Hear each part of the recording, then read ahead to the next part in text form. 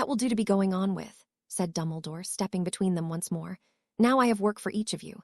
Fudge's attitude, though not unexpected, changes everything. Sirius, I need you to set off at once.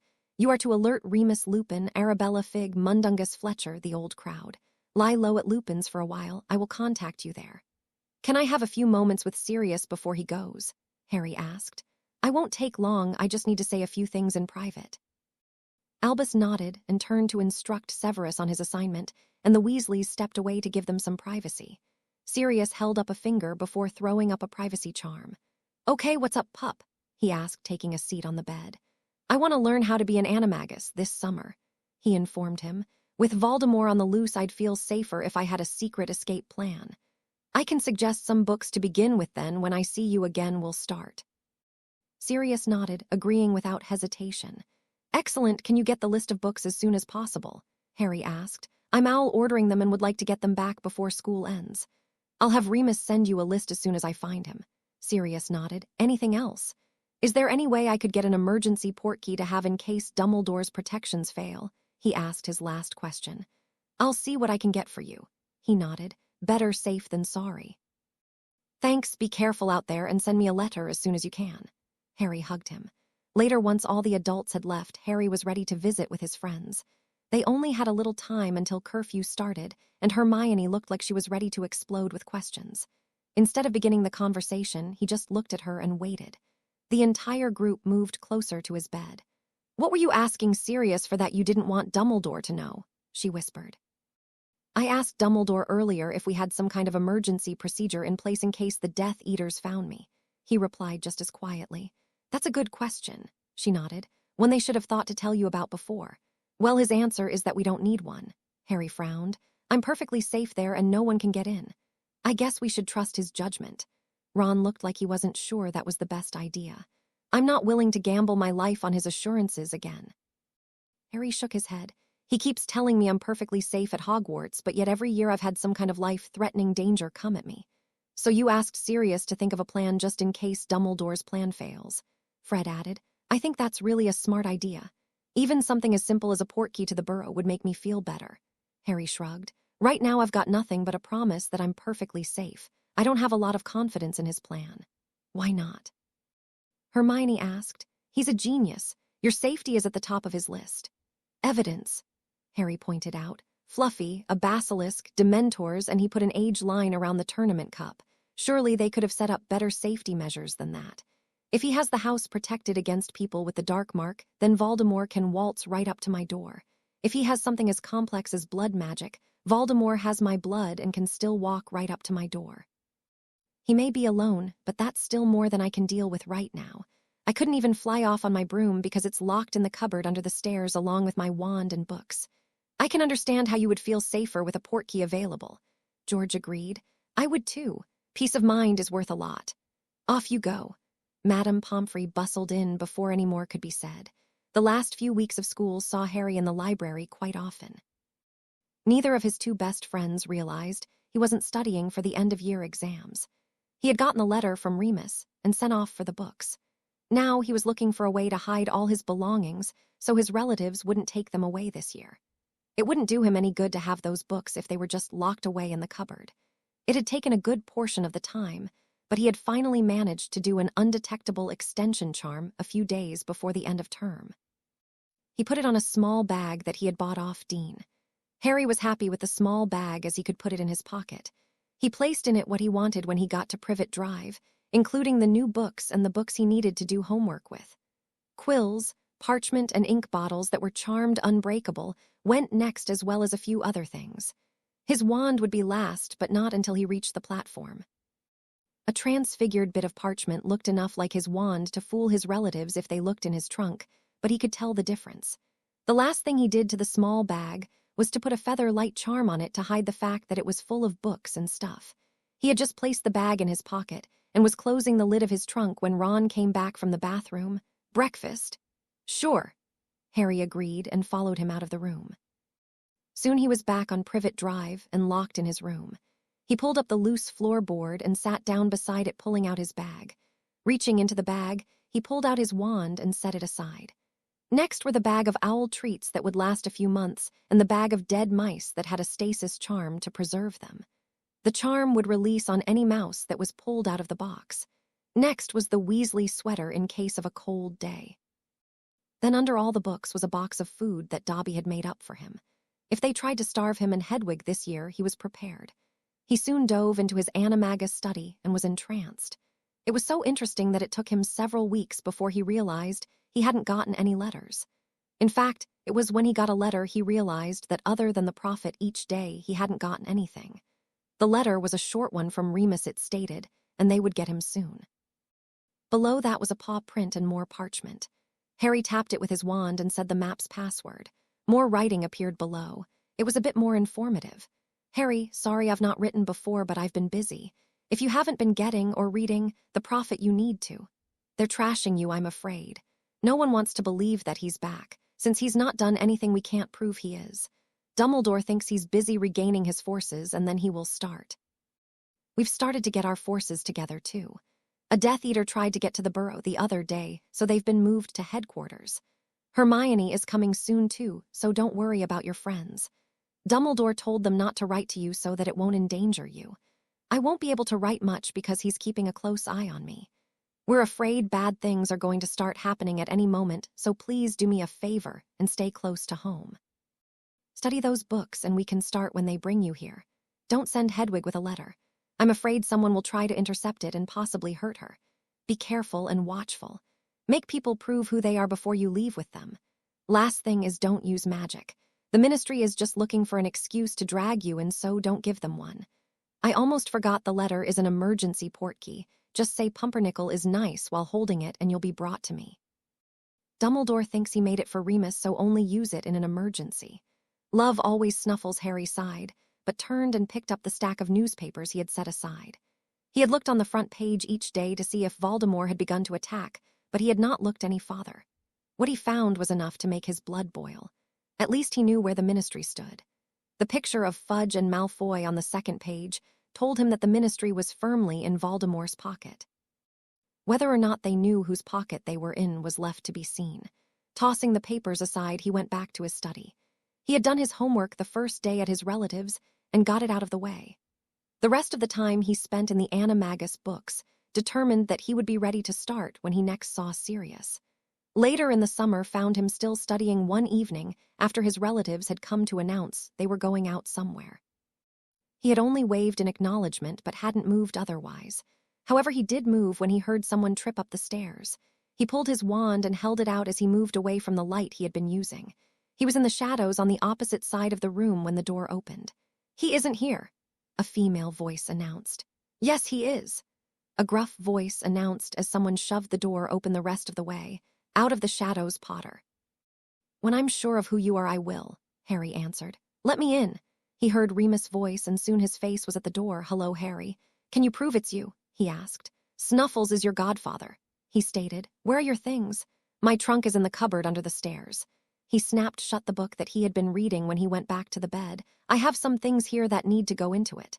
He dropped to his knees, pulled up the board, and started pulling out everything.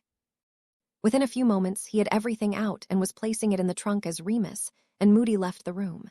He was left with a younger female who had pink hair as the rest followed Moody. When he finished packing, she helped him take the trunk down the stairs. Just as she reached the last step, she tripped on something and fell over, nearly pulling Harry along.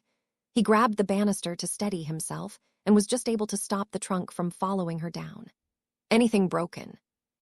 A tall, bald, black man asked her as he helped her back to her feet. "I'm fine." She brushed off the dust she had gathered. "Are you okay, Harry?" "Fine," he nodded. The black man grabbed the other end of his trunk and they brought it the rest of the way down. Soon they were outside with brooms in hand. After short introduction to the other members and a quiet flight, he found himself being hugged by his godfather. "We have an order meeting right now, but I'll come talk to you soon, okay?" he asked, pulling away slightly. "Okay." Harry noted the tension in his body and quietly asked, "Is everything okay?" "It's fine." He rolled his eyes in the direction of the door.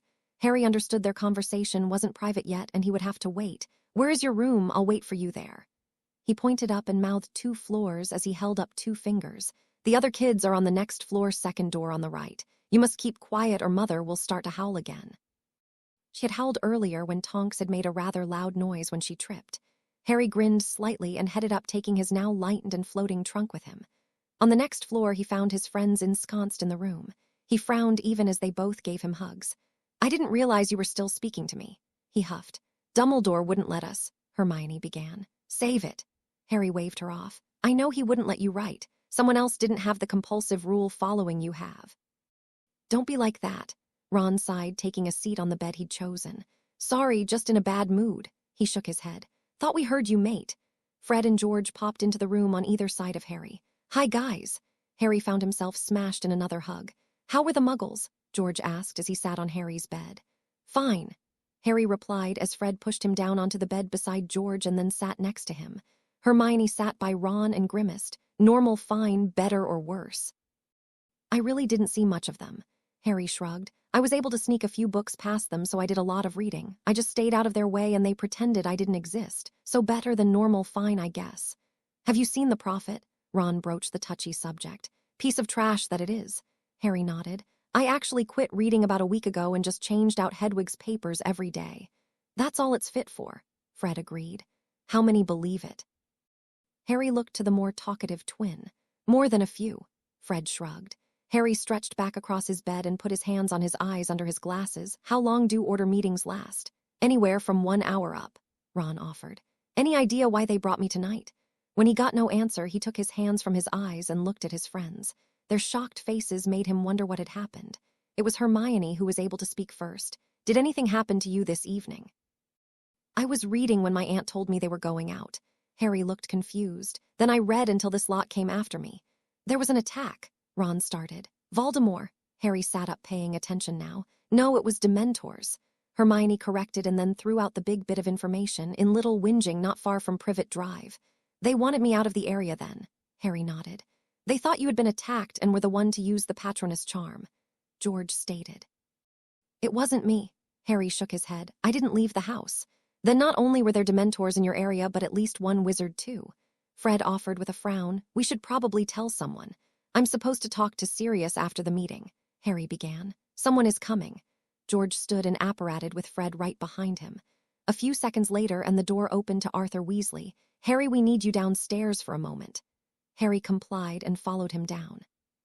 The kitchen was full of people, and Harry stood in the doorway uncomfortable with all the attention. It was Sirius that made the introduction. Harry, Kingsley is an Auror and needs to do Priori Incantatem on your wand, he explained. You are being accused of doing magic outside school. Okay. Harry held out his wand. It was tapped. 4 spells poured out of the wand, and Kingsley explained them. Folding spell, Featherlight charm, Ironing spell, and air. The last spells I did before I left school. Harry explained. I packed my clothes, put a Featherlight charm on my trunk that would last until I reached home. I ironed what I was wearing home and dried my hair after my shower. You didn't use a Patronus spell tonight? Dumbledore asked. No, Harry answered, but isn't that obvious from his spell? How did you deal with the Dementors? Snape finally spoke. I didn't see any, Harry shrugged. I didn't leave the house tonight and none came after me.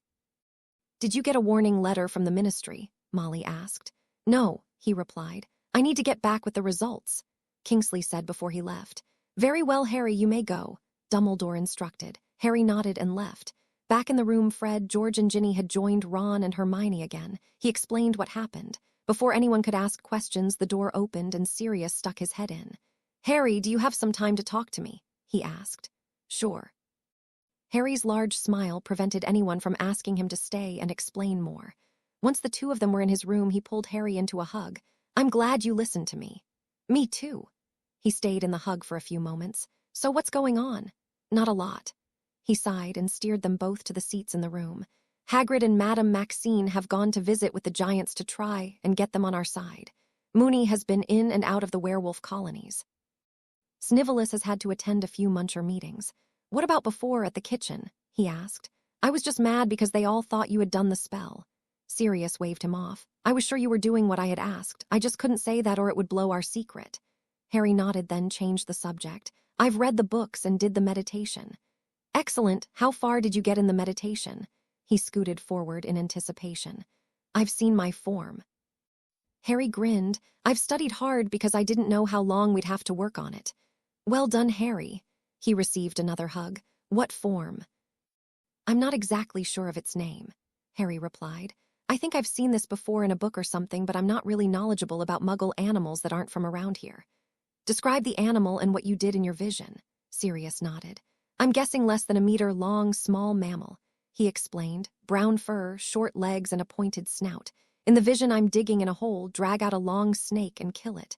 Do you know what kind of snake? He asked. I think it was a cobra, Harry offered. Sirius raised his wand and a book came sailing at them. He grabbed it and opened it on the table between them. He leafed through and suggested several animals before Harry found it. That one, he gasped as soon as he saw the picture. A mongoose. Doesn't sound very impressive. An unimpressive name for a rather neat creature. Sirius was reading the description. Predator, smart, and some are snake killers. I'll have to think of a marauder name for you. When can we start the transfiguration? Harry asked. I can transform you with a spell the first time, then it's just learning how to do it without a wand. He shrugged. You've done really well. We took almost a year to get to this point. I did my homework the first day back and then worked on this the rest of the time. Harry grinned. I didn't leave my room except to use the loo. What about food and water? He asked.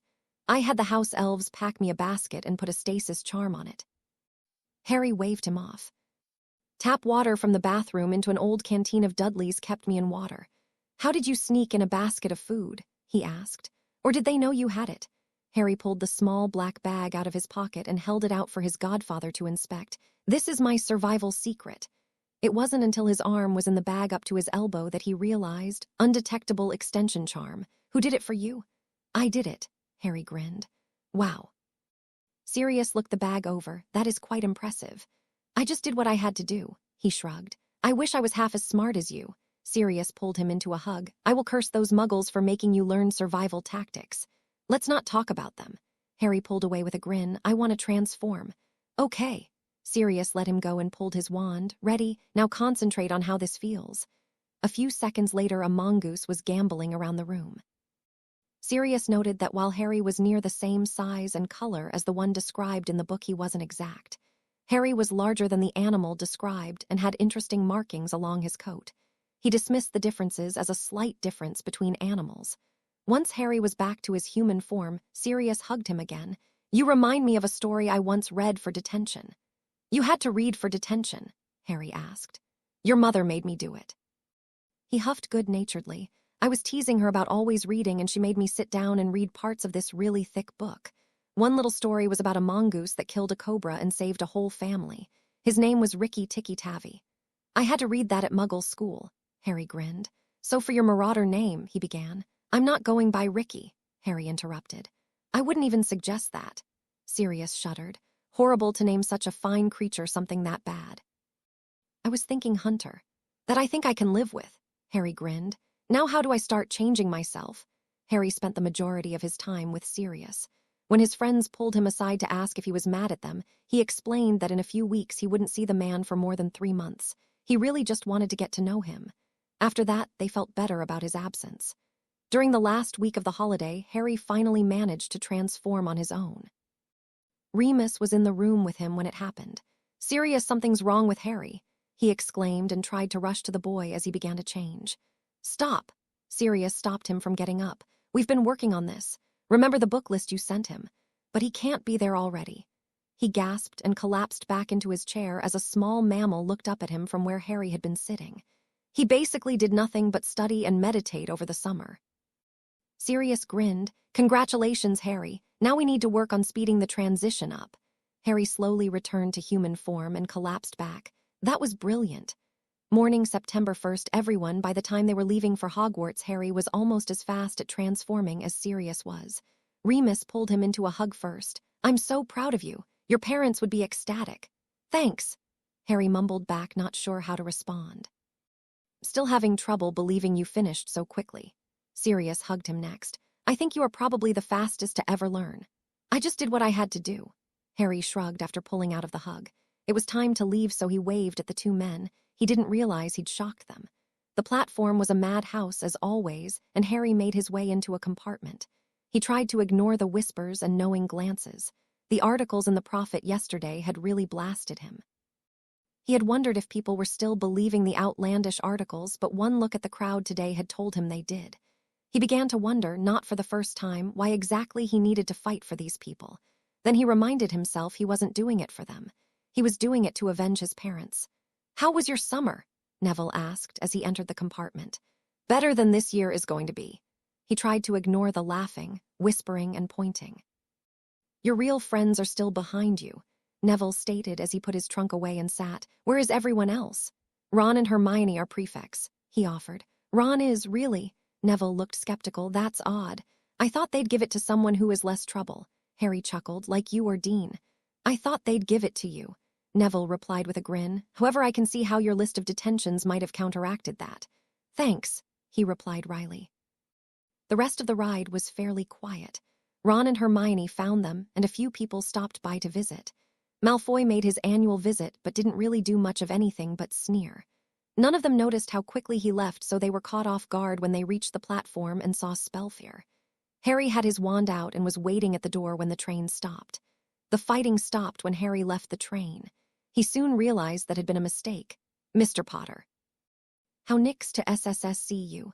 "Tom," Harry greeted the madman. "Don't use that name," he hissed back. "Right, I forgot you prefer your made-up name of Voldemort," Harry snarked. "But we've met so many times now that I'm just going to give you a nickname. How about Snake Face?" A green spell ripped from a wand next to Voldemort, but Harry stepped out of its way. It was then that Tom spoke again. "SSSS, stop, I want him alive. Bring him along." Harry shielded, but 20 stunners couldn't all be held back. He was summoned away from the train, and the crowd dispersed with a series of pops. The only sound on the train was from a few younger students who were crying. After a few moments, Professor Grubblyplank stumbled down the side of the train giving instructions. "Stay on the train. Don't get off," she repeated as she moved down the platform. Within a few moments, Dumbledore and a contingent of teachers arrived. "What is going on?" The Care of Magical Creatures professor nearly collapsed before she spoke. "You know who kidnapped Harry." Dumbledore grabbed the woman and stared into her eyes for a moment. "Minerva, get Moody here. Attention, students. You will be exiting the train now, but I want you to stay away from the door Mr. Potter left from.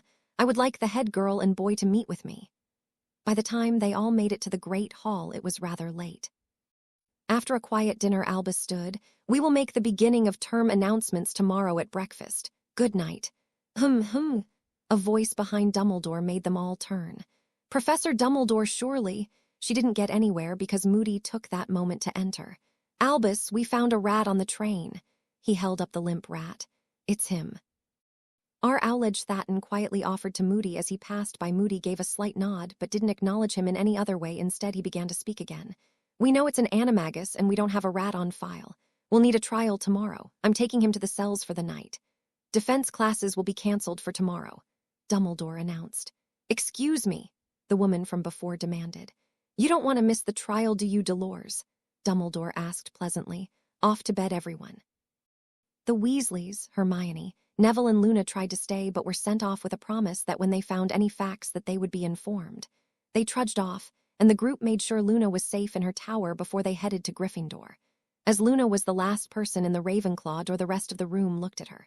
She looked calm, but when she spoke they could hear her cracking. "Things just got complicated." "Did they tell you anything?" Padma was the most tolerant of the Ravenclaw girls. "Only that they'll tell us when they know something." She shrugged and turned to go up to her dorm. Everyone could see the tears making their way down her cheeks. Once she was gone, Padma turned to the group. "Leave her alone." "I agree." Several others joined in. "This is a bad time to be funny." Cho agreed. When the Gryffindor group made it back, they found a somber group waiting. Many looked up as they walked in, but the despondent faces told them everything they needed to know. The room was silent as the group made their way to the fire. Somehow no one had taken the couch and chairs closest to the fire. The first noise to break the silence was when Seamus ran up the stairs to the dorms. "I think it was just a setup to try and make people believe." Cormac started, but ended on the floor after Fred punched him.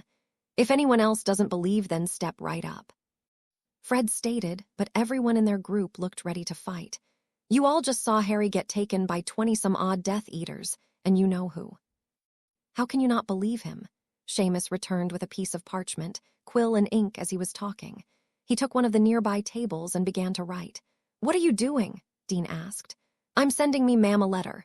Seamus began to write. She needs to know what happened on the platform in case the prophet screws it up. A stampede followed his words, and soon the room was nearly empty as people began to gather their supplies for letters. By the time the other houses had letters to deliver, they found the owlry was empty of school owls, and a good number of private owls were gone too. Morning September 2nd Hogwarts/Ministry. The next morning, when the mail arrived, they were all shocked at the headlines on the paper. It was still about Harry, but it seemed like the paper was changing its tune. The headline said simply, Harry Potter kidnapped.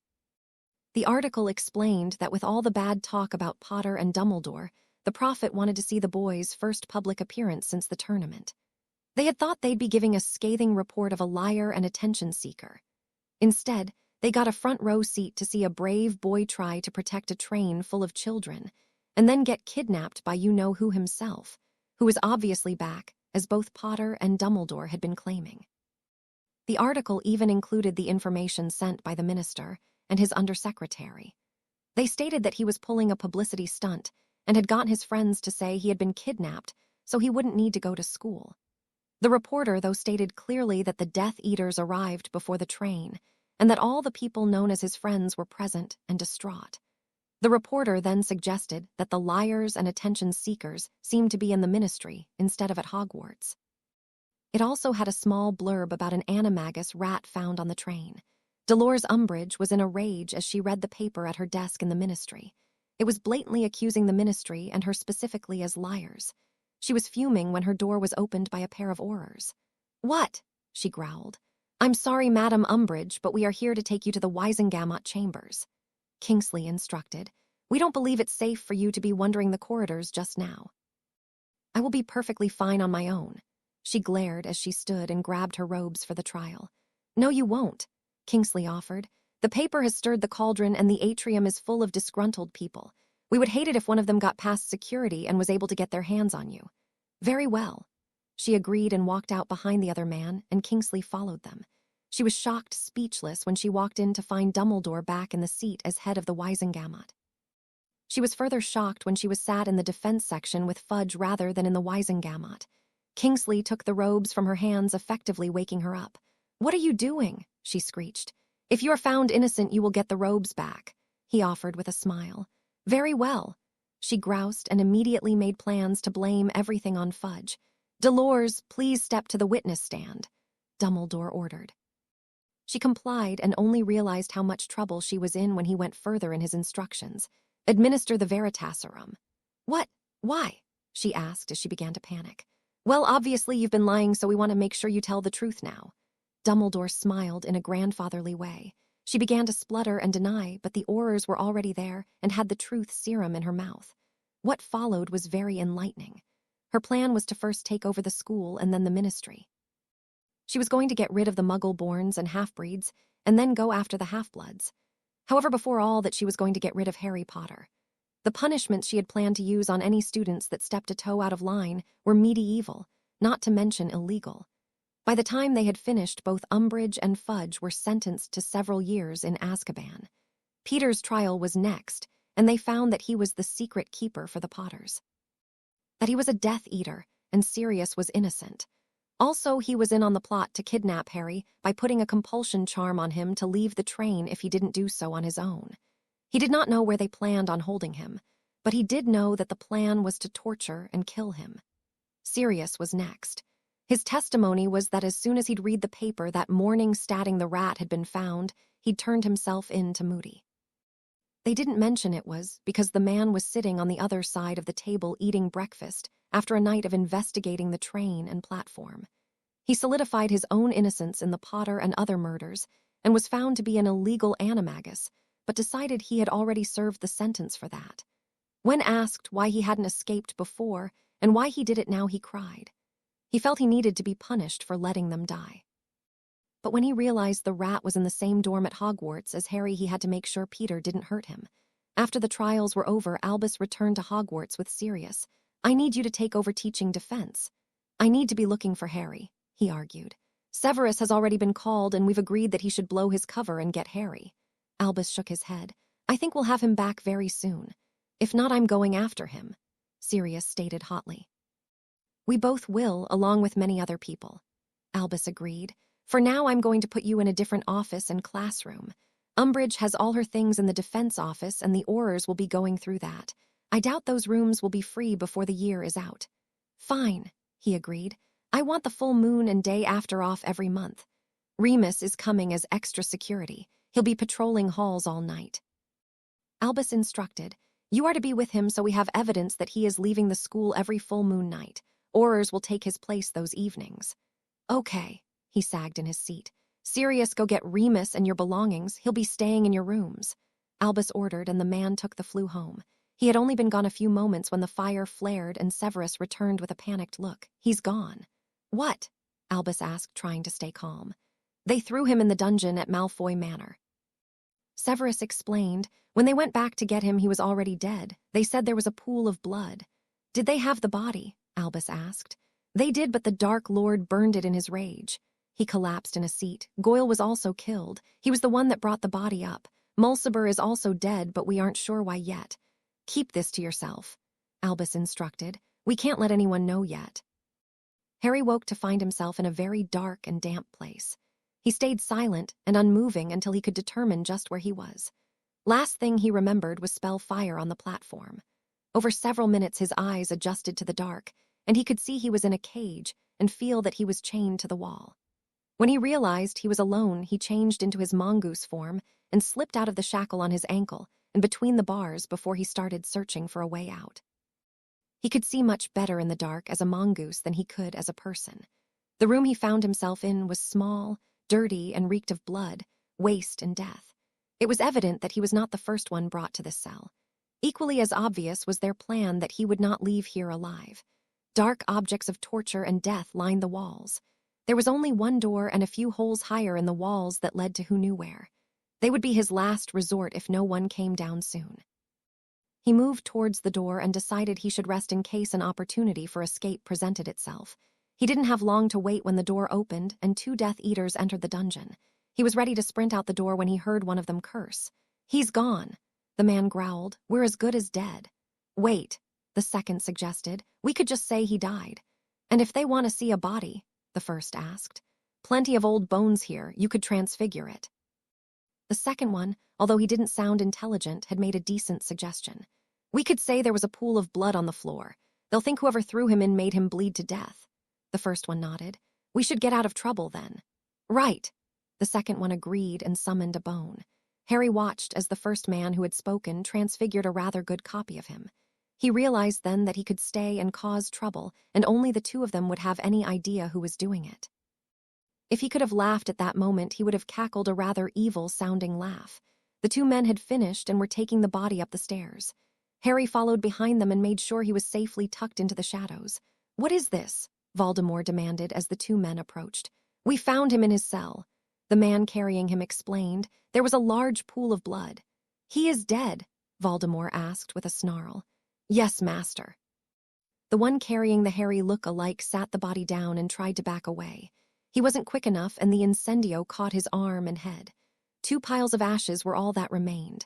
Voldemort was packing in front of his seat, but stopped and turned toward his followers.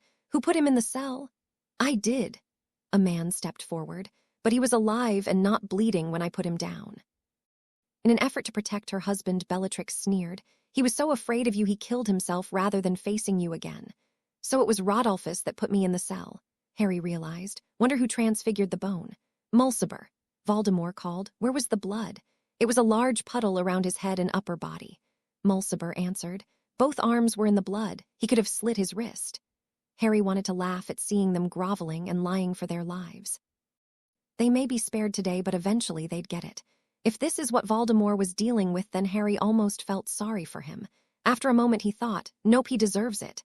Leave me, Voldemort ordered. Harry skirted around the edge of the room to get to the doors before they closed. He slipped out and hid under a table, while the hall around him emptied. Lucius Malfoy was the first to remove his cloak and mask. Mipsy, he called. A small elf popped up and took the cloak and mask before popping away. When she came back, he asked, Where is Narcissa? In her sitting room, master. The elf answered, Tea. Yes, Lucius answered and headed up the stairs. Harry followed discreetly, making sure he wasn't in the man's line of sight. He He reached the door where Lucius had entered and put his ear to the crack at the bottom. "I don't want him here," he heard a hiss. "Why would you bring him into our home?" "I had no choice." Lucius answered, "He would have killed me and moved in anyway. He'll kill us just being here."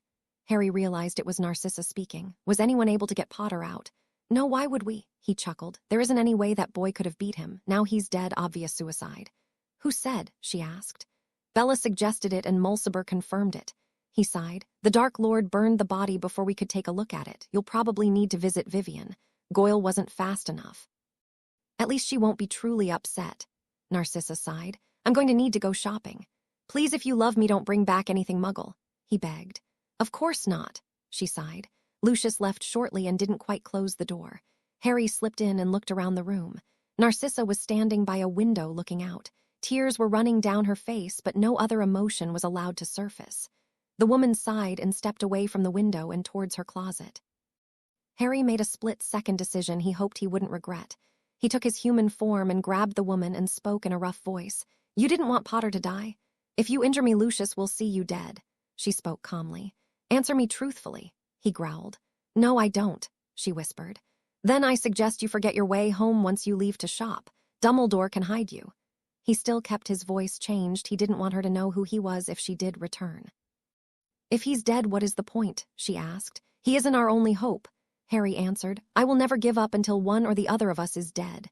"Who are you?" she asked. "You may call me the mongoose." Harry's rough chuckle was rather scary.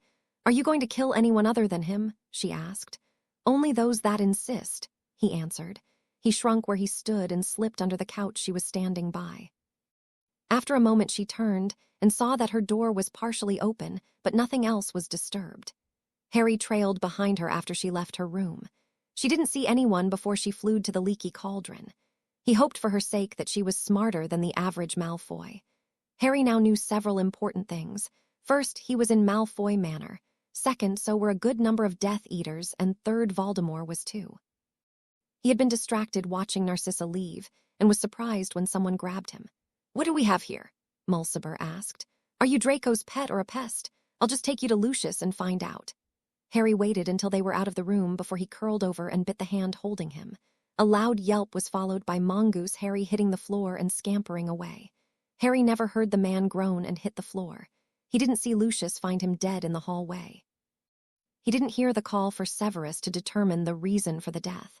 Evening September 2nd, Hogwarts, late in the evening, Dumbledore was holding a meeting with 4 specific order members. Sirius and Remus were there, as well as Moody and Shacklebolt. They were all waiting for him to start, but he was thinking. Once he settled his thoughts, he spoke. 3 years ago, Harry brought me a book." He held up the small black book with a hole in it. He ran a basilisk tooth through this. He had no idea at the time that it was one of the very few substances that could have hurt it. "Why would he need basilisk venom to hurt it?" Sirius asked. "Because it was a Horcrux," he explained. Gasps followed his words. "I have made a study of Voldemort since that time. By the way, his real name is Tom Riddle. I believe he made 5 Horcruxes before he went after the Potters." "Merlin." Remus was the first to speak. "Where and what are they?" Moody asked. "There is a ring, a locket, and a cup that I am sure of." He explained how Tom had come into the possession of those objects. "I suspect he also found something of either Ravenclaw's or Gryffindor's." "Why do you suspect that?" Sirius was bewildered at the man's logic. "The locket and cup belong to Slytherin and Hufflepuff respectively," he answered. "Now the only known relic of Gryffindor is here in this office. I know it isn't one." "What is it and how do you know?" Moody grumbled. "It is his sword and Harry killed the basilisk with it," he explained. "That would have killed it if it were one." Moody agreed. "Other than the diadem, I know of nothing belonging to Ravenclaw." "Are there any pictures so we'll know them if we find them?" Remus asked. Albus produced a book and showed the items, and Sirius looked confused before saying, "I've seen that locket before." "Where?" he asked. "Must be at my mother's house." Sirius said thoughtfully, "I've not been anywhere else, creature." "What does Bad Master want?" he grumbled. "Is this still at the house?" he asked. "Yes, Master Regula's left it for me to destroy." He sounded distraught. "I couldn't kill it." "Bring it to me right now," he demanded.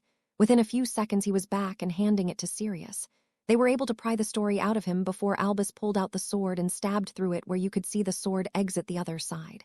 "Excellent," Dumbledore said as he replaced the sword.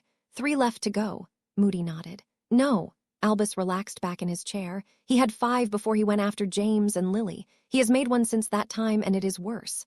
How can it be worse than a Horcrux? Sirius asked, still in shock over his brother's death. He put it in a living creature, Albus said to their horror.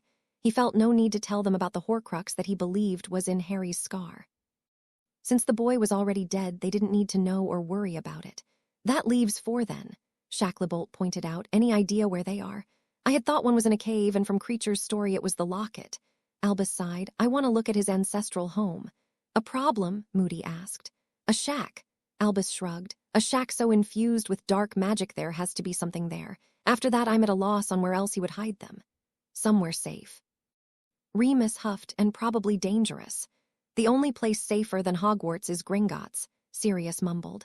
I can't imagine where or when he could have hidden anything in the school. Remus disagreed. Wasn't he a student? Sirius asked. He was, Albus agreed. Then he had plenty of time, Sirius offered. I don't think anyone knows all the secrets Hogwarts or its students have. He did consider himself as one who knew all the secrets Hogwarts had. Albus recalled the conversation that Harry had told him about. He did find the Chamber of Secrets after all. He could have put something there then, Sirius suggested. I've searched it. Albus disproved that idea. The only other secret room we know about is the come-and-go room. I don't think Harry even found that one. Ask his friends, Sirius suggested. It can't hurt. Albus, why are you just now telling us about this? Shacklebolt asked. You've known for 3 years. I wasn't sure there were any more, he sighed. I wanted to make sure first. I still have no idea how many he made for certain. I know the diary was made his 6th year. I suspect the ring and 3 founders' items came next. It is my belief that he intended to make one with Harry's death as an infant, but that item was lost to him. His snake companion is the living creature. I think a 7-piece soul would have appealed to him greatly. 7 being the most powerfully magical number, Sirius agreed. Exactly, Albus agreed. I'm going to check with Horace to see if he knows anything. I'll see what I can get from Gringotts. Moody stood and stomped to the fire. Maybe we can get a few curse breakers to help. I want to look at the remains of the home. Shacklebolt got directions and followed Moody though the flew. Sirius and Remus left, Remus to patrol and Sirius for bed. He had classes in the morning. Morning September 3rd, Hogwarts. Ron, Hermione, and Neville met Luna near Ravenclaw Tower and headed down to breakfast. They were near the Great Hall when they ran across Dumbledore. Headmaster, any news yet? Hermione asked. No, I'm sorry we don't have any news yet. He sighed, knowing he was putting off the inevitable. But there was no reason they needed to know Harry was already gone. He needed Sirius in shape to teach, and losing his brother had already caused him pain. Do you know if Harry ever found the Room of Requirement? The what?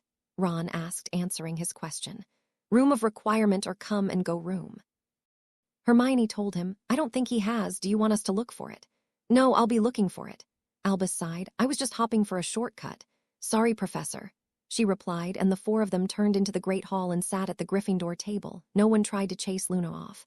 Albus headed up to the teacher's platform and took his seat. He was nearly finished with breakfast when Severus walked in and stopped by his chair. Bending down, the man whispered, Bellatrix is dead. Then headed to his own seat.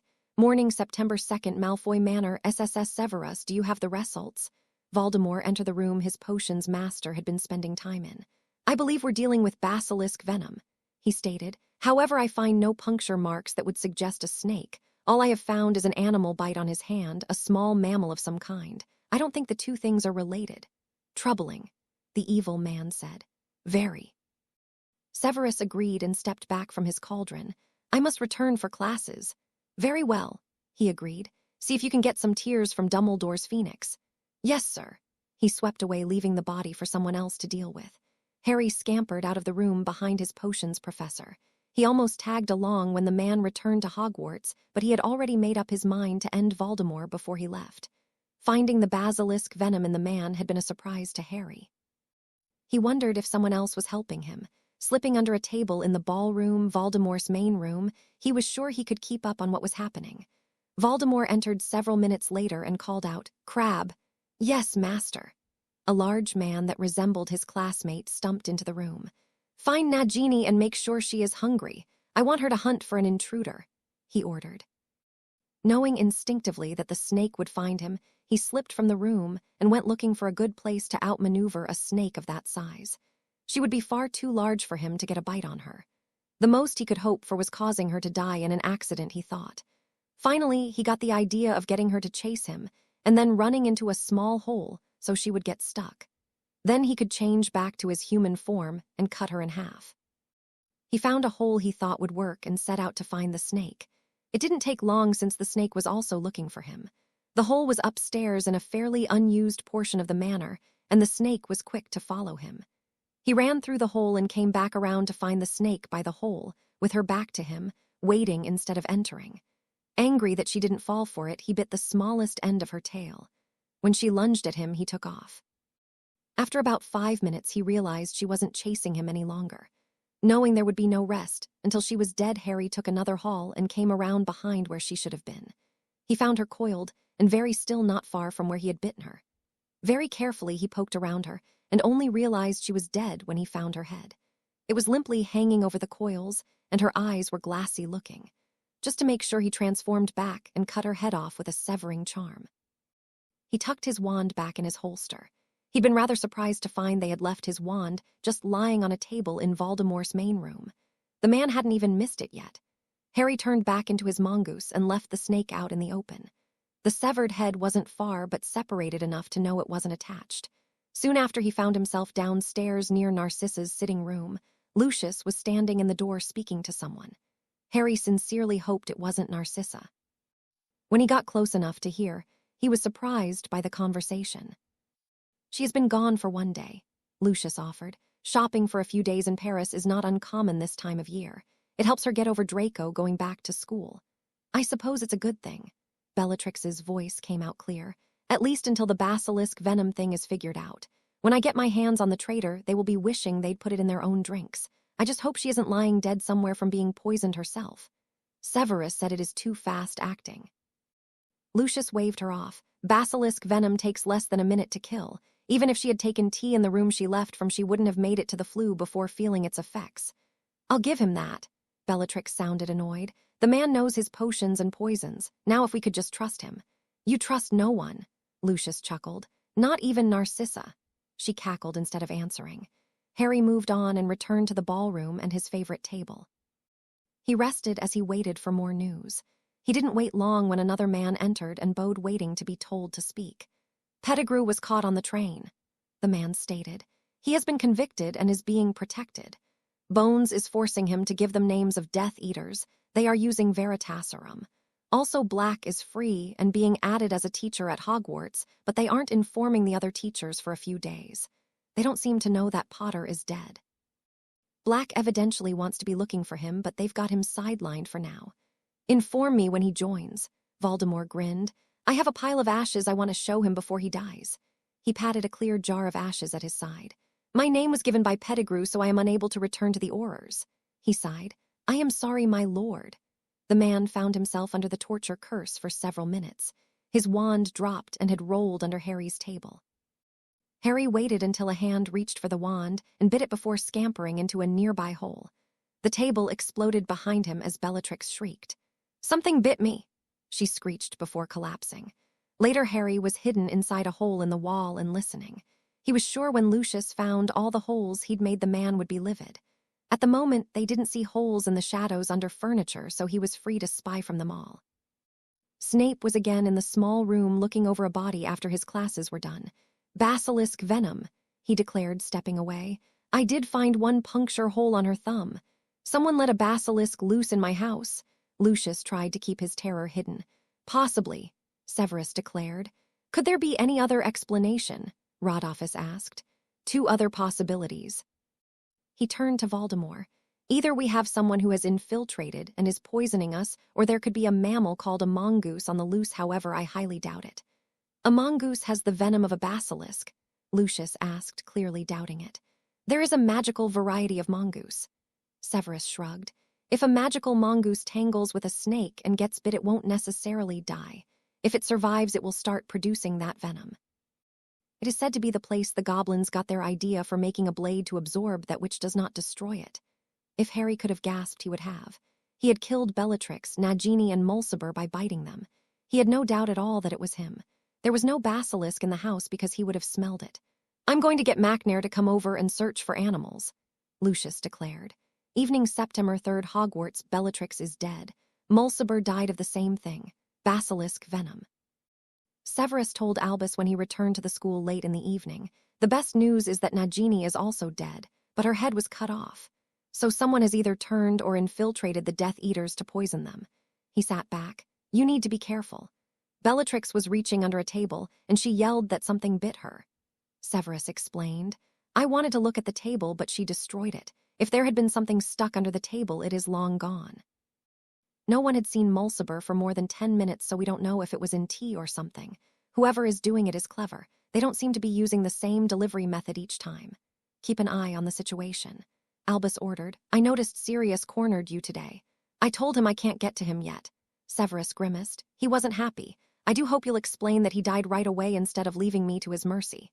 I won't let him do anything to you, Albus promised. Narcissa Malfoy is not at the manor, he added. She went on a shopping trip a few days ago and hasn't returned. Severus left but hadn't been gone long when Moody and Shacklebolt entered through the flue. They each dropped an item on his desk. He pulled out the sword and destroyed the cup and the ring. One left, he sighed. One, I thought we had two, Moody commented. Severus said someone chopped the head off Voldemort's snake. He offered and frowned. Someone is killing off Death Eaters inside Malfoy Manor, and they are using basilisk venom. That would do it.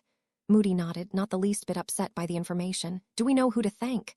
No, Albus sighed. I'm worried about this person. Why would they feel the need to kill someone? We may have another Dark Lord on the rise.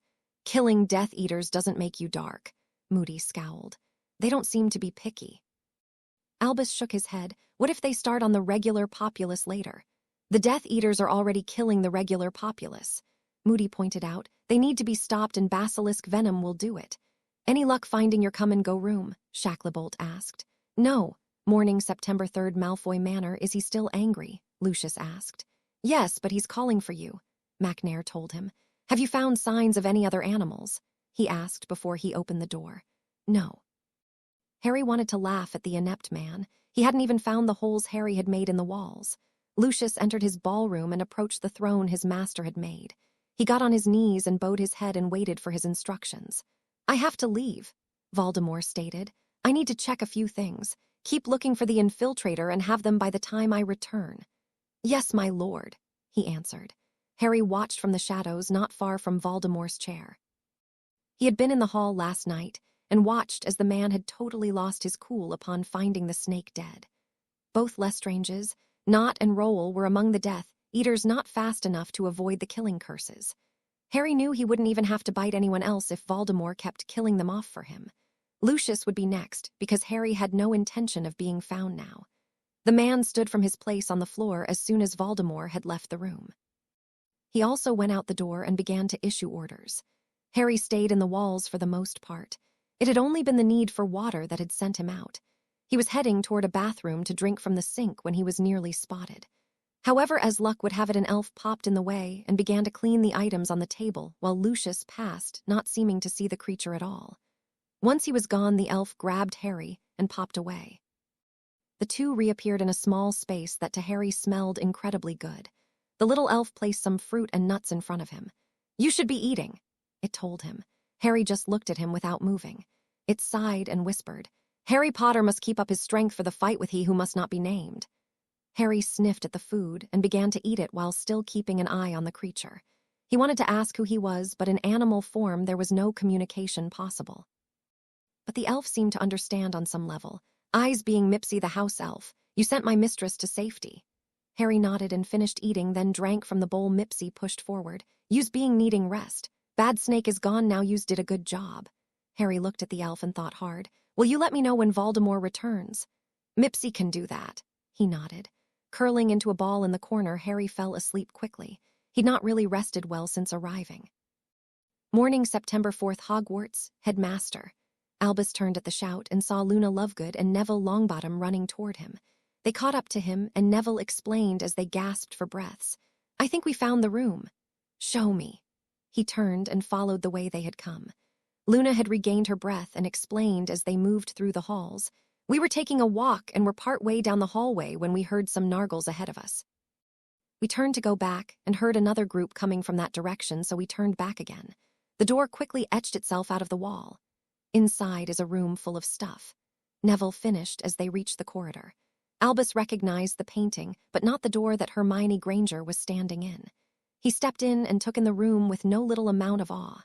Never in his wildest dreams would he have believed he would be standing in this doorway. What have you learned about it? You have to pace 3 times and think of what you want. Hermione led the way to the hall and closed the door. I'll think of a room like Gryffindor Tower, but quieter. Albus grew alarmed when the door disappeared, but after the girl paced, the door appeared, and inside was now a replica of the Tower common room. Fantastic! He then closed the door and paced in front of it, thinking of getting the diadem. When he opened the door, they found the large room of junk again. He closed it, hoping if he thought of it a different way it would be clearer, but the second time showed the same room. Headmaster, can we help? Hermione offered. No, he sighed. You all need to get to breakfast and classes. Sir, it's Saturday, Neville pointed out quietly. And we've had breakfast, Luna added. Quite right. He nodded, realizing the days were slipping past him. Why don't 2 of you go get Professor Black and have him bring Remus with him? The last of you can stay in the door to keep it open. Don't let anyone else in. Soon enough, Sirius arrived, but instead of Remus, he had Moody. Albus sent the 3 students away and pulled the 2 men into the room. Alistair, can you see any dark curses? Several, but the worst one is over here. It took them several tries to pinpoint the right path to the curse, but they made it and took the diadem back to the office and destroyed it. Sirius looked across the desk as he took a seat in the headmaster's office. Now he can die, so let's go save Harry. We'll need some help, Albus said. Severus told me last night they're moving him to Malfoy Manor. The Death Eaters are gathering there. Voldemort is staying there as well, so we'll be facing them all. Afternoon, September 4th, Malfoy Manor. Harry stretched as he woke to find Mipsy watching him, a plate of fruit and nuts again waiting for him. He gratefully ate what was offered. When he finished, he realized Mipsy was still there and wringing his hands. Once he had his attention, he started to explain quietly. Bad Snake Man returned. He was shaking. They's be making plans to go to Hogwarts. Big plans. He killed Master. Harry realized he was out of time and needed to end the man now.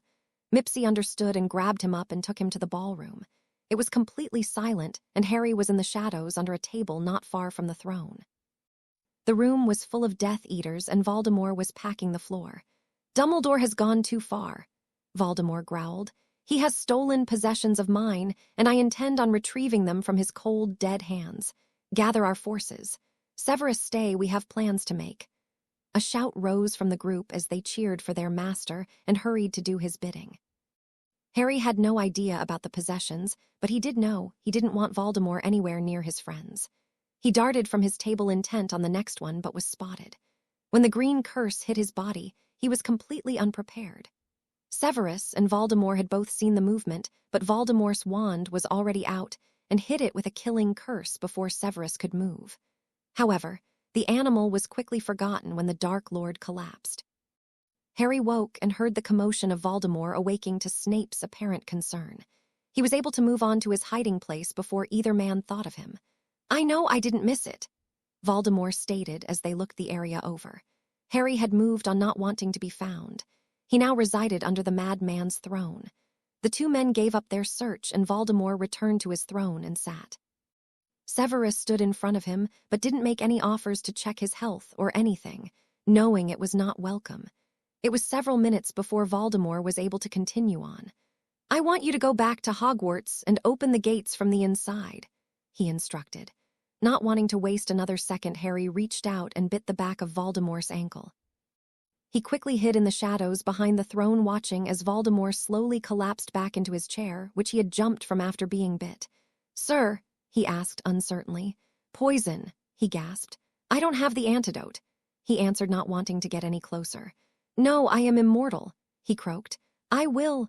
He obviously was overtaken by the poison, and Snape cautiously stepped forward. Waving his wand at the man, he leaned back and sighed. Basilisk venom, and obviously you are no longer immortal. He stood and stared for several moments before turning away from the Dark Lord. He waved his wand in an intricate pattern, and Harry felt the magic settling on the room. Snape pulled something out of his pocket, and Harry dashed out of his hiding place and grabbed a hold of the back of Snape's robes. After a few moments, he felt the telltale pull of a portkey and dashed into the shadows when they landed. Severus, Albus called. He's dead by basilisk venom. The spy dropped into a seat. I was talking to him when he just stood with a shocked look on his face. He said poison, then collapsed back to his chair and was dead. I set up a few wards. Anyone with a dark mark who enters the room won't be able to leave and will only be awake long enough to almost make it to the throne. It will look from the door like he killed them. Albus flicked his wand as he stood and went to the flue. When he returned, he turned to Snape. Aurors will meet us there. Flew to the 3 broomstick, and I'll be there in a moment. Snape left, and a knock sounded at his door. Rather than answer, he flicked his wand, and it opened. Minerva entered and approached the desk. Albus? Something has happened. He stated as he stood. I'll be back soon. Keep the Order members at headquarters after they arrive. Explanations will have to wait for now. Of course. She left the office just before he did. Harry followed her to her office. She didn't stay long, and he frowned as she flew away to Grimmauld Place. Harry turned and raced from the office and headed for the kitchens. Once there, he jumped up on the table and waited to be seen. Dobby was the first to pay attention to him. The small elf moved in his direction but had a perplexed look on his face. It's Harry Potter. Harry thought very hard, hoping it would work with this elf like it did the last. I need your help and some human food. Dobby nodded and picked him up and popped away to a room filled with junk. We's can be talking in here, Mr. Harry Potter, sir. He also set down a picnic basket. Harry changed back to his human and opened the basket and pulled out several things and began to eat bits off each of them. You are the best. Dobby beamed at him. What can Dobby be doing for the great Harry Potter? First, I want to hire you away from Hogwarts. He stated. Is Winky still around? She's sick. He frowned. Bring her with you. Harry was sure her only problem was mistreatment.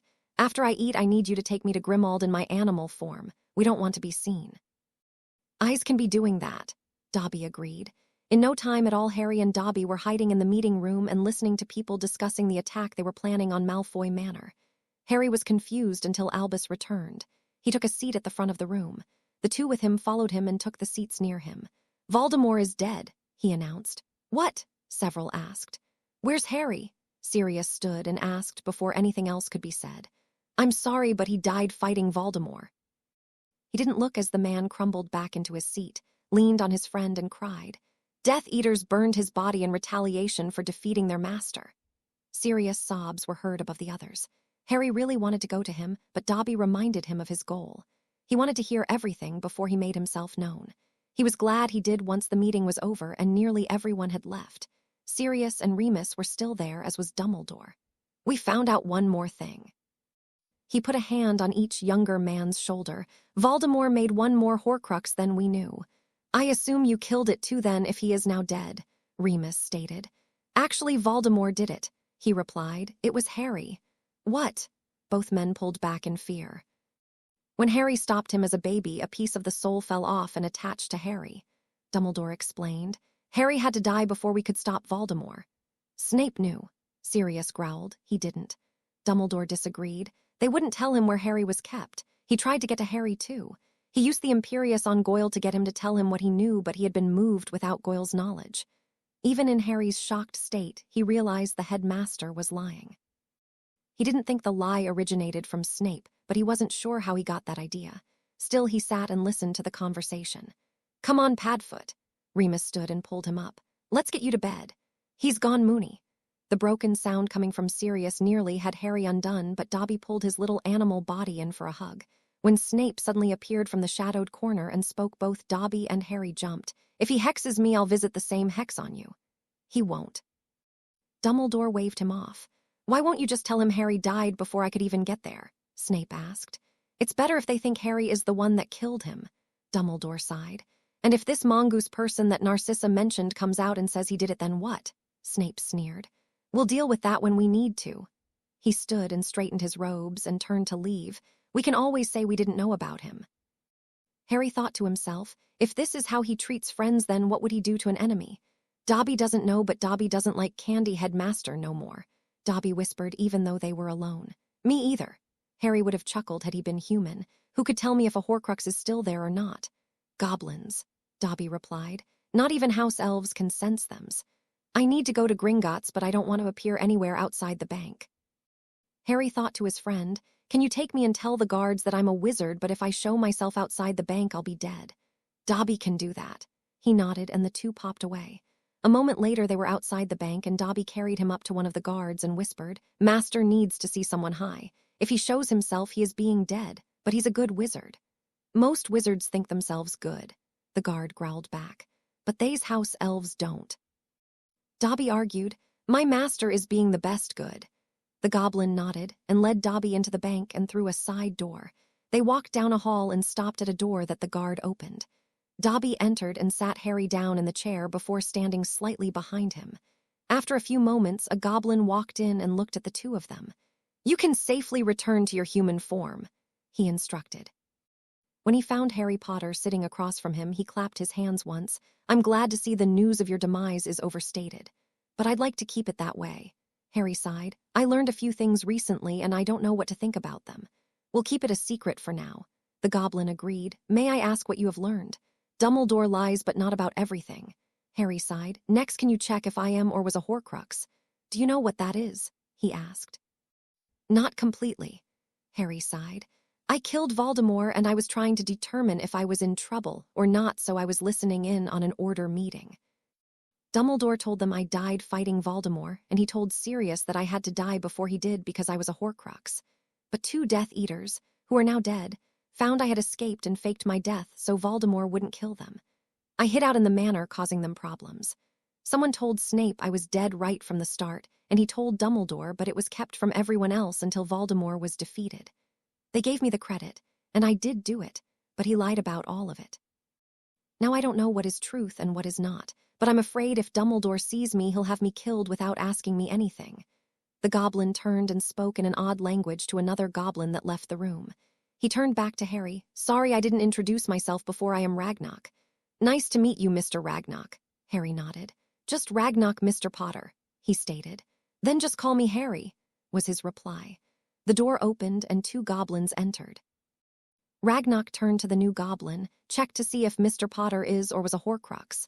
"How odd," the goblin stated after waving his hand around Harry. "He was, but usually the only way to destroy the Horcrux is to destroy the container. He used the killing curse on me recently." Harry offered. "Would that do it?" "It would," the goblin agreed. "You lived again." "Yes, but I don't want anyone to know yet." Harry shrugged. "Maybe never." "Dumbledore has already sent us a letter telling us to move the rest of your wealth over to him," Ragnarok offered. "You need to do something." "The rest of my wealth?" Harry looked confused. "I didn't think my vault held enough to be considered wealth." "That is just your trust," Ragnarok replied with a grin. "Your parents' vault is what you would inherit when you turned 17. "Oh," Harry sat back. "Did he plan on sharing any of my wealth with the Order members?" "He didn't include any instructions to do that, and I would say most of them have vaults." Ragnarok was sure the old man was going to keep it all for himself. "How can we stop him?" Harry asked. "He can't have it because you aren't dead," Ragnarok answered. "But I want him to think I'm dead." Harry told them. "Is there another way? If you had a will, we would execute it instead of giving it all to him." Ragnarok offered with a grin. "The downside is you would have to give it all away." "Is there enough in my parents' vault to get me the rest of the way through school?" he asked. "Plenty," he agreed. "Your trust vault is about 1% of your wealth." "Okay, we'll split the trust vault up between the Weasleys and Grangers," he explained. "The rest I'll leave to Sirius and Remus. I'll get them to take me away and he can't have anything. Are there any wizarding schools other than Hogwarts, Beauxbatons, and Durmstrang?" "Many," Ragnarok grinned. "You will all need false identifications." "Will you never tell your friends?" "Maybe when Dumbledore is dead." Harry shook his head. "Can we get Sirius and Remus here and explain? Is there a way to make them forget it if they don't want to help? We'll just have a will reading and see how it goes." Ragnarok grinned. He knew the men would back the boy. The next morning, Harry was sitting in a room watching as his friends, family, and part of his teachers entered a room. They all looked slightly confused. Once they had all found seats, Ragnarok entered and sat across from them. "Thank you all for coming." He looked at each one. "May I first offer my condolences?" "Thank you, but what are we here for?" Dumbledore asked impudently. "For the reading of the will, of course," Ragnarok offered. "What?" Dumbledore yelled as several people began to cry. "A will, Dumbledore," Ragnarok explained. "When one has the possibility to die and they have wealth, they generally have one written up." "When did he come in to get one made?" he asked. "Actually, he wrote to us and we went to him since you left him stranded in a Muggle house." Ragnarok sneered. "He felt the need when Voldemort got a body back." "The boy had money?" Vernon asked. "Actually, you are only here so that our team can get his things from your house without your interference." Ragnarok smirked. and so you would know that if you had treated him better, part of this could have been yours. But we provide him a roof over his head and, Vernon began. We know what went on in your house, Ragnock growled, showing his teeth. You are just lucky I don't have you killed on the spot. It is only by Mr. Potter's mercy that you didn't die the moment I found out about your treatment. My promise to not kill you myself is the only reason you are still alive. I never promised I wouldn't have anyone else do it. Vernon wisely shut up, but several witches and wizards in the room were eyeing him hatefully. Ragnock gave him several moments to be very uncomfortable before he continued. He pulled out a piece of parchment and began. This is just the bequeaths he asked us not to do the formal reading so as not to bore his friend Ron to tears. A few chuckles were heard, and Ron turned red. To the Weasleys and Grangers, I thank you for allowing your children to be my friends. Even though you knew it would be dangerous, you still allowed it, and I will be forever grateful. To you I leave my trust vault with one exception for 10,000 galleons that are to go to Luna so she can continue her safaris. I hope you find something to shock everyone. The rest will be split 70-30. Hermione, this doesn't mean I think less of you than Ron, but you know his family was as close as I could get to having one. Molly burst into tears a little louder than the rest. Not to mention the 7-to-1 child ratio. Hermione chuckled even though she was crying too. Headmaster, Gringotts has removed this year's tuition for Mr. Potter from the school vault. He never made it to school, therefore he is entitled to a full refund. Mr. and Mrs. Weasley, your portion is 280,000 galleons, and the Grangers are receiving 120,000. I'd rather have Harry back. Ron huffed and wiped a tear from his cheek. To Hagrid I leave this advice. Go visit Charlie during the summer. He can reintroduce you to Norberta. Maybe you can get your dragon fixed during the summer instead of getting eggs from strangers in bars.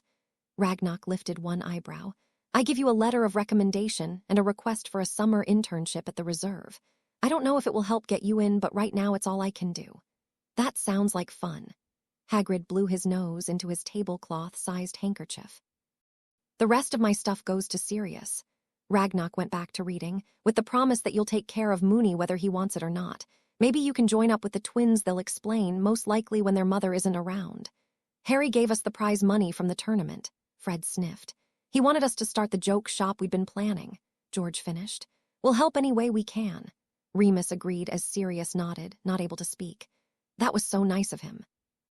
Molly had gotten control again, was just sniffling. He didn't want us to tell you, Fred grinned. He thought you would be mad at him. George nodded. One more exception. Ragnock started again with a grin. To Professor McGonagall, better yet to Aunt Minnie, I leave 500 galleons for a lifetime supply of catnip. Here he laughed for several minutes. He stopped because everyone else was chuckling or, in the twins' case, falling on the floor laughing. Minerva was dabbing her eyes and trying to keep a stern face. Once the laughing subsided, he continued. Just kidding, Professor. I do have a note I am leaving you, but you can't share it with anyone but Sirius and Remus. I want a magical vow on that, please. The woman in question raised her wand and said, I vow on my magic not to reveal the contents of the note to anyone but Sirius Black and Remus Lupin. She nodded at the goblin that handed her the envelope. Now, with his passing, we also have to execute the will of James and Lily Potter. Ragnock pulled out another paper. Again, we will dispense with the legalities as not to bore Ron per Harry's request. From Lily Potter Nee Evans, Professor Flitwick, I leave you my charms notebook, the one you always wanted to see. To Severus Snape, I leave you a company I set up and didn't get to start. It is a potions manufacture and research lab. All money and licenses needed are already done, you just need to start. I hope you like the name I picked out. Save's stuff is good, right? Just kidding, you get to name it yourself. I see where Harry gets his humor. Fred chuckled. Before anyone else could comment, Ragnock began again. From James Potter to Severus Snape, I offer a heartfelt apology, and no, Lily isn't making me. We were idiots in school, and I'm sorry we hurt you. I agree with Lily giving you the potions business, and I hope you can find a cure for lycanthropy. If anyone can, it will be you. Aunt Minnie, I leave you a year's supply of catnip. I always wanted to say that because... Nope, he gets it from his dad, George countered. You were my favorite. Ragnock continued like he hadn't been interrupted. If you haven't found out yet, I became an Animagus during my 5th year for 2 reasons, and one of them was because you were so cool. You saw me once out by Hagrid's cabin in my 6th year. I was the stag. I remember, she sniffed. Pads, Moony, and Wormy, you get my trunk. You know the one. Ragnock looked at the two men who nodded. Make sure Harry gets to be properly trained, but teach him not to hurt people like we did. Pads, you get Harry in control of everything else so you can take care of him until he's 17, then control will pass to him. And last, there is a note from Lily at the bottom. Sirius, I will be watching. She still sounds scary. Sirius shuddered. That is all the disbursements. He stated, Sirius Black and Remus Lupin need to please stay for some private information. Dumbledore approached the goblins as people prepared to leave. Did Harry have nothing for me? Yes, I almost forgot. Ragnock pulled a red letter from his pocket and tapped it. It was under stasis. The red letter jumped up and Harry's voice said, Headmaster, I don't trust you. This stopped everyone from leaving. I haven't for a while. You refused to let me leave my relatives even though you knew how they treated me. You kept promising I was perfectly safe when you knew I wasn't. How could you think an age line would keep anyone from entering my name into the tournament? I already know the answer to that too. You wanted me in it. It was just another test, like the stone and the basilisk. If I didn't feel like I needed to get rid of Voldemort for my own peace of mind, I'd leave it up to you and the rest of the adults that think a child should do their dirty work. You created him, and you should be trying to stop him. I was going to leave money for you to help the Order, but when I found out you were already helping yourself to my parents' money, without even asking, I decided you've had enough of it. You want it funded, now do it yourself. And last, but certainly one of the more important things, I know about Sirius. As he prepared his own will, we realized he had never been told about his vaults, so we gave him an accounting of all transactions since his parents' death. Ragnock grinned ruthlessly. He was shocked, to say the least. He asked us to find out where all the money went when the Order wasn't even active for the last 13 years. That has been a very enlightening investigation. All monies not used for his care or the Order were returned to his vault from your vault. Since you didn't have enough money, we have put your home in Godric's Hollow and all the possessions up for sale. Anything left after his estate is paid off will be put in your vault. We don't think there will be much. The rest of the room was speechless, and Dumbledore was furious. I did what needed to be done. Unless you can explain how any of what needed to be done benefited his estate, we will continue the liquidation of yours. Ragnock turned away from him. When you are ready to explain, I'll be in my office. Find yourself another defense professor, Sirius growled. And guard, Remus added. What did he mean when he said he knew about Sirius? Dumbledore stormed out, refusing to even acknowledge Remus' question. He had been counting on getting that money. The teachers left behind him, whispering to each other, while the Grangers and Weasleys stopped to talk to Sirius and Remus for a moment before they left. When it was just down to the two of them, Ragnock asked and received vows of loyalty to Harry. I ask for those vows, because I need to tell you that I have been lying to you as Mr. Potter asked me to do. Ragnock grinned at the two men with gobsmacked expressions. I have much more information for you if you are interested. You cannot share it with anyone. Dumbledore more than most. Okay. Neither were quite over their shock, so their answer was short. Mr. Potter used your training while he was captured. Ragnock explained once they had moved to his office. He was in the cell for a short period of time. He woke up alone and escaped. How do you know? Sirius asked. Mr. Potter came to us yesterday asking us to check him for a Horcrux. Ragnock offered. He had been one, but it was gone. He guessed that the killing curse he'd been hit with recently probably took it. Killing curse. Sirius and Remus gasped and asked their questions over each other. He's still alive. Where is he? When can I see him? A door opened and Harry entered only to be pulled into a hug by both men. He waited a few moments before calling, Air. They let go partially but didn't quit touching him. Are you all right? I'm fine. He told them, but their faces said they didn't believe him. I've been seen by a goblin healer and I am fine. What happened? Sirius asked. Harry explained about his supposed death by Goyle and Mulciber. He covered his time in the manor and all that he had done, with a side story on how he had gotten bit by a basilisk. Then he told them about the Order meeting and all of Dumbledore's lies. The biggest being the goblins could prove Dumbledore knew Sirius was innocent, but let him rot so he didn't have to deal with his tantrum about getting guardianship of Harry. They spoke at length about many things and were beginning to decide what to do next. It was then that the group was interrupted. A goblin entered and whispered to Ragnock, who grinned and nodded. Once the other goblin left, he motioned to Harry to come over. Come stand by me. You two look depressed. He tapped Harry on the head and the boy disappeared. The three humans thought perhaps Dumbledore was back trying to keep some of his things. They were surprised when Snape entered instead. He nodded to the goblins before turning to the two marauders. "I thought you'd be back to Grimmauld by now." He said, "I wanted to tell you something, but Dumbledore can't know I told you." "We can make a vow if you want," Remus offered. "Your promise in front of a goblin is enough." Snape nodded at Ragnock. "I promise not to tell Dumbledore you told me anything," they each said. "Harry didn't die fighting Voldemort," he explained. "He was dead before I ever left Hogwarts on September 1st. Narcissa left the manor shortly before I was called, and she was in hiding at Hogwarts until this morning." She had spoken to Lucius, while in her sitting room, about getting Harry free, but he told her she was too late. After he left, a man grabbed her and told her to leave and forget where she lived. She asked who he was, and he told her the mongoose. Evidently, this mongoose person had some basilisk venom and killed Mulciber, Bellatrix, and Voldemort with it. "Why tell us now?" Sirius asked. "I think you should know the truth." He shrugged. "Dumbledore only hands out information that is useful to him in some way. I thought he only did it to me because I was a spy, but now I see he does it to everyone. I have no doubt he'll turn on me if there is any advantage in it." "They found more dead than that at the manor," Remus spoke up. "This mongoose liked to push the Dark Lord's buttons." His mouth twitched like he wanted to grin. Each death was by a different method. Mulciber had only a small animal bite on his hand, so we assumed he drank or ate something with venom on or in it. Bellatrix had a small puncture on one finger. He even killed Nagini by cutting off her head. Both Lestranges, Nott and Rowell, were the highest-level men the Dark Lord killed when he was shown the snake. I'm not sure who all the others were, but I think they counted 15. No one knew who was doing it, or when they would strike next, and they were all beginning to panic. The Dark Lord was on his throne when he was attacked. I found a small scratch on the back of his ankle. "You didn't see anything?" Remus asked. "I was talking to him when we both saw a blur of movement off to the side," Snape explained. "He shot a killing curse at it, then he fell over. When he was back on his feet, we didn't find anything. He sat on his throne, stood up in shock, and then fell over dead. At least he's really dead."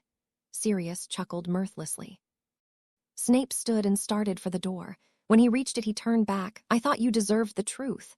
"Thank you." Sirius nodded, and then Snape was gone. "Always nice to know the other side of the story." Harry reappeared with another tap from Ragnock. "Now what are you going to do?" Ragnock watched as the boy returned to the seat he had been in. "Leave," Harry said. "I need to find a different magical school." "We could probably get rid of Dumbledore," Sirius suggested. "I'm a magical mongoose with basilisk venom," Harry pointed out. "I'll be labeled the next Dark Lord before you can say snitch." "They'll figure it out if they know I'm alive." "What about your friends?" Remus asked. "They wouldn't think that." "No, you're right, they would support me," Harry said. "Then they'd be labeled the next Death Eaters and none of us would get a normal life. If I leave, they get to be normal. I can get some Muggle surgery and change enough that no one would recognize me.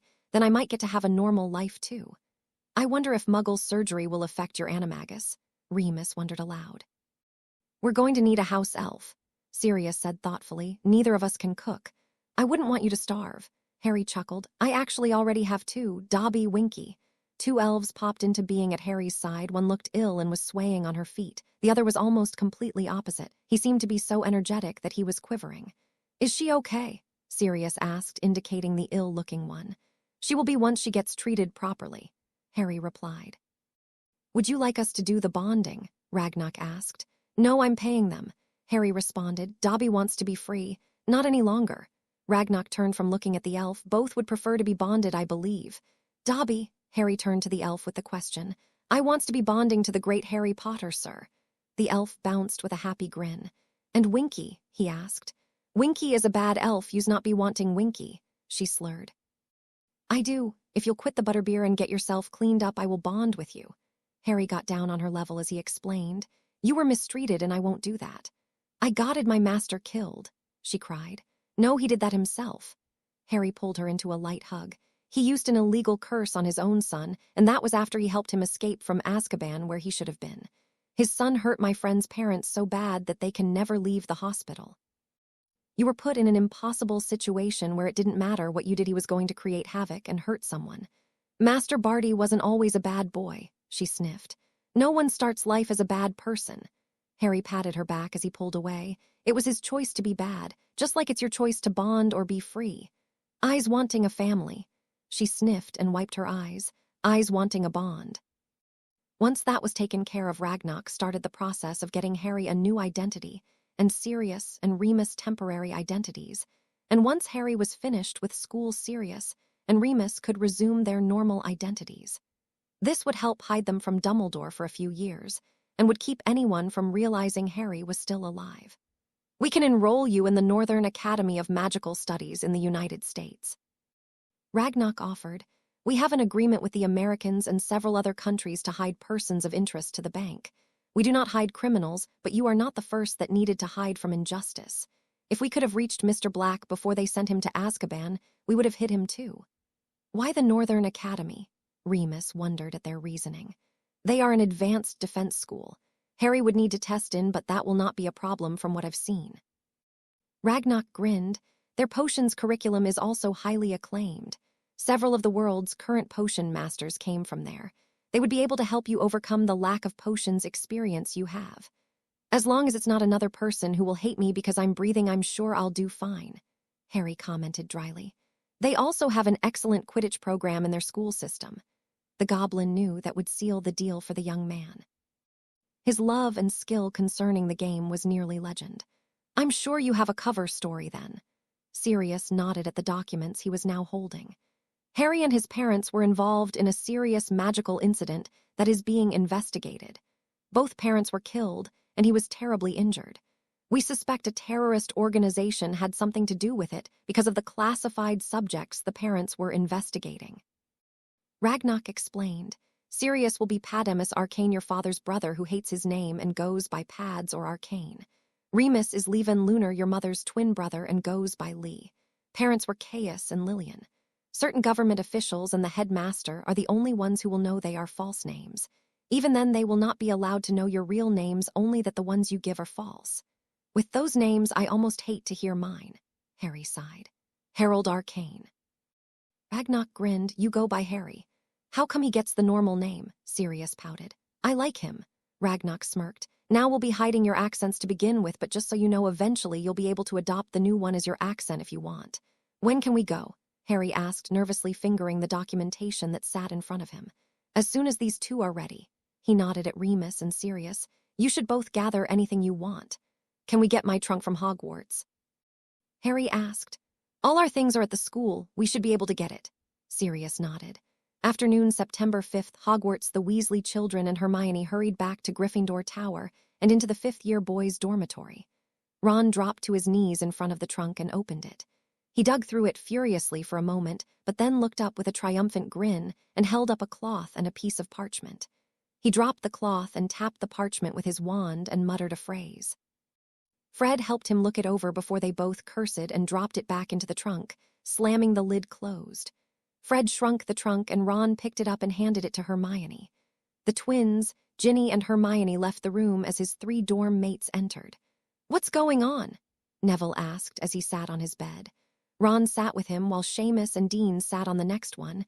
We were called to Gringotts to hear Harry's will. Last part was choked out. They say he died yesterday after he killed you-know-who. Blimey, Seamus gasped. Who killed him if you know who was dead? Neville asked, but then answered himself. I mean, which Death Eater? They haven't said which one. Ron frowned. I did hear Bellatrix mentioned, but I think they were saying she's dead. I hope so. Neville's voice hardened. His dorm mates looked at him with wide eyes, so he had to explain. She hurt my parents. They've never been able to leave the hospital. It's why I live with my gran. A knock sounded, stopping their conversation. The headmaster poked his head in before addressing Ron. Mr. Weasley, how are you doing? I know this morning was a rather trying experience. I was just telling them what I know about Harry. He shuddered. Do you have any more information? From what we could tell, Harry killed Voldemort. All the testimony is the same on that. Albus sighed.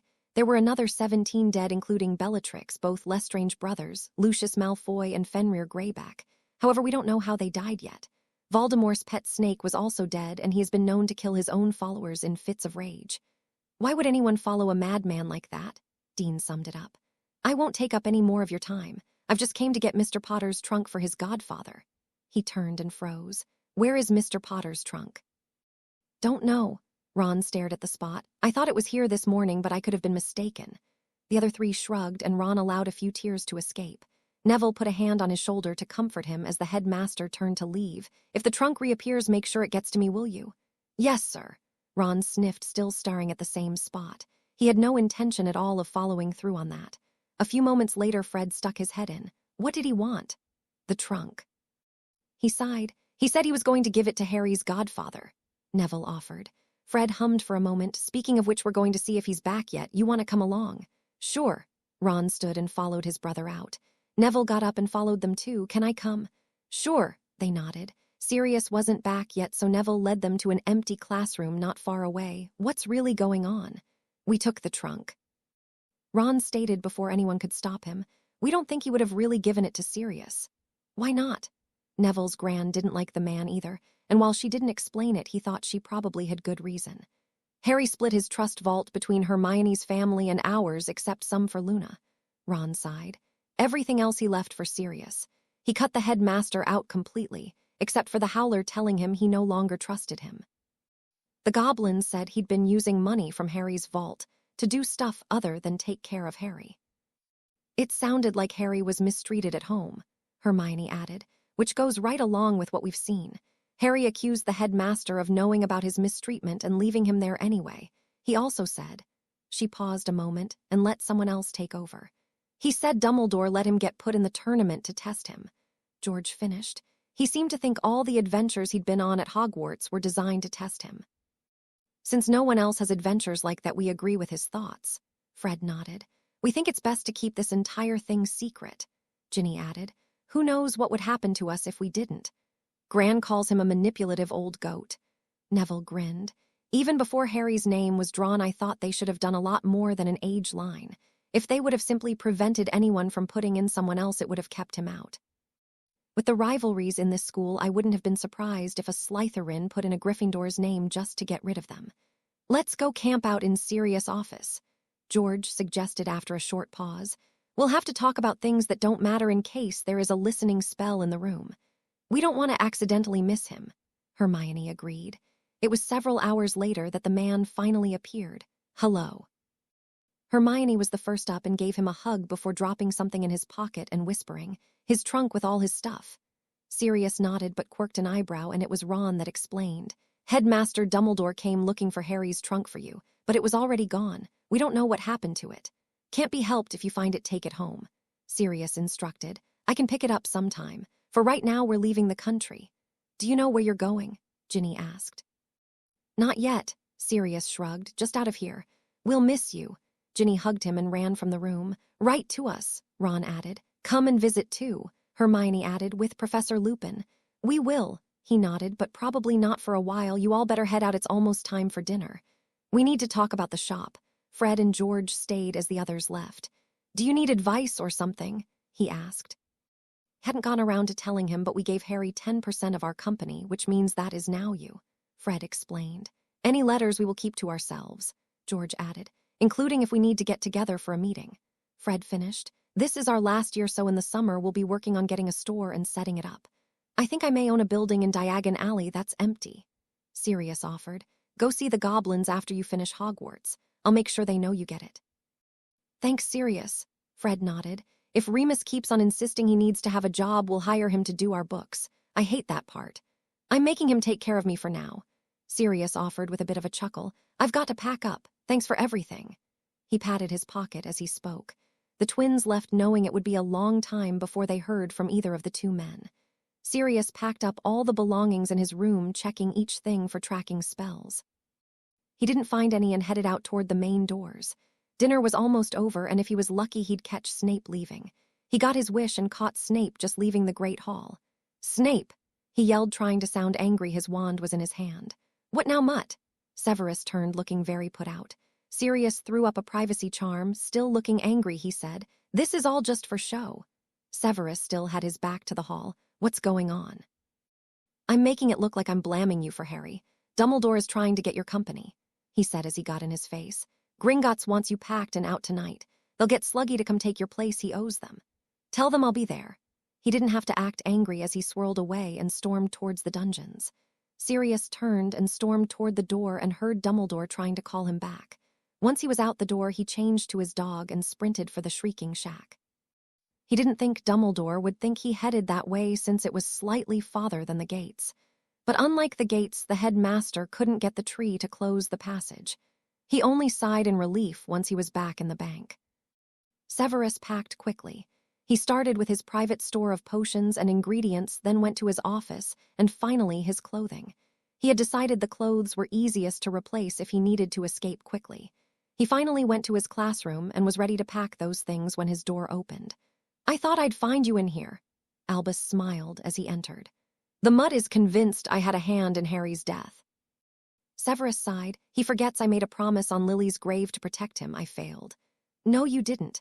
Albus sighed. "If anyone failed him, it was me. He asked for an emergency portkey. I didn't think he'd need one. I never thought they would try and take him from here. What are you brewing?" "Poppy's order."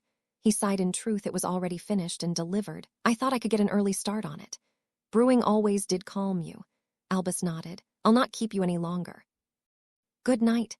"Good night," Severus responded automatically as he looked at his table of ingredients. Once the door shut, he counted to 10 before he banished the potion and put the cauldron away. Waving his wand made the ingredients return to their places. He turned and went to his office and took the flue to the leaky cauldron and quickly made his way to the bank. He only breathed a sigh of relief after the door shut behind him. "This way, Mr. Snape." A goblin was at his side. He nodded and followed it. Soon he found himself back in the room with Black, Lupin, and the goblin Ragnock. "You requested I come." He took the empty seat. "You hadn't been gone 20 minutes when Dumbledore came into my office. He claimed you had a direct hand in Harry's death and not to let you take the company." Ragnock explained. "Luckily our guests had already left the room. We don't want him to know we are helping them." "Did you check your belongings and self for tracking charms?" "Yes, it is one of my standard practices." Snape nodded. "We will offer you the same deal we have offered these two." Ragnock indicated the other two men. "You will be hidden and he will not know you if he looks at you." "Thank you, I'd like that. How much is it for the service?" Snape asked. "Actually, the cost is covered." Ragnock grinned. "All 3 of you will be accompanying another of our guests. The 4 of you will be a family of sorts. Padamus and Selwyn Arcane will accompany Levan Lunar and one other guest to the United States of America." "I'm Padamus, call me Pads, and he's Levan and goes by Lee," Sirius explained. "I guess that leaves you as Selwyn. Before you can have any other information, you will have to take a vow," Ragnock finished. "You are making me his brother?" Severus asked, totally bewildered. "Makes your arguments gain less attention. Siblings fight all the time," Ragnock explained. "Do I have to live in the same house?" he asked, almost not wanting to know the answer. "Yes, but your labs are in the basement," Ragnock explained. "You may choose the bedroom in the basement or upstairs with the rest. The kitchen is communal and there will be 2 house elves." "What will the vow cover?" he asked. "The identity of the last guest," Ragnock stated. "You can learn who the last guest is before you decide to go with them or not, but you may never speak of the identity until you are released." "May I see the vow?" After looking it over, he recited it, making the vow. "Very good," Ragnock nodded. "Please hand your wand to Mr. Lupin." "Why?" Snape asked dubiously. "We don't want an accident," he explained. "You get it back within 5 minutes, and we promise you will be alive and well when the 5 minutes are over." Severus nodded and handed his wand over. When he looked back, he almost hit the floor. Harry Potter was sitting beside the goblin, just as alive as anyone. "How?" Severus gasped. "I'm no longer a Horcrux," Harry stated first. "They checked for it and it is gone." "You had to die for it to be gone," Severus tried to explain. "Voldemort didn't miss," Harry said, then changed into his Animagus form. "He learned over the summer," Remus stated, handing the wand back. "He did his homework, then did nothing but study the Animagus books I suggested. He did the meditation and knew what his animal was before he got to headquarters. In the weeks he was there, he pushed until he could change. That was only 4 weeks. Severus frowned. "I don't think anyone has ever done it that fast. I had a lot of motivation," Harry explained. "Voldemort had his body back and my blood was in his veins. If he knew the protections on my house were centered on blood wards, he could have walked right in." "Merlin," Severus swore. "Where did you get the basilisk venom? How did you give it to them?" "I'm a magical mongoose that has survived a basilisk bite," Harry explained. "I bit Mulciber's hand trying to get away when he caught me. I got Bellatrix with just 1 tooth. I bit Nagini on the tail and chopped her head off for good measure. My wand was tossed on the table not far from his throne, but no one checked after the first day." "You sent Narcissa away?" he asked. "She didn't want me dead and didn't want Voldemort in her home." He shrugged. I told her to forget where she lived. How did they think you committed suicide? Severus finally got to the most important question. I transformed, escaped the cage, and was planning on getting out of the house when Mulciber and Goyle came to get me.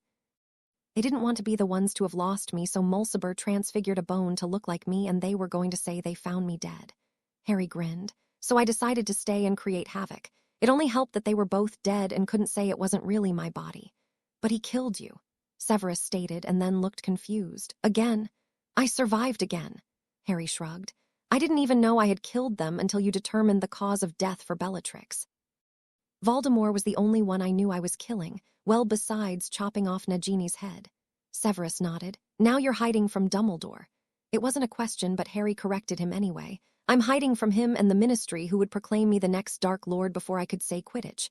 I don't want my friends to be the next Death Eaters. He stopped that line of thought quickly. I'm going into hiding with 3 Gryffindors. Snape groaned. 2.5. Harry told him with a grin. I talked the hat out of Slytherin. I did too. Sirius grinned. So really it's 2 Gryffindors and 2 Slytherins. Does that make us Slythendors or Gryffindors? Harry asked. I don't know if I can take this. Snape rubbed his temples. We have enrolled Harry in the Northern Academy of Magical Studies. Ragnarok explained. All 3 of you are sharing custody of him, but we will be making the important decisions. That's probably a good idea. Sirius was the first to respond. Really? Severus looked at him. We've all been under a lot of stress, and I'm likely to give him whatever he wants. You're likely to not give him anything. Sirius scratched his head. Remus would be able to inform the goblins which would be the best. Then they'd give him a little. Merlin, he is no longer 11. Severus sighed. I might survive. My brother really loves me. Sirius snarked back. This is going to be fun. Remus leaned into Harry. I can't wait. Harry snickered, and they set about getting them set for their new identities. Changes in appearances would be needed to start with. The one thing that they thought was going to cause trouble ended up being one of the easiest. What about his scar? Sirius asked. Actually, Harry pulled back his hair. It is rather small now. Wow, I can barely see it. Remus moved closer. What happened? The Horcrux that kept it inflamed is gone. Ragnarok answered. It will continue to get fainter. We haven't even applied scar reducer yet. I'll be able to really hide. Harry grinned. Even if I change only my eyes, I doubt most will recognize me. That and a haircut. Remus looked at him sharply. Or longer. Sirius added with a smirk that he hid from Remus. Longer. Harry sat up. How long? Instead of answering, Sirius pulled his wand and waved it over Harry until his hair was slightly longer than Severus. And he conjured a mirror for him. Harry frowned and ran his hand through his hair. I don't think so. He looked thoughtful, then said, How about really short? Sirius waved his wand again, and the hair fell off and disappeared. Harry nodded as he looked in the mirror. As long as the scar disappears, this would work. If it doesn't disappear, we could alter it. Ragnarok suggested. In a few short hours, the 4 of them were entering the house they would be living in for the next few years while Harry finished school. It was a large red brick house with 4 bedrooms and 3 bathrooms on the main level and a potions lab, bedroom and bathroom in the basement. It was in town, but the people around them were all magicals. You'll find that every major city in this country has a magical sector. Ragnarok explained. We have magical portals in each of these places that lead to Gringotts America in New York. If you ever feel danger is near, just get to the portal and we will protect you. Who is that? Harry asked, pointing out the window as a car pulled up to a stop. American Magical Government. Ragnarok nodded. They promised to send an advisor to bring you up on the magical laws. The car door opened and a man stepped out. He walked up to the door and entered. Good morning. I am Richard Montgomery. Morning, Harry asked the goblin. 6-hour time difference. Ragnarok explained quietly. The man didn't know where they were from. Shall we get comfortable? Richard waved them into a comfortable-looking living room, and they each took a seat. Since we don't know where you are from, I'm going to cover what I know you'll need, but feel free to ask for more if it concerns you or you're just curious. We'll cover laws for magical minors since you have one, potions because of the request for the lab, and finally creatures. Did I miss anything? Magically altered vehicles, Sirius suggested. Like flying carpets, he asked. Like flying motorcycles, Harry offered. Really? He grinned. I'd like to see that. That can be arranged, Sirius grinned.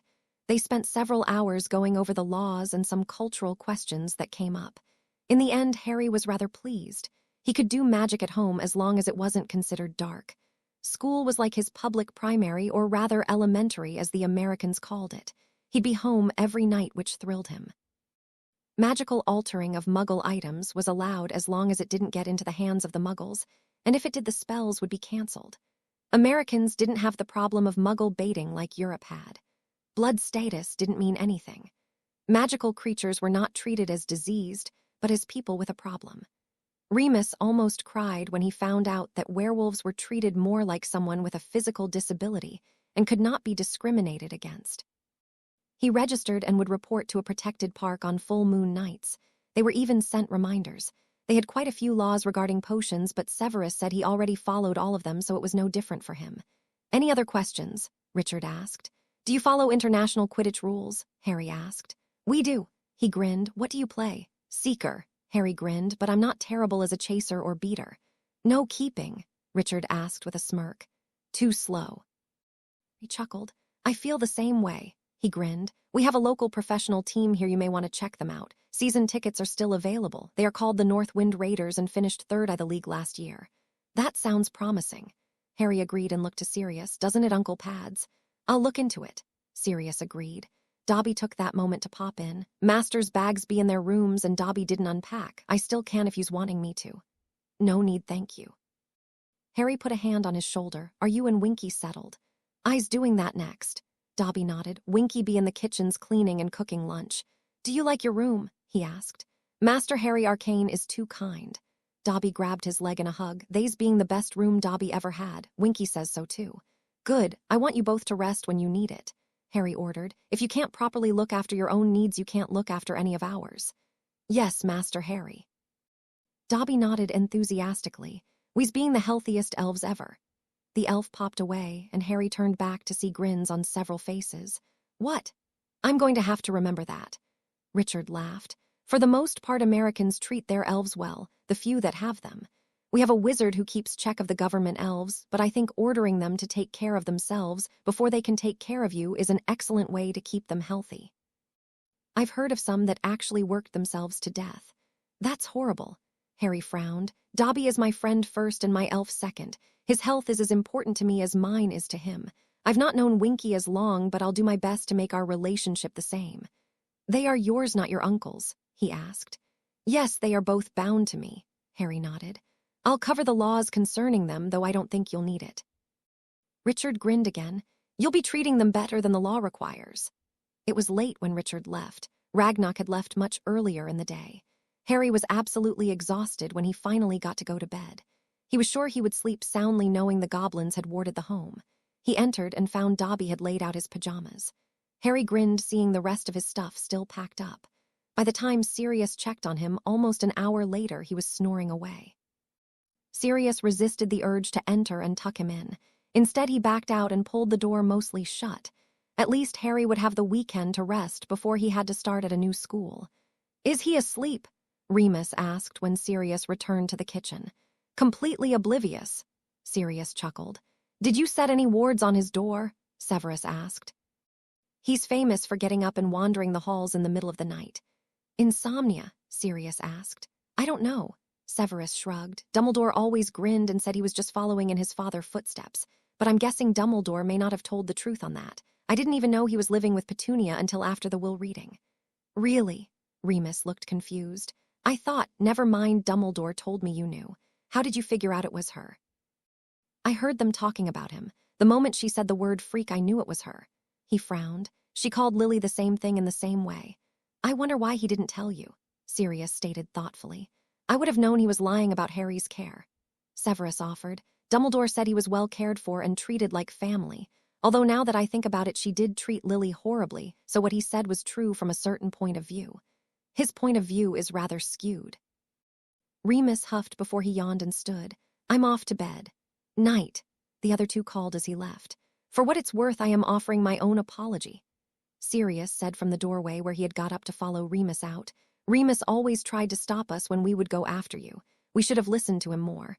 I don't think an apology is enough for everything I did, but I wish I wouldn't have done any of it. I guess I'm saying I'm sorry for being such a git." "You're correct that not everything will be forgotten just because you are sorry now," Severus pointed out. But rest assured I will try to judge Harry for himself rather than as the mini version of James Potter that I always took him for. He's more like Lily, Sirius chuckled. He doesn't quite have her temper, but I don't know for sure because I don't think I've ever seen him angry. I have, Snape offered with a twitch of his lips. His temper is exactly like hers when he lets it go. But if you tell him, I said that I'll deny it. Sirius chuckled as he made his way to his own bed. He briefly wondered how their lives would have turned out if they had been nice to Snape from the beginning. He shook it off knowing that Dumbledore would have screwed everything up anyway. Severus took a last look around the kitchen before he descended to the basement room he had claimed. He just didn't think he'd ever get used to sleeping above ground again. He smiled as he stopped in the door of his lab. All his dreams seemed to be coming true at long last. Well, most of them anyway. Living with Black, Lupin, and Potter was going to be more of a nightmare than a dream, he was sure. Minerva McGonagall sat in her office staring at the letter she had received at the reading of Harry's will. She had been trying to open it for the last half hour. Giving up, she tucked the letter into her pocket and stood to leave. She went to the flue and called out her destination. 3 broomsticks. She stepped in and disappeared. A frowning Albus faded into view in her office after she was gone. Now how am I going to see what it says? She stepped out of the flue in the pub and moved to her normal booth in the back of the room. She pulled out the letter and found it open. She frowned for a moment before she opened it and read what was said. My dear Aunt Minnie, first, I don't know how long this will take you to open, but if anyone is spying on you, it would have stayed sealed. I do not want Albus Dumbledore to see this, nor do I want him to know, which is why I wanted the vow. If he tries to touch it, he will be shocked, and information will disappear. The goblins set up the spells for me. Anyway, at the end of 4th year, I got Remus to send me a list of books on the Animagus transformation. I have spent my summer up to this point working on doing the reading and meditating. I have seen my form. I'm a smaller mammal with short legs and pointed face. In the vision, I am digging in a hold and pull out a large snake and kill it. I believe the snake to be a cobra. When I get to Grimmauld Place, Sirius and Remus will be helping me to try and do the transfiguration. In case I don't finish before I die, I wanted you to know that you really inspired me to try it. When I saw you change in 1st year, I was so awed. Then later, I found out Dad and Sirius had transformed, and it doubled my desire to do it too. Since Voldemort got a body back, I think it might be my only means to escape if he ever catches me. Talk to Sirius and Remus sometime when you are away from the school and in a secure environment. Thank you for everything. Harry Potter, I so wish you had finished. She sniffed and tucked the letter back into her pocket. She decided to put it in her vault later so Dumbledore wouldn't be able to steal it, even if he would deserve the shock it would give him. Harry Potter, Northern Academy, September 8th. Harry glanced at a blonde girl that was walking up the steps to the school just ahead of him. She had made him jump when he first saw her because she looked so much like Luna. Watching her move into the school, he recalled the first time he had met Luna. Flashback 4th year before the first task. Hello, Harry Potter. A blonde girl in Ravenclaw robes said as she stood beside him. Is this seat taken? No, it isn't. He tried for a friendly smile, but he was sure it came out as a grimace. I seem to be at a loss. You know my name, but I do not know yours. I'm Luna Lovegood. She smiled as she took the seat beside him at the library table. If you don't mind me saying, it looks like your friends are letting their Raxperts get out of control. Their what? He asked, not having heard that term before. Raxperts, she reiterated in a dreamy voice. They are invisible creatures that enter through your ears and muddle your thoughts. It's the only thing I can think of that would keep them from supporting you as they usually do. Oh. He had no idea what to say in reply to her statement. They should try thinking positive thoughts, she offered. Why? He asked, wondering where this was heading. Positive thoughts ward off Raxperts. She nodded, her wide-eyed gaze making her look oddly sincere. If they were thinking positive thoughts, they would be sitting with him. Ginny approached and smiled at the two of them. I see you've met my friend Luna. Yes. He smiled in relief at Ginny. He really didn't know what to think of Luna. She lives fairly close to the burrow, so we've known each other for years. Ginny offered, then turned to her friend. Do you think just Raxperts, or could Nargles be involved? One must never underestimate the involvement of Nargles. Luna nodded sagely. Of course, Ronald isn't always kind, so it could just be him. That's the understatement of the century. Ginny snickered. The three of them had talked for a little longer before Luna wandered off. Harry waited until she was out of earshot before he asked, What are Raxperts and Nargles? I don't have any idea. Ginny snickered, then turned serious.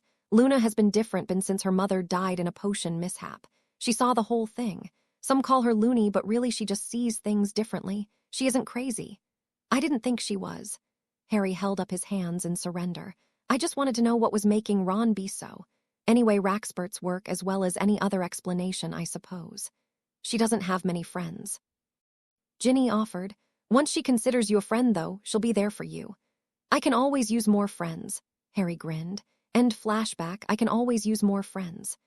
Harry repeated his thoughts aloud as he took his first steps into his new school. He'd had a rather busy weekend. As soon as Snape had found out whom his potions teacher was, he set about giving Harry all new lessons in potions. This time he actually taught Harry rather than scowl and growl. Harry didn't say a word, but worked as hard as he could. Sirius had almost brought the lessons to a stop when he had pointed out that the teacher would never know who had taught him previously. Harry had smacked him upside the head and told him to shut up. Severus had nearly laughed, and he continued to teach Harry potions. Harry found his way to the office and stood in line. Sirius had wanted to come with him, but he'd thankfully been talked out of it by Remus, who had seen Harry's pleading expression. Finally, it was Harry's turn. Name and purpose, the woman asked without looking up. Herald Arcane, he replied, new student. Here is a basic schedule.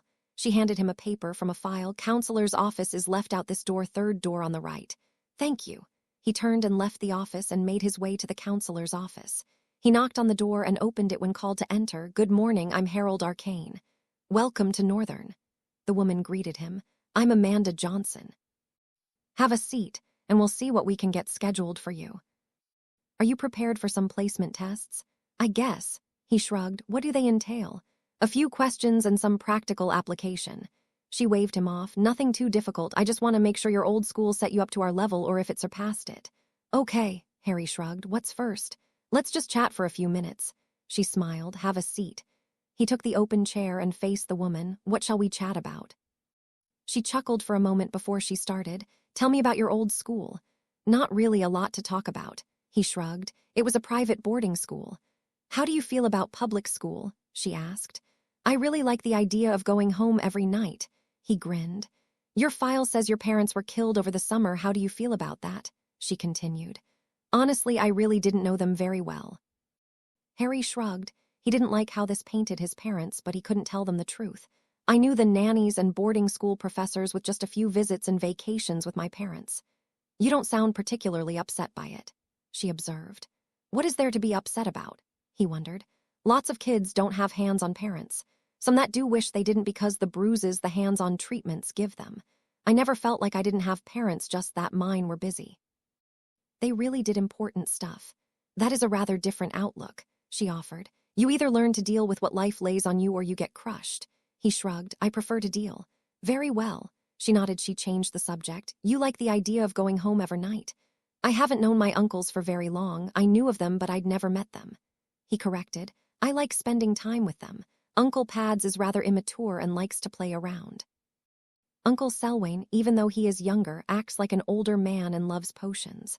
Uncle Lee has his health issues, but he's very kind and always listens. I'm surprised you have marked you need help in potions.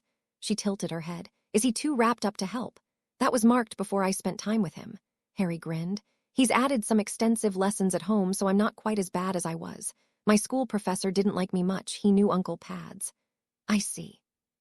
She smiled. So if I was looking for a Bezoar, I would prefer to find it in a potions kit and not get it from the stomach of a goat. Harry shuddered.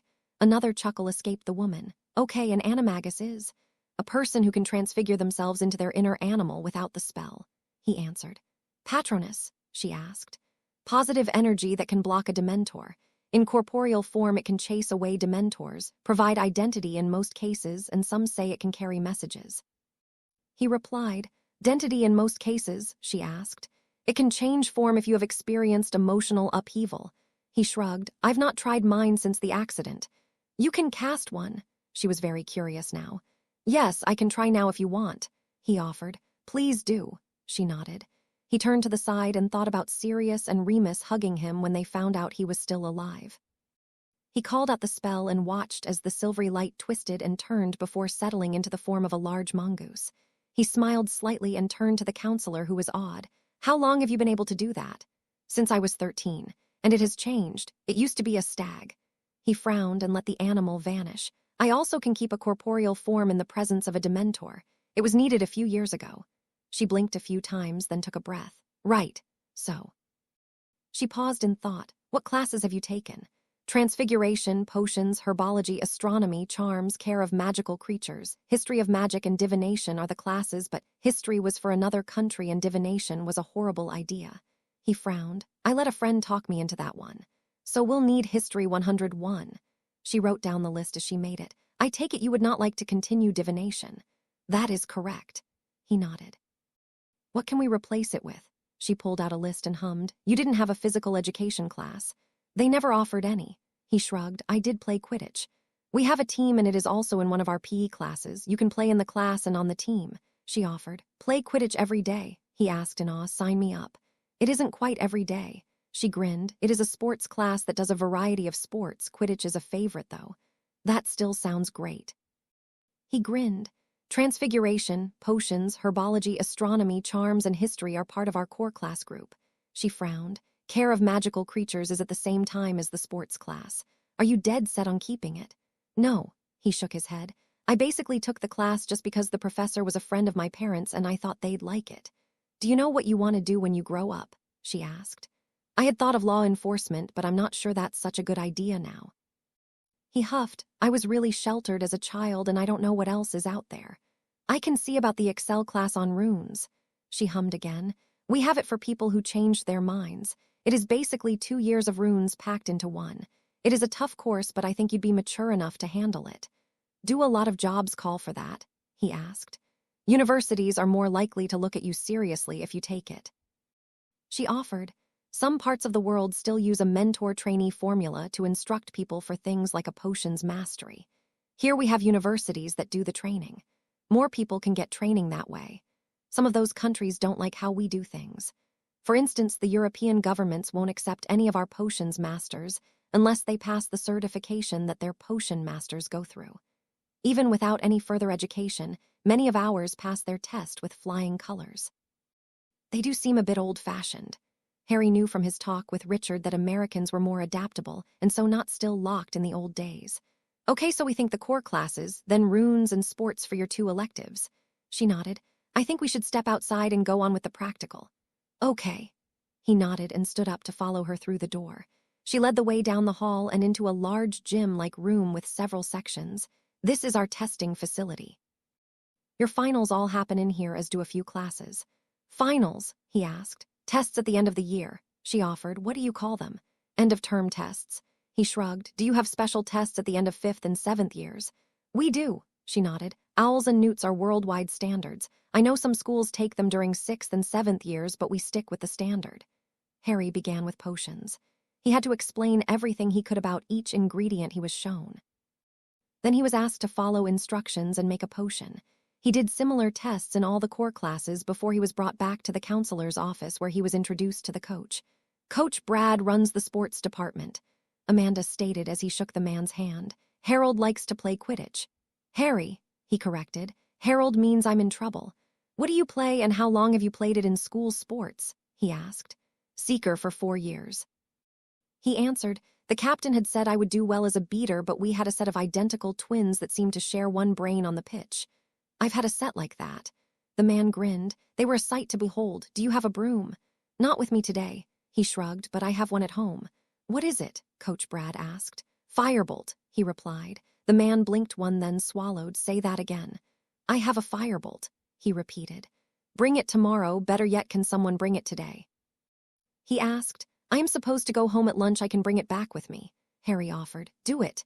He grinned. Lunch doesn't start for half an hour, but I think she's done with you. I am.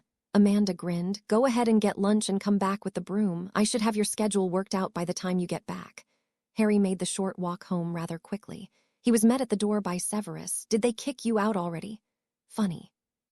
Harry grinned as he followed him into the kitchen. No, they let me go early for lunch since I had finished all the tests a little early. I also met the Quidditch coach and he wants me to bring my broom back. Figures, Severus huffed. You mean flying coach? Sirius looked confused. Quidditch coach picks the team. They have one school team and they play other schools. Harry explained. I might get to do a little bit of traveling if I make the team. Richard talked about it on Friday. Remus pointed out. Don't you remember? No, I think I may have fallen asleep at one point. Sirius shrugged. Master Harry here has used lunch. Winky sat a plate in front of him. Thank you, it looks delicious, Harry complimented. After lunch, he hurried back to the school carrying his broom. It was a lovely day out and he couldn't wait to get up in the air. The counselor told him he could find the coach in the cafeteria for the next 10 minutes, so he followed her directions and entered the room full of students. He didn't really pay any attention to the stairs as he was rather used to them. He walked right up to the coach and held out the broom for inspection. You weren't teasing, the man breathed. I was sure you either didn't know what you were talking about or you were teasing. She's a couple years old and had a few rough spots. Harry fiddled with a few ends he needed to trim, but she's always pulled through. Tell me, how does a kid get a broom like this? The coach handed it back. Guilt, Harry grinned. My uncles hadn't been told about me, so when they found out, they got me one present to make up for all the missed ones. I need to find someone with that kind of guilt. Brad sighed and looked at his watch. The bell will ring in a few minutes and we'll head to the outdoor pitch. You have more than one pitch? Harry asked with a bit of shock. You ever spent winter in Minnesota? When Harry shook his head, the coach grinned. We don't like practicing or playing in blizzards with temperatures hovering around 20 below 0 Fahrenheit. Harry shivered. I don't mind the snow or rain, but that cold has to make the quaffle as hard as a rock. And numb hands fumble snitches. Do you allow warming charms? If the game is at home, we just play inside. He offered. How long was your quickest game? 5 minutes. Harry grinned. That day's referee hated my guts, so I didn't want to give him a chance to give me any penalties. And your longest? He asked. 3 or 4 hours, I think. He guessed he couldn't remember one lasting any longer than that. Hey, coach. A few people approached. Harry, this is the team. We had tryouts in August. They'll all introduce themselves later. He pointed at the crowd who nodded. Harry is going to try for seeker. With a firebolt. One kid was looking at the end of his broom with his head cocked sideways, seriously. What grade are you in? Another asked. Harry tried to think back to the names that Richard had used. Soft something, I think. My old school named the years differently. I have 3 years left. Sophomore, Coach Brad interrupted, but I have yet to see if he can ride the broom, so he isn't a shoo-in yet. Sure he is. The second one grinned. We don't have anyone worth their salt in that position. Sorry, Sam. Don't sorry me. A blonde girl punched him. If I don't have to play seeker, I'll be thrilled. She turned to Harry. Please be at least passable. I want my chaser spot back. I'll be your backup if you want, but don't make me play it. I'll try, Harry grinned back. It was the same blonde girl that reminded him of Luna. However, he quickly realized that the only thing they had in common was the hair. How good are you? The first boy asked. I like to think I'm pretty good. Harry shrugged. I did well in my last school. At that moment, the bell rang. Several players looked at the coach hopefully. Can we come find out? Nope, off to class.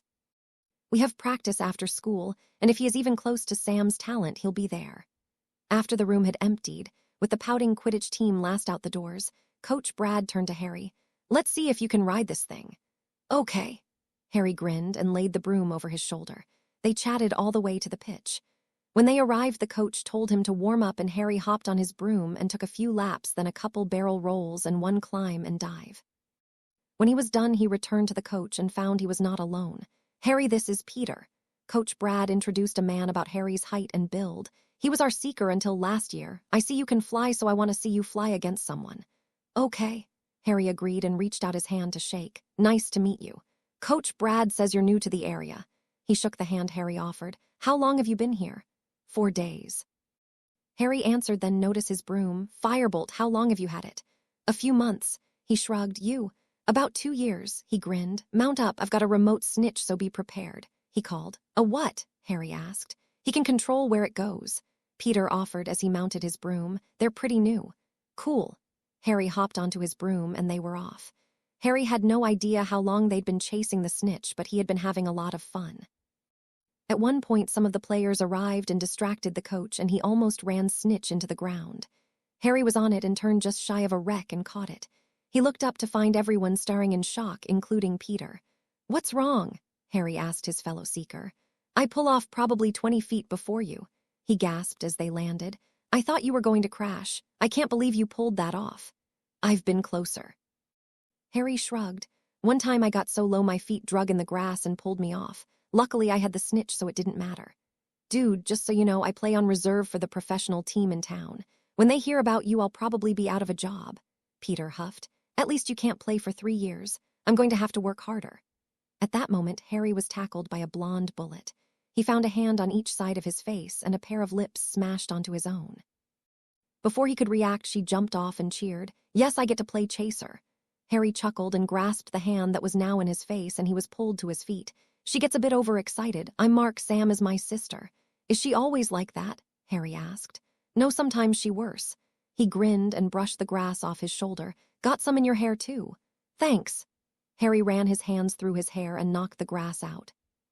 Well, as Sam has already welcomed you to the team, I'll just tell you that practice is every day after school, starting tomorrow for you unless we have a game. Coach Brad explained. I'll get you a schedule and you need to get a physical. Physical? Harry asked. Seen by a healer who will say if you're fit to play or not, Mark answered. Medical exam. Harry nodded. I had one not long ago. I'll see if we can get a note on it. Well, Sirius asked when he got home. Can we get a note from the goblin healer that says I'm fit to play sports? Harry asked. Sirius pulled him into a hug. You made the team. Yes, we can. Remus answered as Sirius was still celebrating instead of answering. You were lucky they were still having tryouts. They had tryouts back in August, Harry explained. They were still looking for a good seeker. They had one, but they said she wasn't very good. I hope you haven't already made an enemy, Severus huffed. When we landed, she tackled me to the ground and kissed me, then cheered that she could go back to being a chaser. Harry chirped as he headed to his room. I can deal with enemies that do that. Well, Remus blinked, looking after the teen. I'd say he had a good day. Harry, tell me about the girl. Sirius whined as he followed him down the hall to his bedroom. Severus almost smiled. Good, he's bugging someone else. Are you going to want my help in the lab tonight? Remus asked. He could still hear Sirius wheedling at Harry. If not, I may need to relieve Harry if he has any homework. I do not require any help this evening. Severus bowed his head in a thankful gesture. I want to start tweaking the Wolvesbane, and it might be a good idea for you to be away. Remus nodded back and went after Sirius. Come on, Pads, we need to make a quick visit to Gringotts. What for? He poked his head back out of Harry's room. Health certificate and permission to play Quidditch. Remus shook his head. You can do it. Why do I have to go? He asked as he left Harry's room. To give Harry time for homework. He explained and looked at Harry peeking out of his room. Do your homework. Okay. He waved them off, and just as they were going out the door, he yelled, She's blonde. Severus struggled not to laugh as Remus grabbed Sirius by the collar and pulled him out the door. He stood to leave the room and reiterated Remus' instructions. Homework. I don't have any yet. Harry's grin widened. I didn't attend any classes today, just the testing and tryouts for Quidditch. Severus couldn't help the chuckle that escaped as he wondered if Remus knew that. Harry watched the man go and was relieved. He seemed to be a different person now. He didn't know if it was Voldemort being dead, being away from Hogwarts, or something else entirely, but he was glad for it nonetheless. He had worried that the four of them wouldn't get along. Harry went back to his room and pulled out his photo album and sat on his bed. He slowly turned through the pages that Hagrid had filled and then on to the pictures he had added. He missed his friends terribly, but he would not endanger them. Maybe when Dumbledore was dead and gone, and no one remembered a magical mongoose with basilisk venom, he would be able to reunite with them. However, that may be easier said than done. They would likely be very angry until he was able to explain. Hogwarts, September 6th evening. Horace, Dumbledore called as the man entered the doors to the Great Hall. Ah, Albus, be a dear and have the elves put my things in Merryweather's old office. He huffed and made his way to the teacher's platform. Minerva looked first at the large man making his way into the hall, and then at the headmaster. His confusion made her pay closer attention to what was happening. Her closer attention triggered the rest of the teachers to pay attention, and that in turn pulled all the students' attention. It was in a suddenly quiet hall that Horace Slughorn arrived at stairs to the dais. I'm sorry, Horace, but what are you doing here? Albus finally asked, as the man walked down the table to Severus' seat. What does it look like? He asked, knowing full well Albus had no idea. The goblins didn't fill him in on everything, but they did tell him enough to make him agree to return to teaching. I'm filling your empty potion professor job. Minerva quirked an eyebrow as the man took the seat to her right. I wasn't aware it was empty. Nor was I, Minerva, Albus commented. Care to fill us in? Wait a minute. Horace patted his pockets, pretending to look for the letter the goblin had told him to hand over. Ah, here it is. He handed it to Minerva, who passed it on to Albus. He opened the envelope to find 2 letters. He read the first with a frown, but the frown turned into a scowl when he read the second. Huffing, he stood to leave. Minerva gave a small cough, causing him to stop, and looked back. Still frowning, he understood the look that said he needed to explain the missing professor to his house, if nothing else. He sighed and turned to the waiting faces. Professor Snape has stepped down as professor for potions and head of house for Slytherin. Not to worry, he did send a replacement. His own professor and head of house will return to take his place. Please welcome Professor Slughorn back to the post. After the announcement, he left the room that was still silent. He marched to his office without stopping and went right to the flue, calling the address for the leaky cauldron. The goblins had some explaining to do. He had given them proof that Severus had personally helped kill Harry Potter. Just because that proof was manufactured and completely inaccurate didn't mean they shouldn't believe it. His word should have been enough. Back at Hogwarts, Hermione turned to the twins. Ron and Ginny were already sitting beside her. "Did I hear that right? Professor Snape is gone." "You heard it." Fred looked confused. "I wonder if it has to do with that potions company Harry's mum left him." "Undoubtedly, but why couldn't he wait until the end of the year?" George asked. "I don't know, but Dumbledore looked angry," Ginny offered. "That wasn't angry," Ron snickered. "That was livid." "I'd say fit to be tied," Neville added with a grin. "Totally ticked off," Hermione agreed. "Why are we worried about the headmaster's anger issues?" Lavender asked. "Why aren't we cheering?" "Because we know how bad replacement teachers can get," Dean offered. "Case in point, Quirrell, Lockhart, Moody, and Umbridge, even though she got arrested before she could do anything." "That makes 4, Seamus stated. "What?" Dean turned to his friend. "That makes 4. He repeated. "I wonder how many more we'll lose." "Don't," Luna said from between the twins. "We didn't lose anyone." "How can you say that?" Seamus looked angry. "They're gone." "But they aren't got forever." "Reached for the pudding. We'll see them again." "Not Harry," Ron sighed. "Well, now that's if you believe everything the blibbering humdingers tell you," she offered to the redhead. "I believe in things not seen." Ginny leaned forward and whispered, "You think he's alive?" "I rarely believe anything a blibbering humdinger says." She shrugged. "They only tell their side of the story." "If he's alive, why isn't he here?" Hermione grumbled. "Why not tell us?" "Who knows, but I'd believe any reason he tells me." She took the last bite of her pudding and stood. "He has never lied to me." "He can't be alive," Parvati stated after she left. "They executed the will. A legally executed will always has to go through certain procedures. If he's alive, they can't go through with them." "They only read out bequeaths," Hermione told her. "They said Harry asked them to skip the legal stuff to keep from boring Ron." "Did he give any physical items?" she asked. 2, no 3 letters. Hermione offered, 1 to Professor McGonagall, 1 to Hagrid, and a howler to the headmaster. "His parents left some stuff to a couple of the professors," Ron added. "No money?" Parvati asked. "Yes, his trust vault was split, some to the Weasleys and some to me and Luna," Hermione explained. "Who got the vault?" she asked. "No one. The money was moved to other vaults," Fred explained. "Hermione and Luna had to sign papers to get vaults started." "Then Luna may be right." Parvati looked a bit shocked. "If he was really dead, then the trust vault would have been given to one of you. They don't dismantle family trust vaults. It transfers over to the new family with the largest share. My father got the trust vault from his family. None of his siblings can enter it any longer." "Maybe Sirius got it," Hermione shrugged. "He got the rest." "That's probably it." Parvati agreed with a sigh, and everyone got up as the food disappeared. Ron pulled the twins, Ginny and Hermione, into an empty room on the way back to the tower. What if Luna is right and Harry isn't dead? "The will was executed," Hermione argued. "But listen," he stressed, "if he wanted Dumbledore to believe he was dead. He doesn't trust him." Ginny began to agree. "He could have set this up," Ron suggested. "But how would he know to do it?" she asked. "Maybe he didn't." Fred grinned. "Sirius may have cooked it all up." Harry did ask him for a backup plan.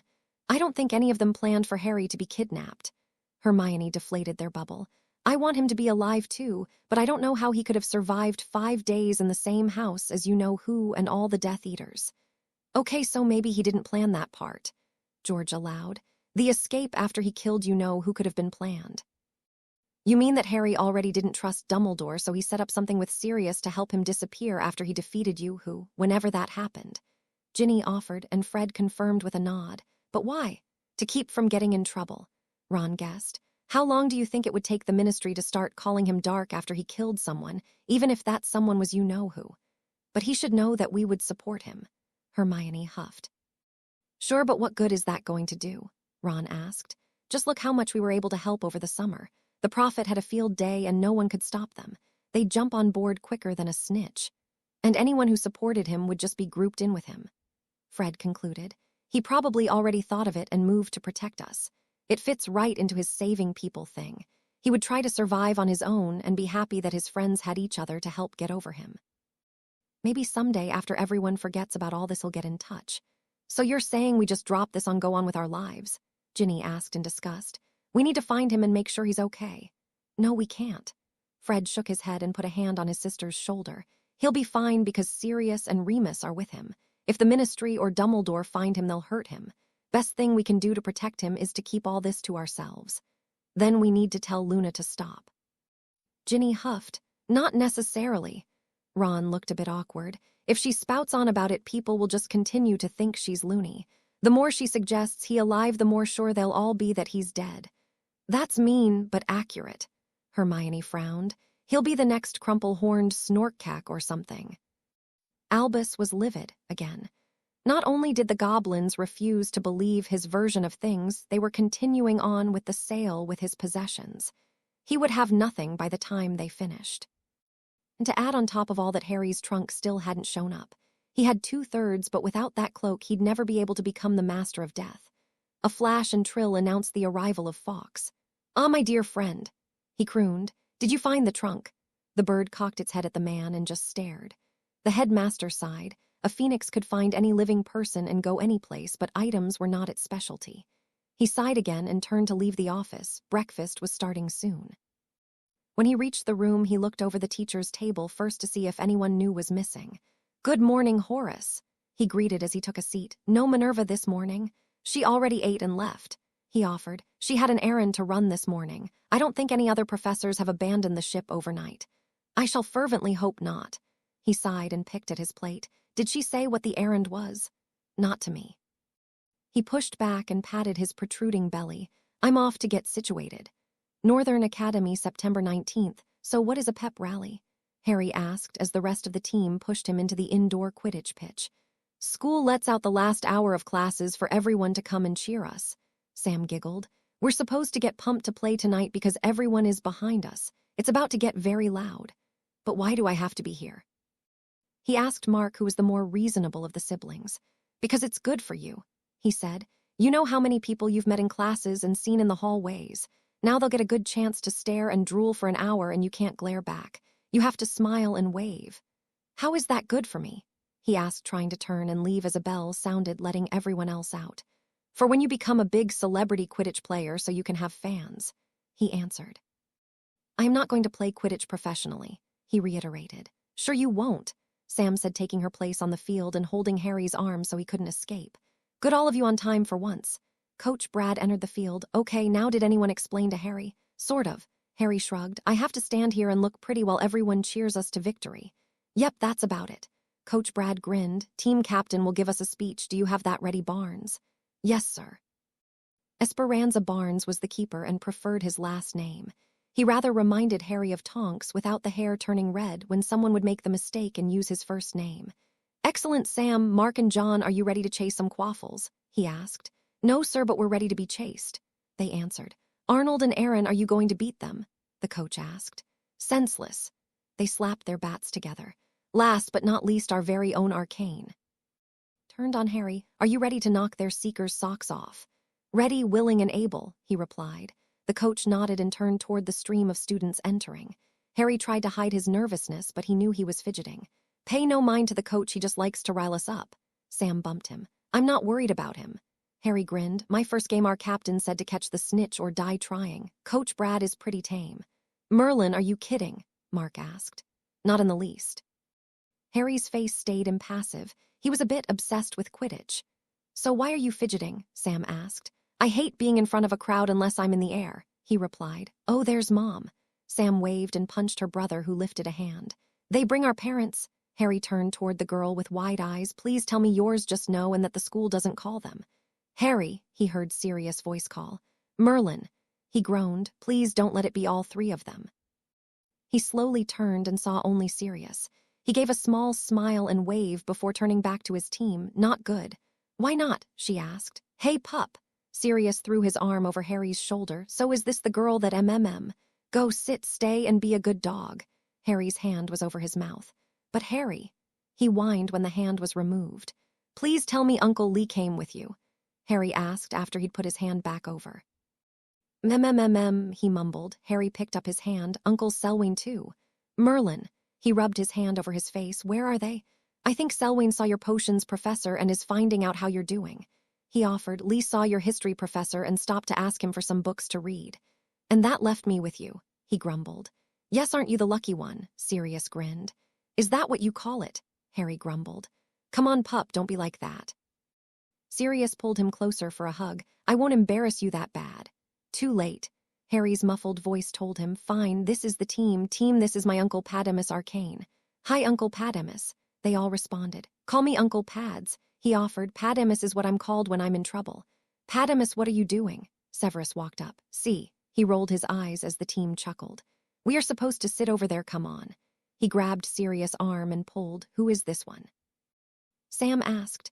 Uncle Selwyn, younger but older, Harry offered. I prefer mature to be the word you apply to me.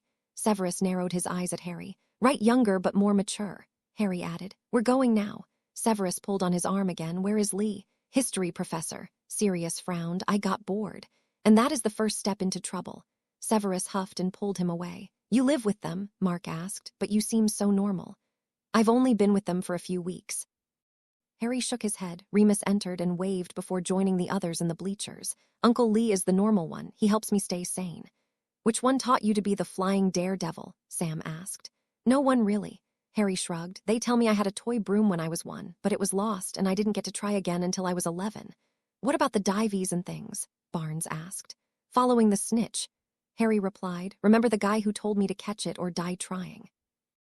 Insane, Albert nodded. Which really also applies to you. Probably, Harry shrugged. Coach Brad took that moment to begin and yelled, Who's ready to see some Quidditch? The room erupted in yells and cheers. Harry could hardly believe the noise level. He was probably the only one to notice all 3 of his uncles jumped at the noise. Harry was sure Severus was going to kill him when he got home. Of course, that wouldn't be until after the game. When he got to the team introduction, Barnes was introduced and gave a short speech on how they would stomp the other team into the ground. Then Coach Brad began to introduce the rest of the team. When he got to Harry, he stopped and held up his hands for silence. Who can give me the definition for the word arcane? He asked. A girl in the middle raised her hand and stood. Arcane is defined as hard to fathom, difficult to understand, mysterious, or obscure. Definition 2 says it requires secret knowledge to be understood. Thank you, Mercedes. The coach grinned. I'm glad someone around here studies. Our last player, Harry Arcane, is definitely a mystery. The coach patted his shoulder. He came from out of nowhere and dropped in our laps, but I don't think you'll find him obscure. Hard to fathom how he does it maybe, but I believe he has the secret knowledge. He has the secret knowledge to understand that elusive snitch. I give you our seeker. Wait. Sam interrupted before anyone could cheer. We have a bit of secret knowledge on our new seeker. She grinned at Harry, who couldn't stop the groan. We saw him beat Peter to the snitch just a few days back. He told us a minute ago that his first captain told him to catch the snitch or die trying. When he flies, it's with a passion like I've never seen. He doesn't so much seek the snitch, he stalks it. I give you our hunter. Harry's jaw nearly hit the floor as he stared at the girl. The roar of the crowd forced him to shut his mouth and turn to the crowd and wave. No smile was present as he was desperately trying to hide his shock. It took several minutes before the cheering quit and he was allowed to escape to the locker room. Just inside the door, Aaron threw an arm over his shoulder as he laughed. You played that perfectly. What? He was so totally blown away he couldn't understand. The strong, silent, stoic type. He laughed. An excellent hunter. Sis, where did you pull that one from? Mark asked as they reached the rest of them. She giggled.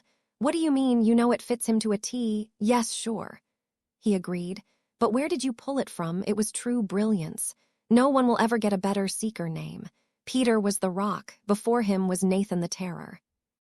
Hunter, not even Harry the Hunter, but just Hunter. It's perfect. That's because I'm brilliant. She puffed up and pranced off to the girl's side. You okay, Harry? Barnes asked. Yes. He shook himself out of his shock. Peachy, first my uncles and now this, just peachy. Hunter. Coach Brad walked in. You uncles, what a quick chat. Okay. He turned and headed back. Did you tell her? Severus was the first to demand. No. Harry shook his head. Evidently, they nickname their seekers. The last one was Peter the Rock. Well, at least we know your nickname fits, Sirius snickered. You'll do fine, Remus interrupted them. Just concentrate on the game. Just before they left, Severus stopped him. Did Wood really tell you to catch the snitch or die trying? He also told me not to be nervous because in his first game he was hit by a bludger 2 minutes in and woke up in the hospital only a week later. Harry grinned. He was a bit obsessed. No wonder you fly like you have no brain attached. Severus huffed. Don't do anything stupid. Stupid means something I won't survive, right? Harry yelled from halfway in the locker room. He was smiling by the time he got back with the others. Coach Brad was the one that asked, "What was that about surviving?" "Uncle Selwyn says I fly like I don't have my brain attached. Then he told me not to do anything stupid." Harry grinned. "I just wanted clarification on what stupid was." "Which is?" Sam asked as she returned. "Stupid means something I won't survive," he offered with a grin and left to get his uniform on. "You know, if I didn't know you were such a good seeker, I'd say you were insane," she yelled. "Sanity is overrated," he yelled back. "Whoa," Mark looked up. "Someone who can match her mouth." "Was he mad about the nickname?" she asked. "I don't think so," Barnes grinned. "Besides, it is perfect." Harry had no idea what to expect. The game started at 5 in the evening and they were relaxing in the locker room as the other team arrived and began their warm-up. It would be their turn in a few minutes. He sat up realizing he didn't know how they entered the stadium. At Hogwarts they flew in, but he didn't know if they all did it that way. "What?" Mark asked when he sat up quickly. "When you enter the stadium, do you fly in or walk in or what?" he asked. "Reserve members walk in." Mark offered. "The starters fly in as they call our names. We do a few warm-up laps and then land to do the stretches like before practice." "Really stretching in front of a crowd of people?" Harry asked. "Not the full thing, but enough to show we're a team who works together," he said. "We've always done it and it seems to freak the other teams out a bit. Let's go, boys and girls." Coach Brad entered. "Time to wow the home crowd." Harry grabbed his firebolt and followed the others out. He saw all the reserve members walk out before the announcer started. "Here they come, our own North Wind Raiders." The crowd started yelling, "Captain and keeper, I give you Barnes." He had to pause for a few moments. "Next we have our fabulous trio of chasers, Crest, Stellar and Stellar." The man paused again for the cheers. "Next that duo of destruction beaters, Bank and C." They cheered again, but then got quiet. Slowly everyone began to chant Hunter. Over and over as deeply as they could. "That's right, our new seeker already has a nickname. I give you Arcane, our hunter." Each of the others had flown out when their names were called, and they were circling the pitch. When his name was finally called, he flew out and joined them. They did as Mark had told him and were back on the brooms as the other team was announced and brought out from their side lines. It wasn't in quite the same dramatic manner as their own, just position and last name. When the seeker emerged, he was a larger kid with the build of a beater. Sam saw their seeker and looked at Harry with a worried face. Harry grinned wickedly as they took their positions. Captains shook hands and the game was started. First, they let off the snitch and Harry saw it fly off. He used his peripheral vision to keep track but didn't break the stare of the other seeker. Next, the bludgers flew, and with the whistle the quaffle was up. Only then did the starring match stop. Both flew straight up at once, but Harry veered off in the direction he'd seen the snitch go. He felt the other boy following him, and when a bludger was hit at him, the other boy made his move to smash Harry in the middle. If he didn't deal with this right, it would be the end of the game for him. Harry simply dove for the bludger and spun around at the last moment, getting out of its way. He heard a thud and pulled out of his dive and shot off. That was brilliant. He heard the announcer say, "That was a classic ploy called crimp, the seeker designed to injure the opposing seeker to have free time to look for the snitch. Hunter already saw the ploy and dealt with it, leaving the pirate seeker to take the hit." Harry looked back and saw the large boy wiping at his bloody face. He went back to his own hunt and kept an eye out for the next ploy. A flash caught his attention and he dove, but it was a false sighting, and he went back to the top. However, the other seeker was still diving looking for it and almost didn't pull up in time. A few hours and many ploys had passed. Harry hadn't been hit by a bludger yet, but the game was still going. He saw the snitch by the goal and realized he was farthest from it. He tried to fly towards it in a casual way, but it moved and caught the other boy's eye. In a flash, Harry was in a steep dive to gain speed and caught up to the opposing seeker. The larger boy tried to knock him off, but he just rolled to the other side. But now the snitch moved, and the other seeker was between him and it again. A few seconds hard flying had him pulling slightly ahead. he saw the snitch make a turn and pull away from them both. Harry turned to go after it, simultaneously rolling around the other guy. And suddenly, he was free from the large boy who was still in a dive, not able to turn as fast. A few more seconds later, the ball turned into the path of the chasers, but he managed to slip through, only disrupting the other team. Above the main play, he saw the score in his peripheral vision and knew they'd win. He wrapped his hand over the snitch and turned to see the opposing seeker barreling at him again. He tried to get away with a dive, but the boy grabbed his broom, halting it in mid-flight.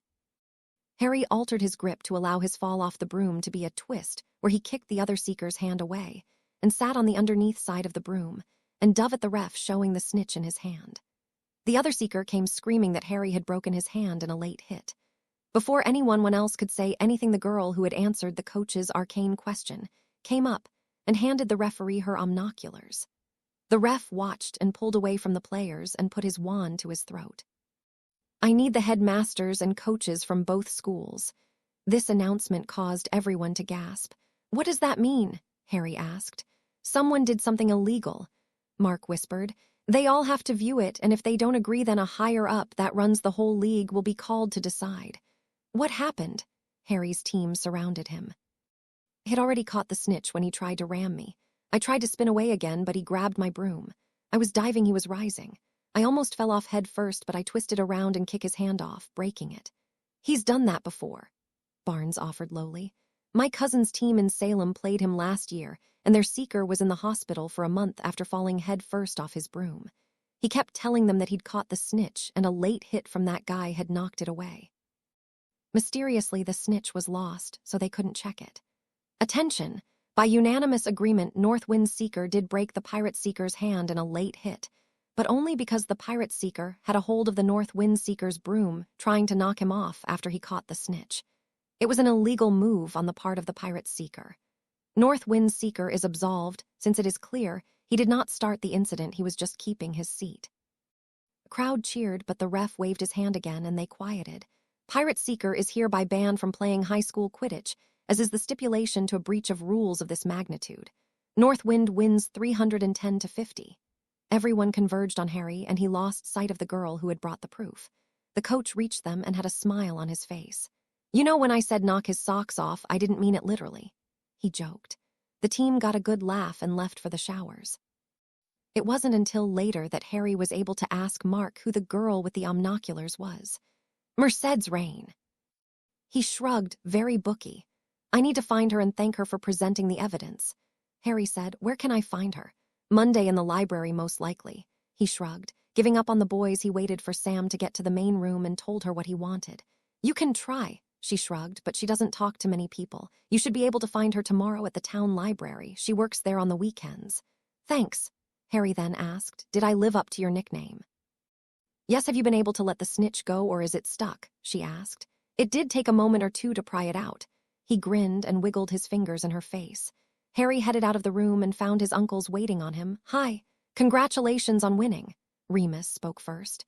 "You flew like a pro," Sirius added with a hug. Lastly, he turned to Severus and waited.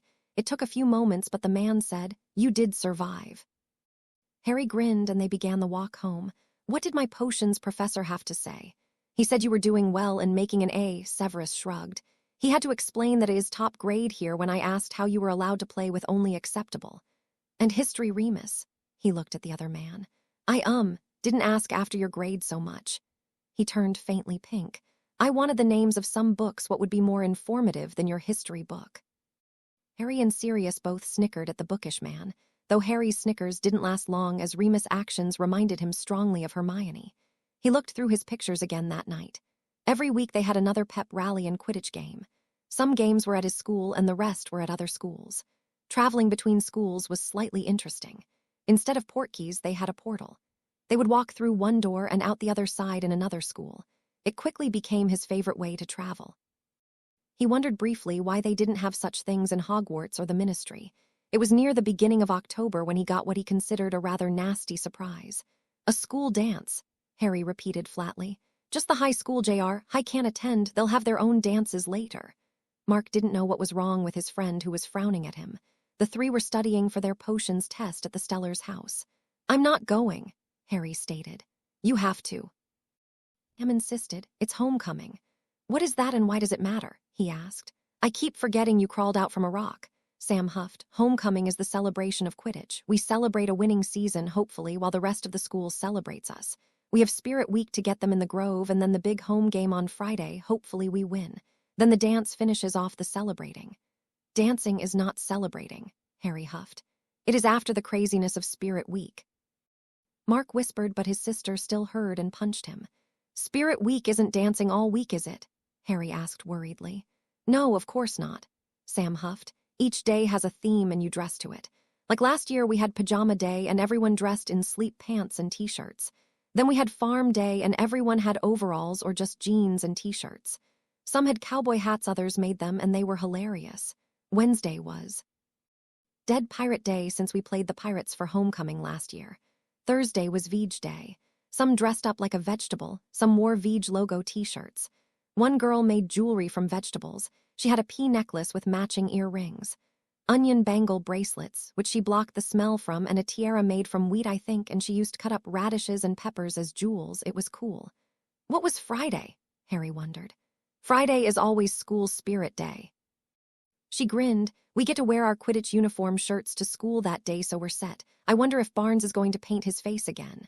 So who are you going to ask to the dance? Mark asked. I'm not going, Harry replied. You have to, Sam wheedled. The whole team goes and they pick a king and queen and we dance. I don't know how to dance. Harry spelled it out. I've gone to a total of 1 ball before and it taught me I do not like to go. A ball. Sam turned on him, with fancy dresses and doing the waltz kind of ball. Yes, he shuddered. Well, then you'll do fine at the dance, she dismissed. You just need to be able to move. Let me show you. Mark went to the stereo and found a CD that would work. It was a mix of current hits and had some slow and some fast music. They'd have Harry taught in no time. While he was doing that, Sam was making suggestions. You just watch what everyone else is doing and either copy it or just sway to the music, she said. I doubt we'll be allowed to do anything that would require more than that. We'll start slow, Mark offered as the music began. Okay, put your hands here. She moved his hands to her waist and put her arms around his neck. Then we just sway back and forth and sometimes move it a bit of a circle. This is how you dance with someone you know. She then pulled in very close and put her head on his shoulder. This is how you dance with someone you like. This isn't that difficult, Harry admitted as Sam pulled back a bit to let him regain his comfort level. When the song finished, Mark grinned and joined them. Now for something a bit faster. They did fine for a while until Mark started to really goof around and caused the other two to fall over laughing at him. As this was happening, their mother had returned home and was standing in the doorway. I thought this was a homework session, she said when the song came to an end. Mark turned off the music as they tried to get their laughter under control. We were doing homework. We were teaching Harry to dance. Believe me, it was much tougher than the potions test will be. Hey, Harry exclaimed, I'm right here. Sorry, can't lie to my mom, Mark grinned. Harry, you're welcome to stay for dinner. Their mom offered as they began to pick up their books. Thank you, but I'll have to decline. He smiled. We're celebrating something tonight. They wouldn't tell me what it was, just told me to be home by 5. You better get going then, she suggested before leaving the room. So are you going to the dance now? Sam asked. I guess. He picked up his bag, but do I have to ask someone? No. Mark chuckled. You can just dance with every available person in school who will jump on you the minute you show up alone. Great, he groaned as he left. Now to find a date. Sam, are you still dating that Tony something or the other? Yes, sorry, she laughed and waved as he left. Harry arrived and yelled as he entered, I'm home. Hey, pup. Sirius was sitting in the living room. Good job, you have 2 minutes to spare. Go get cleaned up, we're going out. Where are we going and why? Harry asked, and how cleaned up do I need to be? I'm not sure, you'll find out in a bit, and casual but nice. Sirius gave him a hug and prodded him towards his room. Wizard or muggle, was his final question. Better make it muggle just in case, he replied and left for the kitchen. When he emerged in jeans and a nice shirt, he saw all 3 waiting in the living room. Is this okay? It's fine. Remus nodded, then handed him a letter. It had a Gringotts seal, and it was to all of them, and obviously the 3 adults had already read it. He opened it and got a grin as he read through the letter. Once finished, he asked, so we're celebrating that the sale of all Dumbledore's thing is complete and I've been paid back. And that he has 3 galleons to his name. Sirius grinned. I like that most of all. Serves him right. Harry shook his head. He shoved me off on the trolls while he was. Anyway, he got his, I suppose. There is also this. Remus handed over the paper. ICW is reviewing all laws in magical Britain. He read the headline. Can they do that? They can if given sufficient reason. Severus smirked. The goblins provided them with sufficient reason. They are discriminating against everyone but a handful of prominent citizens. Harry snarked as he read. Like we didn't already know that was going on. But why now? Actually, it's all Dumbledore's fault. Sirius sounded quite cheerful. He brought up to the ICW the fact that the goblins were selling off everything of his. He wanted them to make the goblins stop. The goblins showed all the laws he was paying people to vote for, with your money, and well, one thing led to another. Didn't they know about them? Harry asked. It's one thing to know a law was installed. It is another thing altogether to know what is actually affected by the law. Severus explained. Every nation has their laws looked over to ensure they are just. The restriction for underage magic looks good on paper, but when the application is only to those who live in Muggle houses, it is shown as discrimination. I thought it watched everyone. Harry frowned.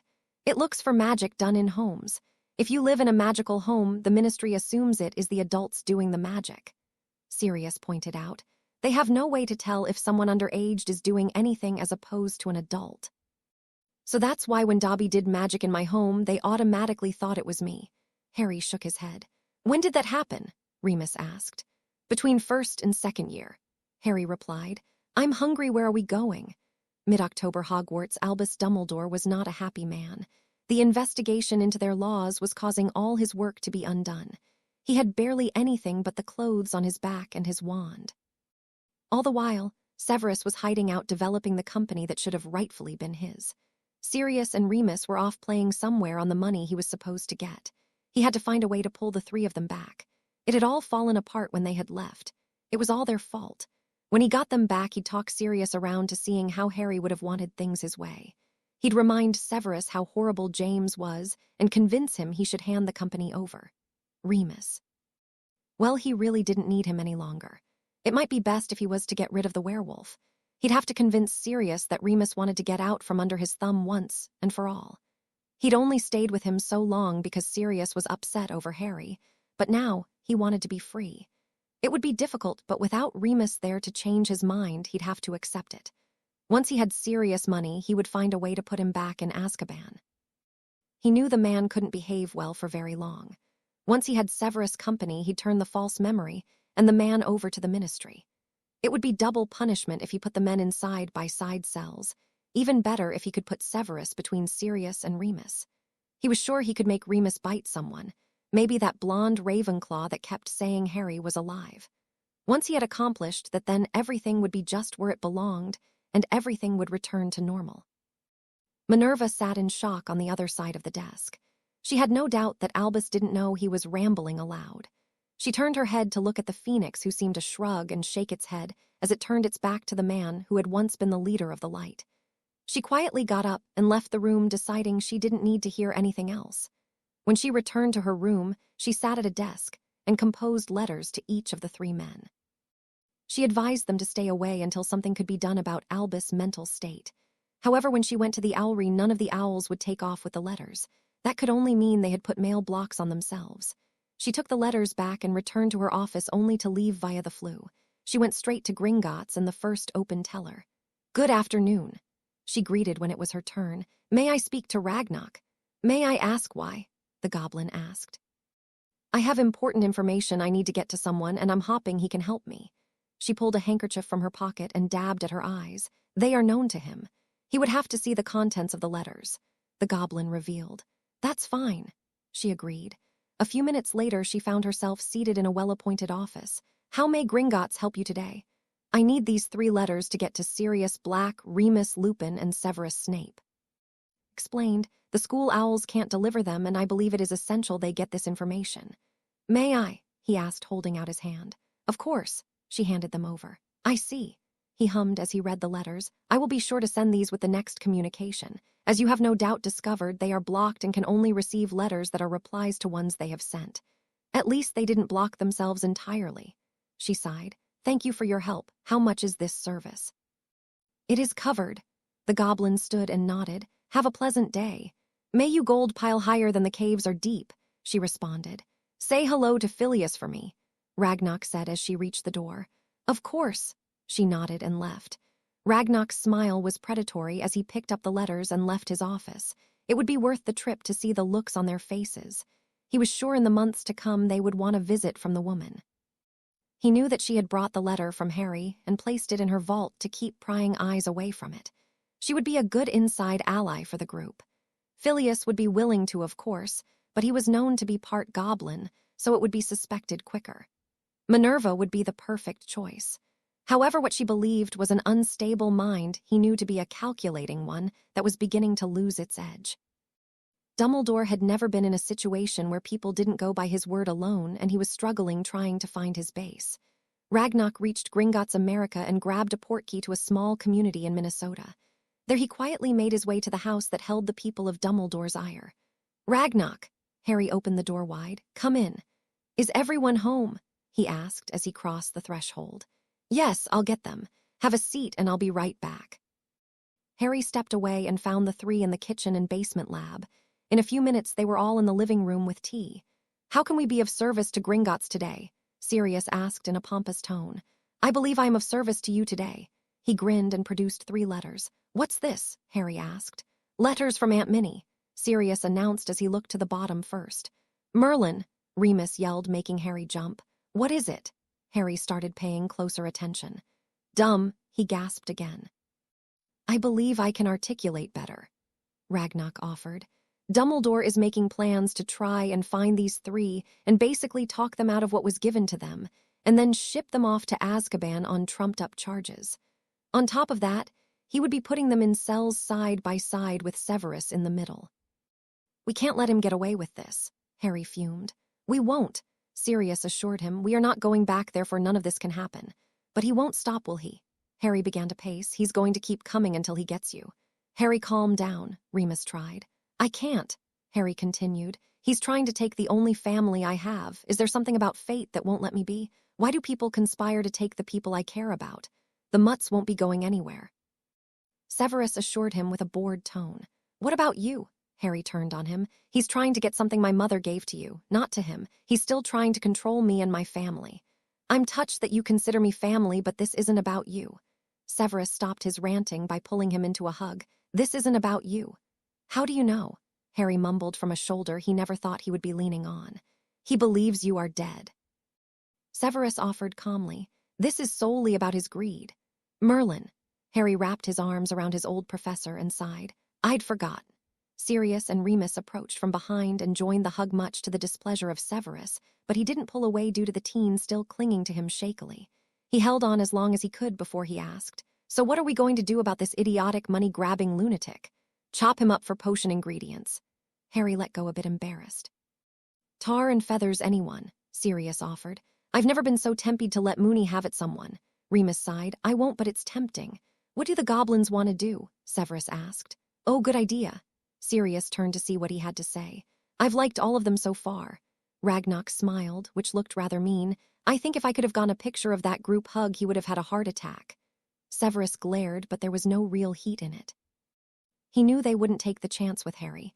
If Dumbledore found out Harry was alive, he would not cease until he had the boy back in his clutches and probably secured in Azkaban. There would be nothing they could do to stop him. Harry had to stay a secret. So what do we need to do? Harry asked, pulling Severus from his thoughts. Basically avoid him. Ragnok shrugged. If he comes up with something that would make you consider going back, come to us first. We'll find out if it's real or not and see if we can get around him. Other than having Harry, there isn't anything he could have to draw me back, Sirius stated. There are a few things he could draw me back with. Severus hesitated, but I don't think there is anything more important than keeping Harry's secret right now. He wants me dead or in Azkaban, Remus added. I won't be going back, maybe not even after he's dead. Good, Ragnok nodded. Anything you'd like to tell Professor McGonagall? I wish I could tell her I'm okay. Harry dropped into a chair. Sit, don't drop, Severus reprimanded. A thank you would be a good place to start. Catnip, Sirius chuckled. Remus bumped his shoulder but spoke to Ragnok. Do you have something in mind? Not specifically, Ragnok admitted, but it needs to be good if we're going to ask her to spy on Dumbledore for us. Severus dropped into a chair, shock plainly written on his face. Harry decided it would not be wise to remind him to sit not drop. Remus looked thoughtful as the idea ran through his mind. Sirius eased down onto the sofa and took a deep breath before he asked. Spy on Dumbledore. On his actions towards you three and anything he thinks about Harry. He explained. We don't care about anything else. Maybe we can use me as the catalyst, Harry suggested. No, Sirius began. Wait, now hear me out, Harry stated. Tell her I'm alive and that we need to know if he's trying to get to you three and any time he thinks of me. We can let her know the three of you are with me so that if he gets any one of us, the rest will be coming after them. If he gets me, you will not be coming after me, Sirius pointed his finger. Whatever helps you sleep at night, Harry smirked. Harry, Sirius frowned. We can deal with that later. Remus calmed him. Right now let's deal with McGonagall. I don't think we can tell her. Severus sat forward. She doesn't have occlumency shields. He'll be able to pluck the information from her mind. She may not even know he has taken it. Is there anything like Fidelis charm for information? Harry asked. No, Severus and Sirius both answered. In the end, they each composed a reply that thanked her for letting them know and to please write again. Her owls would find them from now on. Sirius and Remus were able to request information. They wanted to know if anyone was saying anything about Harry, good or bad. Harry did get them to promise that when Dumbledore passed, she would be invited to visit. A few days later, Harry was standing in front of his closet looking at the dress clothes hanging there. Remus promised to bring them to the game, and he was going to change in the locker room. The other guys were changing there too, but Sam was going home. She'd said she didn't want to bring her whole bathroom to the school when she could just fly home after the game. He took a deep breath and headed off to school. He put up with the chance of Hunter all day. The pep rally went the way all pep rallies do. The game was a breeze. They were playing the team with the worst record so far this season. Soon enough, he had caught the snitch and was back in the locker room taking a hot shower. Hunter, you better hurry, Mark called. Your mystery date is probably going to leave while you're still getting prunny. We're not meeting until 45 minutes after the game finished. He called back. I still have 15 minutes. Who did you talk into going with you? Barnes asked as he finally emerged. A friend. Harry grinned. He saw now how much fun it had been for Hermione to keep Victor a secret from them. Who is this mysterious friend? Arnold teased. Someone from your old school.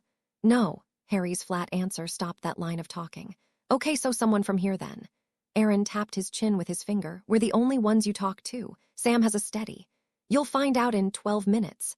Harry glanced at his watch and finished getting dressed. When he finally made it out of the locker room, he was followed by the rest of the team. He didn't see his date, so he leaned against the wall to wait.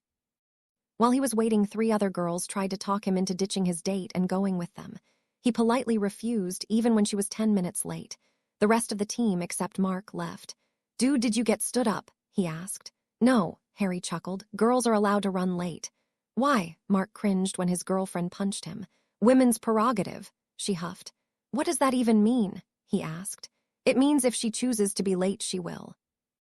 Harry offered the answer. Sometimes things come up and slow them down, and sometimes they just like to make you wait. It is our duty to wait. See, he gets it. She giggled. Who told you? A friend, he grinned. The same one you're waiting on, he asked. No, Harry laughed. Get going, I'll be fine on my own. If she doesn't show, come find me, Mark directed. Something could have come up to stop her from coming at all. Okay, Harry agreed reluctantly. He didn't need to worry because the girls showed up a few moments later. Sorry, I hope you weren't waiting long. Not long at all. He grinned. You look lovely.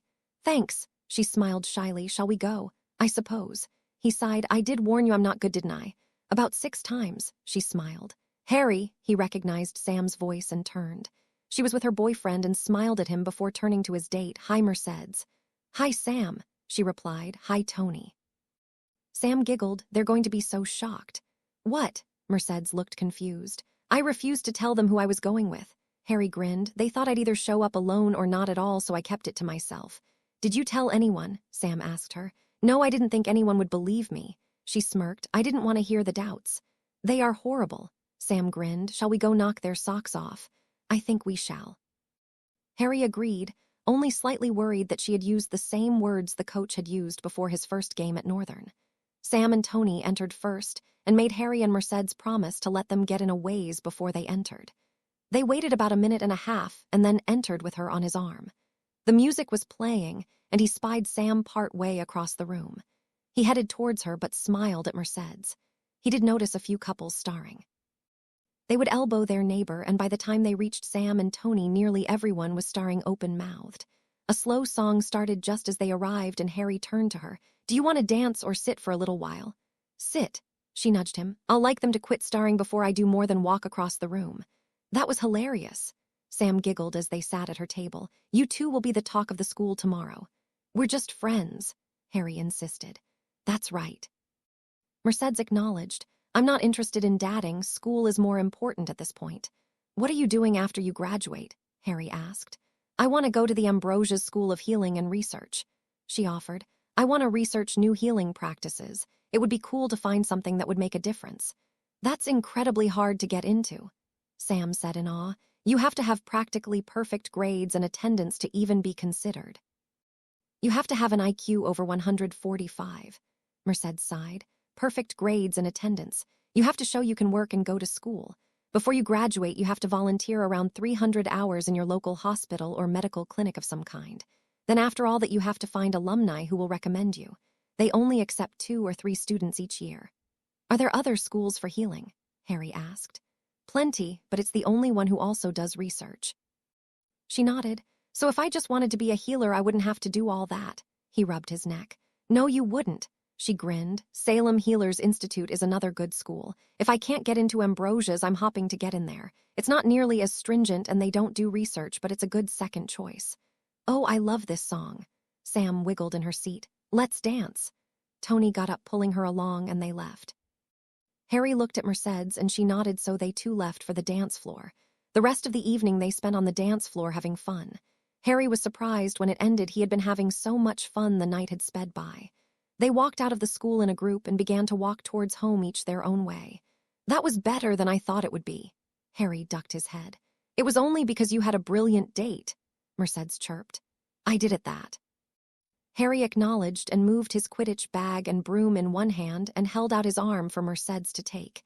He took her home, then jumped on his broom and flew, landing on his own front step a few minutes later. He opened the door to find all 3 men still in the living room with drinks. "How did it go?" Remus asked. "Pretty good," he shrugged. "Barnes got homecoming king. A girl named Amanda got queen. I thought Barnes was going to put a stretching charm on his arms to hold her off. We had to pick Mark off the floor because he was laughing about it so hard." "Did you get to kiss the girl goodnight?" Sirius asked. "No, Mercedes is just a friend." He shook his head. "There isn't any way I'm going to date someone when we could be pulled out at any second. It wouldn't be nice or fair." "I know, pup." Sirius didn't mean to dampen his happiness of the night. "I was just teasing you." "I know," he sighed. "Sorry. It's just hard because I'd like to kiss the girl. Maybe not Mercedes, though. She reminds me too much of Hermione. Somehow I don't think I should date anyone who can make me look stupid quicker than I can do it myself." Severus lost it. Completely. He busted out with a laugh that none of them suspected him of being able to produce. His shoulders were shaking and his head was buried in his hands. It took him several minutes to get it under control and was wiping his eyes. "I didn't think it was that funny," Harry huffed. "No, it's just." It took several moments to get it all out around the chuckles. More people should keep that in mind when they chose a date. But then girls like Mercedes and Hermione would go dateless. Sirius pouted. "I guess they'll have to marry for humor because no one will match their brains." Harry yawned. "Night." October 25th, Hogwarts. Albus heard a noise in his office. He left his private chamber to see what had made the noise. At first, he didn't see anything different. His office was pristine as always. All his tracking trinkets were still puffing away. His cabinets full of the school's treasures were still there. It wasn't until he turned to go back to bed that he realized what was missing. Fawkes' perch wasn't next to his desk. "The goblins stole it," he hissed. "Well, they have gone too far. That belongs to the school." It was too late to do anything about it right now, but he would see them in the morning and have it returned. Perhaps he could use it as leverage to get some of his other things back. He grumbled to himself as he went off to bed. Fawkes popped into being in Minerva McGonagall's office with his perch in his talons. The old man wouldn't be headmaster much longer, but even then he didn't think he could stand to sit in the room and listen to his plots and ploys. The cloak was never meant to be his. He would not be master of death, though it would serve him right to get it. The idiot sought to gain something he had no hope of controlling.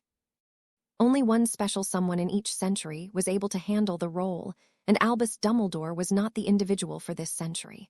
Always in the past, the one that didn't want it and was able to avoid it. This time, he could only hope they would be so lucky. Albus was up early and stabbed at his breakfast with a frown on his face. Minerva noticed and tried to keep a close eye on him. He kept mumbling about idiotic goblins all through the meal. Realizing it was the sale of his possessions that had him in a tiff, she went to her office and found the phoenix on his perch. She blinked twice before realizing that this was the reason Albus was angry. He wasn't in his office when she arrived, and she correctly surmised he was on his way to the bank. She quickly followed. She reached the doors and could already hear him yelling. She rolled her eyes and stepped in ready to calm him when he pulled his wand. She disarmed him from behind and picked up his wand as she strode forward. "Calm yourself," she insisted. "Fox is in my office."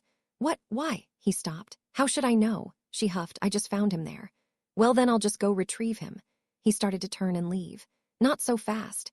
He found himself surrounded by goblins and his wand was in Minerva's possession. The goblin speaking was Ragnarok. "You pulled a wand on a goblin inside the bank. Breaking the law is not tolerated. Take him to the cells." "I don't think so." He tried to turn on the spot but forgot his wand was gone. "I do think so," Ragnarok stated and the spears insisted. "Minerva, call." He found a spear at his throat. "No talking, prisoner," the goblin growled. "Ragnarok, is there any way you would allow a mind healer in?" Minerva asked sadly. "One of our own will visit him," he assured her. "I would like you to come visit before you go back to the school if you would." "Of course." She followed him out of the main room and settled in a chair in his office with a cup of tea. "2 things of great importance have just happened. Possible 3. He settled in his own chair. "Albus will not get out before he dies." "You will keep him that long or he doesn't have long?" she asked. "He has lost the confidence of the school. That is why the Phoenix left his office. Since it appeared in yours, I assume the school has chosen you as his successor. Whether that be permanent or temporary, I do not know." Ragnarok took a sip of his own tea. The combination of the school headship, the Phoenix companion, and that wand has granted him a longer existence than he would otherwise have had. "That is several important things," she sighed. "Dumbledore being taken out of the picture is one. Change in the wand's ownership is the second." Ragnarok pointed at the second wand. "Do you have any idea what you hold in your hand?" "Dumbledore's wand," she stated. "No." Ragnarok tilted his head. "Are you familiar with the story of the 3 brothers?" "Every child in our world is," she offered. "Not every child." Ragnarok pointed out. "I doubt any of your Muggle-borns know it. I know some of the half-bloods don't even know it. But that is a different subject. The 3 items in the story, do you remember?"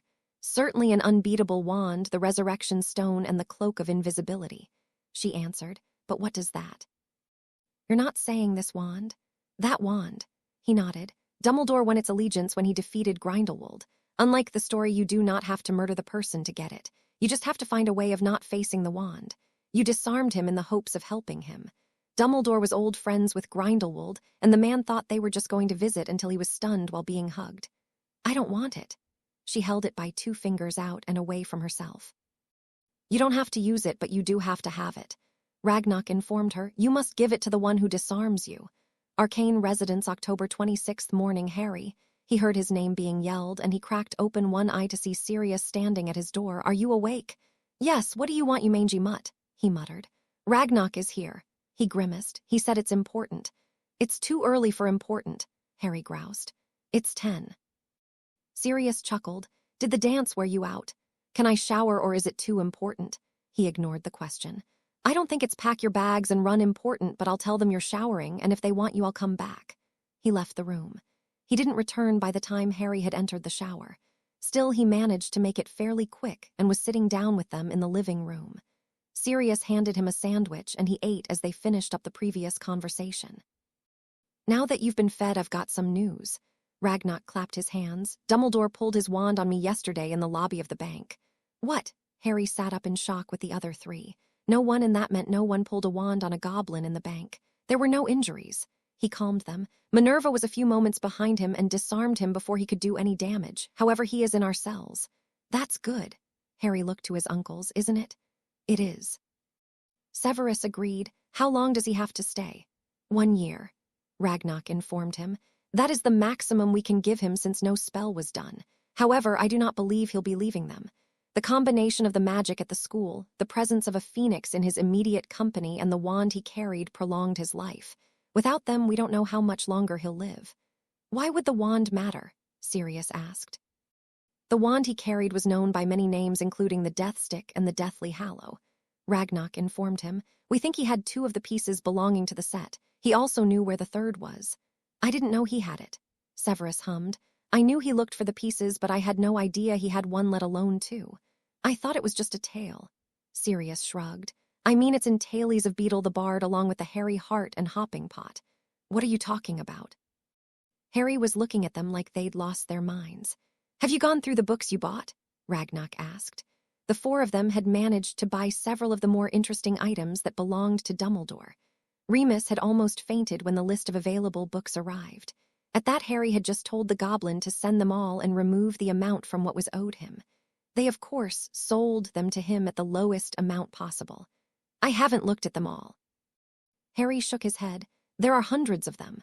You need to find and read the book entitled Tales of Beetle the Bard, specifically the story of the Deathly Hallows. Ragnarok instructed. I know where it is. Remus stood and left to get it and returned a few moments later. I'd had it out to read. I was told the stories, I never had the chance to read them for myself. He handed the book over and Harry found the story and read it. So he had Death's wand. We don't know if it was really Death or 3 very smart wizards. Ragnarok explained. We do know they exist. The stone has resided at the bank a few times. The cloak passed down through the Peveril line until its last male member died. We know he passed it to one of his 3 daughters' sons, but we don't know which one. I do, Sirius grimaced. The Potter line got it. Well, then we know the location of 2. Ragnarok nodded at Harry.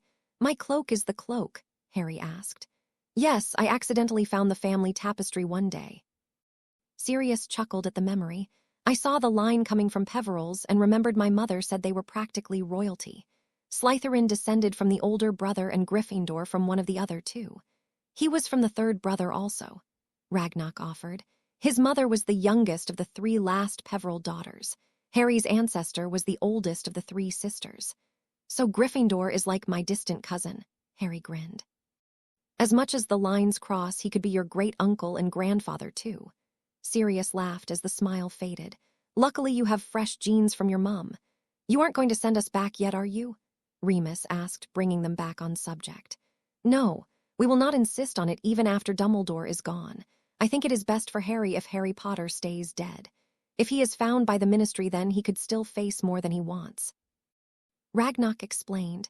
Hate from those who wanted Voldemort to win and adoration from those who wanted him gone. All in all, he would have a rather difficult time living normally. I believe that is your main goal. It is, Harry agreed. I won't ever go back. I may bring my friends here, but only if Dumbledore is dead. If he makes it out of your prison alive, I don't want him looking for me. I'm staying with Harry, Sirius and Remus said together. I believe I will also stay here. Severus stated pointedly, not looking at the others. If he does make it out alive, I also want to be far away. Very well, Ragnarok was pleased. One more thing, I have the last of the items you purchased from the Dumbledore estate. One odd item seemed to have a place in his belongings. It was labeled as the first snitch you ever caught. Harry picked it up, but it didn't respond. Sirius was the one that caught it. It should flutter its wings if it had been yours. They have flesh memories and should respond to the person who touched them. He didn't catch it in his hand. Severus chuckled. He almost swallowed it. Well, pop it in your mouth and let's see, Sirius told him. Harry knew it had already been checked for magic. The goblins wouldn't bring it to him unless they had. He did roll it in his shirt to clean it a bit and then put it in his mouth. When he pulled it back out, he sat it in his palm and the wings fluttered out, lifting it just off his palm. That's odd. Ragnarok looked at it. It should fly around. Is there a way to open it? Harry asked, thinking it had felt heavier than it should. At the word open, the wings went back in and the side opened up and a small black stone rolled out into his hand. He looked at it curiously and rolled it one more time. He almost dropped it when 2 more people arrived in the room. Hello, son. James waved from the other side of Sirius. No one can see us but you. Harry, love. Lily leaned on James' shoulder. We are so proud of you. But, he began. What's not to be proud of? James asked. You stopped the worst force of evil the world has known in centuries, and you are an amazing seeker. Harry's face flushed with embarrassment at the comment. He stood and moved over to them, but when he tried to touch them, his hand went through. He didn't pay any attention to the other 4 in the room who were trying to get his attention. How are you here? Harry asked. The stone. Lily said simply. Okay, can I see you anytime I want? He asked. No, I'm afraid not. She shook her head. You shouldn't use it often. Remember the second brother. Right, he ended up dead. Harry grimaced. I'd rather not do that. We don't want you to do it either. James nodded. We'll have plenty of time together after you die, but not until you're like 300 or something. One more bit of advice, Lily offered. Never disarm Minerva. If you'll have possession of all 3 items, Master of Death might sound good, but the reality of it is something far from it. Can I just get rid of the stone? He asked. You can try. James chuckled. Good luck. Do you have any advice, Dad? Harry asked. Nope, I think you're doing great all on your own. He smiled. Your uncles are doing a pretty good job too. Severus needs to ask Ragnock where Fawkes is. You need to put the stone down now. Lily smiled. Thanks for coming to see me. Harry grinned. I can wait for a while to see you again. Love you. Love you too, they both responded. Harry tipped his hand and let the stone fall before he started to crumble to the ground himself. Strong arms caught him up and helped him back to the sofa. He wiped his face on his sleeve and took a deep breath. Ragnock, I think it would be best if that were returned to the snitch and put back in my vault. I agree. He nodded. Would one of you mind? Sirius levitated the stone over and Remus caught it in the snitch which closed around it. None of them were willing to touch the stone itself. Ragnock took the snitch back and put it in a pocket. The group sat in silence for several minutes while Harry composed himself. Dad said my uncles were doing a pretty good job. He sniffed. Severus needs to know where Fawkes is. He's with Minerva, Ragnock explained. Why? I've been trying to get Dumbledore to give me some tears for years.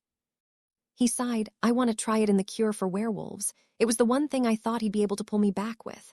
I will ask her to ask him for some. Ragnock agreed. I don't know if that has ever been tried before. Do you think it's safe to tell her about Harry? No, Harry stopped them. Not until Dumbledore is dead. I want to give him no chance to find out I'm alive.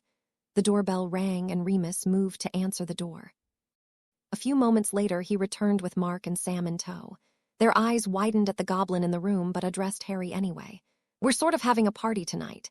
Sam, the brasher of the two, finally spoke. Scary movies, junk food, and candy. Do you want to come? I don't know. He hedged and turned to the others. Ragnock tilted his head. Is this a normal human teen experience? Yes, sir, she responded politely. We do it every year. She turned back to Harry. Mom wasn't going to let us have it, but Mark brought his grade in charms up, so this morning she gave in. I don't see any reason why you shouldn't. Ragnock nodded. Unless it's the time of year that is bugging you. I know your experiences on this day have always made it interesting for you. Sam's eyebrows lifted, but she didn't comment.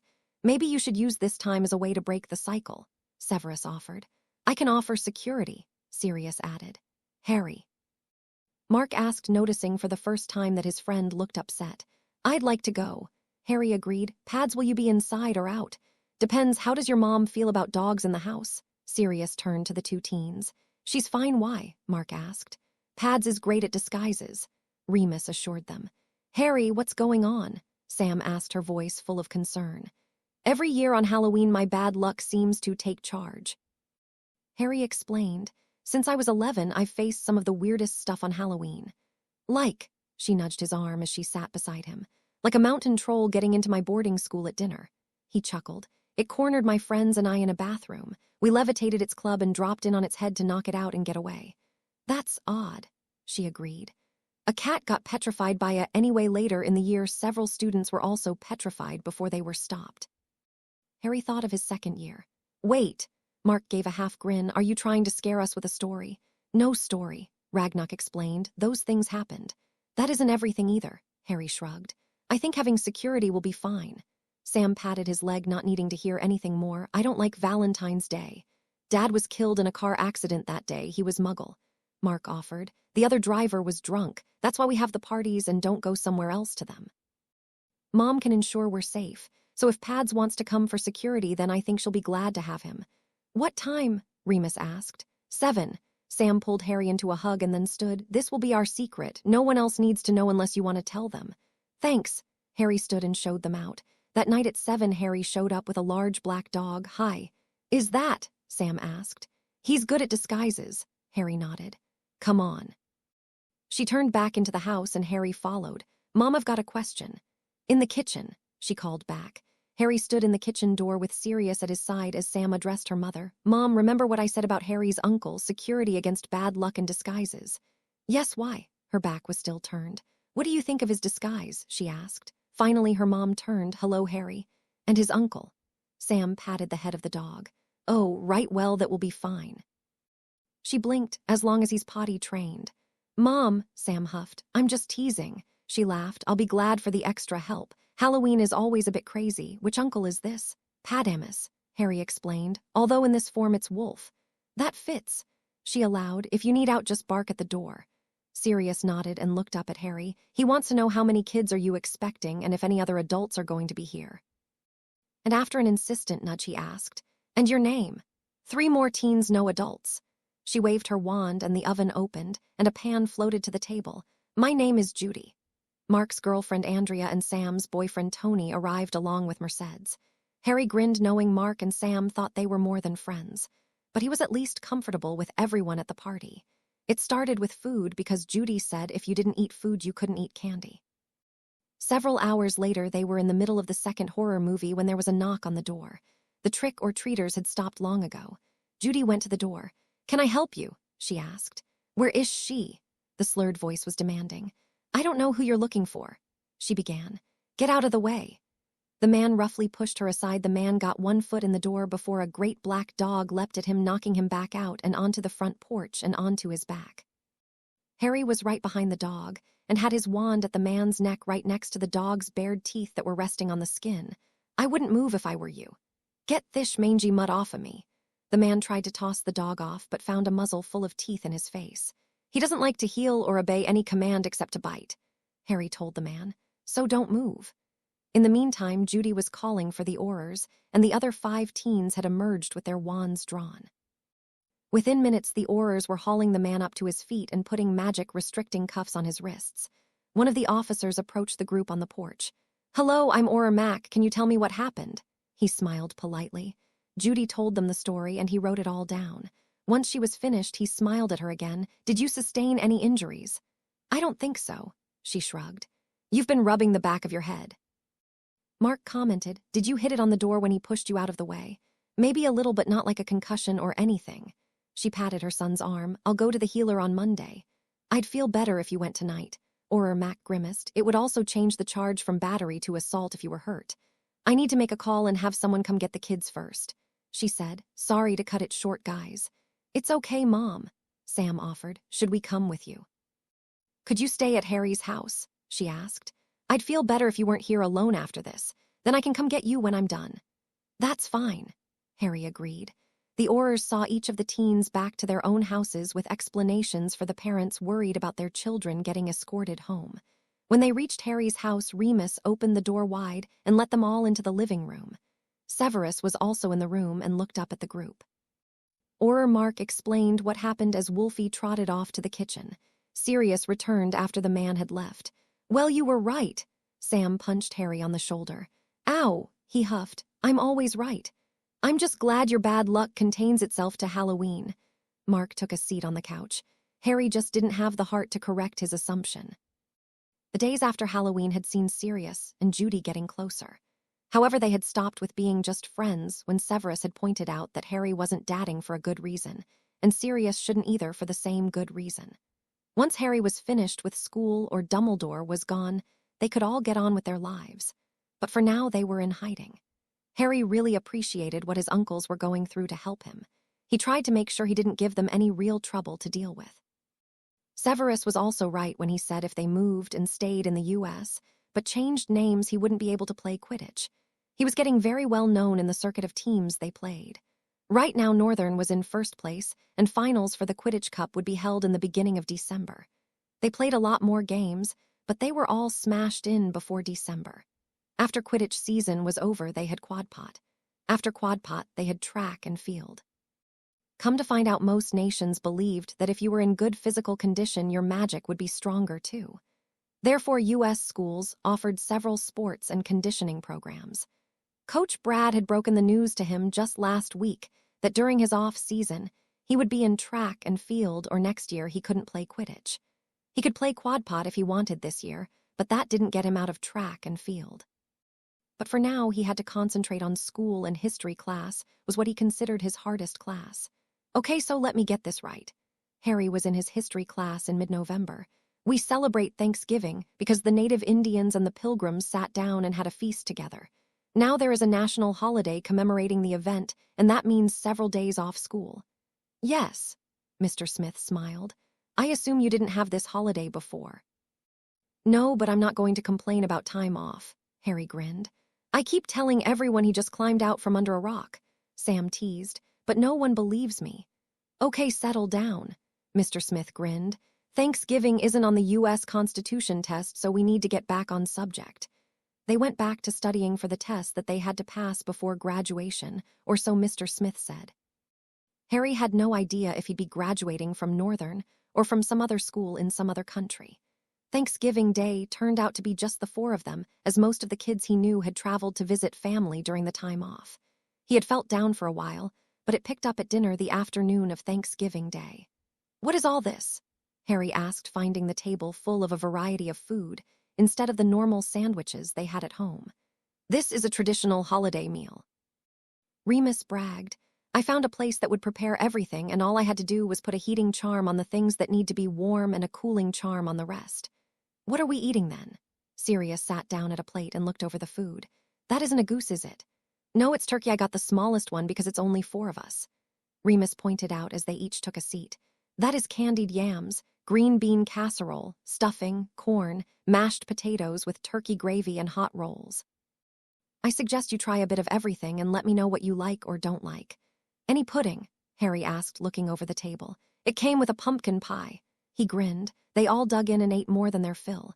Harry was the first to admit it. I ate way too much. As the holiday was only a few days long, he returned to school and Quidditch finals. The teams they were playing weren't the teams they played before.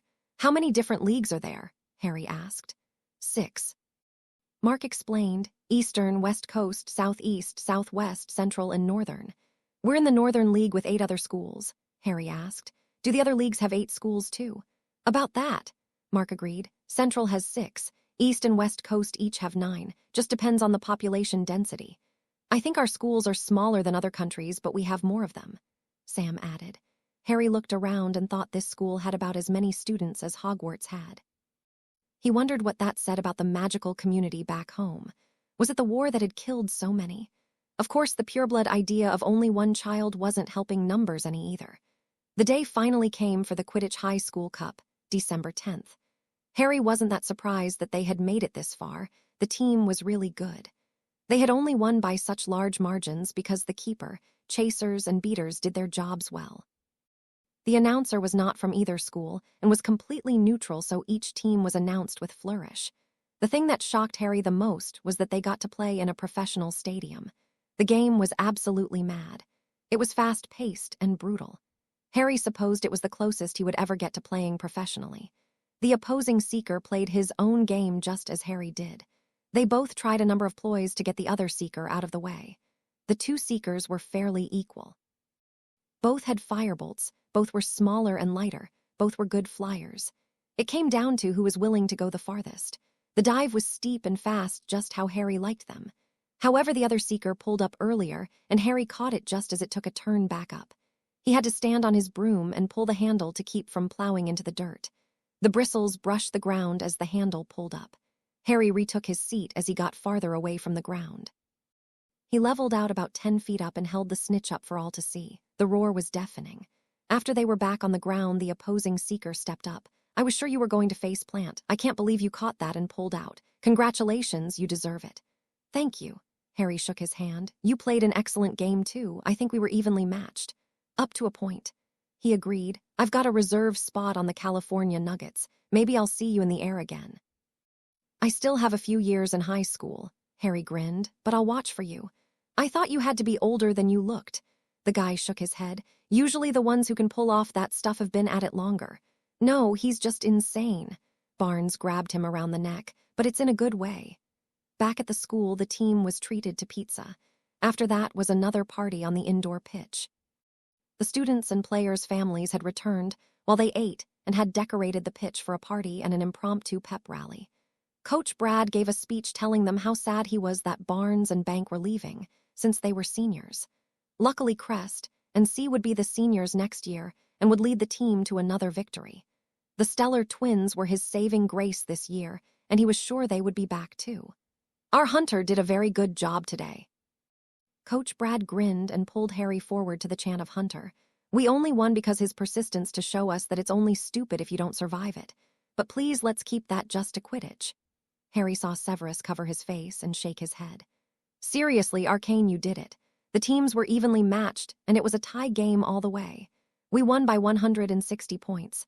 Crest made the final goal just seconds before you caught the snitch.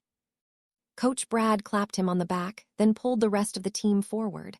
I give you our Raiders. Harry was glad the next day was Saturday because he was exhausted. Sirius had to practically lift him into the bath. He felt like he'd been beaten black and blue, and then they went back to try for purple and found it. He soaked for the longest time, reheating the water as he went. Before he knew it, Christmas was upon them. He had gone shopping with Remus and later with Sirius, trying to get all the presents he wanted to give. He was giving Mark and Sam tickets to the next Quidditch game for their local professional team. He found a book on ancient medical practices that were still in use for Mercedes. He figured she'd need to know what kinds of things needed improving. In case she already had that, he also got her some candy. She loved sugar quills, though she thought she had hid her addiction. For Severus, he found a place that specialized in rare and hard to find potion ingredients and gave him a gift card with enough on it to buy a couple things. Remus got a wizard space box full of chocolate frogs with a password that Sirius didn't know, along with a dozen books on various subjects that his history teacher had suggested he might like. Sirius was the hard one. If he wanted something, he just went out and bought it. If he wanted chocolate, he'd steal from Remus. So he was stuck for a while. Finally, he found something he thought would work. A Muggle friend of Judy's was into old cars. He had bought 2 old cars and robbed from one to refurbish the other. So he had a partial car that needed a lot of work, and he had agreed to sell it to Harry. So in the garage attached to the house under an old greasy tarp was a rusting old car frame and not much more. The guy said it was a '67 Chevy Camaro, and he had let Harry take pictures of the one he had restored so that Sirius would know what he was getting. Judy had told him they were called muscle cars, and Harry knew it would work. Christmas morning went well. Harry got a television, movies, and a player from Remus. Severus, amazingly, gave him a gaming platform that he had played at one of his friends' houses, and Sirius had given him season tickets to the local professional team. It was a box so he could take several friends every game. Remus and Severus loved their presents, but when it came time for Sirius, Harry got a bit worried. If you don't like this, it's okay, because the guy said I can probably sell it for more than I paid. He stood and led his godfather from the living room. Severus and Remus followed because Harry hadn't told them what he bought and they wanted to see. Out in the garage, Harry pulled off the tarp to the rusty contraption, which left all of them scratching their heads. Then he pulled out a picture. This is what it can look like when you're finished. You bought him an old car? Severus asked, confused. Judy called it a muscle car. Harry shrugged. The finished one is really cool. I've got permission to take you all over in a few days so he can show you what it will do. He's Muggle, so he's just talking power and stuff. It's perfect. Sirius breathed. I can't believe you found one. You okay with having to restore it yourself? Harry asked. Absolutely. Sirius nodded. He hadn't taken his eyes off the pile of stuff. Some of my best memories were fixing up my bike. Now I can make some new ones. Your dad helped me with the bike. Are you going to help with the car? Okay. Harry grinned, and Sirius finally turned from the car and pulled him into a hug. Is his going to look just like this? Remus asked, holding up the picture as Sirius let go to start shifting through the car parts. The body will, but the paint is optional. Harvey said they had a lot of colors. The blue one he liked almost as much as the red. Harry explained. Harvey is the one that sold it to me. And you don't have to use factory colors, it's up to you. They had cool names though, like Bolero Red and Deepwater Blue. I think there were 15 colors plus custom stuff available. There were a couple choices of tires and wheels too. This is so cool. Sirius picked up a part and hugged it. Put it down for now. Remus chuckled. We have lunch to get through. Quadpot, Harry decided, was not the sport for him. They were going over the rules and things during his sports class. Over the season, they would learn how to play it and a few Muggle games, one of which was called Kick the Can. Harry wasn't sure he wanted to know about that one. Coach Brad was the quadpot coach as well as the track and field coach. Harry wondered how he kept all the rules for all the games straight. They were just getting set to play when Harry got a bit of relief. "Coach Brad, please send Harry Arcane to the principal's office." The announcement came through the speaker near the door. "What did you do now, Arcane?" Mark chuckled as Harry stood. "It wasn't me," he declared. "It was the one-armed man." Likely story. Coach Brad waved him off. "You just wanted to get out of Quadpot." A few minutes later, Harry was wishing for the Quadpot that he had been happy to avoid earlier. The principal had shown him to the superintendent's office where he found his 3 uncles and 2 goblins. He sat in the only open chair and waited for the news. "We're having to change our plans," Ragnock stated with a frown. "Somehow he has escaped our cells. It looks like he scrambled the brains of our guard." A Confutus. Harry asked, wondering why they hadn't just used the counter. A wandless one mixed with some legilimency. The combination didn't quite work right. Ragnock sighed. "We don't know if he'll ever get straight again." "I'm sorry." Harry frowned in thought. "So do you think he found out I'm alive, or is he just coming after these 3? "Just them, but you could be caught in the crossfire if you stay with them," Ragnock answered. "I'll be worried out of my mind if I don't know they're fine." Harry countered, "Not good for Owl Year. But if he finds us, he finds you." Sirius frowned. "How likely is it that he'll find us?" Harry asked. "We're thinking he may not know, but he does have the means to find out." Ragnock stated, his frown increasing. "He had the guard bring him 7 portkeys. One of them comes here. We are assuming that he just got them to escape, but we can't dismiss the possibility that he asked the guard to bring him a portkey to these 3. If he did, we think the guard was fighting his controlled confusion and added a few others to slow him down and or throw him off. So how are we handling this?" Harry asked. "They are already disguised slightly. Are we increasing that or adding security phrases or even a Fidelius charm? Extra wards wouldn't be a bad idea anyway, or we could cut out all magic and live muggle. I doubt he'd look twice at us." "I'm rather surprised you'd think of that many." The superintendent looked confused. "He doesn't know who you all are," Ragnock reminded when Harry raised an eyebrow. "Just that we're hiding you." "Right," Harry nodded once. "What are your plans?" "Our plans were to move you and leave these 3 for bait." Ragnock shrugged. "No." Harry squashed it right away. "I will be here. We need something else. You did say that Hug would have given him a heart attack." "Oh, I've got it." He got a mischievous grin on his face. "I am not going to like this," Severus groaned. "Have him find Selwyn and Pademus living together as a couple undisguised." Harry snickered. "He'd die of the shock of it." "No," Sirius and Severus answered together. "See, they work so well they know what the other is going to say." Remus joined Harry, laughing. "As entertaining as that would undoubtedly be, I think not." Ragnock tried to hide his grin. "If you won't leave, then we'll just heighten security." "How will you do that?" he asked. "I have 2 Aurors who will be joining you here." Ragnock grinned.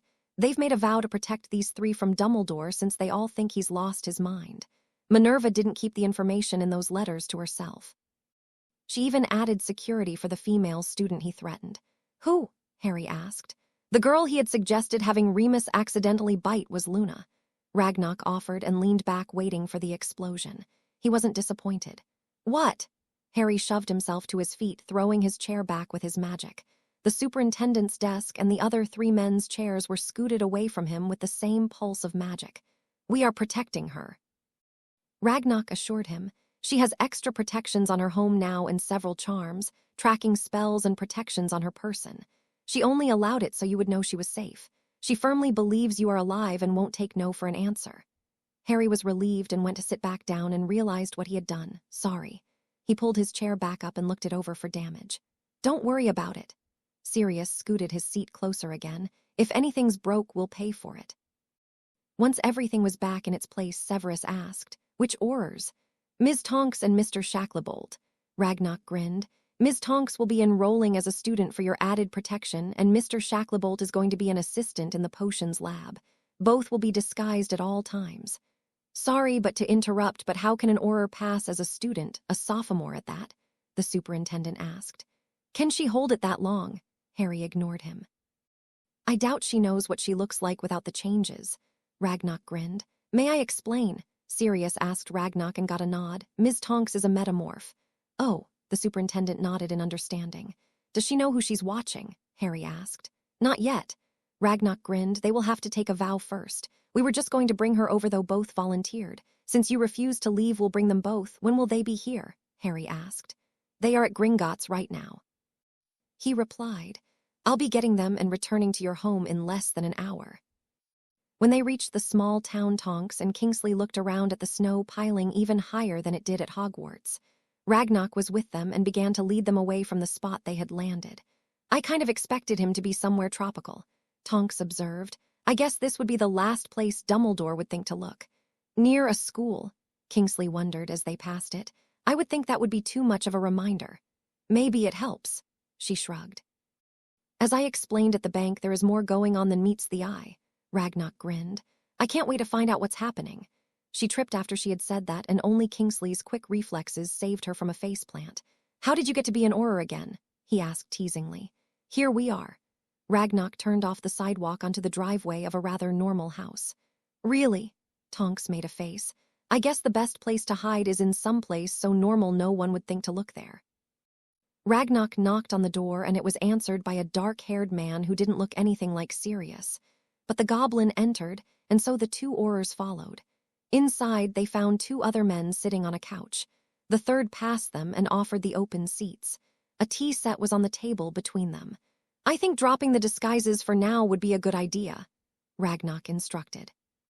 Tonks' mouth fell open when not only were Sirius and Remus revealed, but also the missing potions Master Severus Snape. Merlin, and you haven't killed each other yet. We're fine, Sirius grinned. In fact, the goblins saw fit to give me a fraternal twin brother. I am Pademus, known as Pads, and my brother Selwyn. He indicated Snape, and our friend Lee. Kingsley let out a full, deep belly laugh. It took several minutes, but he finally was able to speak. He is only looking for two. He could pass you by and not realize. You have an excellent system, Ragnock. Thank you, he grinned. Now I do have one more surprise. You must promise not to reveal the identity of the last person. Remember the vow. And you must give up your wand for a few minutes. Severus was glad he got to tell them that. It had been the hardest thing he had done. I had to when I was introduced. Both reluctantly and handed their wands to Sirius. He smiled as he took them. I forgot our cover name is Arcane and Lee's last name is Lunar. We all play uncle to our nephew. This is the reason we are here, Harry Arcane. Harry stepped out without any glamour on. Both reached for their wands and remembered they were gone. Dumbledore said he was a Horcrux and had to die. Kingsley began. Did he lie about that too? No, Harry answered. However, I am no longer a Horcrux. You would be dead. Kingsley replied matter-of-factly. I was. Harry replied just as calmly. However, I lived though it while the Horcrux did not. The goblins have checked. Feel free to check yourself. Ragnock knew both Aurors would have to see it for themselves. Once the spell was done and he was shown to be clear, Tonks jumped up, her hair still going through colors, and pulled him into a tight hug. I'm so glad you're not dead. But why are you hiding? Surely you know. She got no further because Harry interrupted and told the two of them the story, with help from the others. Two shocked Aurors gaped at the quartet of people and one goblin as the story was told. Have you tested your saliva outside of animal form? Kingsley asked. I'd be interested to know if your bite will kill someone. I hadn't even thought of that. Harry looked horrified. We did, Ragnock answered. We tested him under all types of emotional responses. His human form has no basilisk venom, and his Animagus form only seems to do it when he perceives he is in danger. That's what you were testing for? Harry asked. Along with your level for the school, Ragnock grinned. So what are we doing? Tonks asked. Selwyn Arcane runs a potions business out of the basement. Ragnock explained. His twin Pademus helps. They also take care of their nephew Harry Arcane, their brother's child. Lee Lunar is his mother's brother and also helps in the business and shares custody of Harry. Harry's parents were killed recently by a terrorist who was after the secrets they worked on. Harry was injured during the incident and is hiding from the terrorist who would find and kill him if they knew he was alive. This is the cover story for the American government and the school. They know it's a false story, but at the same time they know it's not too far off. They just let you bring in people, Tonks asked. We have an agreement, Ragnock clarified. We won't bring any criminals and they won't ask questions. They also know we are looking for Dumbledore, but not that the two cases are related. What about us? Kingsley asked. You said we could help. A very nice African fellow is moving in to help in the growing potions business as security. They have some nice new products they don't want to get out, Ragnock explained. Also, Lee's brother has taken ill, and so he is taking in his 15-year-old niece. Government and school officials know she is protection for Harry. We are going to set up some rendezvous points in case Dumbledore gets too close. She'll run with him to one of them. So if we run, I'll know there is immediate trouble, Harry said. So I'll only have to start really worrying if we skip out. I'm surprised you aren't demanding to stay and help. Tonks grinned. I get to stay now. They wanted to just send me away to sit in limbo. Harry frowned. I convinced them to let me stay until he gets close. I can't let him know I'm alive because he'll kill me first and ask questions later, or he'll start spouting that I'm dark because I'm a magical mongoose with basilisk venom that killed 3 people. I can see that happening at the ministry too.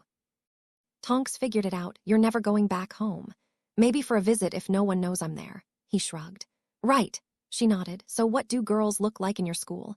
First, you need to know that Harry is the star seeker for the school, and the way he seeks has earned him the nickname Hunter. Sirius grinned as Harry reddened. He's got 3 good friends and 2 by proxy. Why don't you let me tell her? Harry huffed. It will be weird if she knows from your point of view and not mine. The next day, Harry showed up in the office with his cousin Amy. She was sent to the counselor as Harry headed off to class. By lunch, she was ready to join him for the rest of the day.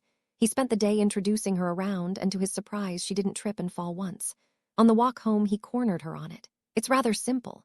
She looked a bit embarrassed. I'm only slightly taller than you are. I use my abilities to make myself taller. So you'd rather be known as a klutz than to be short? He asked. Far from it. She grimaced. You have to be at least 5'8" to be an Auror. I'm naturally 5'6". Maybe you should this time to slowly let yourself grow to 5'8", Harry suggested. I'm thinking that if you grow to that at a more natural pace, you'll get used to it a little at a time and you won't be as clumsy. Can't hurt to try. She grinned. Harry and Tonks spent several weeks in the school together before anything happened.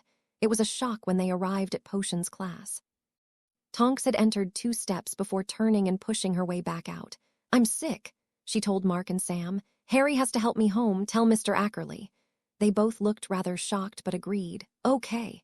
Harry was as bewildered as they were but followed her nonetheless. What? He was in there talking to the potions professor. She hissed and pulled him along. We're leaving, but I'm sending a patroness to Selwyn and the backup. Merlin. Harry stepped up the pace and nearly drug her out of the school wards. Severus was at a delicate part in his potion preparation when he was disrupted by Tonks' patroness. Dumbledore seen, talking to Potions Prophet Northern. We are in hiding. Code red. He yelled out and vanished his newest potion. He'd been working for hours, but that didn't matter at the moment. The 3 others met him at the top of the stairs. He showed up at the school to talk to the potions professor. Merlin, are they gone? Sirius asked. She said they are in hiding. Severus nodded. Down to the lab, Kingsley insisted. This is the plan, let's follow it. Right, Remus agreed and herded the other 2 back down. Back in the lab, they took seats. After about 30 seconds, Severus smacked himself in the forehead. Remus stopped him after the 4th time. What are you doing? He asked. You know that new potion I've been working on? He asked. The new Wolfsbane or the one the replacement for the blood replenisher? Remus questioned. Blood, he nodded. I vanished it. You did what? Sirius asked. When the patroness came in, I vanished it. He looked frustrated. It was at a stage where I had to stay with it. I forgot that the plan was to stay in the lab until he was either caught or left. The last part he yelled, I could still be working on it. Sirius snickered first. Kingsley tried to cover his with a cough. Remus tried to comfort him with a hand on his shoulder, but his smile was trying to make a show. Before they knew it, all of them were laughing about it. It took several minutes to calm down. Why are we laughing? Severus sighed. It's better to laugh about it than cry or rage, Remus offered as he calmed. Clears the air and the mind. I suppose. He shook his head. Where are we? Harry asked when the portkey stopped. The room was nicely furnished with a sitting area and cabinets on one side and a couple twin beds on the other. A secure room in Gringotts, America. Tonks grinned. We'll stay here until he's caught or they determine he is gone. Who is making the determination? Harry asked. American Aurors, she replied. They'll be searching for his magical signature. That way if he's just hiding, they'll still find him. Unless he doesn't do any magic. Harry nodded and found a seat. Anything to do while we wait. Let's see, there is supposed to be food and entertainment in a cabinet somewhere. She began to look around and Harry picked the other side. Here's the food. I found a pack of cards. Harry held them up. You also have the homework we were assigned in Charms, she added. I'm a little keyed up for homework. He shrugged. Maybe for the written work, but you can work on the charm, she suggested. Harry gave her a look that said I don't need to work on it, then proceeded to demonstrate the charm perfectly. But you struggled in class, she frowned. I always struggle in class just like everyone else, he shrugged. You've got a mental block, she accused. No, he chuckled but then grew serious. I don't like to stand out. I could have gotten it on the first try, but I don't want to be that person that the teacher points to and says something like, "Oh, look, everyone, Harry has it, see how well he does." That sounded just like Flitwick. She giggled. Well, he did do it a lot. Harry scratched his neck. I just don't want to draw attention. The only class that doesn't work in is potions. If you don't get it right, you just look like a dunderhead. How long did it take you to figure that out? She asked with a quirk of her lips. Never really got the chance. He shrugged. More times than not, one of the Slytherins would toss something into my cauldron and mess it up. Did Snape know? She asked. Only the times it blew up. He moved over to the couch with the cards. Sometimes I think it still would have failed even without their help. He helped me a lot, just before I started at this school.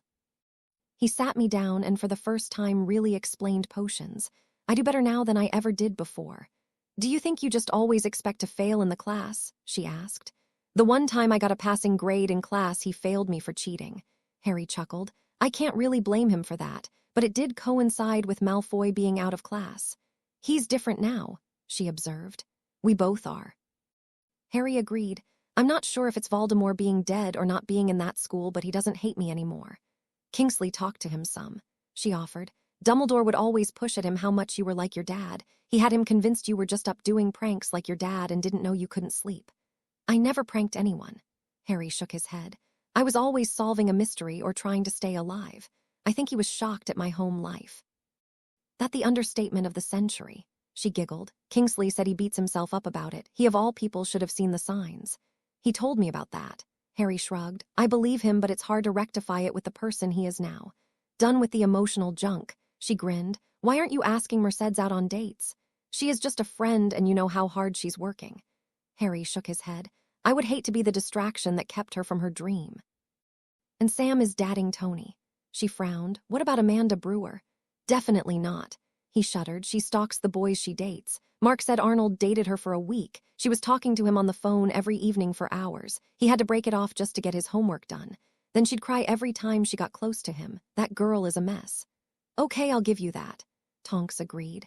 At the house, Severus began his potion again to help distract him. At least he could skip all of the mistake he had made earlier in the day. His was a meticulous note-taker, after all. When he was back to the same point and paused a moment to wait for an interruption, when none came, he continued.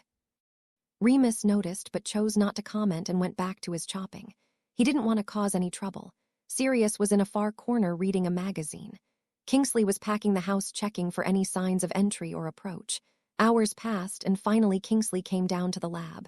Auror's report he is gone, Kingsley stated. He had left the school by the time Auror's arrived. They tracked him across town to several stops, but they never caught him. They did see him once just as he apparated. They caught his magical signature in New York. When will Harry be back? Sirius was sitting straight and listening intently. The goblins are keeping them until tomorrow. They are both asleep in their safe house and he'll be sent home tomorrow. Kingsley knew they were still on edge. It's Saturday, so he'll be home all day. I'm going to watch a movie. Sirius left the lab. Go with him. Severus waved Remus off. You've got everything prepared, and if this doesn't work, I'm going to stop for the night. Night. He called as he left. Anything you need before I go up? Kingsley asked. Severus looked up and shrugged. A few drops of blood if you don't mind. I'd like to test with different blood types. Where do you want it? He rolled up his sleeve. Severus produced a vial and instructed, no more than half full. He filled and corked it before he left the room. After 2 hours and another failure, he threw in the towel and went upstairs. The movie was just getting over and Sirius was trying to pick another. I've always liked Star Wars, Severus stated as he took a seat and sipped at the tea he'd made. Sirius grinned and waved his hand. I have the movie you're looking for. That's awful, Remus chuckled. Just don't do a Princess Leia imitation. Kingsley took a seat. You'll mess up my fantasy. Move along. Severus tried to keep a straight face. Move along. I can't believe the dungeon bat is doing movie lines. Sirius chuckled. Harry will never believe it. I'd deny it anyway. Severus took another sip of his tea. But you have 2 witnesses. Kingsley chuckled. I'll have to think of a way to bribe you, Severus huffed. I can't take bribes. Kingsley grinned. They're illegal and I'm an Auror. Bribes are a no-no. Even when it revolves around chocolate-covered coconut, he asked. That's not a bribe, Kingsley stated. That is a present. I can take presents. And forget movie lines, he asked. What, I don't remember any movie lines. Kingsley sat straight. He was prodding Sirius to set up the movie faster. Whatever. Sirius put the movie in and they ended up watching all three before Harry and Tonks returned the next morning. 4 bleary-eyed men took naps after breakfast. Star Wars is in, you want to watch it? Harry asked her. Sounds good. She headed for the kitchen. Is it too early for popcorn? It's never too early for popcorn, Harry confirmed. Spring was late, Harry decided, as he watched the late snowfall. April is spring, not winter, he was sure of it. Kinsley and Tonks were still with them for security. When the minister had told them to return or get fired, they both quit and went to work for Gringotts. Eventually, they had decided to start a security company, but that would be after Dumbledore was taken out. Harry bundled up and met Tonks by the door, and they trudged through the snow to the school. Harry was freezing by the time they made it. For some reason, his warming charms were not very effective with the wind blowing like a hurricane. He wasn't the only one grumbling when they got in the doors. Why couldn't they just call off school? Sam asked as she stomped in behind him. This is horrible. My heating charm lasted 30 seconds, Tonks added. I have excellent heating charms. Merlin. Mark was looking down the hall. Look, Merlin with loud robes. Harry looked up and found Dumbledore walking down the hall at him. Coach Brad was at his side and had a grin on his face. Most of the team all in one place. He clapped Mark on the back. This is Mr. Crinkle from Sydney, Australia. His school is looking at an indoor Quidditch pitch and he would like to see it in action. Principal Linden has given you all a pass for first hour so you can help demonstrate. We've got a test in potions. Mark pulled back. Has Mr. Ackerley let us off? He called in sick today. Coach Brad explained and steered Dumbledore back towards the pitch. You did bring your brooms today, didn't you? Yes, Sam answered, but I need to change. You've got 8 minutes, he called back. Amy, Harry whispered. Already done, Tonks replied. You told them we're staying, he asked. I did, she agreed. We can't disappear or he'll get more suspicious. The house was in an uproar. Sirius was just about to blow a gasket. Remus was sitting on him and everyone was yelling. I've got to get a Harry. Sirius was pushing and trying to roll the werewolf off. You'll just give us away, Severus growled. If he doesn't know it's Harry, then don't run out there and tell him. Why would he be here checking on Quidditch pitch if he didn't know it was Harry? Sirius nearly lifted Remus off, but Severus still had his feet. He could just be checking the teachers. Remus suggested. He checked the potions professor first to see if it was Severus. He saw the history and defense teachers and they are obviously not werewolves. Now he's checking the coach to see if it's you. You think so? Sirius stilled. Yes, I do, Remus sighed. You have to stay or Harry will be in his clutches.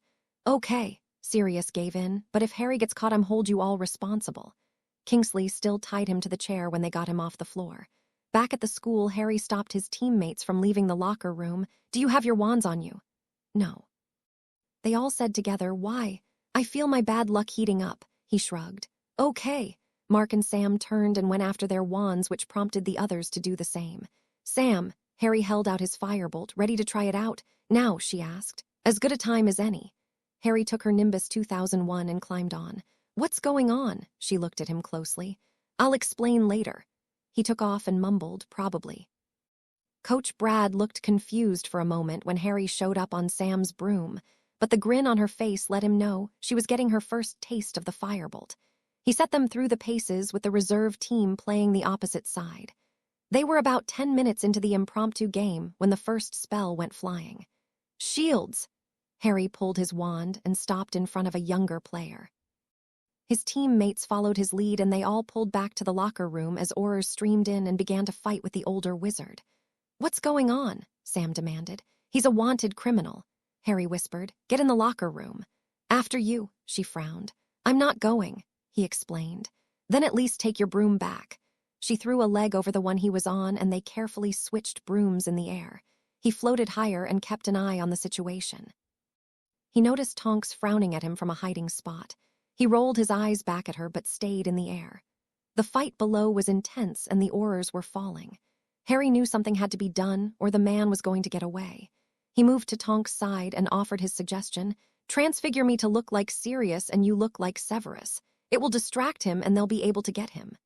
She agreed as another Auror fell. The transfiguring went rather quickly and the two stepped out and fired a few spells to get his attention off the last of the Aurors. Dumbledore, what are you doing? Tonks yelled using Severus' voice. Finally, I found you. He turned to them. You must return with me. Things are falling apart at home. We need both of you to come back and help. No. Harry's impression was spot on. I can't go back. I can't see those people and forget what they did to Harry. Harry noticed that one of the Aurors was awake and was waking the rest. He made sure not to look at them directly. Come now, Sirius, he pleaded. It's for the greater good. You wouldn't want Harry's friends to suffer, would you? I need you to help me protect them. Harry would want them protected. Can you stand to fail your godson again? That's rich, Tonks said. Harry wondered how she did the voices so well. I do believe the children are fine.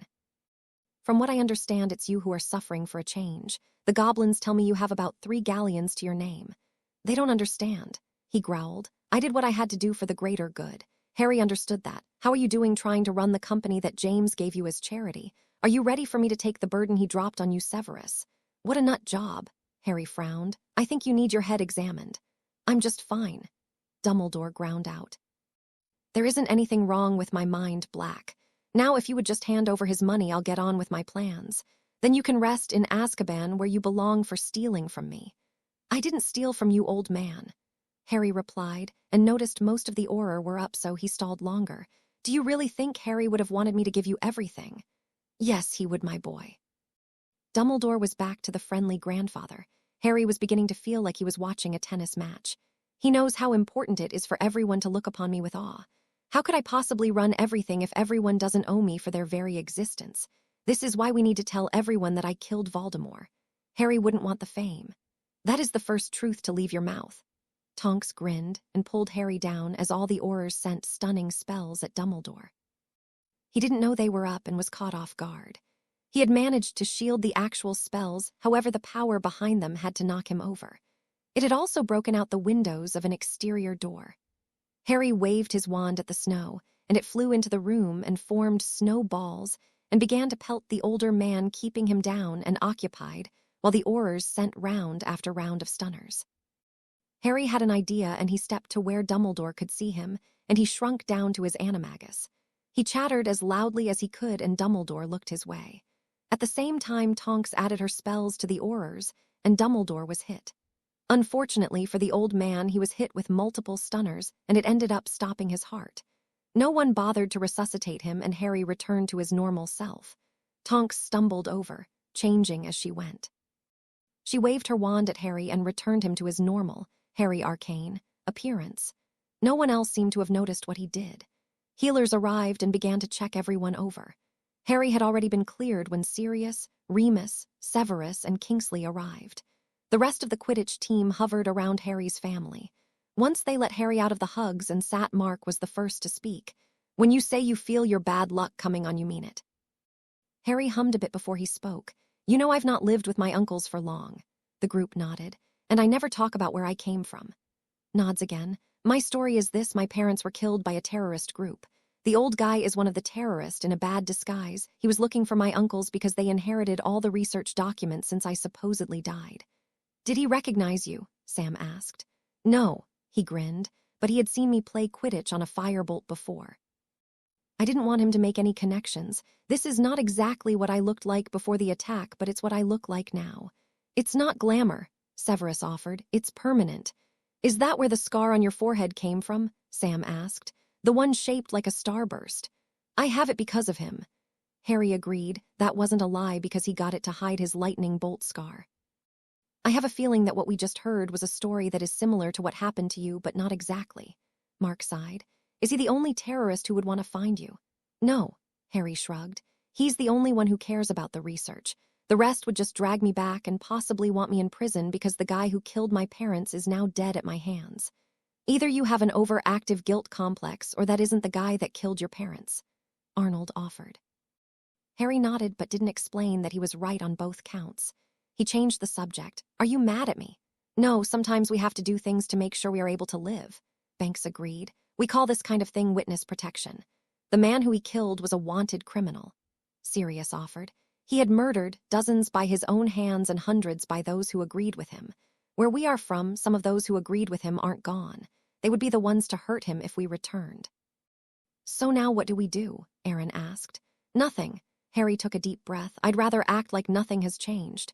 Well, nothing has changed, really. Sam chuckled. You're still a mystery that just climbed out from under a rock. Who thinks Thanksgiving and video games are weird? Mark added. Who won't kiss the girl because he's too shy but won't admit it? Aaron grinned. and is also the most insane seeker I've ever seen. Barnes smirked, professional seekers included. "'Cause he's got to catch the snitch or die trying," Arnold chuckled. "You can tell he isn't stupid because he's still alive." John, the quietest of the group, finished up as they all laughed. "We're sending all the students home." Coach Brad approached. "You guys have to stay since you're witnesses." "Great," Sam huffed. "The one day we could have got off early and we have to stay." She punched Harry. "This is your fault." "How is it my fault?" he asked, faking his shock. "You're the one with the bad luck days," Mark pointed out. "At least I got you out of class," Harry offered. "There is that." Sam agreed shortly before the Quidditch team was sent to speak to the Aurors. "I'm dying to know how you distracted him." Sirius leaned into Harry and Tonks began to snicker. "This is one of those things I don't want to know, isn't it?" Severus sighed as the others got out of hearing range. "We did a little transfiguration," Harry shrugged. "Really?" Sirius nodded in approval. "You didn't show Hunter, did you?" "Of course not. Do we look stupid?" Tonks huffed. "Harry was Pademus and I was Selwyn." He was seriously out of his mind. Harry shook his head, glad he didn't have to answer Sirius' question. "We have to get a pensive." "He could have killed you," Sirius glared. "No, he wanted your money and Selwyn's company. He was trying to get us to hand it over." Harry shook his head. He was flipping back and forth between cajoling and demanding what should be his. "I've never seen anyone lose it like this," Tonks added. He really was out of his mind. "Sorry to interrupt, I'm Auror Bishop. Do you want to explain why you two jumped in?" A man in Auror robes sat on the ground just outside their group. "Auror Tonks, make that ex-Auror Tonks now of Gringotts Security Division." She spoke. "Security for arcane protection. Harry Arcane helped me distract Dumbledore until the Aurors could revive themselves. I'm glad you know who you were dealing with." The Auror grinned. "Can you tell me how you distracted him?" "I'm a metamorph and I changed to look like Selwyn." She indicated Severus. "I transfigured Harry to look like Pademus. We just kept him busy talking about why he was after them. Once the Aurors were awake again and ready to attack, I joined them. Dumbledore was knocked down but was still shielding. Then Harry brought in the snow and started pelting him with snowballs, and that distracted him so we could take him out." "It was certainly inventive." He grinned. "Are you sure you want to stay with Gringotts Security? My partner Kingsley and I are going to start a business when this gig is over." She offered. "Security, so if there is anything we can do to help you, feel free to ask." "What about you, Harry?" Auror Bishop asked. "Any designs on law enforcement?" "Probably not." He shook his head. "Right now I'm leaning more towards healing or potions. If you change your mind, come see me." The man stood and walked away. "Both of those would be admirable occupations," Severus agreed. "Shall we leave this delightful place and go home?" After Dumbledore was taken care of, it seemed like it broke the weather and spring finally arrived. Tonks had not been needed at the school any longer, so everyone was told that her father recovered, and she returned home. But with spring came the owls, and Harry was studying like crazy. Currently he was studying potions, and Severus was helping. "Asphodel is used in which potion that also contains wormhood?" he asked. "Seriously, you are asking me that question?" Harry huffed. "Draught of living death. Don't you remember my first potions lesson?" "I wasn't sure you did." He shrugged. "Draught of living death, aconite, which is the same as wolfsbane, also known as monkshood, and a bezoar comes from the stomach of a goat, or a potions kit, which is by far a more enjoyable place search." Harry knew he wasn't speaking verbatim, but he didn't want to be. "Then you did learn something," Severus huffed. "I'm not a dunderhead," Harry claimed. "You do know that most of my potions had extra ingredients thanks to your Slytherins." "I know," he smirked, "but I also know they would have gotten worse had you gotten a better grade than you did. I was trying to protect you from their stupidity. If they had thought you were half as smart as you are, they would have been far more aggressive." "I know," Harry conceded. "I did the same in my other classes. I still do." "What do you mean?" Remus asked. "He is never the first to get a spell," Tonks offered as she joined them. "I am betting he would be if he let himself do it. But when the name of the game is avoid attention, you do what you must. I always do well on the tests." Harry headed off any anger issues. "I just struggle in classes until at least a few others get the spell. Then somehow I just get it. I don't think I'd be first all the time anyway, but I make sure I'm not first." "Your grades are still high, aren't they?" Severus asked. "I'm ranked 5th in the class." Harry shrugged. "Mercedes is first." "Okay, I won't yell then." Remus waved him off. "How often would you be the first done if you let it happen?"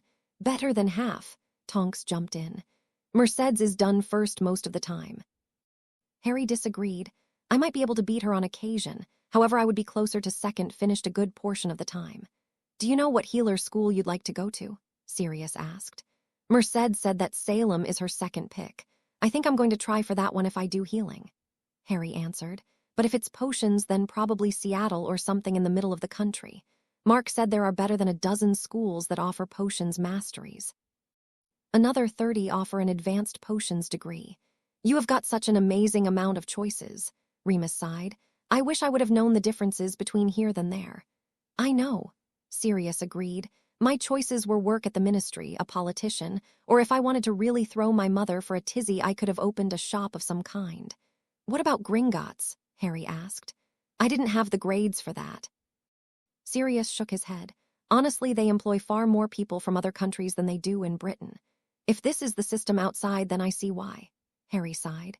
People like Hermione and Dean are getting the short end of the stick, but even purebloods don't have many choices or chances for apprenticeship. It's even worse now, Severus added. Many of the old masters were killed by Voldemort or Death Eaters. All you have left is the apprentices that didn't study because they got in on blood status. Is it any wonder that they haven't moved into the 20th century? Kingsley summed it up. They'll be behind by 2 centuries soon enough. It's over, Harry yelled as he entered the living room. The 3 occupants in the house jumped in shock. 2 of them pulled wands and one actually shot off a stinging hex. He was ready, so he blocked it and flopped into a chair. The last test is over. Stop flopping into seats, Severus admonished. How do you think you did? I passed. He shrugged. I'm sure of that. I don't think I want to make any other guesses at this time. Ragnarok stopped by today. Sirius changed subjects since Harry didn't want to discuss tests. He said the summer place is picked, and your friends will be invited to spend some time with Remus and I. They were able to talk with Hermione's parents, and their holiday plans are now including time with us instead of their normal trip to France or whatnot. How long are we staying? Harry asked. 1 month, July 15 to August 14th, Remus answered. Are we all going? He glanced at Severus. No. Severus answered. I'm working on a few things that I can't stop at the moment. I will, however, be making an appearance for a portion of the time. We are not telling them our secret identities, correct? Harry asked. No, we aren't, Sirius agreed. However, you will be getting another new name for your friends to refer to you by once they return to school. Who picked it? He wasn't sure if he wanted to know what horrendous name they had stuck him with now. You get to pick it. Remus interrupted what Harry thought was sure to be an elaborate prank by the pout on Sirius' face. We just remind you to pick something that won't get attention. And don't use anyone from here, Severus added. We don't want the name traced back to us in any way. What about Sam? Harry asked. They'd never trace it back to her. Sam Shade, Sirius grinned. They'd never make a connection from that. I doubt they know about American football. Harry chuckled. Not only is it American, but it's Muggle too. I can live with the name for the summer. If Sam ever finds out, she'll never let you live it down, Remus snickered. Whatever. He grinned. When do we go? You have half a day of school tomorrow to finish off the year, Remus reminded him. I'm going to suggest a few days for recovery and then we'll go. By the way, where are we going? Harry stopped halfway out of his chair. I thought you'd never ask. Severus huffed. Dogman has been chomping at the bit to tell you. Hush. Sirius gave him a fake glare. We are actually heading to your house. My house? He asked, dropping back into the chair. I didn't know I had a house. More of a manor, really, Remus added. We could call it a small manor. We could, but it would be lying. Severus chuckled. That would be like saying there is a little water nearby. Am I going to have to ask Ragnarok for a description and final destination? Harry threw one leg over the arm of the chair. Sit straight, Severus huffed. You'll destroy the furniture sitting on it like that. Harry put his foot back on the floor and straightened up. Better. Now can I know? There's this place down in Cornwall called Land's End. About a mile off the coast is an island. That island has been in your family for centuries. Sirius began. It was lost, don't ask me how, but the goblins were able to locate it, and well, it's ready for us to stay in for a month or so. How long ago did they find it if it's ready for us? Harry asked. It has a couple dozen elves. Remus tried to hide his smirk. A couple dozen? Harry asked. Does Dobby know yet? Yes, they've met Dobby and Winky. Sirius smiled. They got on fine. Evidently, you aren't the first Potter to believe in elf rights. How am I going to keep dozens of elves happy? Harry sighed. You won't have to, Remus grinned. The island requires all of them to keep it in good order. Good, Harry sighed. Do we come back here? I mean, since Save is staying, we are coming back, right? We are.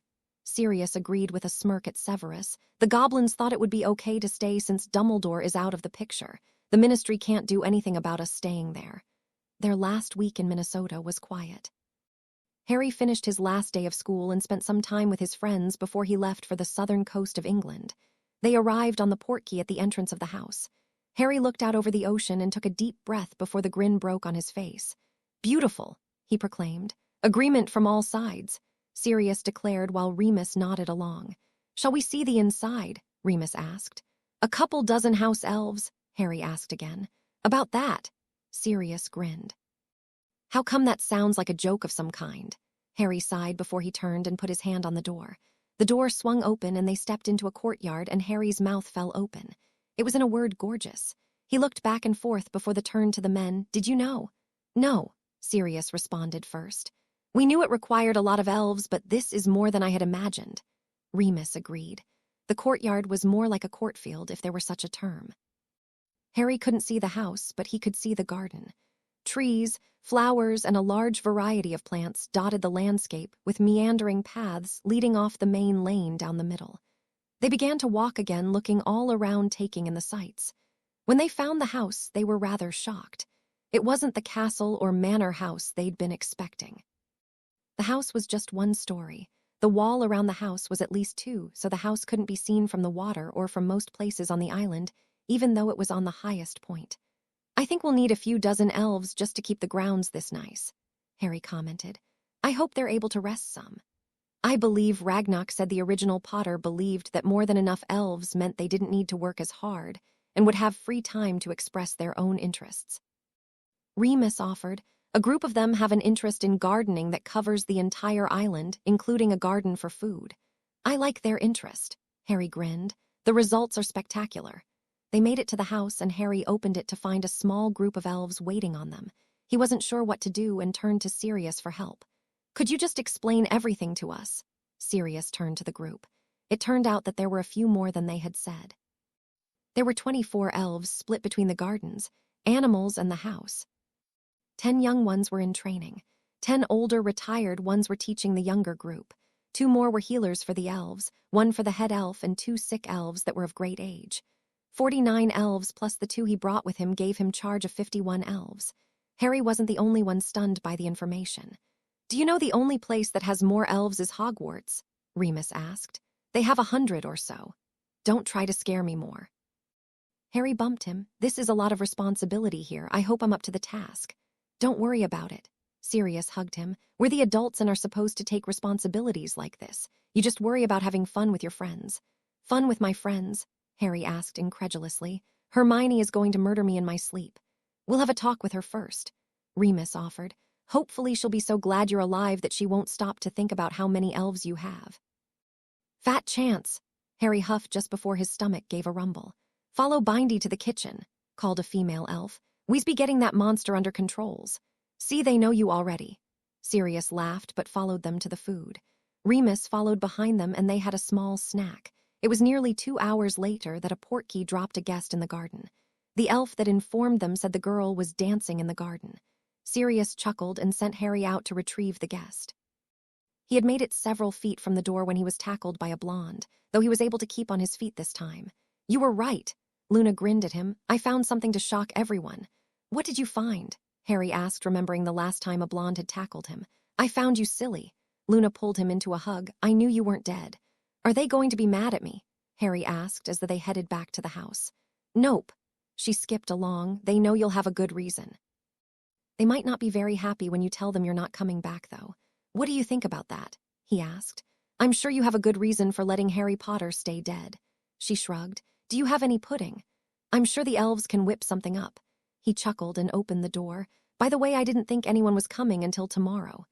Daddy had scheduled us to have a safari in the Alps this summer looking for the crumple-horned snortcack." She grinned. "We were to leave today and he didn't want me to stay at home alone, so he asked Sirius if I could come a day early. To which I answered that it was a marvelous idea." Sirius met them inside the door. "How are you, Luna?" "Fine, Stubby." She skipped past his grin and hugged Remus. "Hi, Wolfie." "Hello, Luna." He shook his head. "How was your year?" "Same as always." She pulled her wand. "Akio, my bag. Where's my room?" "I'll show you." Harry joined her walking again. "We've designated a girl's wing and a boy's wing. Tonks will be overseeing the girl's wing." "You may want to ward your door," she suggested, "just to prevent mischief." I've got the twins on my side. I think mischief is a foregone conclusion, Harry offered, but I will heed your advice as it has never steered my wrong. Harry and Luna spent the day talking and walking the grounds of his house. It was peaceful and quiet, but it wasn't going to last. Tomorrow the rest would arrive, which included Hermione, the Weasleys, his Quidditch team, and his dorm mates. He didn't know how many knew or suspected he was still alive. He only hoped they were willing, as Luna was, to keep his secret. Hogwarts was going to get a shock when she no longer claimed that Harry was alive. Another surprise guest arrived at dinner that evening. One of the elves popped to the duo walking and told them dinner was to be served and offered to pop them back. Luna declined, wishing to walk if it wouldn't make them too late. It worked out well in that Sirius and Remus had just gotten the promise not to tell his identity when he walked in with Luna. "We're calling him Sam Shade for now," Harry heard Sirius' voice, "but you'll meet him in a few moments." "Why all the secrecy?" Minerva McGonagall's voice was unique, and Harry grinned widely. "Because the backlash would be horrendous," Harry offered from the doorway. She turned to him and stared for several moments before her brow wrinkled. "Harry." "In the flesh, though, as Sirius said, we're going with Sam right now," he replied. "Harry," she stood from her chair, astonishment on her face. "Surprise?" he asked. "Sirius," she turned to him. "It is Harry," he acknowledged. "If you can wait until tomorrow when the rest get here, we'll tell the whole story." "Albus," she stopped, lying. "If he said I was a Horcrux, he was not." Harry confirmed. "However, don't kill me because I'm not one anymore, confirmed by goblins and a couple Aurors, you know." "Who?" she asked. "Harry, you've reduced her to single-word sentences. Shame on you," Sirius accused before he answered. "Tonks and Kingsley." "I guess I can wait." She crossed the room and pulled Harry into a hug. "I am so relieved isn't a strong enough word." "I missed you too, Professor." Harry hugged her back. "My current transfiguration teacher leaves something to be desired." "I've aced her class. I suspect it's because you are competent in the subject." She had yet to let go. "We can see what you learned later." "I've already taken my owls," he huffed. "Do I have to?" "Harry," she sniffed, "what are we going to do with you?" "It's Sam now, Professor," Luna interjected. She finally let go and the group found seats. "Are you coming back?" "Harry Potter is staying dead," he stated first. "Ragnarok is convinced that if I surfaced, I would never have a normal life. Loved by one set, hated by the other, I'd be hounded constantly." "I agree," she nodded with a sigh. "If normal is what you want, then you can't be Harry Potter." "It is all I've ever wanted," Harry insisted. "So why are you here now?" she asked. "Why not wait?" "Do you know that Dumbledore is dead?" he asked. "No." She shook her head. "Died in the goblin's cells, I gather." "Not at all, he escaped," Sirius interrupted. "How?" she asked, perplexed. "By using a wandless Confutus charm combined with legilimency on a guard," Harry explained. "It wasn't done right and they're still trying to sort out his mind." "Merlin, I didn't realize his mind had gone so far." She shook her head. "Did they catch up to him?" "No, luckily for him, the American Aurors found him first," Remus interjected. "A number of stunners to the chest stopped his heart. He got off rather lucky, I'd say." "What was he doing over there?" she asked. "He had told the guard to get him a portkey to Sirius and Severus," Harry explained. "The guard was either too confused or trying to fight it because he gave him 7 portkeys, one of which would have led him to us. Now that he's gone, no one on our side will be trying to kill him on sight." Remus turned back to their reason for visiting. "We feel it's safe enough to let those who care about him know he's alive, and to give them the chance to still be in his life, even if it's only by post for now." "And you'll be explaining the entire thing tomorrow?" she asked. "We will," Harry agreed. "Dinner was lovely, but I think I need write a letter." She stood and smiled. "Or have you informed Severus of everything?" "He knows everything we do," Remus offered. He knew she would be shocked when the man made his appearance. "Then I'll retire to my room." She nodded. "I have had a rather long day of it." "I'll show you, Professor." Luna stood. "Harry showed me earlier. Good night, everyone." "Good night, Luna," they responded. "Good night, Professor," Harry added. "I think it would be nice if you'd call me Minerva." She patted Harry's shoulder as she passed him. "I'll try," he grinned. "Good night, Minerva." "Good night, Sam." She paused only a moment on the name. "It's still light out," Harry pointed out. "Can I go for a fly?" "Come back before the sun is gone." Sirius waved him off. "That went well," Remus muttered after Harry left. "I haven't discounted a hex from her yet." Sirius yawned, especially when she finds out about his Quidditch. "Maybe we shouldn't say," Remus offered. "Like he'll keep it to himself." He huffed in reply. "Not likely."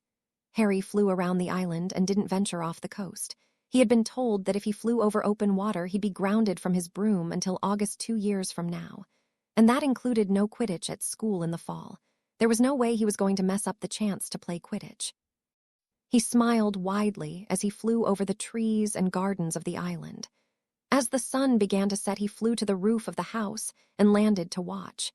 He was very nervous about seeing all his friends the next day. He wasn't sure what to expect, but Tonks and Kingsley would be there to obliviate anyone who didn't want to cooperate. Hopefully that wouldn't be needed. "Harry," Sirius called from the front door. "On the roof," he called back. Sirius stepped away from the house and looked up. "Nice view." "Yep," he grinned, "coming up." "No," Sirius replied. "Only fly from there to here after the sun is gone." "Okay." He agreed and turned back to the view as Sirius went back in. The sun set over the ocean was really beautiful. He'd never seen anything like it, even at Hogwarts. Maybe when he was finished with school, they could find another house overlooking the ocean.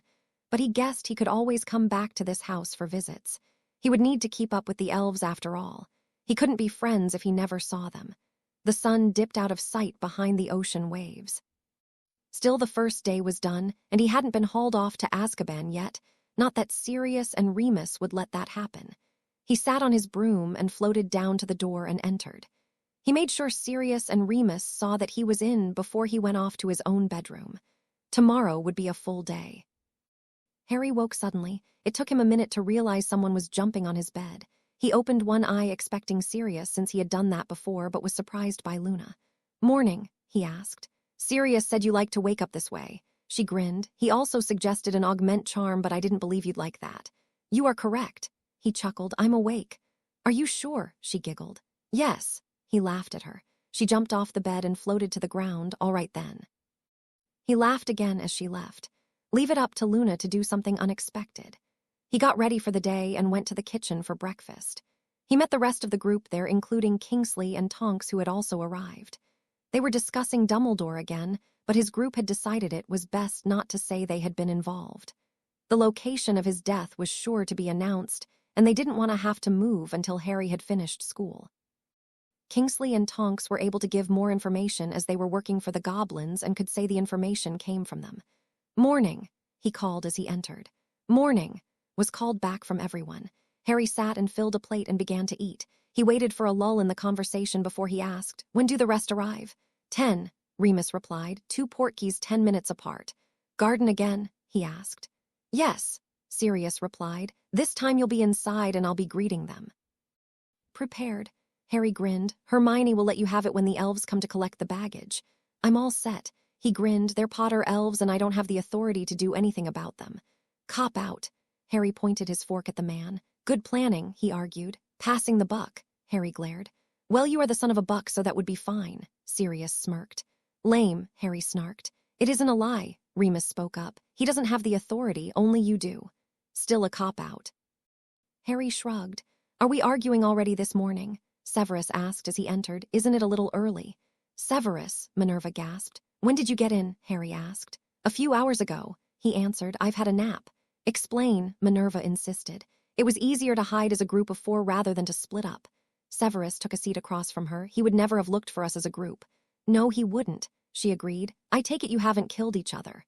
"No." He grimaced. "Not yet.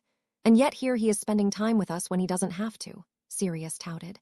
"I am merely here to make sure you don't give away information you aren't supposed to give," he snarked. "What did the teacher say about my potions, Owl?" Harry asked. "He was confident you'd get an O," Severus answered. "Defense said O+ most likely, and history wasn't sure you had a clue, but you did pass the other test." "Great, I didn't want to take that class again." Harry had really been sweating the Constitution test.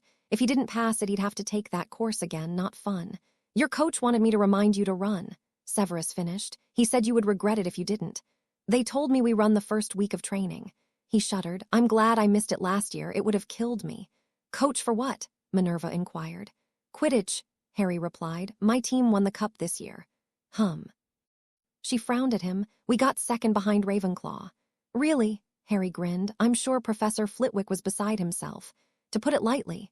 She shook her head. "Perhaps you can give some pointers to Ms. Weasley." "She prefers Chaser." Harry shrugged. "She'll play Seeker to get in the game, but with Angelina and Alicia gone this year, she'll be going to a spot there. Better to find yourself a different one." "I was afraid of that." She looked thoughtful. "Maybe you can give her some hints to help the new Seeker." "Give her the advice Wood gave you," Severus smirked. Oh, she brightened. What was that? Catch the snitch or die trying. Harry stated, trying not to smile. He didn't, she gasped. He did. Harry nodded and smiled. The group continued to visit in the library until it was time for the portkeys to arrive. Sirius and Remus left to get everyone, and Harry sat quietly waiting, but not still. His leg was jumping. It was obvious he was nervous. It will be fine. Luna pulled him into a hug. You promise? He asked and stilled his leg. Yep, she answered with a grin, and if I'm wrong you can hex me. Of course you'd have to catch me first. I could do that. He smirked at her. Well, they're here. She let go of the hug and skipped out of the library. Harry took a deep breath and waited. He heard the group greet her out in the hall before they began to enter the room. Harry stood and turned to the door. Hermione was the first one in, and she was looking at Luna, who was talking about him. Sirius and Remus have been keeping a teenager and they call him Sam. She explained, this is him. Hermione turned to meet the new person and froze for a split second before she launched herself at him. She was right. Thank Merlin, she was right. Hermione, who are you hugging? Ron asked. That's Sam. Luna spoke up. At least that's what we're calling him. Sam. He asked and saw the boy waving. He looked confused for a second before he gasped, Harry. We're calling him Sam. Luna reiterated. It's to help hide him. Harry was repeated, and everyone converged on him, hugging the life out of him. Easy, he called, or you really will kill me. Hermione finally got her wits at least part way around it and asked, how? Take a seat. McGonagall told them. He promised to explain it all today. He began the story with the bit they knew. You remember in the hospital when you asked me what I had asked Sirius that I didn't want Dumbledore to know. Nods from those who were there prompted him to continue. Well, the backup plan included becoming an Animagus. He spent the next several hours explaining what happened and where they were when he did things. He showed Dean the bag he'd bought off of him and how he'd changed it. The explanation went on for several hours with only a break for lunch, so Dobby took me to the goblins and they helped us all hide. You've been in hiding with Snape, Ron asked. How has that been going? Surprisingly well. Harry could see the man huff across the room. Since he isn't a spy and not at Hogwarts, most of our animosity is gone. Dumbledore had always pushed at him how much I was like my dad. He even said I got up in the middle of the night just to pull pranks. But you've got insomnia. Ron frowned. You never pulled a prank at school. I know that now, Mr. Weasley. Severus spoke from his spot. Harry has turned out to be rather studious and not a dunderhead at potions. Wow. He turned to Harry. So have you become a potions prodigy? No, but he thinks I may have gotten an O on my owl. Harry grinned proudly. I spoke to his potions professor. Severus answered. He is one of the premier American masters. When he retired from making potions, he took up teaching. That's nice. She nodded and turned back to Harry. So you have 2 masters helping you with potions. Even if you were a dunderhead, I think you could learn from 2. Hey, he glared at her. Enough of the academics. Oliver interrupted. Did you play any Quidditch? Minerva huffed. Did you really tell Harry at his first game to catch the snitch or die trying? Yes, he answered unrepentantly. It's important. Oliver. She huffed, really? Yes, I get to play Quidditch. Harry grinned. My team won the cup this year. We missed it by 20 points. Angelina huffed. We would have won if you'd been there. Sorry, Harry offered. Can we see your Animagus form? Ginny asked. Any reason why I can't? He turned to the adults. None that I can think of. Sirius shrugged. Except don't bite, Severus. Just let me leave first. He stood and went to leave. I don't think I'll be able to stand the noise. Awie. All the girls said at once as soon as he changed. Oh, that noise. Ron rolled his eyes. He is so cute. Ginny scooped him up in a hug. Can I keep him? Ginny, that's Harry. Fred said, taking him away, not a pet. Aw, give him back, she huffed. No, I'm saving him. Fred moved off and set him down. Better change back quickly. He did to the pouting faces of the girls. Sorry, who wants to play Quidditch? Hermione held him back a moment. You need to be careful of Ginny. She's had the largest crush on you forever, and since you died, it's gotten worse. Not me, I'd wager. He frowned. Harry Potter is staying dead, and he won't be resurrected for anyone, and I will never return here to live. I'll visit on occasion, but no staying for more than a month or 2. I'll make sure she knows. Hermione hugged him. Do you have a girlfriend? No. He steered her out the door behind the rest of the people. Not until we've decided on a final identity. It's not as likely we'll have to move now with Dumbledore gone, but it isn't out of the realm of possibility. What do you want me to do with Hedwig? She asked. You have to know she knows you're alive and she misses you. I know. He sighed. I need you to keep her. She is too noticeable. I told her to go to you. Why even send her to me? She asked. When did you tell her to come to me? I sent her to you for 2 reasons, really. He grinned. Number 1, you don't have one. 2, you actually send more letters than Ron, so she'll be happier. She was at Grimald Place when I got there. Dobby helped me convince her it was the only way to keep me safe. Maybe in the future, when I have my final identity, I can take her back. Will we get to know your final identity? She asked. You'll know I'm okay, he replied. We'll write to each other by one name or another. But I don't know if I'm allowed to let anyone else know who I end up being. The goblins are my true guardians. Sirius, Remus, and Severus do their part, but all big decisions come from them. You have no say, she asked. I do, he grinned, but they have my safety in mind first. We don't always know what will compromise that safety, and they do. If they hadn't set up this place for us, I'd never let myself get this close to the Ministry for Magic. Do you really think they'd do something? She asked as they reached the doors out. Hermione, I'm a magical mongoose whose bite contains basilisk venom. I've killed 3 people. He turned to her. Even if those people were Death Eaters and Voldemort, it won't matter. You're right, she huffed as she saw the house elves setting up an outdoor lunch. Now about the elves. I will not free them. He held up a hand to forestall her argument. This island is like a sanctuary to them. It is their home. There are enough of them here that they each have free time to do as they wish. These gardens are what they wish to do. They are born here, they live their lives here doing what they please, and then when they get old, they retire here. But it's slavery, she hissed. Would you tell the centaurs that they can't live in herds because sentient beings don't live that way? He asked. No, she tried to argue, but this is different. How? He asked. This is the way their species live. This is their preferred choice. It is not that they don't know life outside of this. Dobby wanted to be free from Lucius. He did end up bonding to someone else of his own free will because that is the way he prefers to live. I noticed he wasn't at Hogwarts.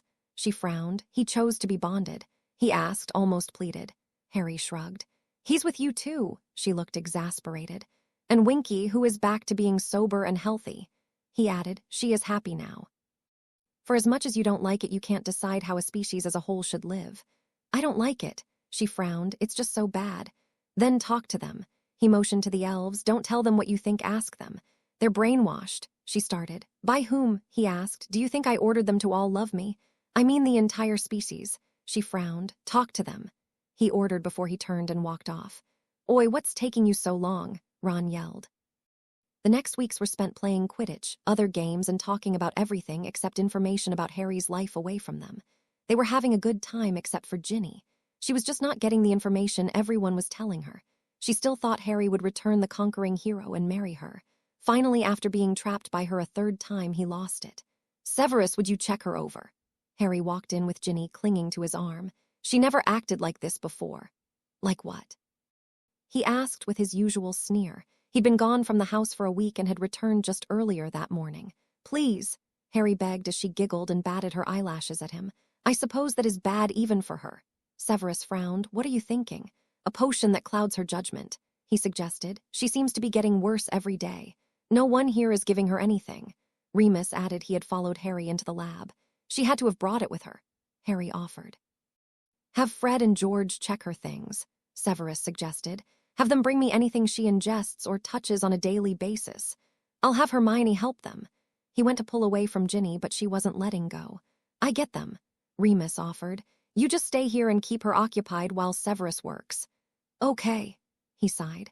They all returned nearly 30 minutes later to find Harry sitting on a couch trying to lean away from Ginny. While Ginny was practically in his lap giggling and flirting for all she was worth. Please tell me you found something, he practically begged. Ginny, get off Harry, Ron scolded her. She acted as if she hadn't even heard him. That's odd. Usually she tells me off for interfering in her love life. She never acted this way with me, Dean added. We dated last year for a while. She broke it off after Christmas with no real explanation. We found some makeup and perfume. Hermione and the twins sat down several things. Nothing of ours, Fred offered. And we haven't pulled any pranks here, George added. Except those products you all tried. They finished together. Severus worked for several more minutes before declaring, here it is. What? They all asked together. Her perfume has a love potions laced into it. He pulled up another cauldron, slow acting and builds up after a time. The bottle is half gone, so I assume she uses it a lot. Is there an antidote, or do we have to wait for it to wear off? Harry asked. I'll have an antidote in a few minutes if you'll stop harassing me, he snarked. Any idea where it came from? Sirius asked, frowning at the bottle. Maybe Mum will know. Ron offered. They're coming today, aren't they? Oh, Merlin, they'll be here in 5 minutes. Remus jumped up and ran from the lab. Maybe we should go help. Hermione grabbed Ron's hand and pulled him from the room. 10 minutes later, Molly entered the room, Ginny.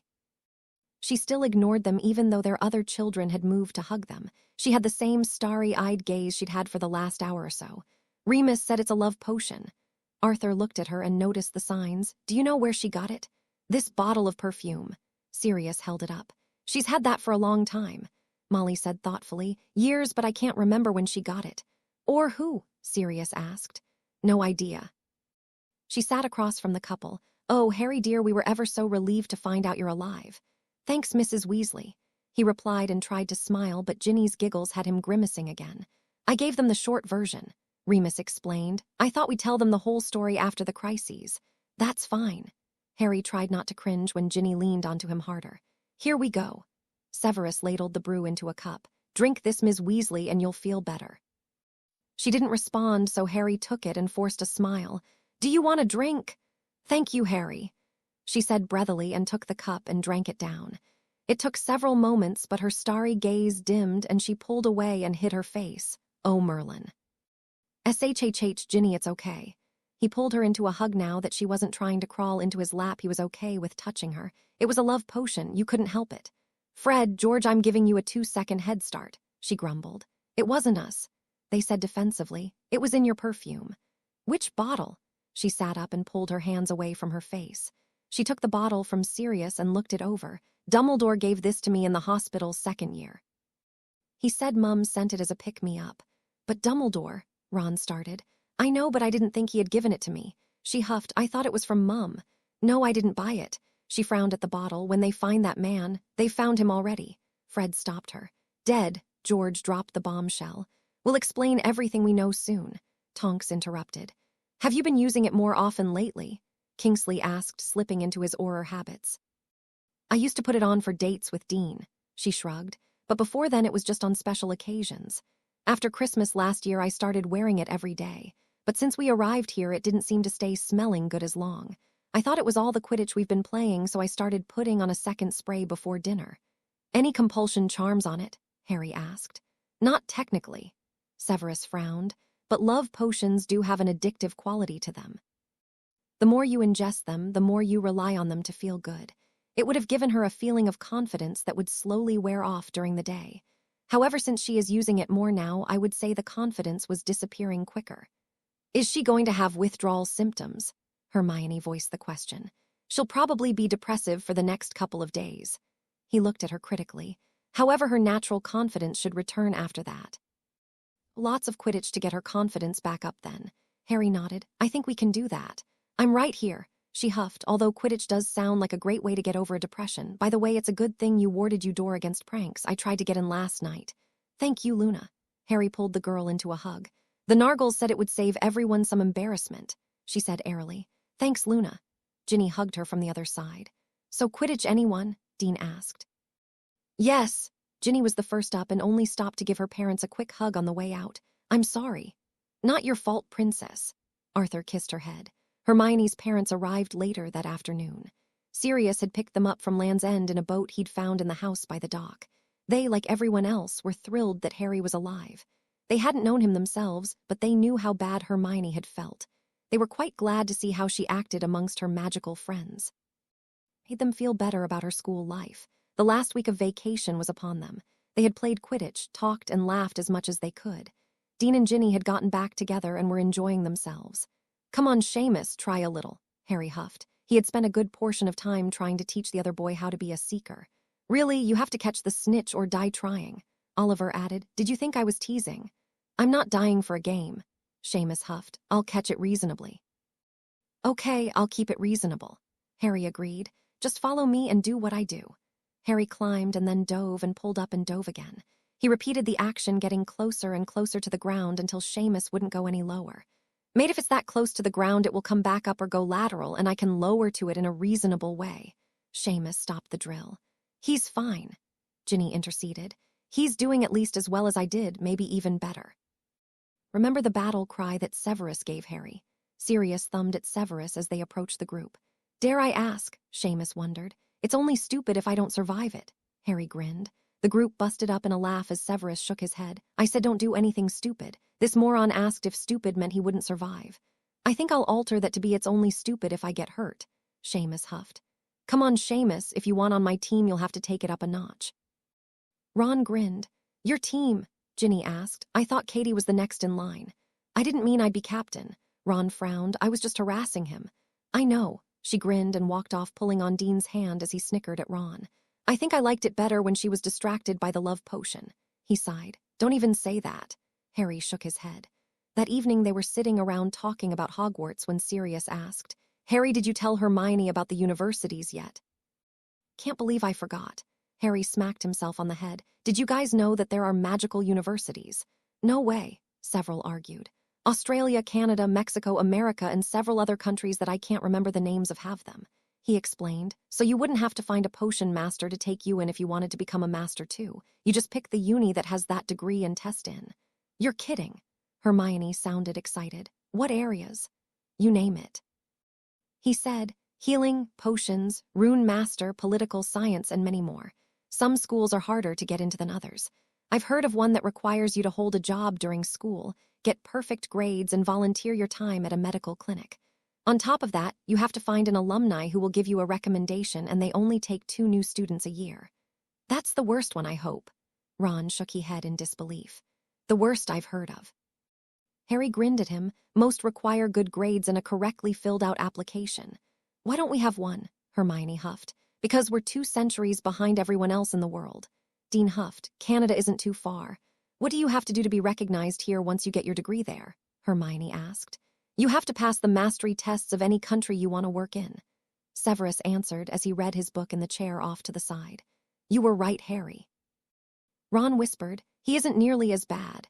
The day of his friend's departure came all too soon for him. The females all had tears in their eyes as they hugged him goodbye. Each male shook his hand and patted his back. Everyone promised to write to Sam Shade, and he promised to write back. Luna was the last to leave. Her father was getting back later. So Harry again went on a walk to look over the gardens with her. You really like your new life, Luna observed. I do. He grinned. I'm well known for my Quidditch abilities, and that's all. That's all, she asked. Well, one girl says I'm a mystery that just crawled out from under a rock. He grinned, then changed to a grimace. It's so backwards here. Muggles never even guess people are magical other places. They combine the 2 worlds without even trying. We have computers in our school. They run on electricity. There must be some heliotropes around Hogwarts that interferes with things then, Luna suggested. Must be, he agreed with a grin. I'm glad you're happy, Harry. Luna hugged him. I'm also glad you're free. Me too, Luna. He turned her back to the house since her portkey was due soon. I'll miss everyone so much. Not the ones that are there. She disagreed. They may be newer friends, but they're still friends. I'll miss you and the half with you, he corrected. We'll miss you too. They walked in silence the rest of the way. Harry had barely landed from the portkey before he started for the door. Can I go see Mark and Sam? After you put your things away, Sirius said pointedly. Before Harry could turn back, the bags all popped away and Dobby was bouncing in front of him. Everything is taken care of. Thanks, Dobby. Harry grinned, then lifted an eyebrow at Sirius. Yes, go ahead, you little cheat. He huffed. I didn't ask him to. Harry offered as he ran out the door. He saw his friends sitting on the front porch as he approached. He made it to the grass and then plopped down and sprawled out on the long, soft grass. Hi. Didn't you have any grass where you were? Sam chuckled from her chair. Yes, but it was short. He grumbled. Short grass is not soft. And you can't sit on your own lawn, Mark asked. I can't talk to you from my lawn. Harry grinned. So how was your summer? Other than running, this is what we've been doing. Sam patted the arm of her chair. What about you? Ran, played Quidditch, ran, talked, ran, and walked. He offered. Sounds fun. Mark nodded. We got to play a few pickup games, too. Have you heard from anyone else? Harry asked. Mercedes has been working at the clinic this summer, Sam offered, but I'm sure she wrote to you about it. I couldn't get letters. Harry sat up. She was still waiting on their reply when I left. And here I thought you were just ignoring me. She huffed with a grin to soften it. I told Mark, Harry shrugged. I forgot to tell you Harry can't get or send any letters while he's gone. Mark waved a hand around, part of his secret agent work or something. Where did you get the idea of a secret agent? Harry asked. 7. Sam frowned at her brother. Mom let us have a 7-movie marathon. How many have you seen now? Harry asked with a grin. He rather liked The Spy too. We've seen all the Canary ones. Mark left the porch and found a spot on the grass with Harry. Mom likes him best. She said Moore isn't bad, but Dalton is horrible. I think she just likes the movies she grew up with. Sam was still stubbornly sitting on the porch. You are going to get eaten alive with chiggers. Chiggers? Harry asked. Little bugs in the grass that bite you and make you itch, Mark offered. Mites. Harry nodded. They don't seem to bug me much. That's because you're so sour. Sam offered. I'm sweet, so they try to devour me if I get too close. That's the same excuse she uses to get out of mowing the yard, Mark huffed.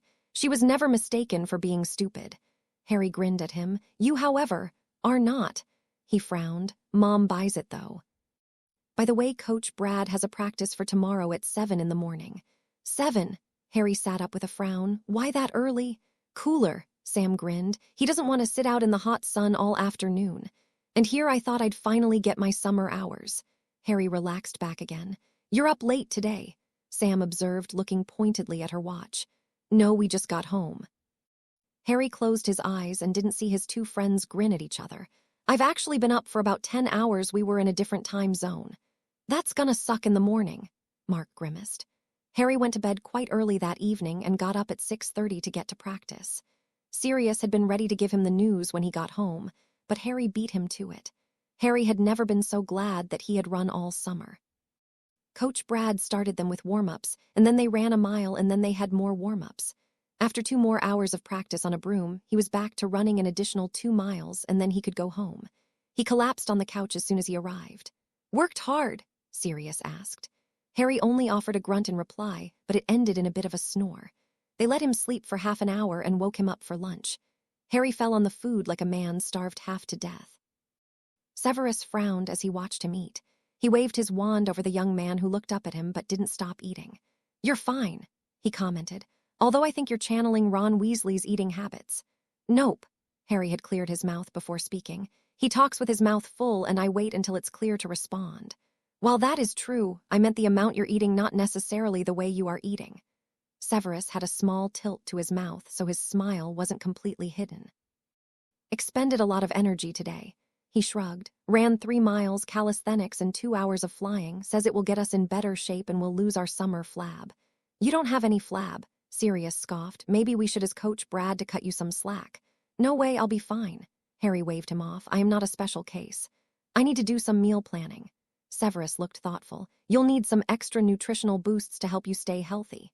Coach said to eat meat. Harry offered. Peanut butter and eggs are also good. Winky, Severus called, and the little elf popped in. Harry is on a high-protein diet for the next week or so. Plenty of fruit and vegetables, too. Let's cut back on the sandwiches and give him more of a meal. The elf turned to look at him critically. He be needing some sugars today. She snapped her fingers, and several pieces of fruit jumped to the sink and got washed. Then they basically fell apart and landed on a plate. The seeds jumped into the trash. Thanks, Winky. Harry picked up a slice of peach and shoved it in his mouth. Cut them again so he doesn't choke, Severus mumbled. Winky snapped her fingers again, and all the wedges were broken half to more bite-sized pieces. Harry took 2 pieces and put 1 in each side and chewed, grinning as he did. Brat, Severus groused at him. At least he's eating his fruit. Sirius grinned with him. Merlin, I feel better now. Harry sat back, having eaten everything they had handed him. Harry wrote the first of his letters to his friends that night. Luna got one. Hermione and Ginny had to share one. His dorm mates got one together, and each of his Quidditch friends got one. He also wrote thank you notes to Madame Longbottom and Mrs. Weasley. Both of those ladies knew who Sam Shade was, so he wanted to thank them for letting their kids spend time with him instead of them.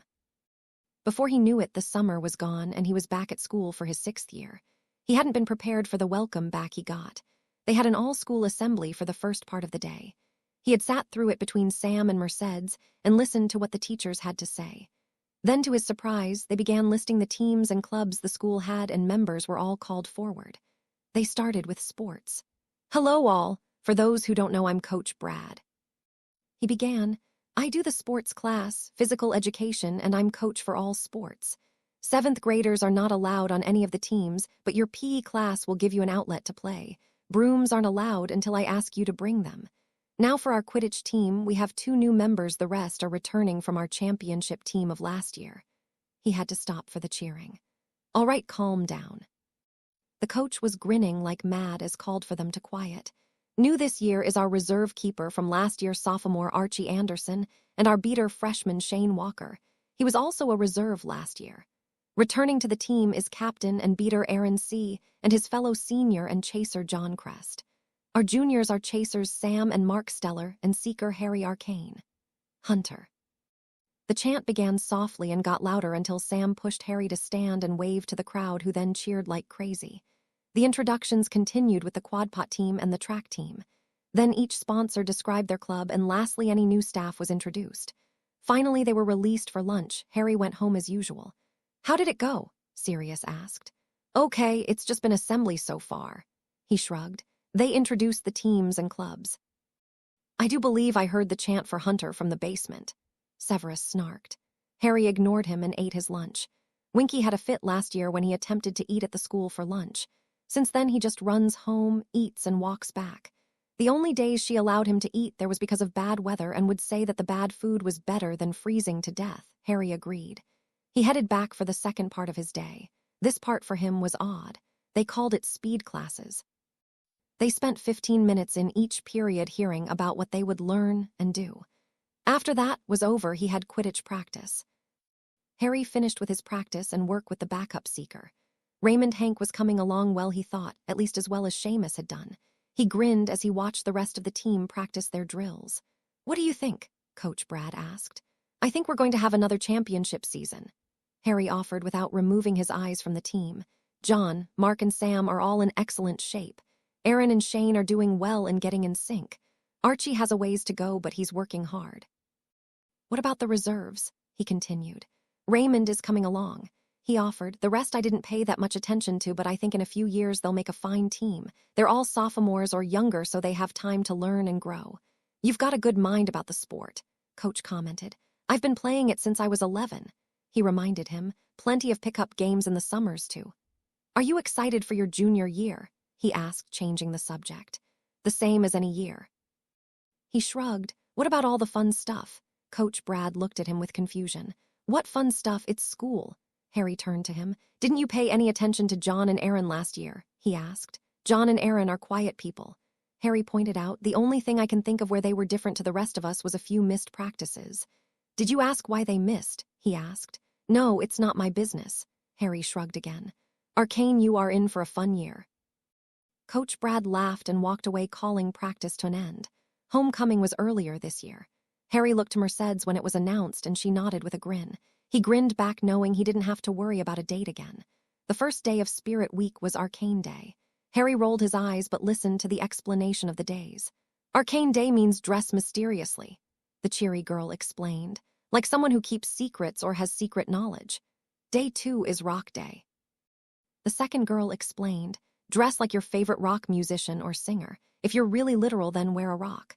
Day 3 is Spaced Out Day. The first girl cheered again. "Wear your favorite space-themed outfit. We are obliged to remind you no ray guns or lightsabers." Day 4, as always, is Thump'em Thursday. The second girl explained, "We're playing the Blackridge Daredevils, so let's get creative." Together they yelled, "Friday is Raider Pride Day, so show your school spirit." Talk at practice that night was about the upcoming week. Harry tried to ignore them and just concentrate on his practice. He was the only one the coach didn't yell at that night. He was picking up his things to leave when the rest of the team descended on him. "Did you ask Mercedes already?" Sam wondered. "I did," he replied. "Did not," Mark accused. He just looked at her and she smiled and nodded. Didn't have to say a word. "Doesn't matter," Harry grinned. "She's still going with me." "What are you going to wear on Thursday?" Aaron asked the group as they began to leave. "I don't know, it's going to be a tough one," Sam sighed. "Monday, too. Monday is going to be easy." Harry grinned as they reached the street, ready to go their separate ways. "So what are you going to do for it?" John asked. "Nothing." He started to walk. "I am arcane. I have the secret knowledge. I am mysterious. I will go as myself." "And he can get away with that." Mark hung his head as Harry walked away. "Can we all dress as Harry?" "Oh, let's do it," Sam giggled. The first day came around, and each class had a designated adult sponsor to approve each costume and grant the class points. At the end of the week, the class with the most points would win the Spirit Week trophy, which was a small treasure chest that looked like it was filled and overflowing with gold and jewels. Harry was confused as he walked to school that Monday. He couldn't find Sam or Mark, and he always caught up to them just as they reached the school. He made his way to their sponsor and was next in line to be checked. Luckily, their sponsor was Coach Brad. "Harry," he greeted him but looked him over. "Where is your costume?" "I don't need one." He grinned. "I am arcane. He has the secret knowledge." He heard Sam's voice behind him and turned to find a fair version of himself. "I'm Harry Arcane too." "Me too." Mark was behind her and waved. Coach Brad let out a tremendous laugh. It was loud enough to catch several other people's attention. Following him was the laughs from the sponsors for the other 3 classes. Harry looked around and noticed the rest of his teammates all dressed like him, and he groaned. He groaned again when he found out they weren't the only people to think of it. Several people were wandering around with dark brown hair and starburst scars on their foreheads. Tuesday was a relief from seeing himself everywhere. But there wasn't a whole pair of jeans in sight. Everyone had holes, bleach streaks, and rips. Shirts were the same, but only one girl had to put on a white t-shirt under hers because it showed too much skin. Harry wore his oldest, most faded pair of jeans that were worn through at the knees and a black t-shirt. He looked just like the front cover of a CD that Judy, Sam and Mark's mom, liked to listen to, but he couldn't remember the name of the band. He was sure Sam would be able to tell him the magical band's name. Wednesday was the hardest for him, though he was tempted to be Professor Trelawney. Other than Star Wars, he hadn't seen many space movies. He had complained enough that Sirius had taken him to a costume shop over the weekend. He had ended up with a stormtrooper's outfit and was thrilled. However, at the school, he was not as thrilled to know he had to carry the helmet all day. Mark and Sam had gone as Luke Skywalker and Leia Organa. Mercedes had also gone as the space princess, as well as a good number of other girls. Evidently, in her white dress, Princess Leia was one of the more modestly dressed space women out there. Lieutenant Uhura from Star Trek was another. For Thursday, Harry wore a jumpsuit like the stunt men wear.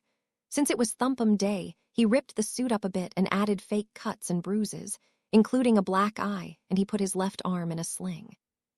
He messed up his hair. Actually, he just didn't comb it that morning, and he carried a cracked helmet, one of Sirius' old ones from when he first started adding magic to his motorcycle. "What exactly are you supposed to be?" the coach asked. "A motorcycle daredevil that crashed," Harry offered. "I've not seen an idea like this on anyone else." He chuckled. "What else is there?" He hadn't been able to think of anything else. Most people bought school t-shirts or other Daredevil memorabilia and tore them up. He grinned.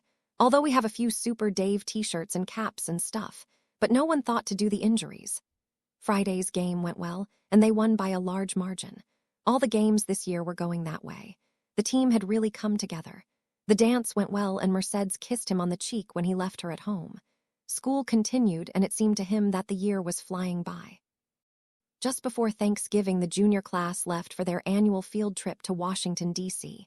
It was the Muggle and magical government's main home. They would be gone for a week. Sirius had wanted to go along as a chaperone, but it was a full moon. Remus and Severus needed his help for the Wolfsbane potion. "So your uncle loaned you the guards from his company to be our chaperones?"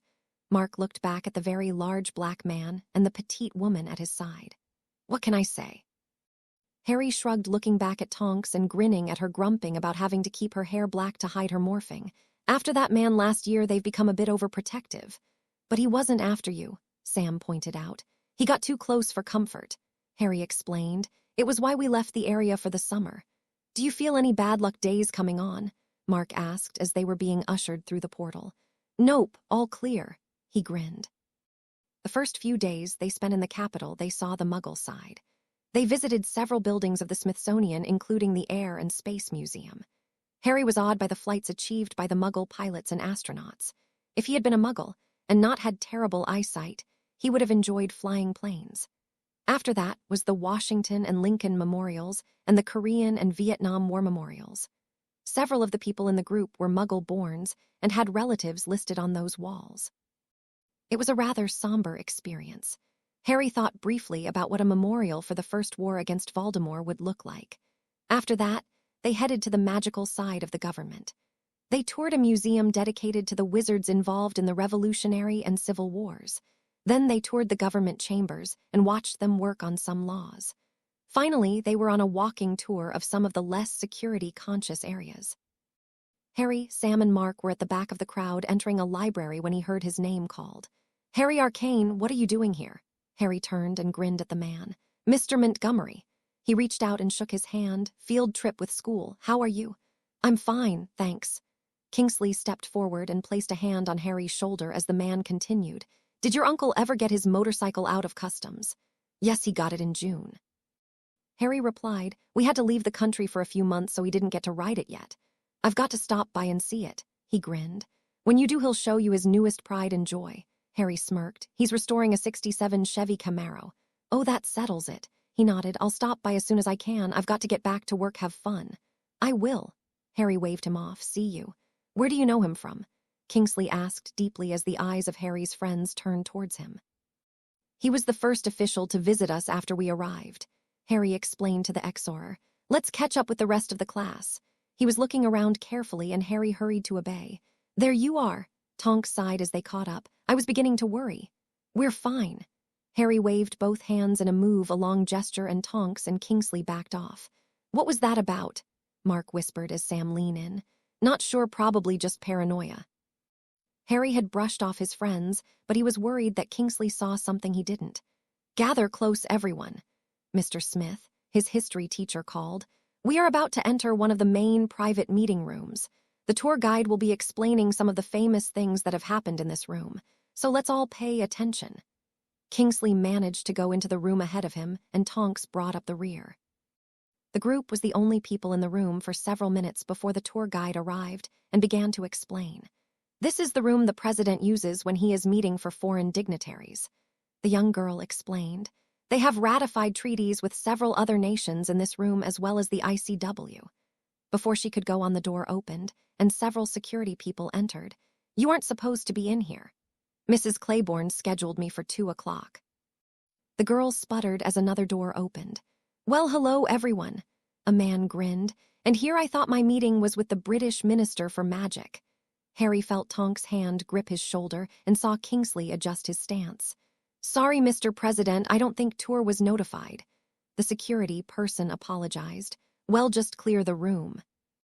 Before anyone could move, a door opened on the opposite side of the room, and the detail for the British minister entered. What is going on? Harry almost fainted when Cornelius Fudge entered the room. Sorry, a mix-up with our tour group. The president smiled. They'll be clear in a moment. I should say so.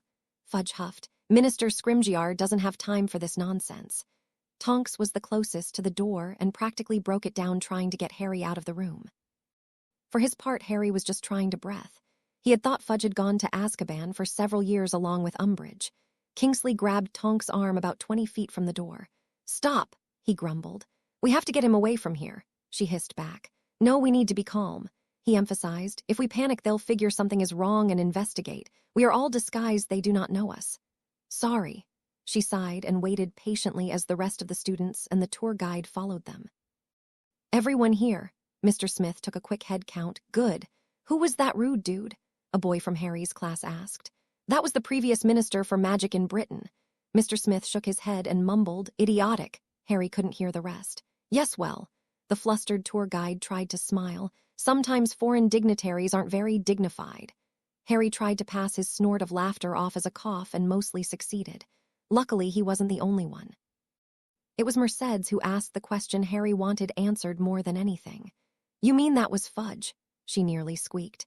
I thought they sent him to prison for the bribes he took and for sending that psycho woman to the school to torture students. Not to mention all the lies about that poor Harry Potter boy. I didn't realize you kept up with international news. Mr. Smith said, then smacked himself on the head. Wait, I forgot who I was speaking to. Yes, he did, but he got off after about a year. A total load of we'll discuss it at school on Monday. Once back in the hotel room, Harry turned on the two exorers. Why didn't we know? I don't know. Kingsley stood. But I'm going to visit with the goblins and find out. You stay in the room until I get back. I'm not even planning on opening the curtains. Harry huffed. He hadn't been gone 5 minutes when there was a knock on Harry's door. Tonks found his friends on the other side of the door. She let them in and they all found places to sit. Harry, I don't think anyone else noticed, but we did. Mercedes began. Noticed what? He asked, trying to stay calm. The absolute panic on your face when that idiot Fudge walked in. She offered with nods from Mark and Sam. You don't have a British accent, but you knew the man. What conclusions are you drawing from this? Tonks asked.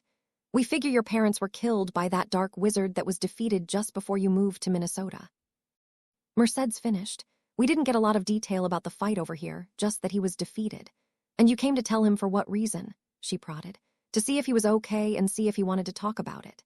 Sam turned to the boy whose face was covered by his hands. He can't say anything about his past. She shook her head. Not that he doesn't want to, but that his life depends on no one figuring out his past. We can't even say if you are so far off that it's laughable. I think I can say that yes, I know the man and no, I don't like him, Harry offered. After my parents were killed, he used his position to threaten me. He had his fingers in many pots. Harry, stop now, Tonks warned. They are my friends, I have to tell them something. He held up his hands. Nothing more, she told him. They know I can't. He nodded to them. I will be fine. Kingsley returned a few minutes later. Sorry, but you three must leave now. Bye, Harry. Sam and Mercedes gave him hugs and Mark waved from the door. Well, Harry asked after the door was closed. Kingsley warded the door against eavesdropping and turned to him. He got out about 6 weeks ago, but the goblins were only informed a few days ago. The ministry told the goblins they kept the secret for Fudge's safety. How did he get out early?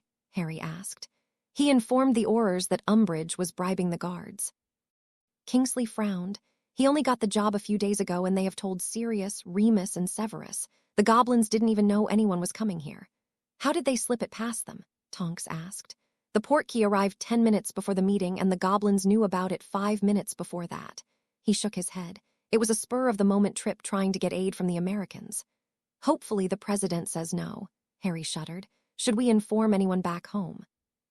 They know by now, Kingsley offered. The goblins sent a messenger. They're also sending one to the Americans to see if anyone suspected anything. They'll be told that Fudge wasn't in the group that killed your parents, but he did try to take advantage of your estate before Padamus, Selwyn, and Lee came into the picture. They'll know I'm British then. Harry flopped onto his back. They already knew that, Kingsley told him, just not that you lived there. They are under the impression that you were living on the continent and that your parents were in a secret facility not too far away. The goblins will reiterate that with their investigation. Harry told those three that he knew who Fudge was and that he had threatened him. Tonks frowned at the boy. They were worried they saw me panic when he entered, Harry explained. Did anyone else see? He asked. They didn't think so, Tonks answered. Another knock on the door had Kingsley opening it to find Mr. Smith on the other side. You left before the meeting. Mr. Smith frowned. We're going out to dinner tonight to a nice restaurant, so dress appropriately. We're leaving at 6. Sorry, Kingsley offered. We thought we saw someone that was worrisome, but it was a mistaken identity. Well, I doubt they'd get any potion secrets from Harry.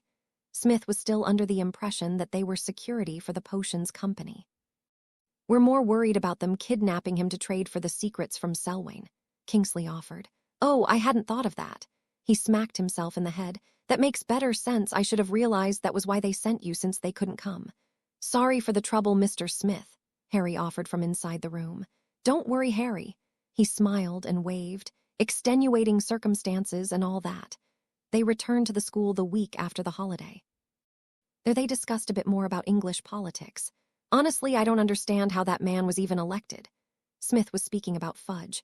The way the man treated their hero was downright despicable. Why did they do that? Sam asked. They spent 3 months running the boy's name through the mud, and then all of a sudden he was a hero again. Harry was having a difficult time keeping his mouth shut. He wanted to tell them why Fudge played ostrich, but to give them that would be far too much information. He stayed resolutely silent. From what I understand, the boy had told them the Dark Wizard had somehow regained a body. Smith shook his head. Their ministry refused to believe him and tried to discredit him. Then the boy was taken right from under their noses by the same Dark Wizard. A reporter witnessed it and wrote about it. Then they began to praise him again. Somehow the boy defeated the Dark Wizard and his followers killed the boy. That was when Fudge was fired as minister and sent to prison for taking bribes and several other even more terrible things. Mercedes shivered. Their whole society is backwards. Harry couldn't help the snort that let loose. Something to say arcane? Smith asked. I've met a few from there. They look like they're still living in the late 1800s. Harry shook his head. They still wear robes full time. You saw what Fudge wore into the meeting. It wasn't for convention's sake. Every picture I've seen of him is in that or a get-up just like it. That's right, Mercedes agreed. I've heard they don't use electricity in their homes. Do you know, Harry? Smith asked. Electricity is a foreign word to them. Harry grinned. One man I knew couldn't even pronounce the word right. Where did you learn all this? Mark asked him. I had an English professor for a class or two. He shrugged. The transfiguration teacher was really good. I figured they'd all be stupid after seeing the fudge dude, one boy offered. They have produced some very fine people. Smith corrected the notion. One of the world's top 10 potion masters is from there. Several previous dueling champions have come from there too, and that's just the tip of the iceberg. Harry wanted to tell them about Flitwick and Severus. Not to mention Hermione, but he just couldn't. He hoped the subject would change soon. Luckily for him, the bell rang and he went on to his next class and tried to forget about his history class. Quidditch finals were the only obstacle between now and the time off for the holidays. Harry was really looking forward to their time off this year. The goblins were planning another trip for them. He couldn't wait to find out what it was this time, but first the finals. Their last 3 games were against teams they hadn't played before. Of course, the finals meant tougher teams, which translated into smaller margin of wins, but they were still wins. After their win in this year's finals, Harry was approached by several scouts hopping to lure him to their teams. But he refused them all, telling them he wished to be a healer, not a Quidditch player. That chased most of them away. "Have you picked a university yet?" the last man asked. "I'm rather new to the American school system." Harry shrugged. "I don't know what's out there, but I've heard Salem is a good one to try for. I have some friends that scout for colleges. I'll try and send some your way next year." The man nodded. "Nice to meet you." "Nice to meet you," Harry replied before he followed the rest of his team. "That was so cool." Sam hugged him. "Many kids go from high school to the reserve for a pro team. But if you play college Quidditch, they usually take you onto the main team. Generally, there are only a few that do it that way." Mark offered. "If they go to university, they do it to advance in a field and use Quidditch to pay for it. Then they just go into their profession." "Sound like good advice," Harry agreed. "I'll have to see if Salem has a team." "They do," Sam grinned. "We're doing what?" Harry asked a few days later. "Skiing in Colorado." Sirius nodded with a grin. "Like on snow?" Harry questioned. "Yes," Sirius' grin widened. "Haven't you gotten enough snow?" Harry pointed out the window where it was snowing again. "But it's skiing." Sirius threw up his hands. "Do you have any idea how many beautiful women ski?" "Sirius." Harry looked exasperated. "If you wanted to really see a bunch of women, wouldn't it have been better at the beach, where they wear a lot less, and it is actually above freezing?" "Kid has a point." Severus snickered from the doorway. "We'll save that for your senior year." Remus chuckled at the gobsmacked look on Sirius' face. "But—" Harry gestured back at the snow with a look of sorrow. "Think of it this way." Tonk giggled. "Beach next year gives you more growing time and you'll be 17, so that means adult Harry at the beach instead of teen Harry at the beach. We can do it both years." He tried again. "Sorry, it's already booked." Kingsley chuckled. "Sirius, I'm not buying you another car for Christmas this year." Harry huffed. "I'm buying you earmuffs." "You can get really mean." Sirius huffed. A knock at the door interrupted them, and Harry found his friends Mark and Sam along with their mother. Harry stepped back and let them in and closed the door behind them to keep the cold out. "Did you tell him?" Judy asked. "He would rather go to the beach," Sirius huffed. "Did you tell him we're going too?" Sam asked. "What?" Harry turned to them. "Let me see, I think I may have forgotten one little tidbit." Sirius contemplated the ceiling for a moment. "Oh, right, Harry, Judy, Sam, and Mark are going along. I hope that is okay." "You know what?" Harry mock glared. "I think earmuffs may be too good." "You wound me." Sirius grinned and headed for the kitchen. "Who wants tea?" "You two have the oddest relationship," Judy observed. "You have no idea." Severus offered as he offered her a seat. "Do not blame it on Harry." Harry grinned broadly at Severus before finding a seat on the floor for him and his friends. The rest of the afternoon was spent discussing what they would be doing, how they would get there, and all the other particulars. It was less than a week later that Harry opened the door of the cabin and stepped in with his bags. He stopped and looked at the large living area in awe. The grin that broke out on his face was mirrored by Sam and Mark as they entered behind him. "Don't block the door, it's freezing out here," Judy claimed, and they all moved farther in. Once everyone was in and the door closed, Tonks explained. "Girls get the upstairs bedrooms and the guys get downstairs." Harry and Mark found a room with 2 twin beds and settled in. There was one other room with twins and then 2 with doubles. Kingsley got one of the doubles simply because the twin beds weren't big enough. Severus took the other while Sirius and Remus shared. The girls could each have their own bedrooms, but Judy and Sam decided to share. They settled in, and the first 2 days were just getting used to the altitude. "Hello and welcome to Copper Mountain. Ski bibs are available over there and the equipment rental is on the other side." A girl welcomed them into the shop. If you need anything from the Muggle side, just talk to the cashier. Separate from the Muggles, Harry looked back as they moved over to the skiwear. Wizards tend to use their magic when they ski, Judy explained. We have to stay separate. Is there a spell? Sam asked. No, it's classified as accidental magic. She grinned. Skiing really seems to come naturally to us. Of course, there are a few exceptions, but they seem to be wizards with lower than average magical power. How do you know all this, Mum? Mark asked. My grandparents used to live over near Breckenridge. She thumbed over her shoulder. I spent many a winter holiday skiing before you two came along. Which set? Sam asked. Nana and Papa Corner. She then explained to the rest of them. My mother's parents. They picked out the clothing before they moved off to the rental. They were fit for boots and skis and then shuffled out the door. They walked to the first small hill where Judy stopped them. This is the beginner slope. She indicated the small hill. After we go over the basics, you'll grab the rope on the right side, and once you reach the top, you'll ski down. We'll do it several times before we let you loose on the mountain. They went through all the basics, and she let them go down the hill. She went first, showing them how to do it before motioning each of them to follow one at a time.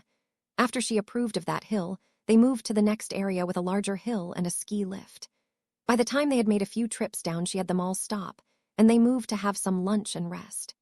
The teens, Judy and Tonks, went right back out and started on some of the larger hills, while the adults' men waited for a bit. Harry was having the best time. He had gone down the hill a dozen times already and was ready to go again when Judy stopped him at the bottom. I think we're ready to move to a bigger hill. What do you think? She asked. Okay. He was grinning like mad. They waited for Tonks, Sam, and Mark before they moved on. Judy went back after getting them started and made sure the four men knew they had moved on. That evening, they collapsed in the cabin by the fire. Dobby appeared and provided them all with hot chocolate and snacks before he popped away. He is neat. Sam grinned after the elf had left. I've never seen one before. You'll meet Winky next. He grinned. She'll be fixing dinner. That's why you told me not to worry about food. Judy nodded. I'm curious. We don't see many of them in America. What kind of laws cover them? They have to be treated well. No abuse is tolerated. Harry began. They have to be healthy and... I don't remember the rest, but Mr. Montgomery told me not to worry about it too much since I treat them better than the law requires. They are yours then? She asked. Yes, Dobby has been my friend since my second year, 7th grade. He explained. I met Winky before my freshman year. He didn't elaborate and let her think that is when they came to his service. You needed 2 elves? She asked. I wasn't their only responsibility, Harry shrugged. His parents were scientists.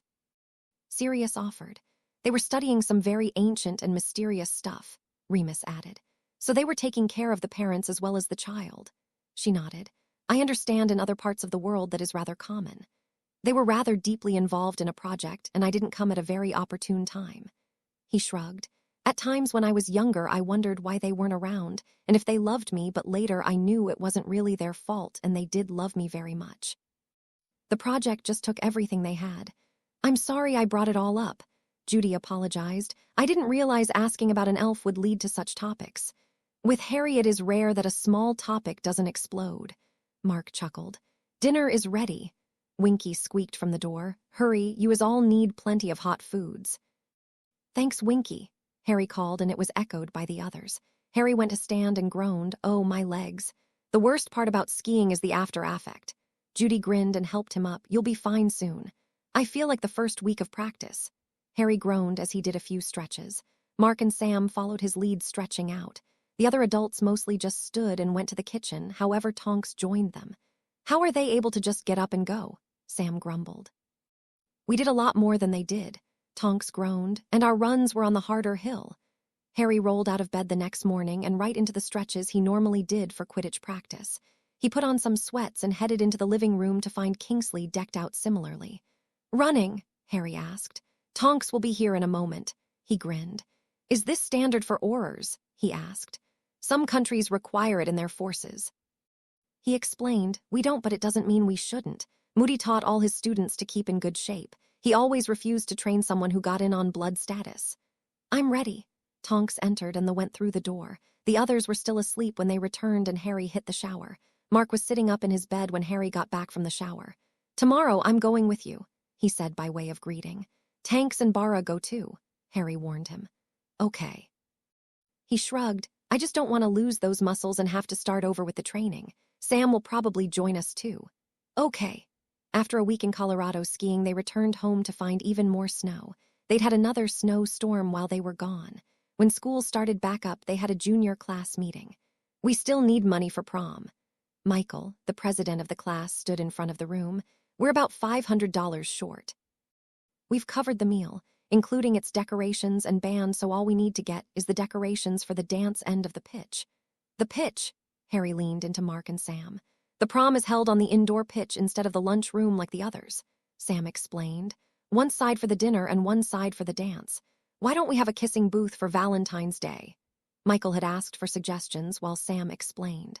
Who are you expecting to man the booth and kiss everyone? Other persons scoffed. The Quidditch team. The girl who was not on the team suggested. Quad pot too. Excuse me, but some of us have boyfriends and girlfriends who would not appreciate us kissing other people. Sam frowned. Just Arcane then.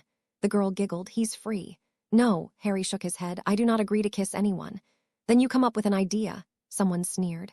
How many people in our class? He asked. 200, Sam answered. Fine, each of us give $3.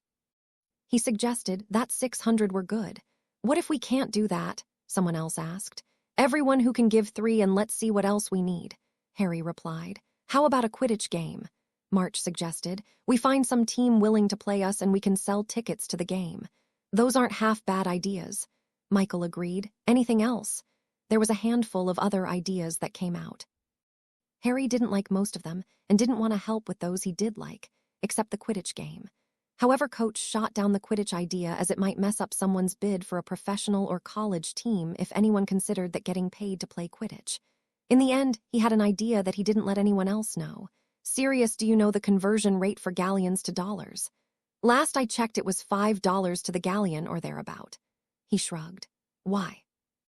I have about $300 right now, and the class needs $500 for the prom. He replied as he headed to his room.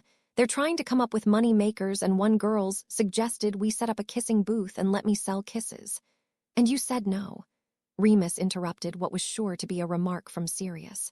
I said no, he agreed. Anyone, and I mean anyone, could pay $1 and I'd have to kiss them. There are a lot of people that would have to pay way more than $1 to get me to kiss them. Anyone, Sirius looked shocked. Anyone, Harry confirmed, so I'm going to anonymously pay the rest. I have a few hundred. Severus pulled out his wallet as Harry came back with his stash of cash.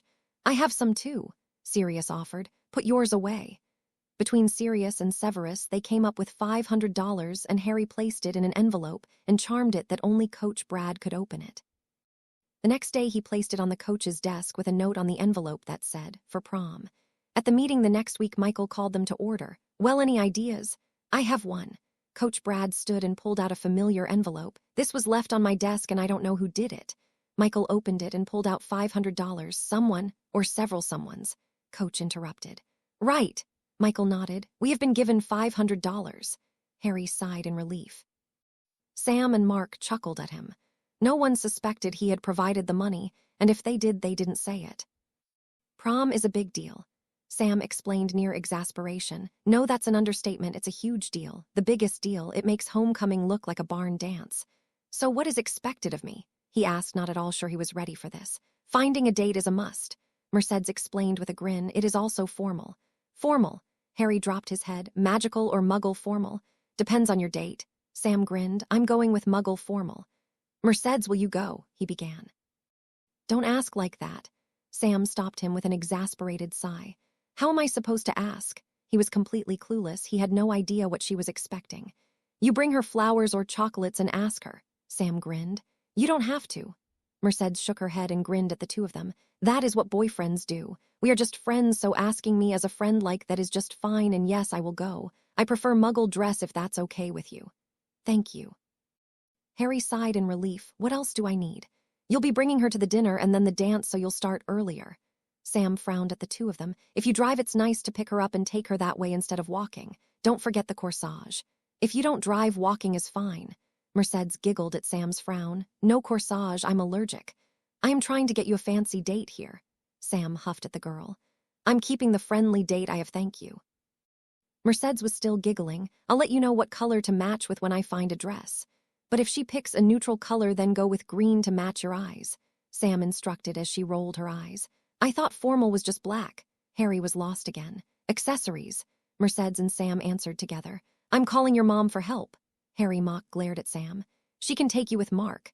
Sam huffed, then pointed out, though you do have 3 uncles who are perfectly able. And you think I trust them when it comes to anything I'm going to wear? Harry was amused. You do remember who they are, don't you? Pads prefers ripped jeans, Lee looks like an old professor, and Selwyn is just no. Okay, I'll give you that. Sam and Mercedes were giggling together. I see you have them entertained. Mark dropped in the seat next to Harry. Sam thinks my uncles should help me pick out clothes. Harry started. Pads is cool. He shrugged. For prom, Harry finished. Merlin, no. He grimaced. I'll take you with me. Do you know what you're doing this summer? Mercedes asked Harry. Probably the same as last year. Harry shrugged. Still incommunicado, Mark asked. There are things that have to be dealt with. Harry offered. Don't ask me what they are because I do not even want to know. They deal I hang out. Alone, Mercedes grimaced. No, he said carefully, but it's with others like me. Not the same situation completely, but is that the reason you don't date? Sam grinned. You have a summer girl and don't want her mad. No, I have another reason. Harry grimaced. My reason is more like if someday you look for us and we are just gone, don't take it personally. I don't think I could live like that. Mark frowned. Once I'm an adult, it shouldn't happen. Harry sighed. You know, if you miss Quidditch, we'll all hunt you down. Sam said seriously. Instead of being the hunter, you'll be the hunted. Harry refrained from saying he already was. He wasn't really, but he felt like it. He didn't think they'd have to move, but he wasn't discounting it out completely. Anything could happen with Fudge at the ministry and having the ear of the minister. It was rather scary knowing that Fudge was in the same position that Umbridge had been in. What are your plans for the summer? Harry asked them. I'm working at the hospital. Mercedes smiled. I'm shadowing a healer that went to Ambrosia's. If it turns out well, she's agreed give me a reference. Great. Harry was excited for her. So you are probably a shoo-in now. As long as I keep my grades up. She shrugged. Ours isn't nearly as cool. Mark grinned, but we're going back to Colorado. Gran and Pops are going to rent a place for the summer and we can stay too. No skiing, but plenty of hiking and lots of other good stuff. Sam finished. I'll probably play Quidditch. Harry grinned. And running. Speaking of running, we have track. Mark clapped Harry on the back. You too, sis. I hate you. Sam groaned as she stood, later murk. Are you sticking around or heading out? Harry asked as he stood. I've got to go to work. She grimaced. He held out a hand and helped her up. Thanks for going with me. My pleasure, Harry. She waved as they went their separate ways. A month later found Harry preparing for prom night. He looked in the mirror and sighed. He was wearing a tux with a green tie and cummerbund. If he didn't know Mark was wearing something similar, he'd be too embarrassed to even step a foot out of the bedroom, let alone the house. Come on, pup time to go get the girl. Sirius stood in the door, swinging his keys around one finger. I can't believe you finished restoring it. Harry grinned. Thanks for driving us. Not a problem. Sirius grinned. I love to drive my baby. Let's go. Harry followed him to the garage and hopped in the passenger seat. Sirius drove up to the house carefully and waited while Harry got out and went up to the door. He knocked and Mercedes' mother, Karen, opened the door and let him in. She looked past him at the car sitting by the curb. That can't be yours, she ogled the vehicle. Uncle Pad's. He grinned and looked back at it. He promised to drive perfectly safe as long as we're in it. You think he'll come back after dropping you off so Max can see it? She asked. I'll ask. He stopped speaking because Mercedes chose that moment to enter. It took him a few seconds, but he smiled and said, You look beautiful. Thank you. She grinned. You look pretty good yourself. How are you getting to the school? Max approached Harry from the kitchen. Come see. Karen pulled his hand till he followed her to the door. Oh, he gasped, which got Mercedes' attention. What is it? She asked. Uncle Pads is driving us. He grinned. Did he finish the car? She asked. He nodded and put out his arm for her. She grabbed hold and they walked outside to find her father practically drooling on it. It was a spectacular view. He had painted it a medium metallic blue and had mag wheels on the back that hiked it up. The engine purred until he put his foot on the gas, then it roared. That is awesome. Mercedes loved cars as much as her dad did. He did name her after one. I want pictures. Karen called. Buy the car, please. Not passing up that opportunity. Mercedes giggled and drug Harry over. After Karen had gotten all the poses she wanted, he opened the door and pulled the seat forward, then helped her in. He climbed in afterward, as her father Max was getting a promise from Sirius to come back and take him for a ride in it. At the school, they had to drive around to the back to the external entrance for the indoor pitch. There was a line of people by the door, and not one failed to look up at the car as it approached. Sirius stopped and tapped the seat with his wand, which had the result of it pulling forward out of their way. Harry pushed open the door and stepped out and held a hand out to help Mercedes. They shut the door and Sirius purred out of the parking lot. The two of them made it to the crowd at the door just as he pulled away. "That was awesome." Mercedes giggled quietly, but both of them heard several sentiments that repeated what she had said about the car. The doors picked that moment to open, and they entered the decorated hall for dinner. It was a fantastical scene of a medieval castle that only slightly resembled Hogwarts on one wall. The opposite was covered by a dragon that looked more the Muggle myth than an actual dragon. The dragon had the princess held captive, and the knights and princes all were trying to save her. The art club had done an amazing job. They sat down to dinner, and plates were floated out as they ordered from one of 3 dishes. Drinks were also sent out that way. It had been a fun exercise for Charm's class to make it all work. The professor was in the back supervising. When dinner was over, they moved into the second half of the pitch, though if you didn't know what the large room was, you would never have guessed. The room designated for dancing was decorated to look like a fancy ballroom. Pillars made from streamers stood out in relief against another artwork that looked like windows. Beyond the windows, the scene was of a garden at twilight. Tables rested around the outer edge of the room for people to sit and rest, and a refreshment table was set up at the back. They danced the first few dances together, but he also danced with Sam a couple times. A few other girls tried to get dances too, but he always refused them. Mercedes danced with Tony, Sam's date a few times, but also refused any other requests. Mark and his date also traded a few dances with Harry and Mercedes. They alternated dancing and resting until it was midnight. They made their way out the door to find Sirius and his car in a line of cars to pick them up. Nothing, not even the rented limos, could compare to Sirius' car. It was a masterpiece, and all who saw it knew. Many envious stares followed the pair to the car. They climbed in, and Sirius took a slow drive back to her house.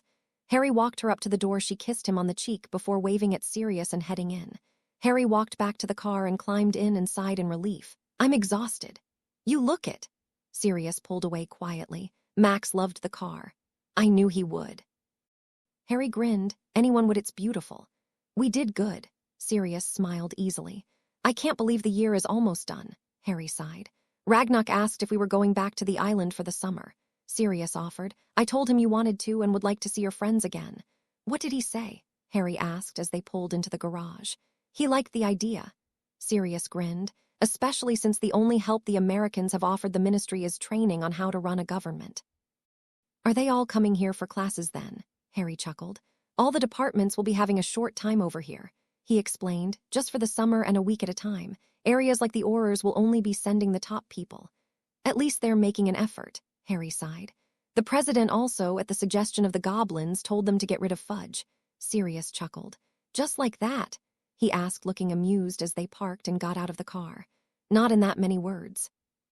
Sirius opened the door and led the way into the kitchen. They suggested that an undersecretary should be a voted position since they were just under the minister and had such an influence on policy. "That is a good idea." He sighed and took a seat at the table. "Like the president and vice president, they get voted in as a team." "Does Master Harry require anything?" Winky popped in. "Hot chocolate," Harry asked hopefully. "Two, please," Sirius added. "Might as well make it 6. Tonks said as the rest of the adults in the house took places at the table. "How did it go?" "Great, I'm exhausted," Harry grinned. "He got a kiss at the end of the night," Sirius added. "On the cheek," Harry clarified. "Did Sirius tell you we're going back to the island?" Remus asked. "He did," Harry grinned. "I'm glad we're going. My last letter from Hermione was rather interesting." "Really?" Tonks asked. "Is she still mad at Ron?" "No," he chuckled. One got the nerve to dump Lav. "Who thought up those absolutely horrid abominations?" Severus asked. "Oh wait, it was Lavender Brown, wasn't it?" "Right in one," Harry chuckled. "I'm so glad I wasn't there to see that, or experience it by proxy. Herm said they were permanently attached at the mouth for most of the year." "Oh, spare us the hideous details." Severus shook his head. "So has he asked Hermione out yet?" Tonks asked, ignoring Severus. "No," Harry grinned. "She hasn't even started talking to him yet. He is going to have to grovel for a little longer." "Has Ron written?" Sirius asked. He's been writing all year complaining about how horrible it is to date Lavender. Harry chuckled. He starts out trying to sound like it's a good thing and ends up complaining. I didn't offer any advice I didn't think I had the experience to. Probably best. Tonks grinned. Everyone needs at least one embarrassing dating experience to learn from. What's yours? Harry asked. Derek Harness. Severus chuckled. Ravenclaw Casanova. Yep, she grinned. He was nice to my face, but he turned out to be a very large jerk. He was dating 4 girls at the same time, one from each house. She caught up to him in the Great Hall and hexed him badly. Then she told everyone what he'd been doing. Severus offered, ended up earning 100 points and a detention that the other 3 girls showed up for and refused to let her sit it alone. I thought I only got 85. She turned to him. Someone got the last 15 for something else. I gave you the last 15. He shrugged and stood and got a glass of water. Amanda Barnsworth was his Slytherin conquest. You sly old thing. She grinned at him. Thanks, you know the 4 of us are still friends. Good. He nodded once.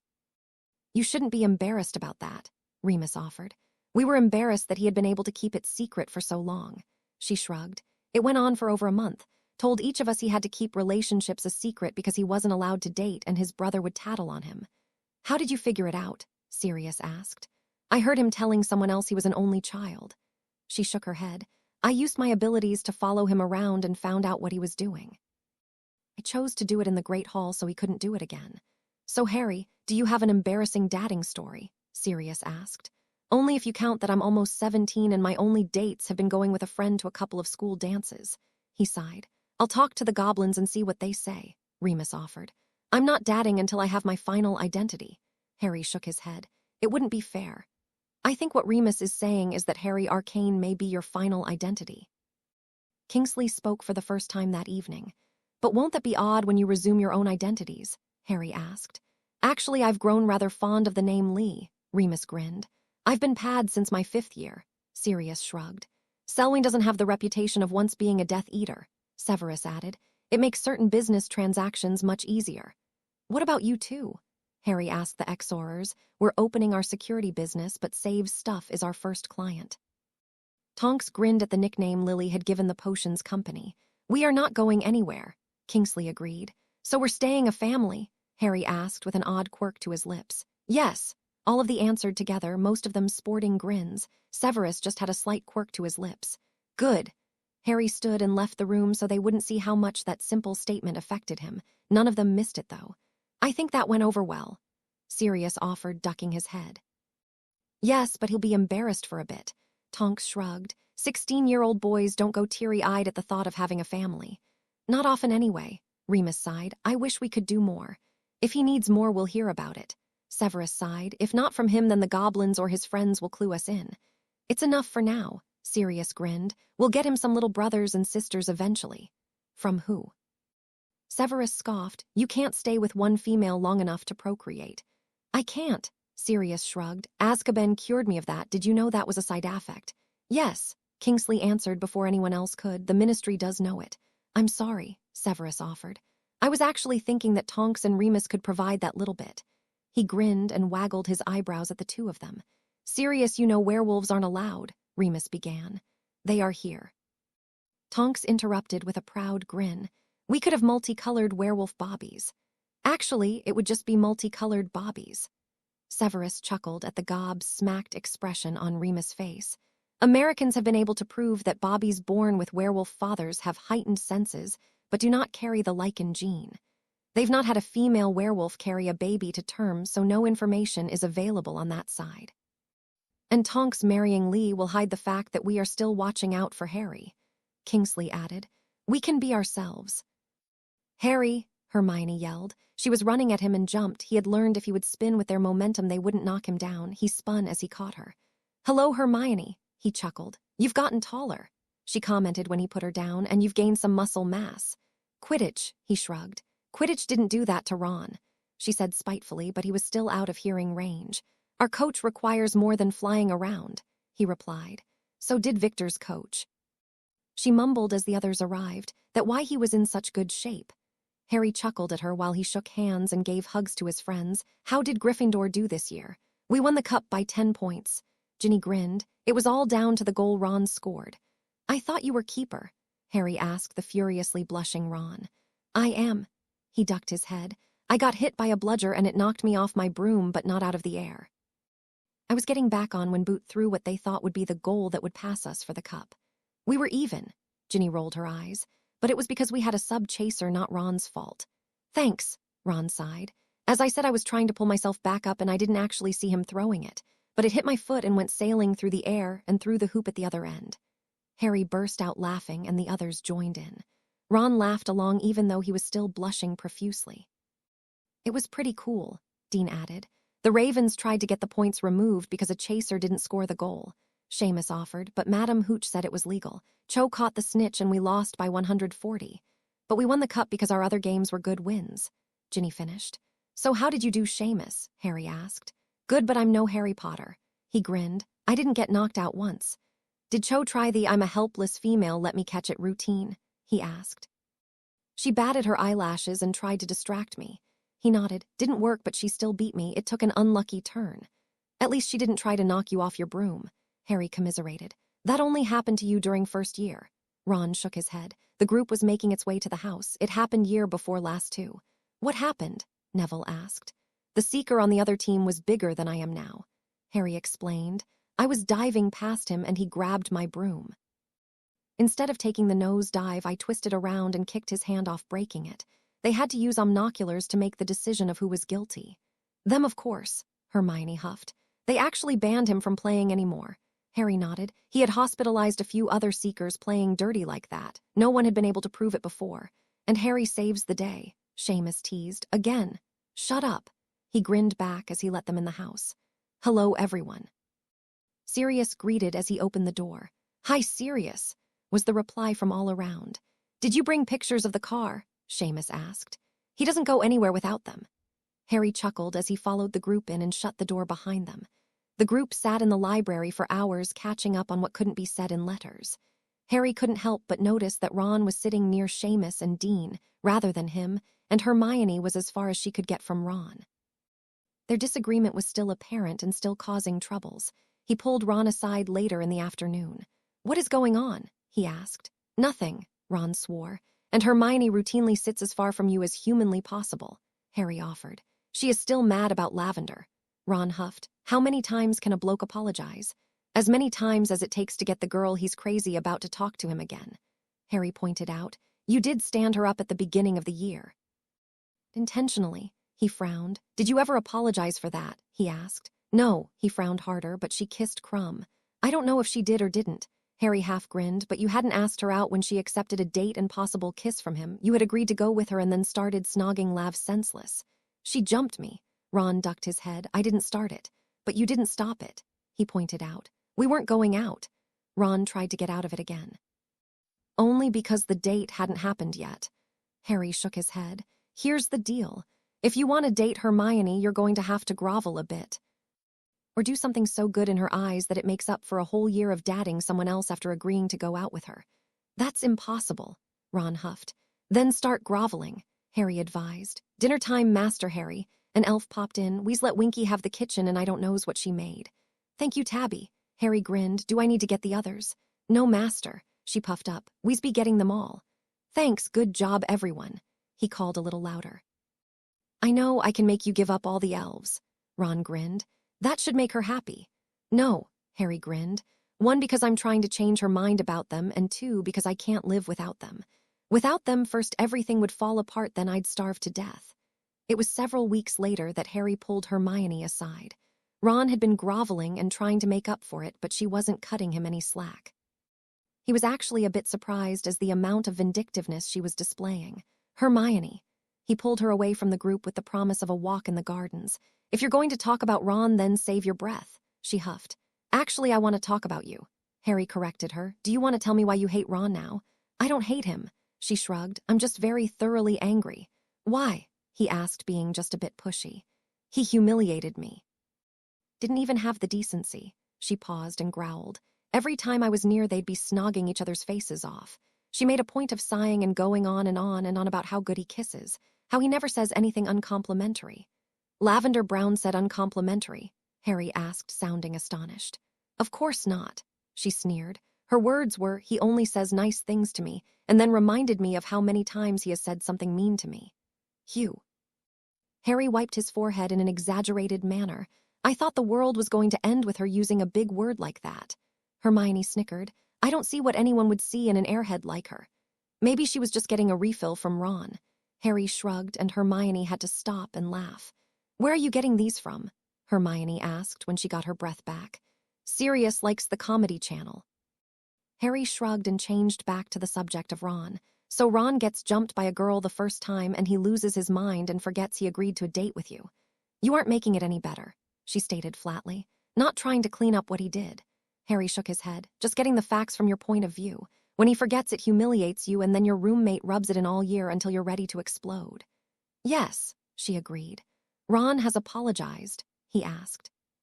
Several times, she agreed, but that doesn't cover half of what she did. He's not apologizing for her, Harry reminded her. He's apologizing for his own actions. Would it cover what he did? They walked in silence while she thought things through. I suppose he has apologized enough for his own actions. Will you let up on him now? He asked. Fine, she huffed. I'll be nicer. Do you still like him?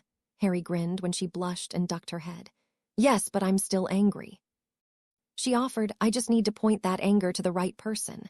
Revenge is a dish best served cold, Harry grinned. What old books have you been reading to learn that one? Hermione asked. It's a theme that runs through a lot of the classics. Actually, it's a Klingon proverb. Harry chuckled. Klingon? Hermione looked confused. Where have I heard that word before? Star Trek. He laughed. Wrath of Khan. Are you a closet Trekkie? No. She disagreed quickly. Why would I want to watch a bunch of funnily dressed people jumping from planet to planet, having weird adventures and fighting enemies? I get close enough to that at Hogwarts. You are a closet Trekkie, he accused. How else would you know about that much about it? I am not, she giggled. I have watched it a few times with my dad when it comes on late at night. Have you seen Trouble with Tribbles? He asked. Yes, those things are so cute. She hugged herself, so soft and cuddly looking. They reminded me of Arnold Ginny's pygmy puff. You are a Trekkie, he bumped her. Fine, I'm a Trekkie, she huffed. Have you seen First Contact yet? Yes, he chuckled. Next Generation isn't quite the same, but it's not bad. I agree, she giggled, but the guys are cute. Oh, save me. He sighed dramatically. Another girl who watches the movies just to see the good-looking guys. I do not. She smacked his arm. What girls are you seeing movies with? My friends. He shrugged. I have one guy and two girls who I hang out with. Really? She said dramatically. Tell me about them. Well, I can't say the names. He sighed. I'll use nicknames. Merc reminds me of you. She is very intelligent. Her plans including going to a college that only lets in a couple students a year, and she looks to possibly be one of them. You told us about that school last time. Hermione remembered. The other girl is Sassy. She's kind of a cross between Ginny and Luna. Harry grinned. Her brother Killer is my one good guy friend. They're the ones that I watch movies with and stuff. Not Merc, she asked. No, she has a part-time job at the library. She has to maintain perfect grades. Her spare time is spent volunteering at the local hospital.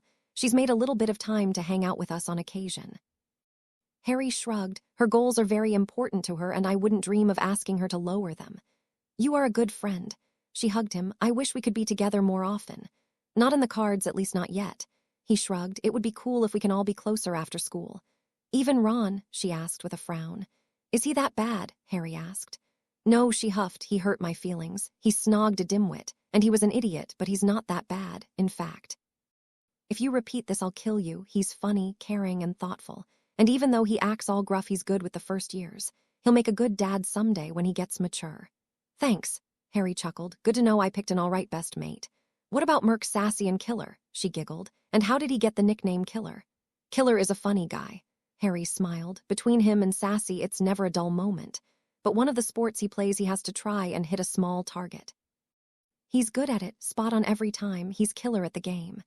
Good, I had hoped it was something non-violent. She giggled. I wouldn't call it non-violent. Harry would never call the game of quadpot non-violent. Too many explosions. It's all part of the game, kind of like I'd never call Quidditch non-violent. Sports, she sighed. So is Merc making you study? She doesn't need to. Harry grinned. I live with Severus Snape. Ah, yes, I see.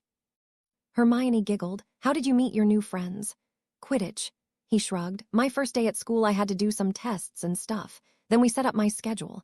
My school requires 1 year of physical education for all students. I took a class called sports. Of course you did. She shook her head. Anyway, the coach of the Quidditch team is the teacher of the sports class. I had to meet him and we talked Quidditch. Harry explained. That afternoon he had me show him what I could do and they put me on the team. Sassy was supposed to be the seeker, but she wanted to be a chaser. When they found out how good I was, she tackled me and kissed me before cheering that she got to go back to chasing. Is she your girlfriend then? She asked. No, she's dating Tony the Tiger. He chuckled. Don't ask me to explain that one, please. She was just overly excited to return to her favored spot. So Sassy was on the team and introduced you to Killer and Merc, she stated. Killer is also on the Quidditch team. He corrected. He's good at chasing too. Then how did you meet Merc? Hermione pushed. She was the one with the omnoculars my first game that proved I was protecting myself, not attacking. Harry explained. I went to thank her for providing the evidence and we became friends. So the troll was attacking and she saved you. Hermione giggled. Pretty much. He laughed at the comparison. I love your gardens, Hermione said as they headed back to the house. I do too. Harry looked around. The elves are talented and creative. I still don't like it. She frowned, but you were right about it being their chosen way of life, although the choice is bond or go insane. Still, wizards didn't give them the choice, nature did. He pointed out, we are helping them and they are helping us. Some wizards are better at helping them than others. I guess I'll have to work from the side of getting them decent working conditions and finding ways to ensure they can't be mistreated by those who aren't as good at helping them. She huffed. Can I use your elves as an example? As long as my name and my actual elves are not involved. He agreed. If you spend time in America going to uni, you can say you met someone who deals this way. Neville was the next person who sought him out for advice. How are you, Harry? Fine, Nev. How are you doing? He replied, I need advice. He sat on the chair opposite Harry in the library. Shoot. Harry sat up. What? He asked. I mean, ask away. He grinned. Oh, right. Neville nodded. Well, first I need to thank you for all your help last summer and this one. My Dada grade wasn't the only one to go up. Not to mention you should have seen Malfoy's face when he tried to trip me up the first day of school. You were so right about muscle memory and letting your body react. Glad it helped. Harry was thrilled at the person Neville was turning out to be. He had found his confidence and the results were astounding. How is Hannah doing? She's great. Neville blushed. She has a real interest in herbology. Or in one man whose life revolves around it. Harry smirked. Maybe. He shrugged. Anyway, my problem is that my talent in herbology is really starting to attract attention. I've been offered 2 different masters to study under. That's amazing. Harry was really glad for him. But here is where the problem lies. He sighed. They want me to study with them for 5 years. I'm not allowed a life outside during that time. It isn't that I'd mind that much time studying plants, but Gran isn't getting any younger and I don't know if Hannah will wait. Any other options? He asked. You mentioned those schools in America. Do they have any for herbology? He asked. Do they lock me in for 5 years? Yes, they have schools that teach it and I don't think they lock people in. He offered. I'll see what information I can get for you. It would still be hard to visit your Gran and Hannah, but you'd be able to write them, and if the expense doesn't choke you, portkeys are available. How often could I get one? He asked. From what I've been told, a normal university has classes during the week and then the weekends are free. Harry explained. You are allowed to come and go as you please during that time. You may have to study or do work in the lab or greenhouses in this case, but I doubt it would be every weekend. Even then, perhaps Hannah can go to the same school. She doesn't want to have a career in herbology. Neville shook his head. She wants to be a healer. It's not a herbology school or a healing school. Harry grinned. Most offer several programs. Generally, the good healing schools are also the good herbology and potion schools.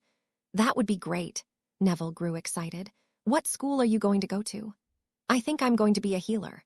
Harry offered. I'm looking into Salem Healers Institute. They also have Salem University in the same area, and they are a premier university for potions and herbology. It's all one school, but they sort of designate the medical school part as a special section, even though some of the teachers are the same for both schools. Now I just need to figure out a way to explain where I heard of this stuff. Neville sighed. Sirius, I mean Remus told you. Harry offered. She knows you're spending time here. That's true. He agreed with a grin. Hey, you're back, Sam called from the porch. A bit earlier this year, too. Things worked out. Harry shrugged. In truth, his friend's parents had insisted on a shorter time this year. Next year, they would all be out of school and finding jobs or further schooling, and they all knew it would be harder and harder to find time to get whole families together. Harry understood. Hermione had tried to get him to go with her on vacation to France, but he was still paranoid enough not to want to be that close to the Ministry without Sirius and Remus. "We've been invited to a swimming party at Merc's house tomorrow for her birthday." Mark grinned. "Why don't you come along?" "What kind of present should I get?" Harry asked, wondering if it would be okay if he just showed up. 17 is a big birthday. Sam frowned, "But with you just being friend dates, I don't know how special you should go."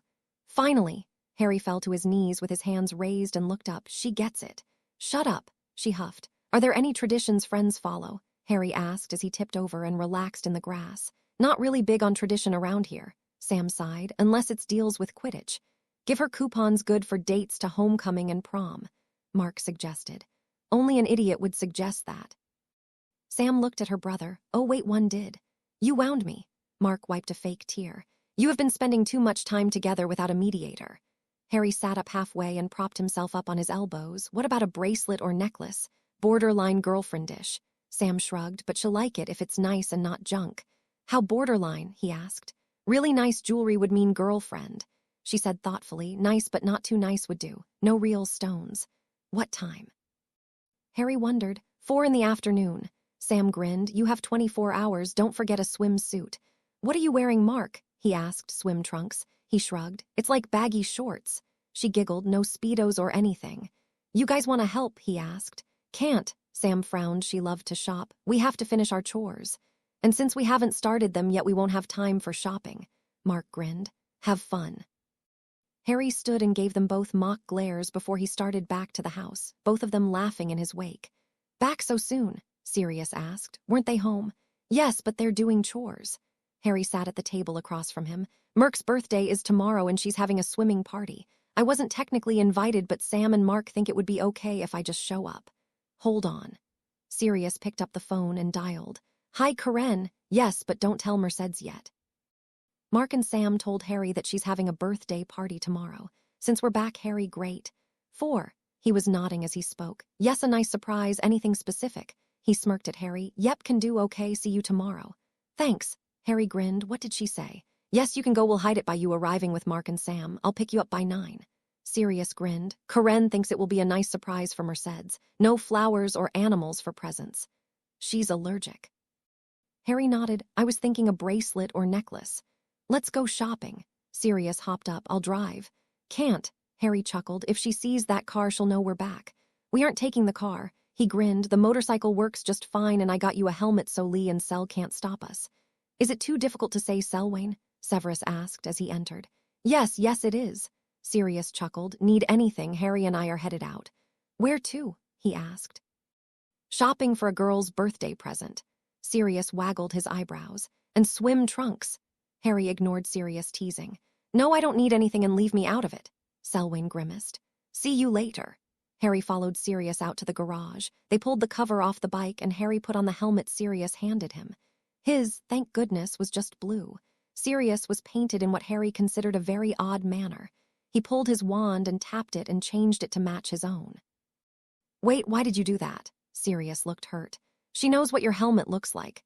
Harry thought quickly. "If she saw it, she would know it was you on the bike. The bike could be a duplicate, but that helmet is one of a kind." "Good idea." He agreed and slipped it on. Harry tried to hide his sigh of relief by slipping his on quickly. They took off and were soon at a store picking out jewelry. Harry found a bracelet he liked, but it was too expensive. If she was his girlfriend, it would have been ideal. It was labeled a diamond tennis bracelet. "If that's more than you want to spend, we also have them with crystals," the salesman stated. "What does that look like?" he asked. The man brought one out and in was within his price limit. Harry called Sirius over. "What do you think?" "That's nice." He eyed it. "We do want to make sure she knows they aren't diamonds. It says it right here in the box." He turned the box around and it was plainly marked. "We can gift wrap it for you if you'd like." "Yes, please." Harry nodded and pulled out his wallet. A quick stop at the clothing store for swim trunks and they were headed back home. Harry didn't begin to get nervous until he was following Mark up to the door the next evening. Mercedes was already in the back at the pool. Her mother had made sure he would not be seen. They were the last to arrive and were about 10 minutes late, also planned by her mother. Mercedes greeted Sam first and went to hug Mark but saw Harry behind him. You came." She yelled as she moved past Mark and hugged Harry fiercely. "Well, don't I feel loved?" Mark huffed good-naturedly. "Hi, Mark," she said, still hugging Harry. "When did you get home?" "Yesterday." Harry was laughing at Mark's fake pout. "I went to see these two and they invited me." "Just for that you get a hug after all." Mercedes let go of Harry and hugged Mark. "I get the feeling you like Harry best." Mark still sounded pouty, but he was grinning when she let go. "Of course I do." She swatted Mark's arm. "He's nicer to me than you are." "I mean, when did you ever offer to take me to a dance as friends?" The party was nice and everyone was well behaved. Part of that was due to the size of Mercedes' father, Max. He was over 6 foot tall and Harry was sure he weighed all of 300 pounds. But the man was not fat. He doubted he had an ounce of fat. He was all muscle. Part of that had to do with the weights in the basement, but another part was just how the man was made. Mercedes loved the bracelet Harry had gotten along with all her other presents. Just before it was time to go, Max pulled Harry aside. "What are your plans for the next few years?" he asked. "Finish high school and get accepted into a college." Harry shrugged. "Mercedes said you've been thinking about being a healer," he stated. "That's what I'd like to do." Harry nodded. "I want to get into Salem if I can. I understand med school is really tough." "I know I'm being nosy, but it's just concern." Max sighed. "Did your parents plan for your schooling or are you going to be borrowing money?" "They planned for it," he answered, "but I still would like to get some scholarships. Last year, one of the scouts promised to send some college scouts to our games this year." "Wonder why?" he asked. "He actually wanted me to play for some professional team. I can remember the name." Harry scratched his head. "I told them I wasn't going to play professionally and that I was going to college." That's when he said he knew a few and would send them. "I'm sure your counselors will be telling you this year, but you should start putting in your admission requests now," he offered. "If Salem knows you want to go there, then they'll send a scout." Mercedes had to put her admission requests in 3 years ago. But that's just how Ambrosia's works. Most don't want to hear from you until this year. "I didn't think we'd need to do that until after Christmas." Harry sighed, "But doing it before Quidditch season is a good idea if I want them to look at me." "Quidditch is good for a scholarship, but don't let it interfere with your courses," Max warned. "You can only play Quidditch for 4 years. After that you have to play professionally if you still want to play. Med school is far too difficult even if they allowed it." "I have no interest in playing professionally," Harry grinned. "I know a few that have been hit by bludgers too many times." "I don't want to look that stupid." "That's good," Max chuckled. "Now I'm sure you're wondering why I'm talking to you like this. I've been told countless times by Mercedes that you are just friend dates. But I know boys, and if the friend stuff quits and you want to be more, I want to know you can take care of my little girl." "I understand," Harry agreed. "I do want to get married and have a family eventually. I just want to make sure I'm not going to leave any kids alone." Harry knew Max had the story that the goblins had made up. He had told it to Mercedes, but he didn't know if she told them it wasn't the whole story. Still, he felt like he was talking bad about his parents, but he didn't want a loose Death Eater to find him and take him out and leave a family to struggle in his absence. He just wanted to be sure. "You can never tell if you're going to have an accident," Max commiserated, "and we can't outplan the what-ifs in life. But if we live each day to the best of our abilities, and we'll leave with fewer regrets."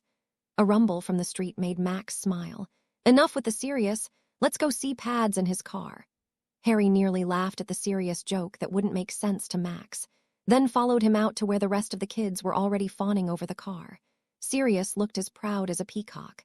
A few weeks later was the start of Quidditch summer practice and, of course, running. Harry was just finishing up his first mile, grabbed a water bottle from the team cooler and took a seat on the ground a little ways away. Someone came up beside him as Sam and Mark came over. He greeted the two of them and turned to introduce himself to the new person. "Harry Arcane Seeker." He stuck out a hand. "Too bad." The guy ignored his hand. "Hope you won't be too mad when I replace you. May the best Seeker win." Harry took his empty hand back and the new guy walked away. "He's a jerk," Sam huffed as she glared at his back. Harry shrugged. "If he's better, he deserves the spot." "I doubt he's as crazy as you," Mark offered as Archie and Shane, the keeper and beater from last year, joined them. "Have you met the new guy?" Shane asked. "The new jerk, you mean?" Sam frowned. "That's the one," Archie agreed. "Bad attitude, at least 5 miles wide." "There's a new girl, too." Shane grinned. "She is nice, but watch out." "What do you mean?" Harry asked as a tough-looking girl finished her mile last. "That's her." Shane nodded her way. "Margaret, call me Maggie or die Newsome, beater." "Looks good for the position," Mark observed as Coach Brad called them in. He gave them the normal speech and set them up into the air. Harry pulled aside Raymond, the backup seeker from the previous year. "Watch out for the new guy," Harry offered. "Been there, done that." He shook his head, watching the guy do spins and dives, trying to show off. "Coach Brad isn't going to like him at all. Your spot is safe." "It doesn't matter if he's likable or not," Harry pointed out. "If he's better, he'll get the spot. I don't think he's going to be better than either one of us. Try not to let him get close enough to hurt you." "You too," Raymond grinned. "I don't want to have to seek full time until next year." "Too bad you won't get your wish." The guy tried to brush past Harry, but he braced his shoulder, and the new guy tried to act like Harry was knocking him off. "Bartlett, there is none of that on my team." Brad had been watching. "Any more roughing outside of the game will see you done. Teacher's pet," he snarled at Harry. "Bartlett." Harry nodded, accepting the name and greeting him in return as Raymond tried to stifle his laugh. The snitch was let loose, and the three of them went after it. Bartlett was constantly bumping and jostling with Harry. Harry was just trying not to laugh. The guy talked tough, but Malfoy hit harder in their second year than this guy was doing now. The snitch went into a dive, and Harry was on it. Raymond cut off early, knowing this was one only Harry would get. It was also a test for the new guy. Unfortunately for him, the new guy cut off yards behind Harry. "He's gonna crash," Bartlett gloated loudly. Harry caught up to it and spun out of the dive with the snitch clutched in his hand. He applied the brakes and lowered his feet before standing off the broom. He had caught it with 3 inches separating his broom from the ground. "Not crashed." Raymond floated down past Bartlett. He was still 7 or 8 feet off the ground when Bartlett rammed him. The coach had his wand out and caught Raymond before he hit. He checked for injury before turning on Bartlett with a frown. He was glaring at the barely hidden smile on the offensive boy. "I'm sorry I didn't see you there." Bartlett approached the two. He didn't sound the least bit sorry. "Go home." Coach Brad glared at him. "Don't come back tomorrow." "That's not fair," he yelled. "It was an accident." "Do you think I'm stupid or blind?" Coach Brad yelled back. "Get off my pitch and don't come back." Harry had never heard the man sound that angry, and Bartlett wasn't getting it. He was still arguing. Harry pulled Raymond away and started checking him over for injury. Nothing seemed to be broken, but he had a large bruise on his back. "Lie down on your face and stretch out." Harry instructed him, then placed himself at Raymond's side with his arms crossed and a glare on his face. He stayed facing Bartlett. Bartlett stomped away from Coach Brad and chose to walk by Harry. When the guy reached him, he growled, "This is your fault," then tried to shove Harry so he'd fall on Raymond. Harry was prepared and had tensed up and leaned into the push, which caused Bartlett to push himself to the ground. Harry's glare intensified. "Stay away." Bartlett jumped up, picked up his broom, and mounted it. He flew off, mumbling under his breath. Harry kept an eye on him until he was well away. He turned back to find the rest of the team grinning at him. "What?" he asked. "Can I get up now?" Raymond asked. "No, wait until Coach looked over that bruise," he told him as the coach approached. "He got you good." Coach Brad inspected it. "Wait while I get the principal here. I sent Wicket after him." They hadn't made it back to playing yet when Bartlett showed up with a very large man and a very large smirk. Harry had his wand in hand because he had pulled the memory for the pensive, and the principal was just leaving the memory as they walked up. "I demand you fire your coach." Harry assumed it was Bartlett's father. "No," he replied, his stance set. "He kicked him off for no good reason," he yelled. "I kicked him off after 2 instances of roughing other players without being in a game." Coach Brad also had his wand in his hand, but it was in a pocket. "I gave him warning after the first instance. If your players are such wimps that they can't take a bit of rough play, they shouldn't be in Quidditch." He was yelling, though no one else was. "Rough play in the game is fine." Coach agreed. "However, when the play is over, late hits are penalized in our league, and I won't have those penalties on my team."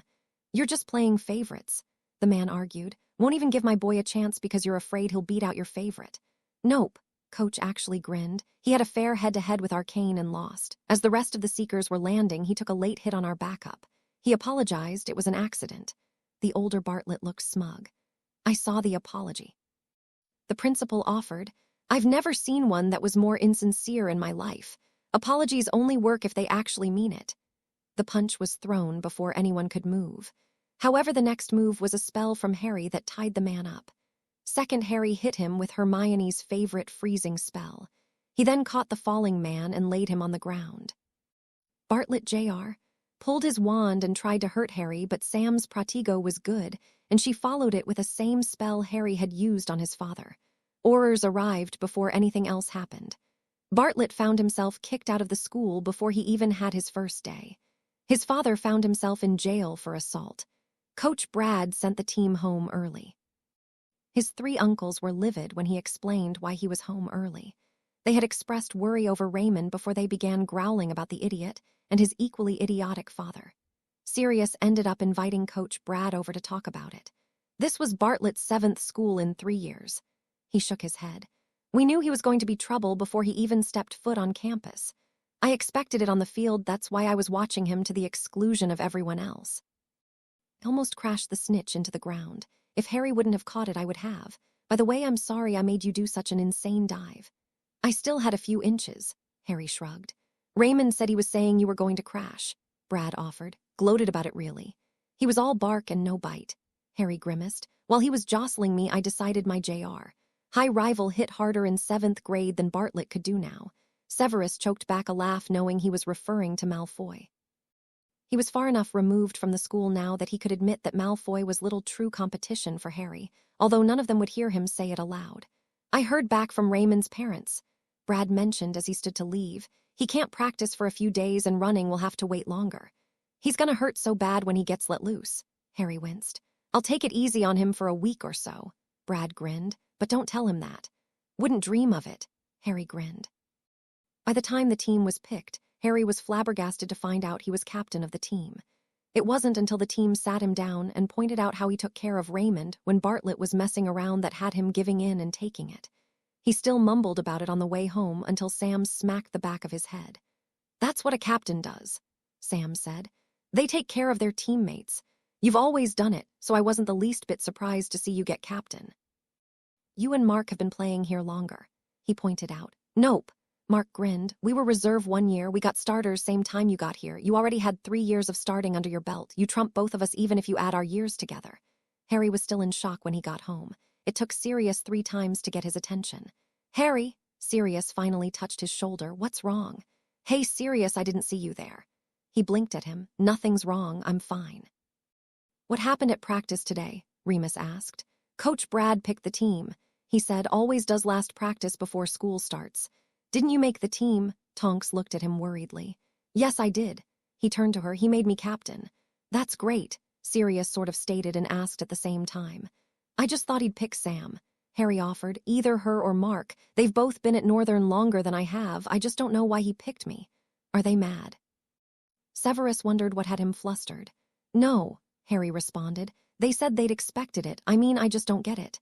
Harry, Severus tried to hide his laughter. You'll get your head around it sooner or later. It's natural to be shocked when you didn't expect it, but it's not that surprising. The way they love their seeker, I think Coach Brad would be lynched if he didn't make you captain. Don't forget. Sirius grinned. You'll need to have a speech ready for the first pep rally and everyone after that. Oh, Merlin. Harry dropped his head on the table with a clunk. I hate being the center of attention. Unless you're in the air. Sirius finished and patted his head. Don't worry, you'll get used to it. Ugh, was his only reply.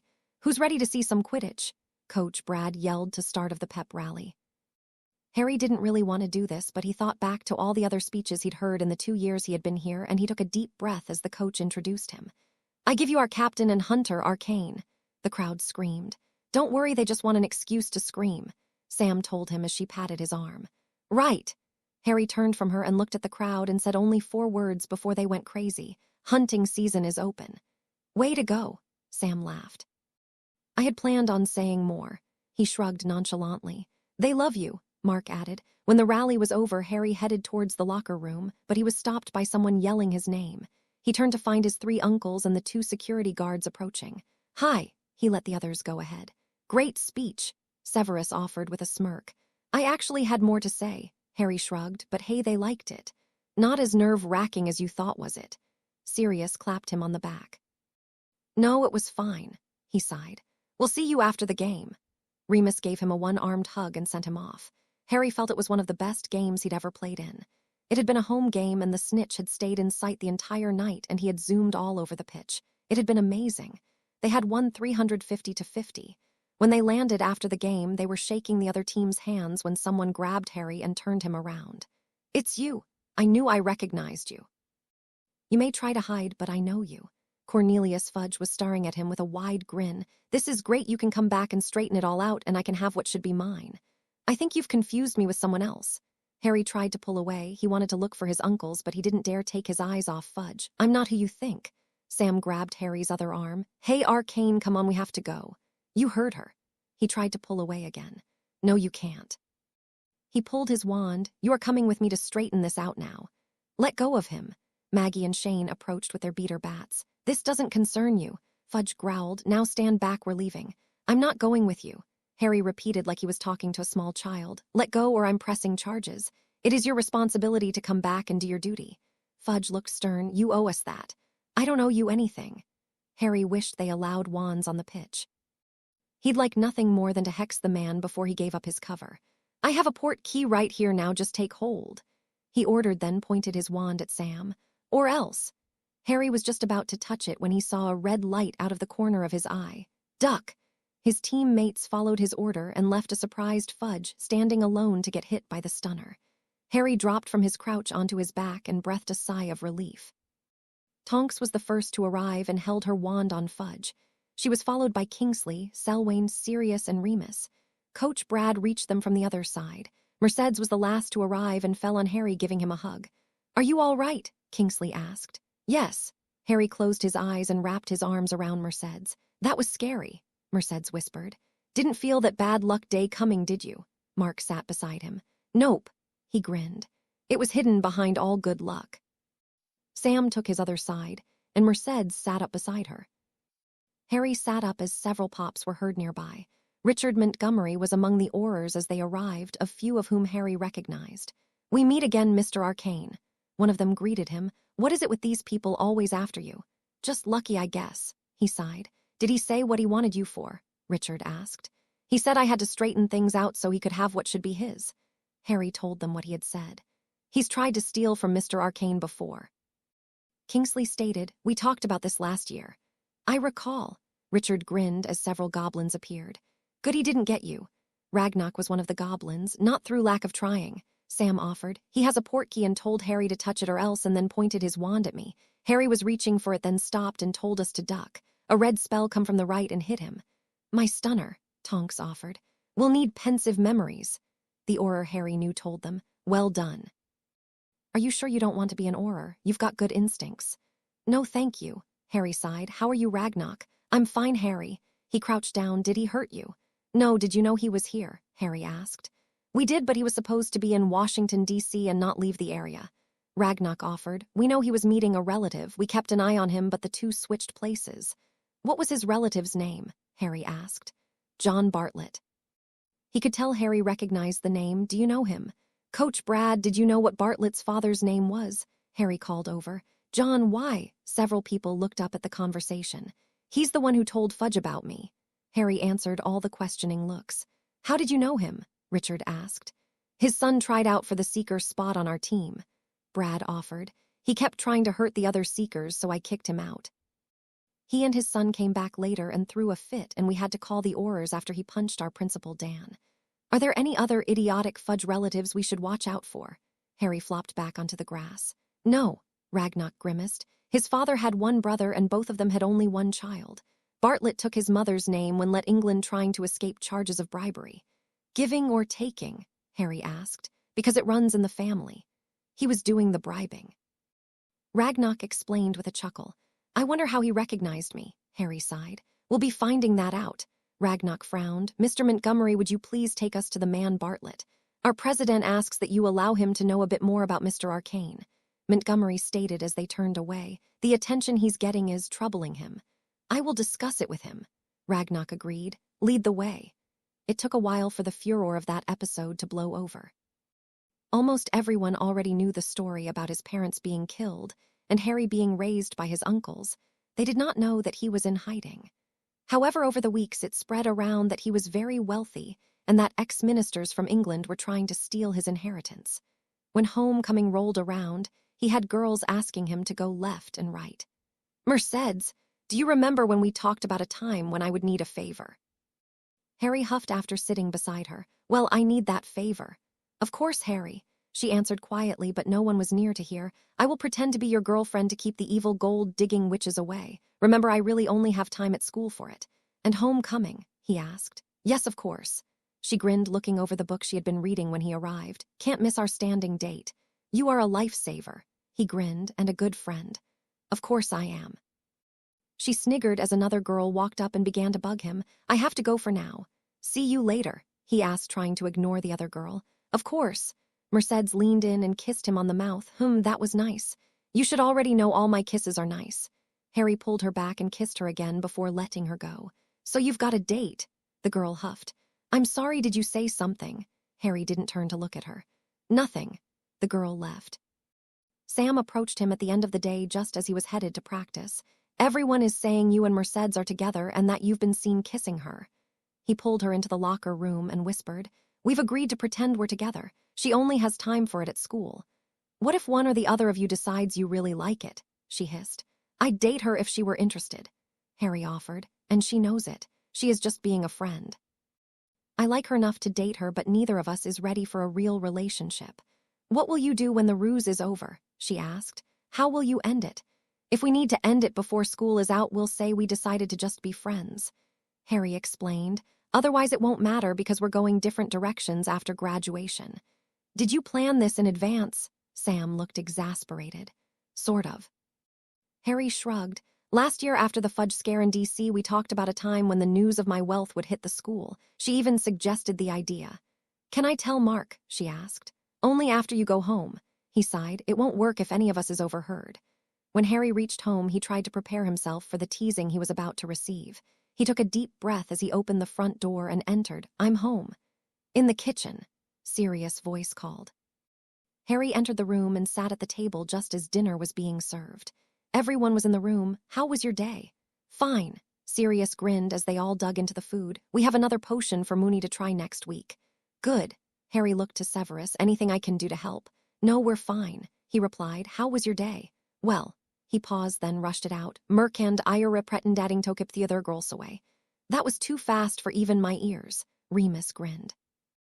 Merk is helping me out, Harry explained. Since everyone found out I have money for fudge to steal, I've been bombarded.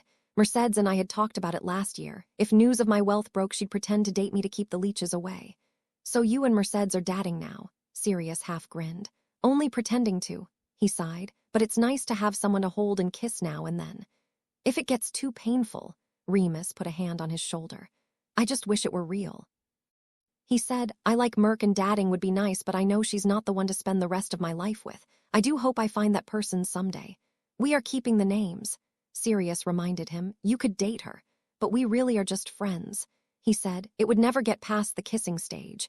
Enjoy it while you can. Severus offered, you both know it won't last, just don't hurt each other. Harry got another surprise homecoming week.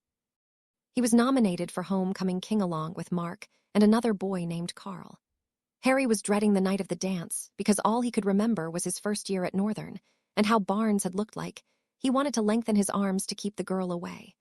He had moped until the girls' nominations came out. Susan, a nice girl in his potions class, Amanda, a fangirl gold digger, and Mercedes were the nominations for queen. He wouldn't mind being king if Mercedes or Susan were queen. The week had been full of odd clothes, the game had been won, and now he was standing beside Mercedes as the votes were being announced. Sorry I smell so bad. He apologized with a grin. She was dressed beautifully. You've been worse. Mercedes giggled. The game 2 weeks ago was worse. No doubt. He chuckled. 5-hour games will do that. 2 hours isn't bad at all. Her breath hitched as the announcer began. 3 couples have been selected to have a chance to be our king and queen for the night. The first couple is Mercedes Raine and our seeker Hunter, also known as Harry Arcane. Harry slowly led her out to the middle of the pitch. She had heels on, and they turned around to face the homestands. The announcer went on to introduce the other 2 couples. I hate being, Harry began, the center of attention unless you're in the air. Mercedes finished. You really say that far too much. Because I keep getting thrust in the spotlight. He huffed. Must be a natural gift. She giggled at him. And now I have here the tally of the votes. The announcer interrupted them. Congratulations to Mercedes and Harry. Mercedes' parents and Harry's uncles were brought from the sidelines to stand behind them as the previous winners crowned the 2 of them. Once all the pictures were taken, Harry was allowed to go shower and get ready for the dance. More pictures were taken by Mercedes' mother and Sirius before they were allowed to go. The king and queen dance was slow and in the spotlight. Harry ignored everything and just concentrated on not stepping on her feet in front of everyone. Luckily, it was only the first dance, and the rest of them he was in the shadows with the rest. He was exhausted when he got home later that evening. Ragnock arrived for a visit the Saturday evening after homecoming. He sat in the living room and accepted the tea before he explained what they had found out. "Sorry this has taken so long. We had to wade through a lot of other things before we got to you. Basically, Bartlett and Fudge were meeting to set up a lawsuit against the American government. They were going to say that they were being discriminated against because they were British. Bartlett was against the Department of Education because no school will accept his son. Fudge because they talked the British ministry into making his job part of the ticket for minister." "How did this lead to Harry?" Sirius asked. "They're sharing one lawyer." Ragnock shook his head. "Bartlett was explaining what happened at his son's last school, and after describing you, Fudge popped out and came looking for you. We have convinced him that you aren't Harry Potter. We showed him your picture with your starburst scar. He's trying to get let loose, citing it was a mistaken identity." "He isn't going to get away, is he?" Harry asked. "No." He shook his head. "He still threatens school children, and Americans take that very seriously. We do have one more issue. The president wants to meet you." "President of what?" Harry asked. "The United States." Ragnock grimaced. "He promised not to make any recordings of the meeting.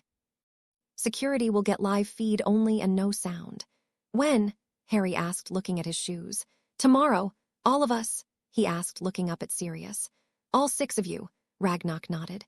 "Do I have a choice?" No. Harry was more nervous than he could ever remember being. He'd had nightmares of the American government calling him a dark wizard and throwing them all in prison or turning him over to the British. He knew realistically there was no chance of that, but he really didn't have good experiences with governments. "Hello, everyone." Harry recognized the voice and looked up at Richard Montgomery. "Hello."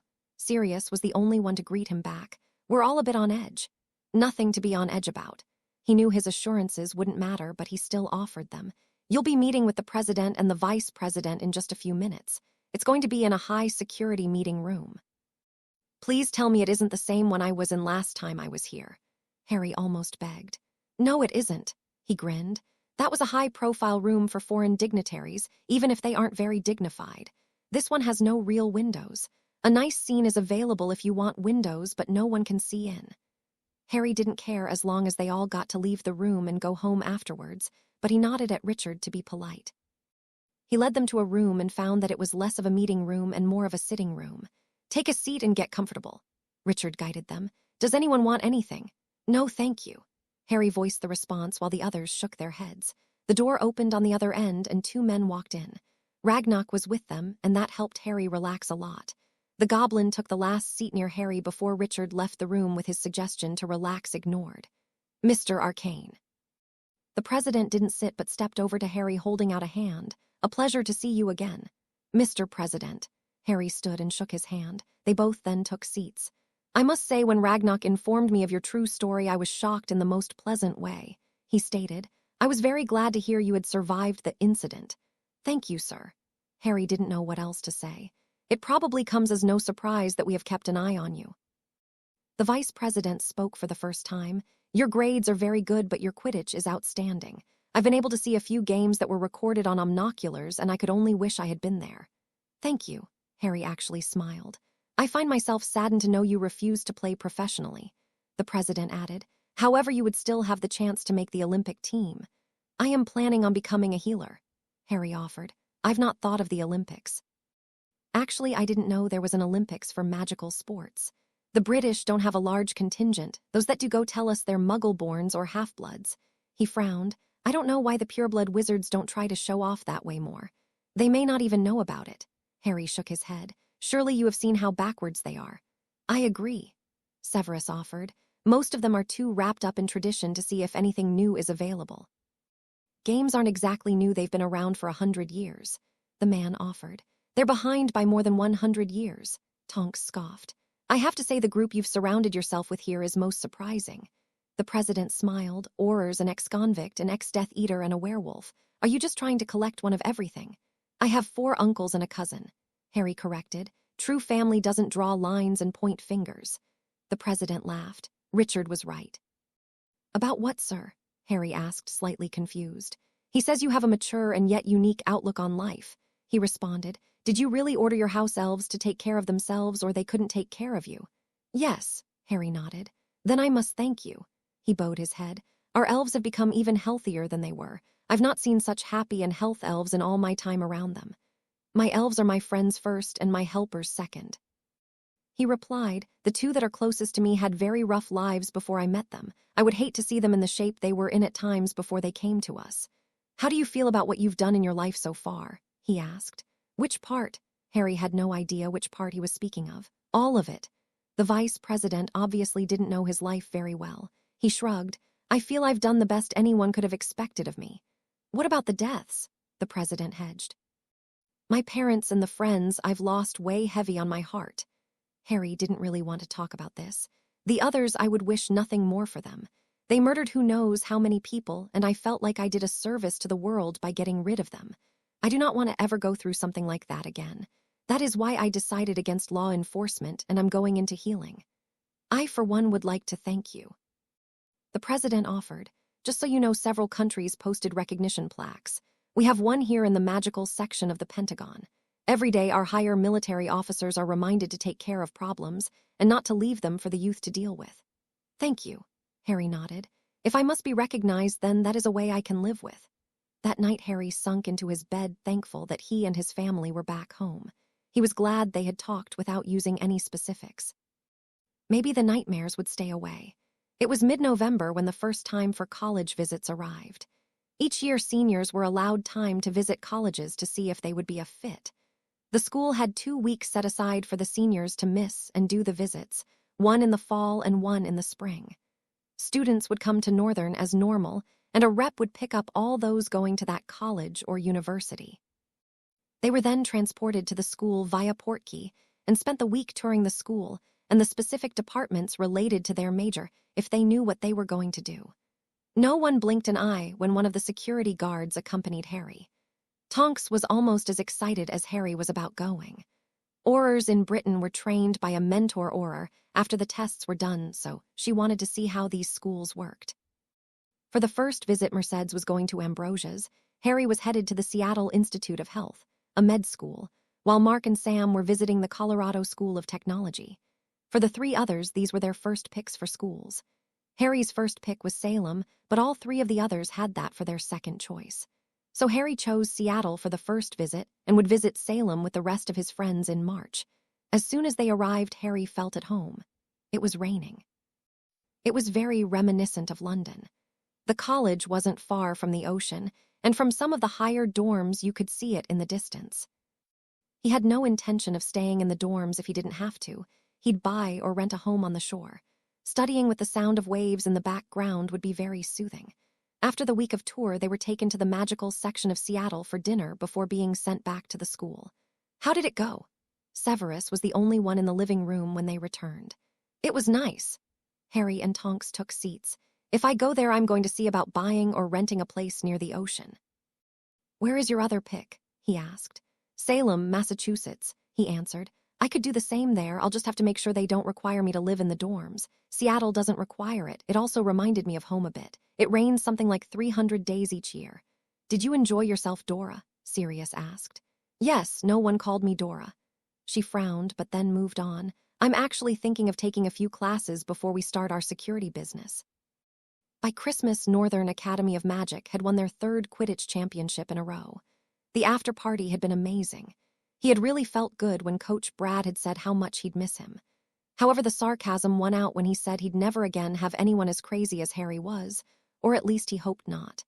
Senior year, Harry had realized very quickly, was the year of goodbyes. Every time something ended, someone would be weepy because it was the last one. It was Sam's turn after the finals and party as they were walking home. The adults were behind them a couple of yards. That's the last one, she sniffled. You could always flunk and do it again, Mark offered. Idiot. Sam punched her brother like she always did. That was the last time you'll hit me for saying something stupid about high school Quidditch. He pretended to cry. Probably not. She punched him again, see. Mark started to speak again and she punched him before he could get it out. Ow, that was the exact same spot 3 times in a row. Then shut up, she told him. I didn't even get to say anything. He huffed at Harry, who was just trying not to laugh. You know you'll never win, Harry pointed out, but I will never stop trying. Mark grinned. Thanks. Sam hugged her brother. I didn't want to be the girl that cries over a game. I know, he hugged her back. I love you too. Harry hugged the both of them, sounding weepy. This is the last time. Shut up. Sam put her hand over his mouth. You are horrible. Mark looked over his shoulder and grinned. What do you think of that? Harry and Sam looked back and then turned back facing front, both sporting smiles. What they had looked back and seen were Selwyn, Lee, and the 2 Aurors walking. But behind them were Pads and Judy holding hands, walking even slower than the rest. About time, Harry grinned. I like the idea. Sam agreed. At least this way we know that even after high school we'll keep in touch. He grinned, then acted like he was crying. We won't be hugging and crying on the last day because we'll never see you ever again. Enough. Sam jumped on his back and put one hand across his mouth. All 3 of them collapsed in the snow in front of the Stellar home, laughing as hard as they could. When Harry finally got home, he collapsed in a chair and waited for the rest of them to catch up. Sirius was the last in the door. Well, Harry asked. What? He tried to look innocent. A word of caution. Harry narrowed his eyes at his godfather. That is my friend's mother. If you mess up and it affects my friendship, I'm going to be angry. And you won't like him when he's angry. Tonks tried to hide the grin.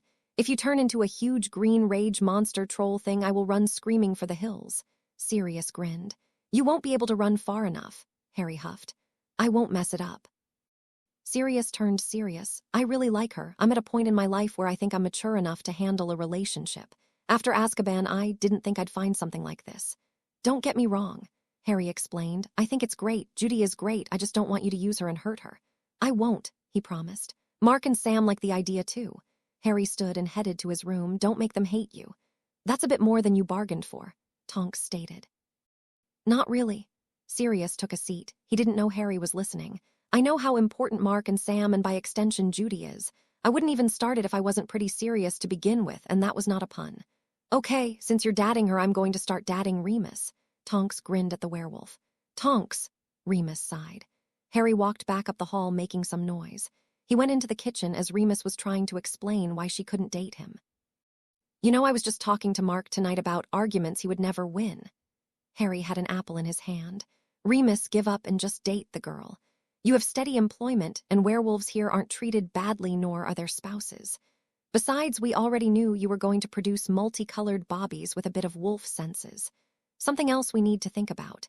Anyone we bring in as family will have to know who we really are. Harry took a bite out of his apple as he went back to his room. Chewing the bite of apple allowed him to hide the big grin he had plastered on his face. Judy and Sirius would be good together. Before they knew it, Christmas break was on them and they were headed to the beach. Their bags were packed and they were ready to go. The portkey had 10 minutes until takeoff. Are you ready to tell us yet? Sam whined. I want to know which beach. Quit whining. Judy laughed at her. I'll give you a hint. Sirius grinned at them. Where we are going there will be palm trees. The only warm beaches this time of year have palm trees, Harry pointed out. Then you can rule out Michigan, Sirius grinned. I had already ruled it out, Sam huffed. I'm not packed for Michigan. Mark looked down at the shorts he was wearing. Should I change? No, remember I said palm trees, Sirius chuckled. Harry, did you know Pads isn't very helpful? Sam asked. Yes, I did. He nodded fervently. Grab on everyone. Kingsley held out the hula hoop. We're going in 30 seconds. Aloha, they were greeted as they came to a stop. Hawaii, Sam turned to hug her mother. You brought us to Hawaii. Is that okay? Sirius asked. It will do. Harry said it a passing imitation of Severus. Severus smacked him lightly on the back of his head as he passed, dunderhead. Love you too, Uncle Selwyn. Harry grinned as they all left the platform behind him. They were all given lei of flowers to put around their necks. Sam's face was hidden behind hers because she loved the smell. Next, they passed through the portal to the car rental. One large vehicle later, and they were on their way to the house. They had forgone the portkey to the house so they could see some of the sights on the way. I still can't believe we are in Hawaii, Sam sighed. This is the island of Oahu. Remus read the brochure as Sirius drove. It is called the Gathering Place. Oahu has the international airport. However, all the islands have smaller ones because it's much easier to fly between islands than to get there by boat. You have the Muggle brochure. Tonks took it and handed him a second one. Oh, here we are, the island of Oahu. Remus opened it and began to read. It is called the Gathering Place. Wow, this one's a lot different. Everyone chuckled as Tonks swatted at him. Just read it. Okay, the magical resort is called the Hakalikupua, which roughly translates to Magic Ocean, I think. Remus explained. There are portals in the lobby to other islands with magical resorts. We can travel to the island, sightsee all day, and then come back at night. What about the beach? Harry asked. The hotel has a private beach, which means only hotel guests can go there. Remus continued. Workout room, pool, hot tub, sauna, and trails up the mountain. How close is the mountain? Mark asked. Basically, the hotel is built into the mountain, he responded. The lobby opens onto the beach, and then trails lead to each villa or on up the mountain. You must have one of us with you if you're going to hike. Judy interrupted. If we all get lost, we can apparate you back to the lobby or our villa. Harry was sitting in a recliner of sorts on the beach. Basically, it was just a back, and then his towel stretched out underneath him. He did have the little bamboo mat under it to keep the sand off his towel. The sun felt glorious after the cold winter they had left. He had set a timer with his wand to remind him to redo the sunscreen spell so he wouldn't burn. Luckily for him, he did because at the moment he was sound asleep. The buzzer for the sunscreen woke him up in time to shield himself from the bucket of water that Sirius was ready to pour on him. What did you do? Set a perimeter alarm? Sirius asked after the water flew back at him. Harry was far too busy laughing to answer. Sirius hit him with an augmenta to stop his laughter. Harry only smirked at him. I'd send one back, but you're already soaked. Come on, lazy bones. Sirius held out a hand. We're going to Maui to see some stuff. Well, I just can't stand to miss stuff. Harry grinned and took the hand that hoisted him up. Where's everyone else? Over by the door laughing at us. Sirius waved. Harry turned and grinned. Shall we make it a wet party? No. He quirked up one corner of his mouth in a small smile. I want to keep on Judy's good side. You have become such a softy. Harry scoffed at him. Probably. He grinned as they joined the group. Judy sent drying spells at both of them before they headed out. They spent a lovely day seeing as much of the island as they could. At dinner, they left the regular tourist scene to see the magical part of the island. It was just as beautiful, but had some nice magical creatures and plants added in. Harry crashed that night, even though he'd had a cat nap on the beach. Their next day, Sirius and Judy disappeared around lunch. Sirius had left a note saying not to worry. He was just stealing Judy for a few hours, and they'd be back by dinner that night. Harry had a pretty good idea what was happening, but he kept it to himself. When they returned in time for dinner, Harry didn't see the difference he expected and pulled Sirius aside quietly. I thought you were going to ask. He pulled him aside. I did, Sirius replied, but I told her we have a long story to tell her before she answers. I made sure she knew the cover story. Hey, come on, it's dinner, Mark called. I'm starving. Are you ever not starving?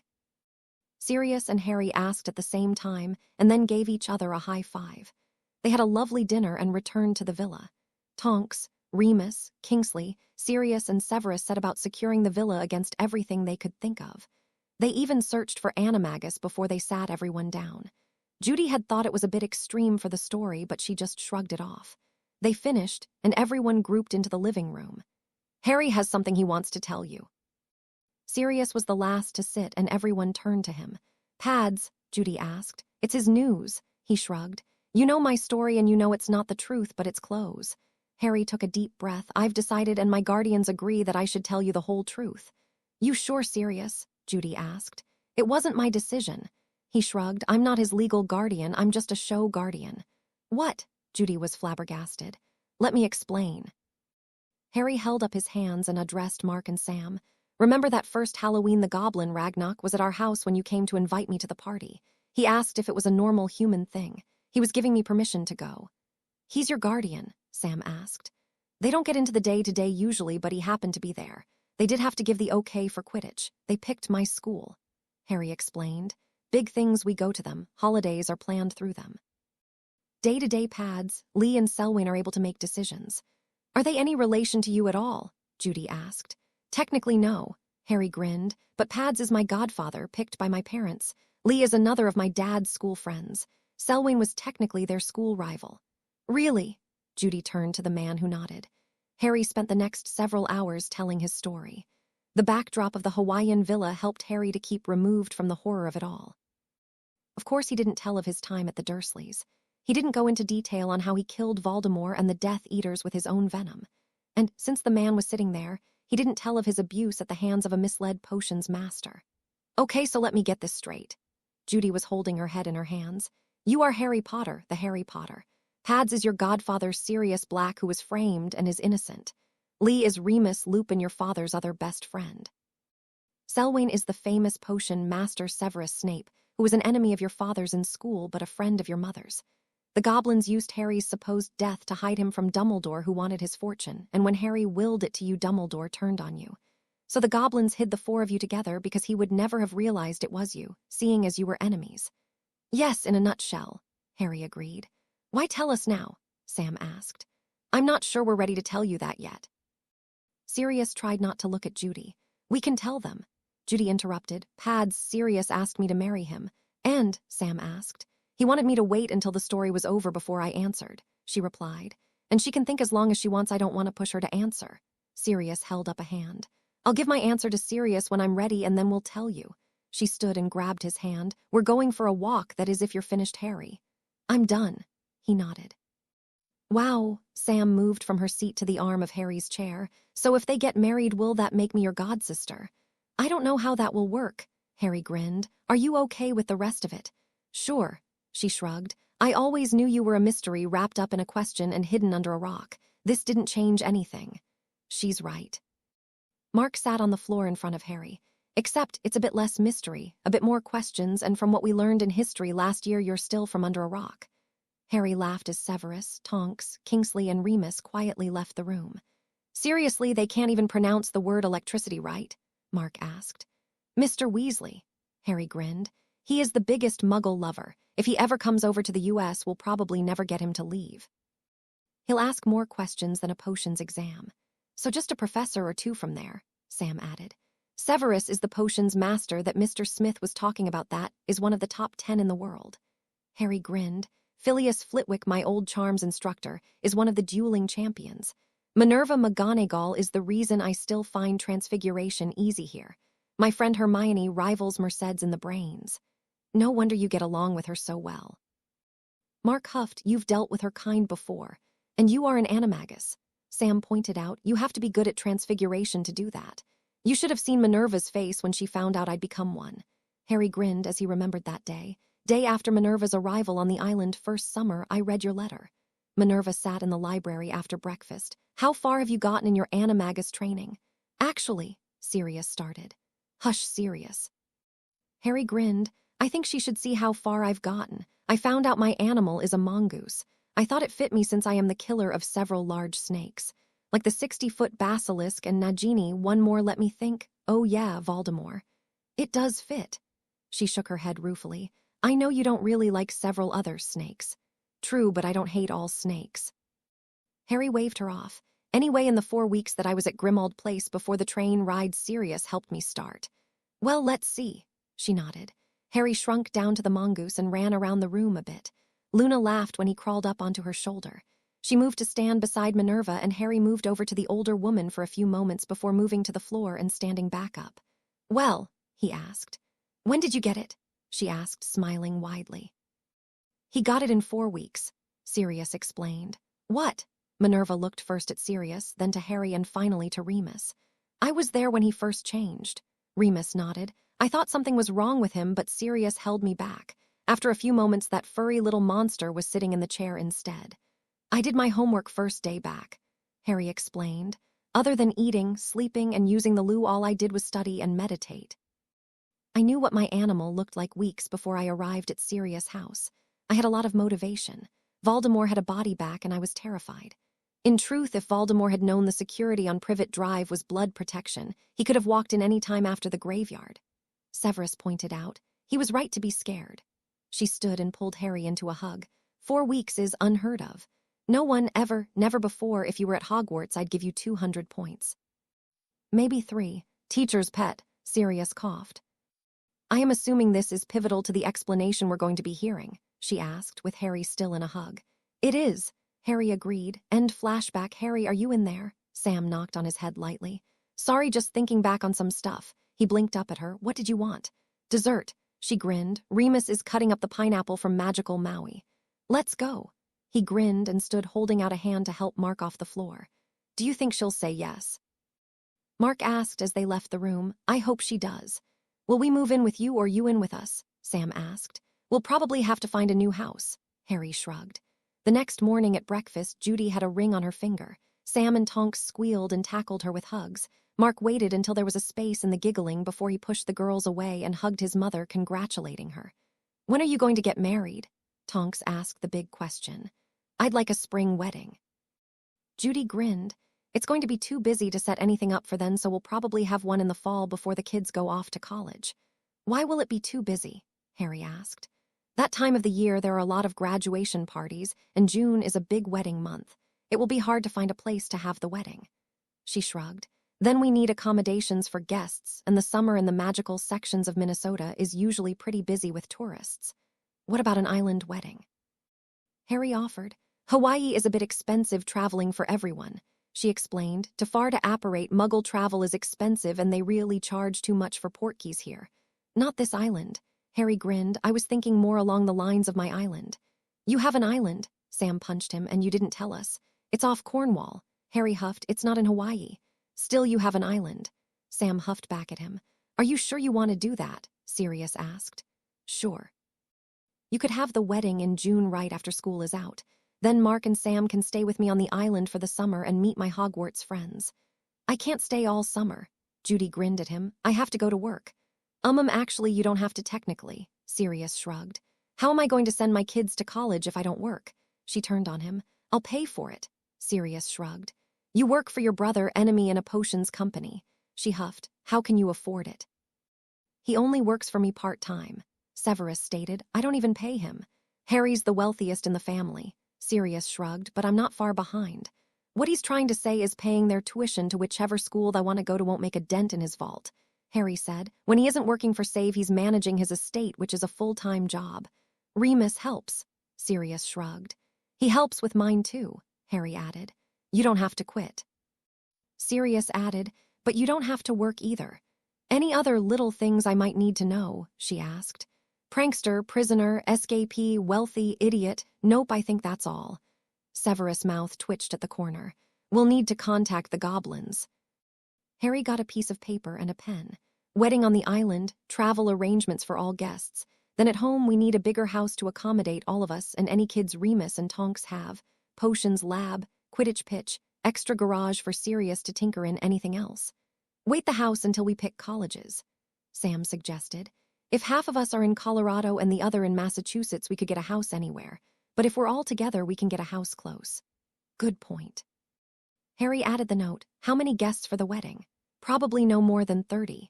Judy shrugged but turned to Sirius. Unless you have a lot more people than these to invite. We'd probably have 20 or 30 ourselves. Harry shook his head. Several professors from Hogwarts, Weasleys, Grangers, Longbottoms, and Lovegoods. Hagrid takes up a zip code all to himself. I think we can safely say less than 80, Sirius said. Several will be doubled up, so there is plenty of room. Out in the courtyard, Harry asked. It is beautiful, Sirius agreed. Judy. That sounds good. She grinned. Now I just need a dress, flowers, decorations, a tent if it's outside. A tent isn't necessary. Harry grinned. There is an ancient spell on the island. It only rains if we let it. Unless you're opposed to fresh flowers, I have tons. And really, I doubt you'll want decorations after you see it. The gardens are spectacular. How do you maintain it? She looked confused. Another ancient spell. No. Harry turned a bit red. The elves look after the place. They're allowed a lot of free time and they express their creativity in the garden around the house. Dobby and Winky, Sam asked. No, Harry shrugged. The other 30 do it. We lost one elf to old age last year and we've had 6 new ones born, so I think we're up to a total of 54 on the island and then Dobby and Winky. So, wedding on the island. Mark broke the silence. And I just have to pick a dress. Judy smiled. Are you sure you don't mind, Harry? Not at all. Harry hugged her. Congratulations, I think you'll be good for each other. Far too soon the holiday was over and they were headed back to Minnesota. The portkey would leave at 8 at night and they'd be getting in at 1 in the morning. Then 2 days to get used to the time difference and then back to school. Sam looked at the beach longingly before she grabbed the portkey. I am going to miss this place. She sighed. It was quite the memory maker. Judy agreed as she leaned into Sirius' shoulder. You two are far too gushy. Mark made a face. I don't know about that, Harry said, but I'm not looking forward to going back to the snow and the cold. Me either, Sam agreed. Grab hold, everyone, we're under a minute. Kingsley held out the port key. They landed in the dark house and Sirius turned on the lights since he was closest. Everyone found a place to sit and they visited for a little while. When it was time for them to leave, Harry called Dobby. Can you pop them and their bags home? He asked. Dobby can do that. He nodded and held out his hand. Just take his hand and he'll pop you home, Harry instructed.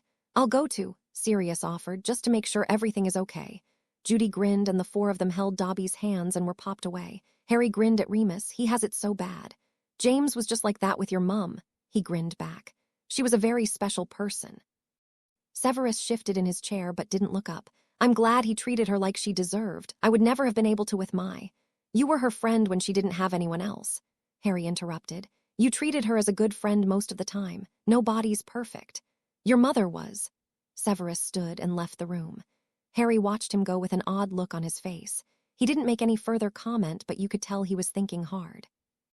Remus wondered for a moment what was going through his mind, but Sirius returning and making noise as he went to bed, and herded Harry there, distracted him.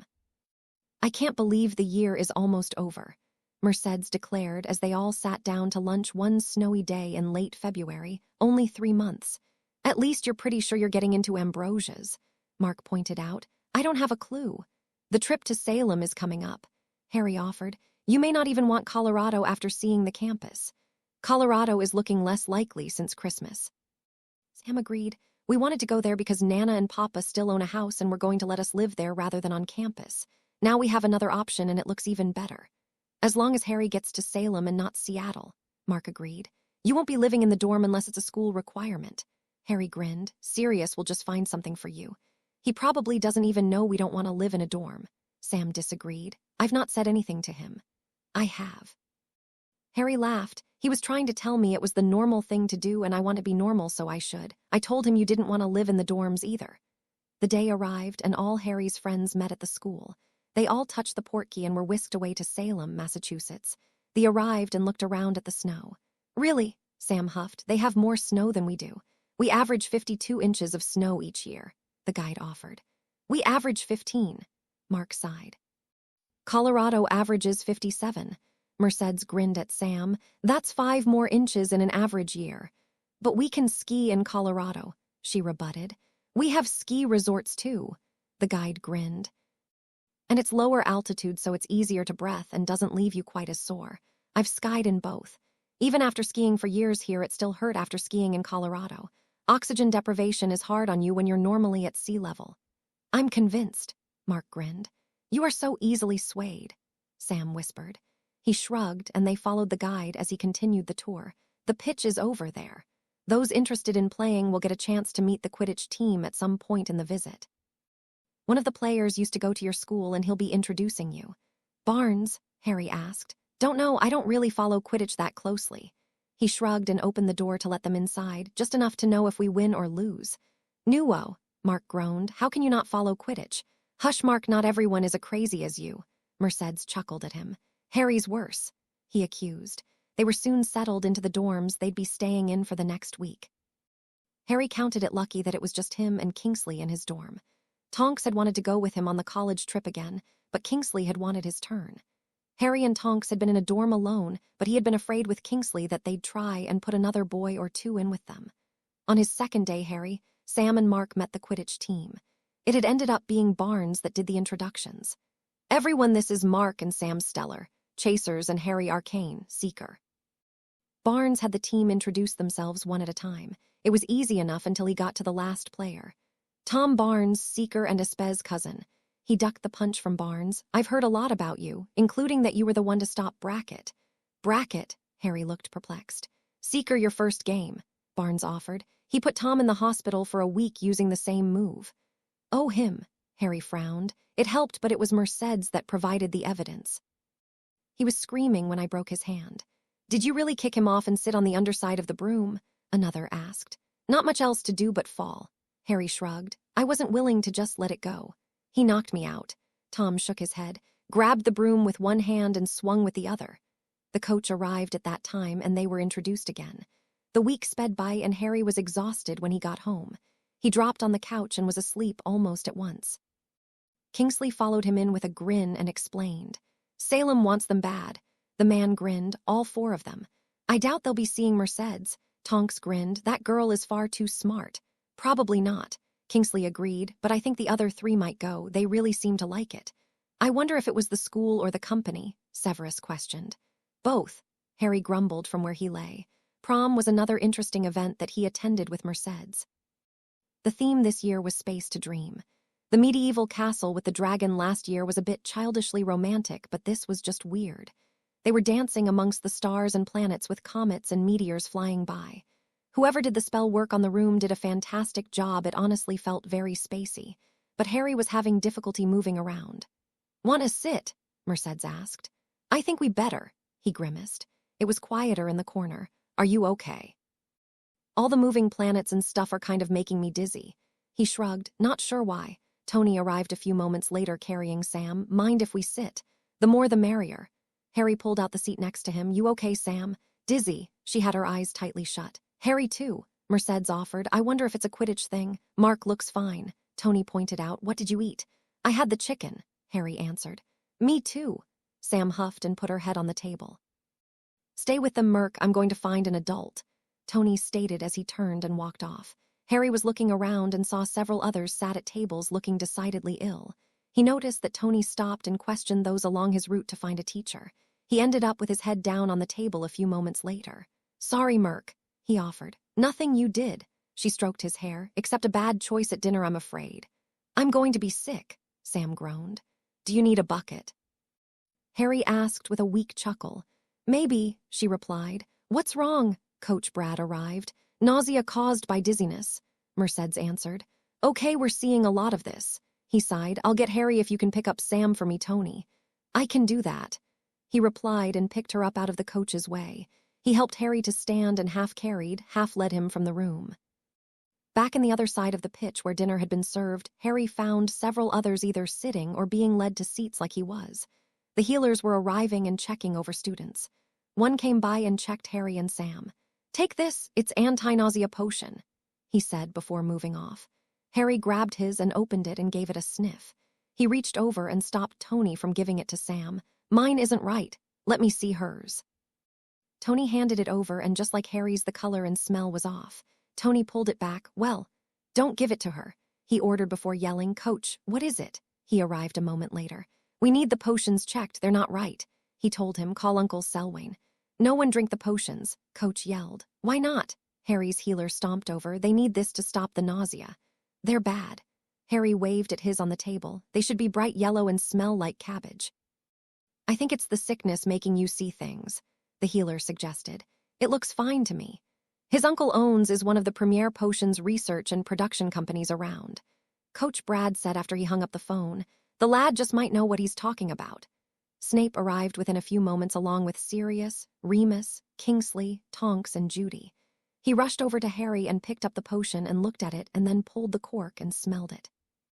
Then he ran his wand over Harry and Sam. You picked up the purging potion, he huffed at the healer. Pale yellow and dirty socks is purging. This will not cure their food poisoning without damaging their stomachs. He handed Harry 2 potions, and he downed them without question. He did the same for Sam and then went about the rest of the room. When he returned, he pulled one of the older healers along. This is what this idiot tried to foist off on my nephew for food poisoning. He handed over the potion. The healer went through the same process and frowned at the original healer. That would have put them in the hospital for a week. You're on probation until you get these potions down.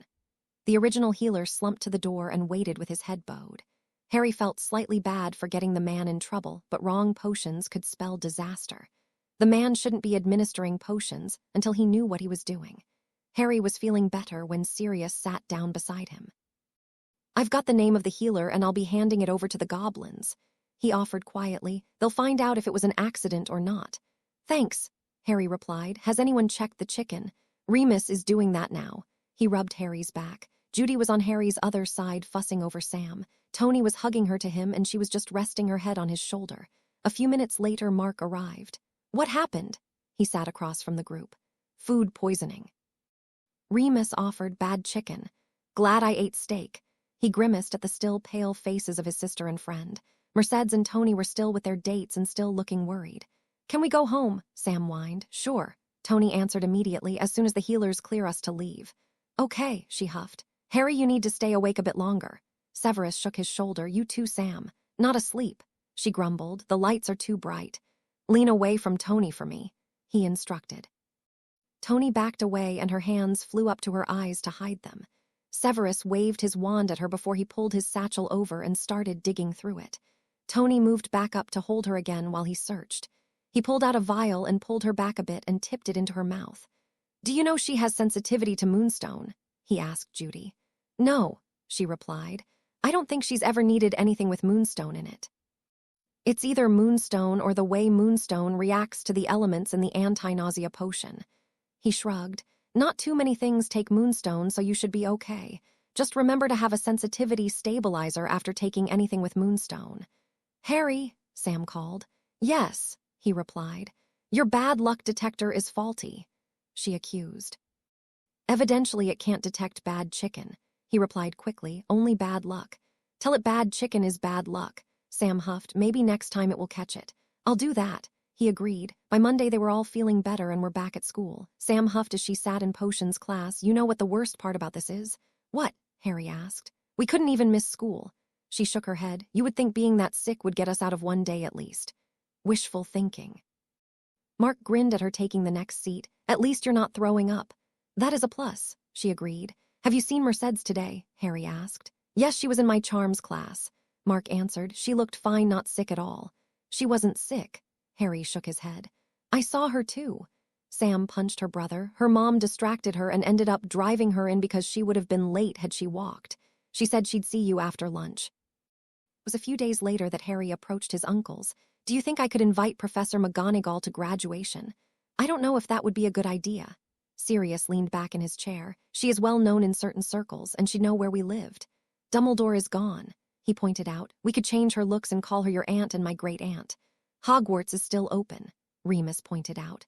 "That never kept Dumbledore there." He huffed. "Besides, graduation is on a weekend." "It won't hurt to ask," Tonks suggested. "Worst she can say is no." "I'll check with the goblins first." Remus gave in. "If they okay it, we'll send an invitation." "Thanks." Harry grinned and started to leave. "I hope she can make it." Severus noted the good mood the thought had put him in and decided to go with Remus to speak to the goblins. The next morning, Harry handed Remus 2 envelopes. One said Minerva McGonagall and the other said Ragnarok. "You're inviting the goblins." Remus looked skeptical. "I know they may not be able to come, but I want them to know they are welcome to." He shrugged. "I would not be here without their help. I'd probably be locked in a dark cell in Azkaban or hiding in some hole waiting for Dumbledore to find me. Or living as a mongoose in Africa killing snakes." Sirius offered with a smirk. "Your new nickname would be Ricky." Horrible. Harry shivered and turned back to Remus. "Anyway, tell them I understand if they can't, but I wanted them to know I appreciate everything they have done." Harry didn't hear back from either of the invitations. He wasn't sure if the goblins said no, or if they just couldn't come. He knew he'd find out by summer vacation. Minerva was sure to be invited to the wedding. He decided he could always have her bring the pensive and show her the memory of it. The weekend of graduation arrived. Harry, Mark, and Sam spent Saturday helping the elves get ready for their joint party. Severus was in the lab with Remus, Sirius was off with Judy, and Kingsley and Tonks were gone on some business. They were having a really good time and making a bit of a mess when Kingsley and Tonks arrived. "What is this?" Tonks asked at the messy kitchen. "We're working," Harry answered innocently from the floor. "Looks like a food fight," Kingsley offered. "Eyes be protecting all the foods." Winky waved at the dining room. "These not be going in there. That will be 5 points from Gryffindor." Another voice had Harry stopping his laugh and turning. Minerva stood there looking down her nose at him the same way she did in his first year when he and Ron were late to class. "Aunt Minnie, you made it." Harry jumped up and tried to make his way across the floor, but she stopped him. "Do not touch me while you are covered in food pieces." Harry grinned evilly, stepped towards her and grabbed her in a big hug. "But I've missed you so much." "Harry," she chuckled as she was picked up off the ground by her former student, "you've been spending way too much time with pads." He finished for her. "This is Mark and Sam, his children-to-be. You've been spending too much time with Harry." She looked at the two of them. "Actually, Dobby started it," Sam offered. "Dobby did." The elf popped in still covered with food but sporting a very large grin. Dobby whined too. He did, Harry admitted. The winner has to clean up. That isn't exactly fair. Tonks tried to interrupt. Dobby snapped his fingers and all the food disappeared. He grinned at the crowd and disappeared himself. That wasn't fair, Tonks huffed. We agreed before we started, Harry shrugged. Theys did, Winky nodded. Theys let me save the good food first. These were the leftover pieces and things. Harry turned to Minerva with puppy dog eyes. Can I have the points back? No, because you hugged me when I told you not to. She glared for a moment before she grinned and pulled him into another hug. Thank you for inviting me. Thanks for coming, he replied. I wish a few others could have come too. Some of those would make you far too obvious. Kingsley reminded him. I know, he sighed. So tell me, what is this all about? Harry led her back into the living room and helped her into a chair. Ragnarok said they have a ceremony and parties. Sam, Harry turned to her, would you explain? Sure, after you finish the introduction. She lifted one eyebrow. Sorry, my manners must have left me, he said pompously. Sam, mark this is Professor Minerva McGonagall, Transfiguration Master and current headmistress of Hogwarts School of Witchcraft and Wizardry. Professor, Mark and Samantha Stellar, soon to be Arcane. Much better, Sam nodded imperiously. Graduation is first off a ceremony.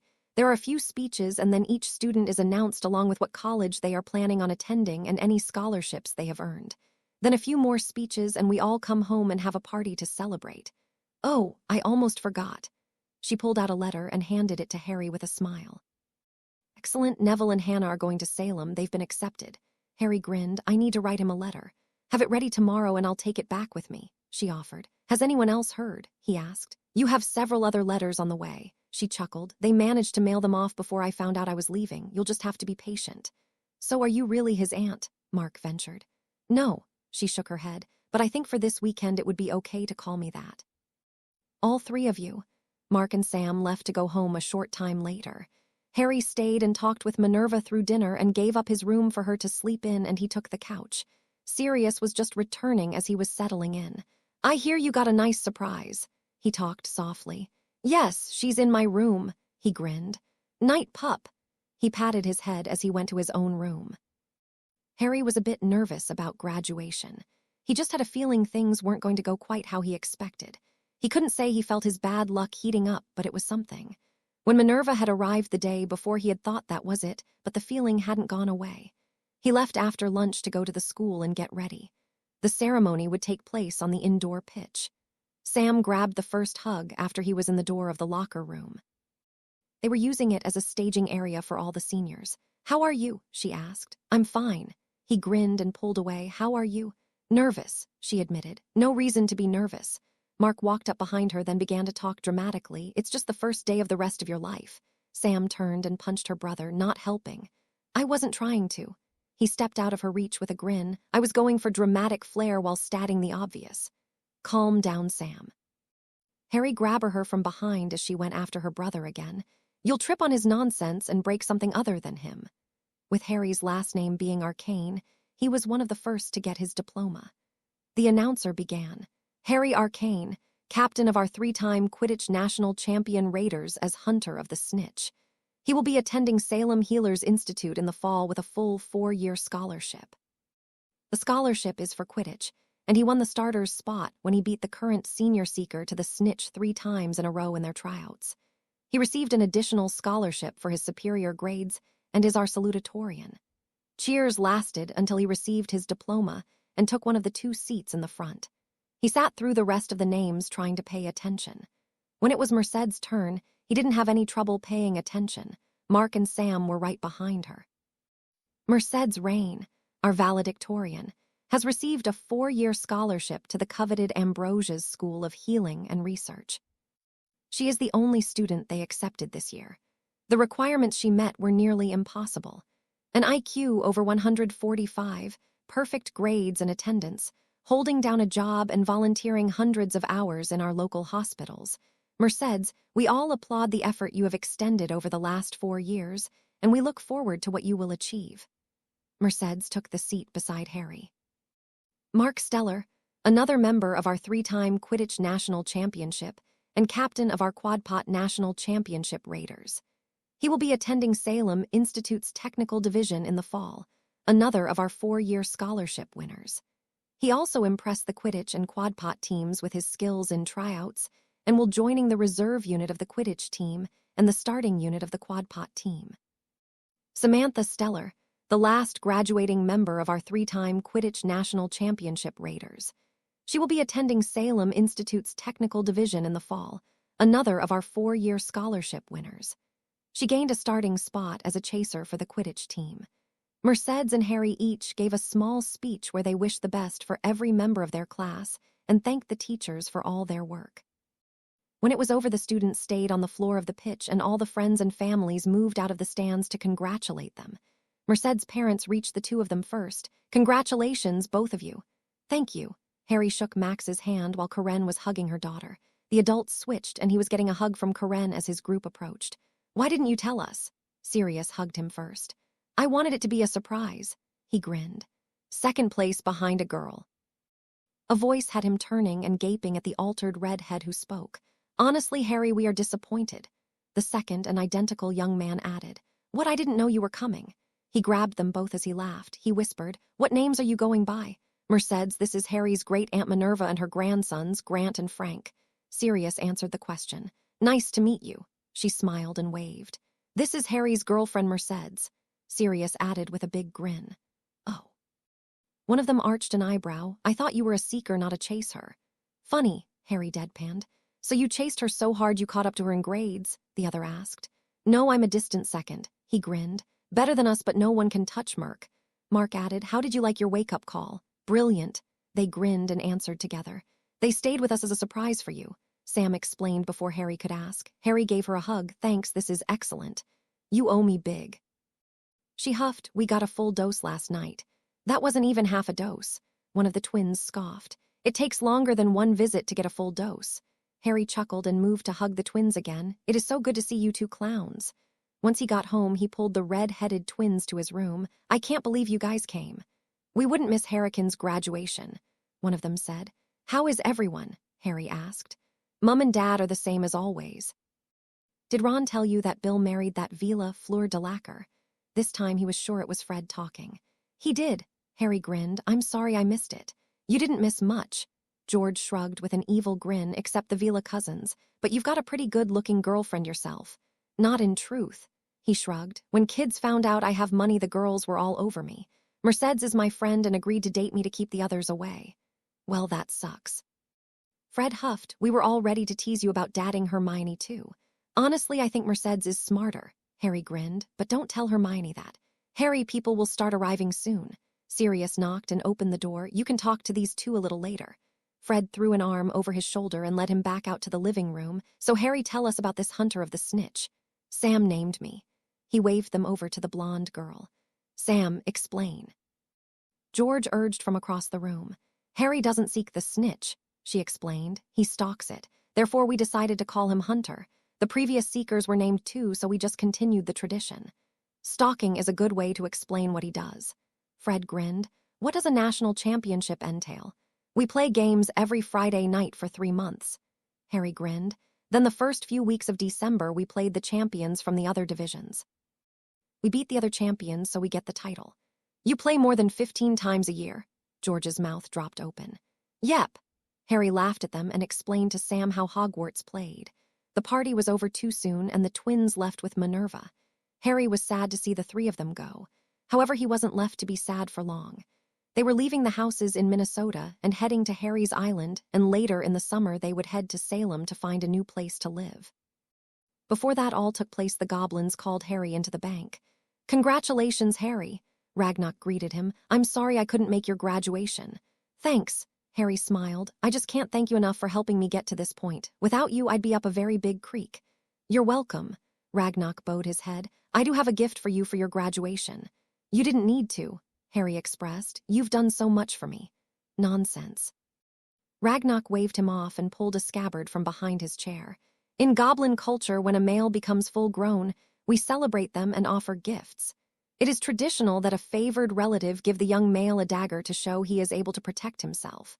He pulled the dagger from the scabbard and showed it to Harry.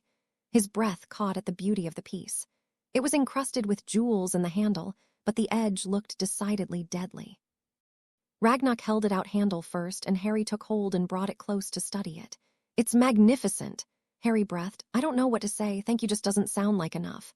I understand you can't wear it to school on a daily basis. Ragnar grinned at him, but use it for special occasions and any time you enter a Gringotts bank. It will tell the other goblins that you are kin.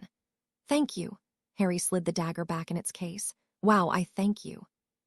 The portkey dropped the group from the United States off between the dock where the boat was kept and the gate around the garden. It took a few moments before anyone spoke. Harry, this is beautiful. Judy took a deep breath of the ocean air. This is more than I could have ever hoped for. You haven't really seen it yet. Harry chuckled as he moved toward the gate. He put his hand on it and it swung open, revealing the gardens the elves tended to. Welcome to my island. Does it have a name? Sam asked. I don't think so. He shrugged. Wow, is this the garden? Sam turned to Harry with the question. The elves that take care of the island like to tend gardens, he explained. Like I said, in Hawaii, it's their hobby. They were here before I knew about this place. It was a shock when we found out. They continued through the garden with more comments from the three newest guests. When they reached the house, Harry opened the door to find his head elf waiting for him. Harry followed him into the study. Stokey, how has everything been? Harry asked as he took the seat at his desk. The others found seats around the room and the elf sat across from him. We lost Perky over the winter. The elf sighed. She was very old. I know she was. He comforted the elf. How did everyone handle it? Her daughter is still upset, Stokey explained. Tell her to come see me when she has time, Harry instructed. The gardens are beautiful as always. Thank you. Stokey perked up a bit. Everything else is fine. We are going to have a lot of people here this summer. Harry brought up his subject. Sirius and Judy are getting married here, so we'll have a lot of extras for a few days. Then Sam, Mark, and I will be staying here with Remus and Tonks. Severus and Kingsley will be in and out. Will Mr. Sirius stay for his honeymoon? He asked. No, Sirius commented from his spot. We'll be traveling for a few months. We may come back and visit, though. Very good. The elf turned back to Harry. Have you decided where to have the ceremony? No, I'll let them decide. Harry smiled. Set it up wherever they tell you to. The elf popped away and Judy smiled at him. You deal well with the responsibility of caring for all these elves. Thanks, Harry shrugged. I just treat them like family. The day of the wedding arrived far quicker than any of them anticipated. Tonks and Sam were trying to keep Judy calm while Harry and Remus were working on Sirius. Harry was nearly ready to hex him at the moment. Calm down. He chastised his godfather. Judy can't leave. I won't give her permission, and no, she hasn't asked to leave. What was I thinking? Sirius paced. You were thinking how much you loved Judy. Remus was sitting in a chair with his eyes closed. You were thinking how you were truly meant to be together. How can you be this calm? Sirius gaped at him. I'm not getting married. He opened his eyes and grinned. You're next. He huffed back at him. I'll talk Dora into it. She has already set a date and I haven't even asked yet. Remus chuckled. Come on, you two, it's time. Harry stood by the door. Already, Sirius balked but was shoved forward by Remus. What was I thinking getting married at this age? Judy checked her reflection again. You were thinking that it was about time to have sex again. Dora snickered. Dora, not in front of Sam. Judy admonished. Well then, are you marrying him for the money? Sam asked with a smirk. No, Judy was mortified her daughter would even say such a thing. I love him. Then that's what you were thinking when you agreed to marry him at this age. Sam giggled. I could have told you that, but you needed to remind yourself. Thanks. Judy hugged her daughter. How bad are her nerves? Judy's father, Samuel, stuck his head in the door. Samantha had been named after him. I'm fine, Judy answered. She was in a state of near hysteria, but I'm calmed her down. Sam grinned unrepentantly. Good, I'm glad someone can. He looked over his shoulder. It's safe to enter Carol. Mom, Judy stood and hugged her. Were you afraid you were going to have to stun me again? No, I knew the more mature woman you are now wouldn't try to fly her broom out the window with her wedding gown still on. She chuckled at the red-faced woman. You didn't, Sam grinned. I was panicking, Judy exclaimed. I was 19 and your father was 20. I was worried he was going to leave, so I just wanted to check on him. He was waiting at the end of the aisle when you got there. Carol waved off her worry. It's almost time. Are you ready? Yes, how do I look? She asked. Beautiful. Carol hugged her. You're a knockout, Sam added. I'll not say anything because you didn't like my last joke. Tonks grinned and then hugged her. You look lovely. I'll make sure to have you laughing when it's your turn to do this. Judy giggled. Merlin, the music started. Go on, Dora. If I trip and break my neck, I'm holding you responsible. Tonks wobbled dangerously on the heels. Shrink your legs a bit, Sam suggested. It worked in practice, no one noticed and you didn't fall. Right, she did so as she left to the awe of Judy's parents. She's a metamorph, Judy reminded them. I'd forgotten. Samuel shook his head. My turn. Sam giggled. I love being maid of honor. So both of you are walking me down the aisle, Judy eyed her parents. I saw it on that reality program. Carol smiled. I thought it was so lovely. Lovely is fine, me not falling is even better. She took a wobbly step. I'm too nervous to move. Grip your father's arm, Carol suggested. I'll keep this side up. Harry grinned at Tonks as she walked up the aisle without tripping. The gasp from Remus had him trying to hold in his Snickers. Tonks was lovely in her soft pink dress. She stopped and gave Sirius a hug before she turned to the side she was supposed to stand on. Harry looked back in time to see Sam walk out next. He had ended up best man instead of Remus because Judy wanted Sam to be next to her. Remus was fine with it, knowing that Sirius wanted him to be best man, but he understood. Sam stopped and gave Sirius a hug too and waved at Harry, who waved back and chuckled. Her dress was just like Tonks, and she looked just as lovely. Harry grabbed onto Sirius when he gasped and leaned back as Judy entered between her parents. You okay? He whispered. Sirius nodded. Then close your mouth. Harry couldn't help but snicker this time as Sirius' jaw snapped shut. Judy was a vision of beauty. Mark was grinning ear to ear, and Sam had a watery smile as a few tears escaped. The ceremony wasn't long, and soon enough they were at the reception. 16 months later, if you get any closer to me, I'm going to rip off your boy parts and cook it over a fire and eat it like a hot dog. You did this to me. The screaming voice drowned out all other sounds in the area. You need to push now. They heard the nurse order. I'll push your head up your.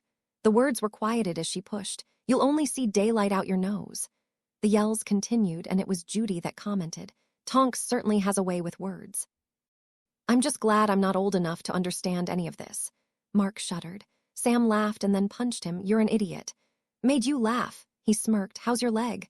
Achy, she responded. She had left the Quidditch game early with a broken leg. It was healed now but still sore. No Quidditch for a week. Any news? Harry rushed in, still wearing his Salem Quidditch uniform. I'm going to rip you to shreds, you pathetic mongrel. Tonks screamed. Poor Remus. Harry snickered. Have I missed much? Not more than a bunch of very loud and creative swearing. Sirius laughed and looked back at the quiet black man. Nothing to say, Kingsley. Nope. The tall man slowly shook his head. What happened to you? Harry asked. I was with her when her water broke. Kingsley shuddered. It's best just not to ask. You're awfully quiet. Harry turned to the last member, who was sitting quietly in a corner reading. When he didn't respond, Harry moved over and touched his shoulder. Severus looked up and then pulled his wand and waved it a minute. Did you need something? I was just going to ask how you were holding up. You were pretty quiet. Harry chuckled. But silencing spells will allow that. Yes, and I was reading peacefully until... He started to snap but was cut off. I will kill you when they get this out of me. Tonks screamed, then all was quiet. A few seconds later, a small cry was heard, and everyone breathed a sigh of relief. They could hear murmurs from the other room, but no screams of a dying werewolf, so they were sure he was still alive. A few minutes later, Remus opened the door and stepped out with a blue bundle, which he immediately handed over to Judy. I was afraid I was going to drop him, he said shakily. Theodore John Lupin. She didn't kill you, Sirius observed as he helped him find a chair.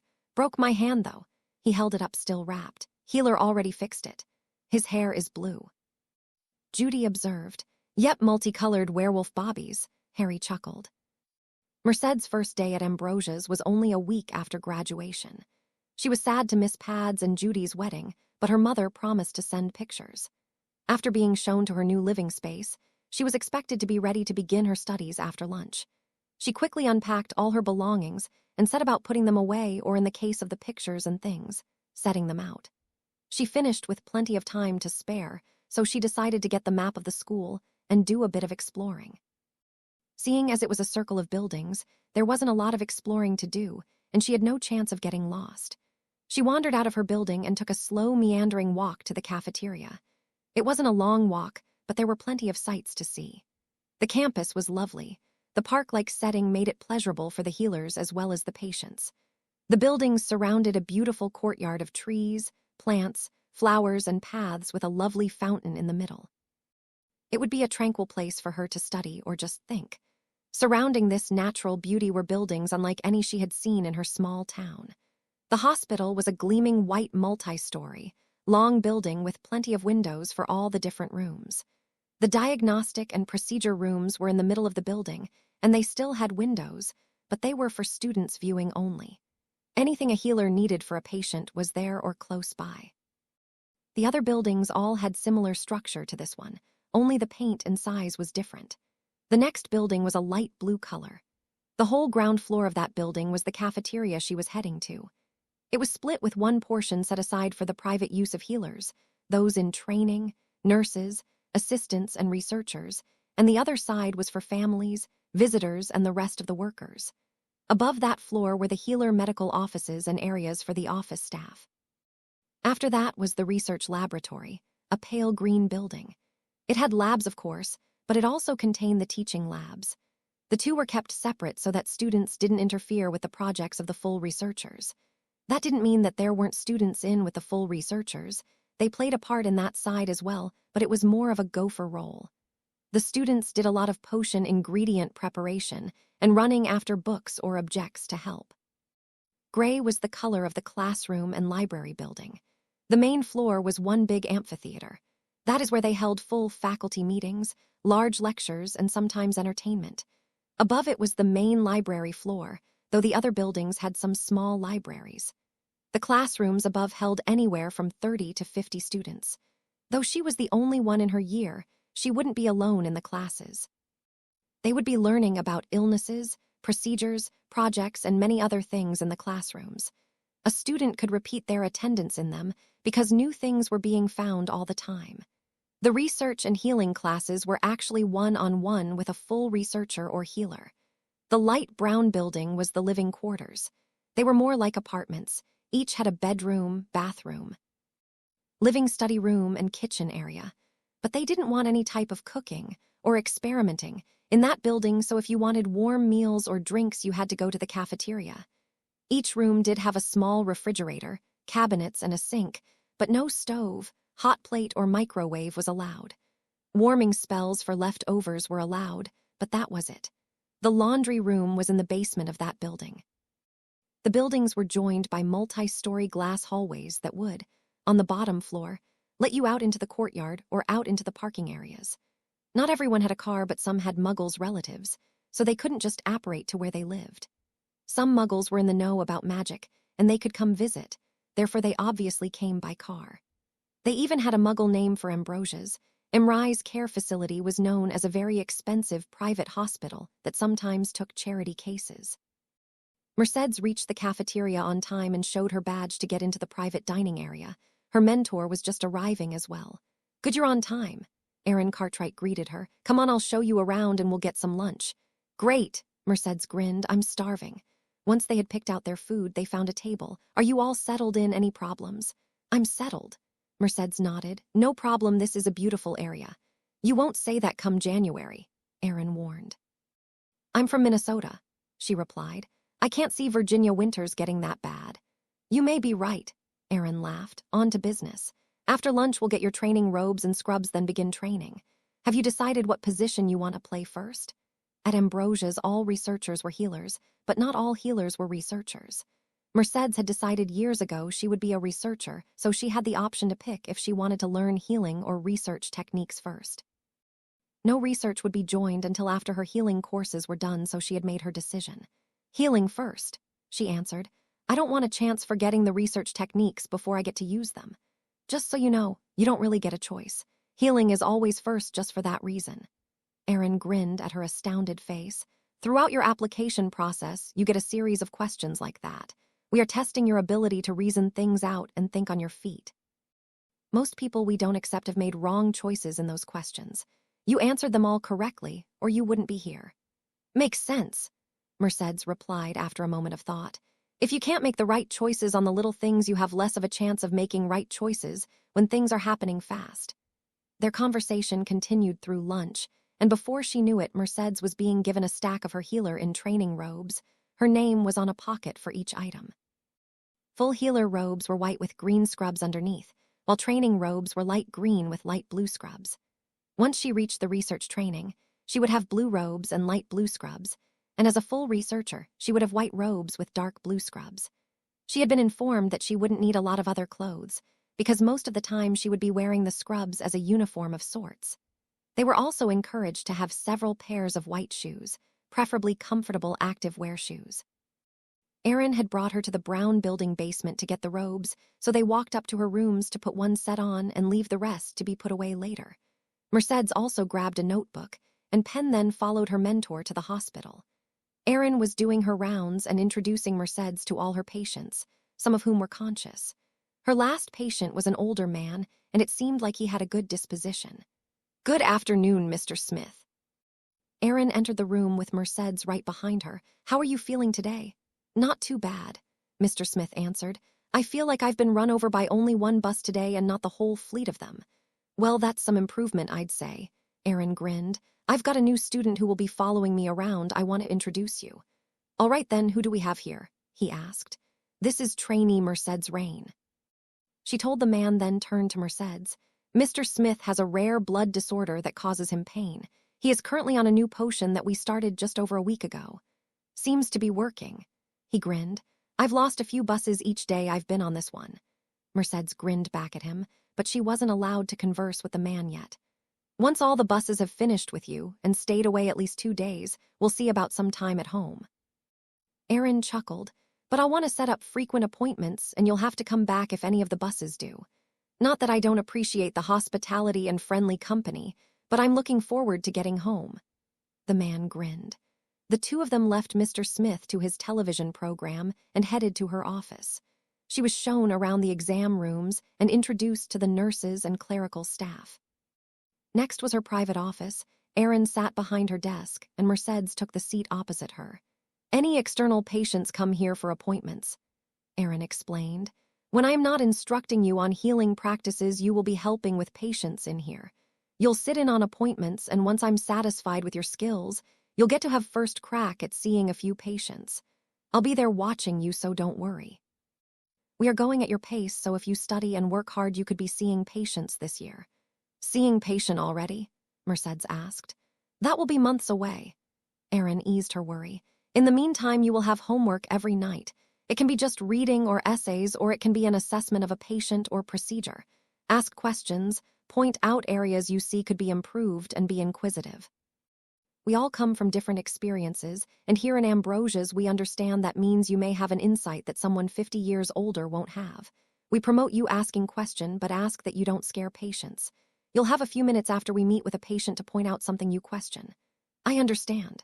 She nodded. "I have a comment on Mr. Smith." "Go ahead." Erin wondered what she had seen. "I noticed he has black spots on his fingernails."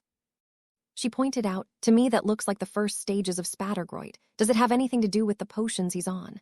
"I don't know, but we'll have him tested." Erin nodded. "That was a good catch. What made you look at his fingers?" "He was clenching the blankets when he'd have a spasm," she said. "His knuckles were white and his fingers were still very pale when he would let go." "How many spasms do you think he had?" she asked, making another note. "I saw 4. Mercedes answered, "But there may have been a few before I noticed." "What can you tell me about Spattergroit?" Erin asked. "We had a patient in Minneapolis General that had it." Mercedes gave a comprehensive explanation of the illness, spotting it, the treatments available, and how well they worked for each patient demographic. "You have a very good memory." Erin grinned. "Is it eidetic?" "No." Mercedes shook her head. "I'm a natural occlumens. I've got a library in my head. I do forget things, though. I remember that patient's last name, but for the life of me, I can't remember his first name. For tonight, I want you to write out what you just told me. See if you can cite where you got the information on the demographics." Erin nodded. "If you were there for the treatment, did the patient fall into the expected demographic, and how you know they did?" Mercedes took notes and nodded along as she spoke. "Do I give it to you tomorrow?" "Yes, we'll have breakfast at 8:30. Have it with you." Erin was pleased with her new student so far. "For now, we have a patient in room 1. Mercedes' first year at Ambrosia's was brutal. She was only allowed to go home 1 weekend every 3 months. Her first visit home was odd in that it was the first time it hit her that none of her friends lived in that town any longer. Even Judy, Sam and Mark's mom, had moved with them since she'd married Harry's Uncle Pads. The 3 weekends she was at home, she spent visiting with her parents and sleeping. The first year at Ambrosia's was really brutal. At the end of the year, she sat for her competency tests, 10 grueling 12-hour days of written and practical exams. But when she finished, she had completed what was equivalent to the first 3 years at any other medical school. They were then given 2 months off before beginning the last year of training in which she would complete her mastery. When she returned, she would need to have her medical mastery subject. This subject, if not completed in that year, would carry over to her last 2 years and become her researcher mastery subject. Several of the healers she worked with were still working on their subjects years after they had graduated. This was not looked down upon, as it meant they had picked a very difficult subject. Mercedes would be able to join any of those projects, or she could begin one of her own. That decision would need to be made in these next 2 months. However, the first 2 days were spent, for the most part, sleeping. "Good morning, sunshine." Max greeted his daughter when she plopped into the chair beside him at the breakfast table. "Are you going to do more than sleep today? You are far too cheerful," Mercedes grumbled. "Let me have my coffee before you expect anything more than a reprimand." Max chuckled as Karen pushed the large mug of coffee across the table. "Here you go, dear, just like you like it." She tiredly sipped a few times before she looked at the mug. "Almost perfect, just need a bigger mug. Any more than that and you'll have a caffeine overload." Max grinned at the mug that was the size of both his fists put together. "No, I won't," Mercedes grinned. "I've increased my tolerance this year." "Do you know how you did on the tests?" Karen asked. "Not on all of them." Mercedes went back to sipping her morning dose of caffeine. "I received A's on the practicals for potions and herbology. The rest I'll receive by OWL in the next couple of weeks." "Have you chosen a mastery subject yet?" Max was curious. "I have a few I'm interested in," she answered as she continued her coffee. "Cartwright is working on diseases of the blood, and there are several really interesting cases. Baron has infectious diseases and a case of dragon pox. He's the one that raved on your paper for Spattergroit, wasn't he?" Karen was fixing breakfast. "Yes, he's never thought to take fitness levels into consideration." She nodded. "I knew no one at General had, but I didn't realize no one had seen that pattern before. I knew you'd be a natural at this." Karen chuckled as a noise had her looking at the window. "Wow, what a pretty owl." Max and Mercedes looked up to find Karen letting a snowy owl into the house. It flew right across the room and landed in front of Mercedes. Karen brought some bacon over for the owl, who ate it right away. Max was petting the owl as Mercedes pulled off the letter. She read the letter, though, before sitting it down. "Wow. What is it, dear?" Karen asked, and Max looked curious. "It's from Harry, Sam, and Mark." She picked the letter back up. "We've been invited to Harry's house in Britain for any part or all of the month of July. They will be there the whole month, so will Judy and Pads. Friends from his old school will also be there off and on. He wants to tell me his true story." "Oh, have you been keeping in touch?" Max asked. "Yes." She nodded. "I knew Mark and Sam had the real story now that they're related. I have to admit I've been very curious and I have some thoughts on who he may be, but to know he trusts me this much, I'm honored. And a bit nervous." "How long are you going to go?" Karen asked with a smile. "Your passport is still good." "I'd like to go for the whole month." Mercedes looked hopeful. "I've not seen them in more than a year." "If you stay here, I'll come back for the last week before I go back to Ambrosia's. I hope you can go too, but I want to go regardless." "That gives you a month here and a month with your friends." Max nodded. "Ask him how much money you need to bring."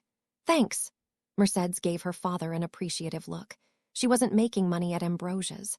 She wouldn't until either the 4 years were up or she managed to do something worthy. If her observation about Spattergroit helped them find a cure, then she would be paid for that. She finished the return letter to Harry, Mark, and Sam, and was surprised to find the snowy owl still there. She attached the note and sent it off. Her next few days were spent just helping around the house and visiting with her parents. They had a short trip planned to visit her grandparents for a weekend in North Dakota. It would still be restful. There wasn't anything to do in the small town where her grandparents lived. She ended up spending the weekend sitting on the front porch in the swing sipping lemonade and answering questions about Ambrosia's.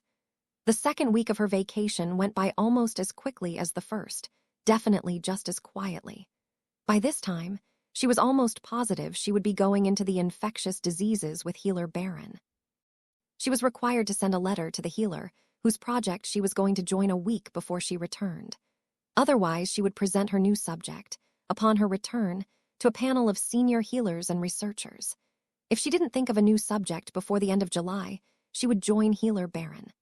At the beginning of her third week of vacation, Mercedes woke to find the white owl on her windowsill. She untied the box and letter, and the owl flew away. Realizing this meant he didn't expect an answer this time, she carried the items to her bed and opened the letter. Asterisk Mercedes, I am so excited that you're going to be with us the whole month. Harry's going to be mad he wasn't here to answer your letter. He's off with Pads doing some guy thing. I'm the only one home, and the portkey arrived 5 minutes ago.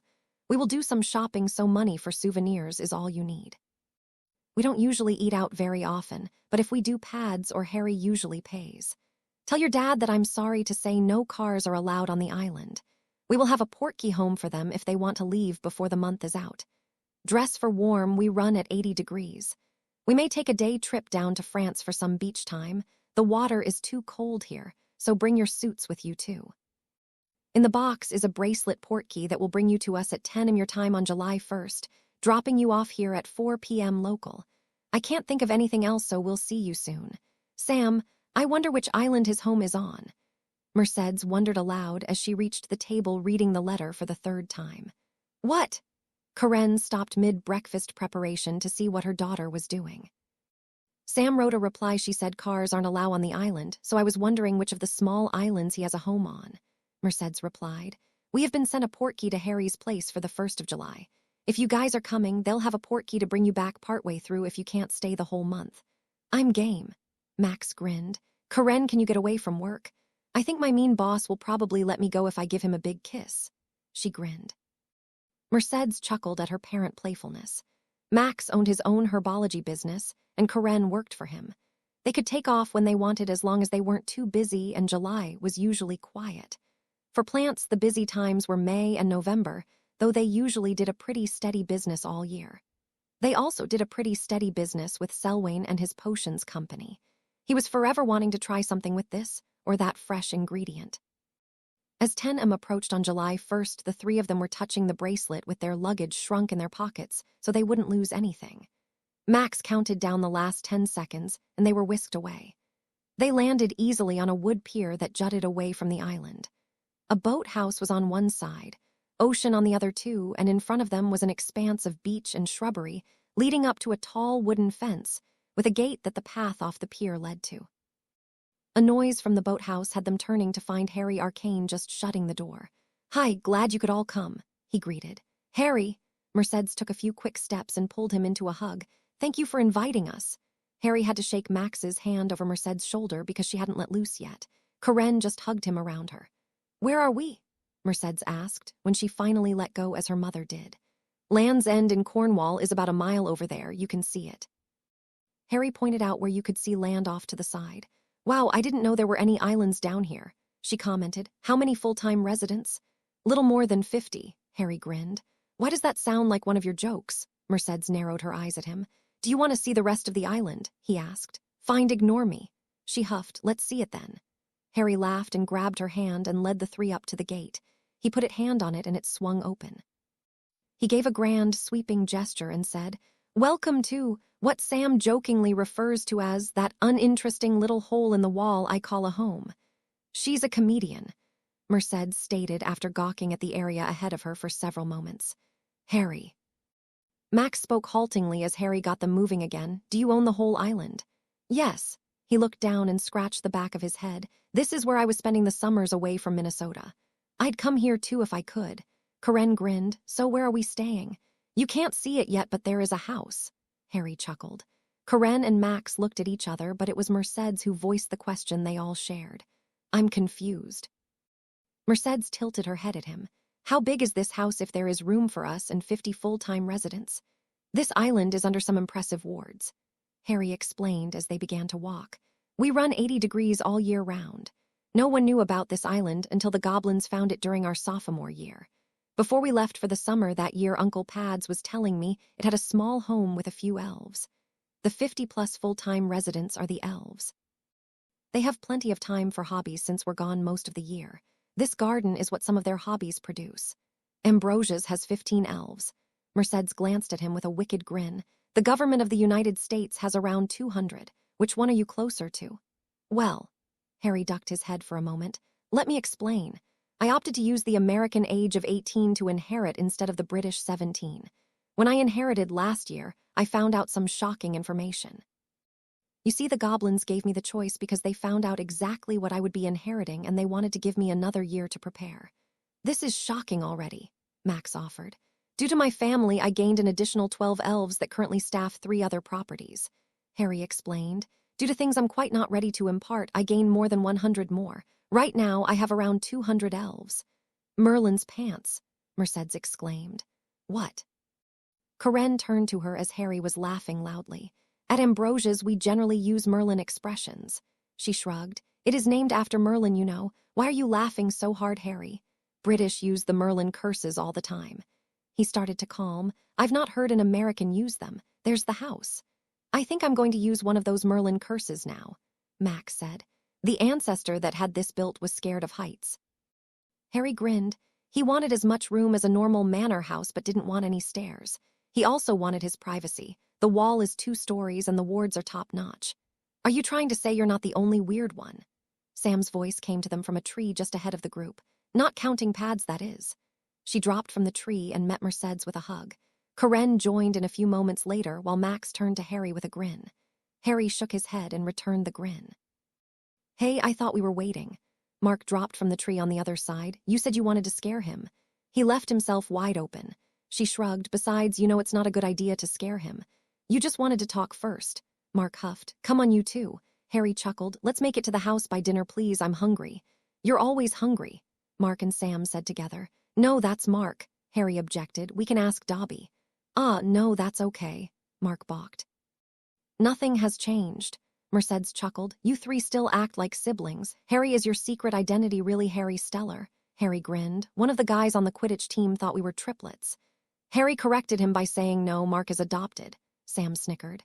The idiot believed him, Mark huffed. We straightened it out. Harry bumped him. By this time the group had made it to the door and Judy had it open for them. It's so good to see you guys. You're looking good. Marriage is agreeing with you. Karen gave her a hug as they came in the door. I was so sorry to miss the wedding.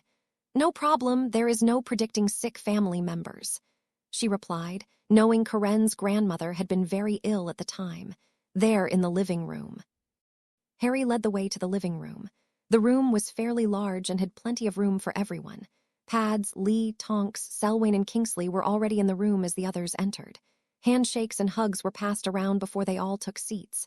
Karen ended up with Teddy and was already cooing at the baby. He's adorable, Mercedes commented from her mother's side. He's loud, Mark added. Shut up. Sam punched him in the arm. He is not louder than any other baby.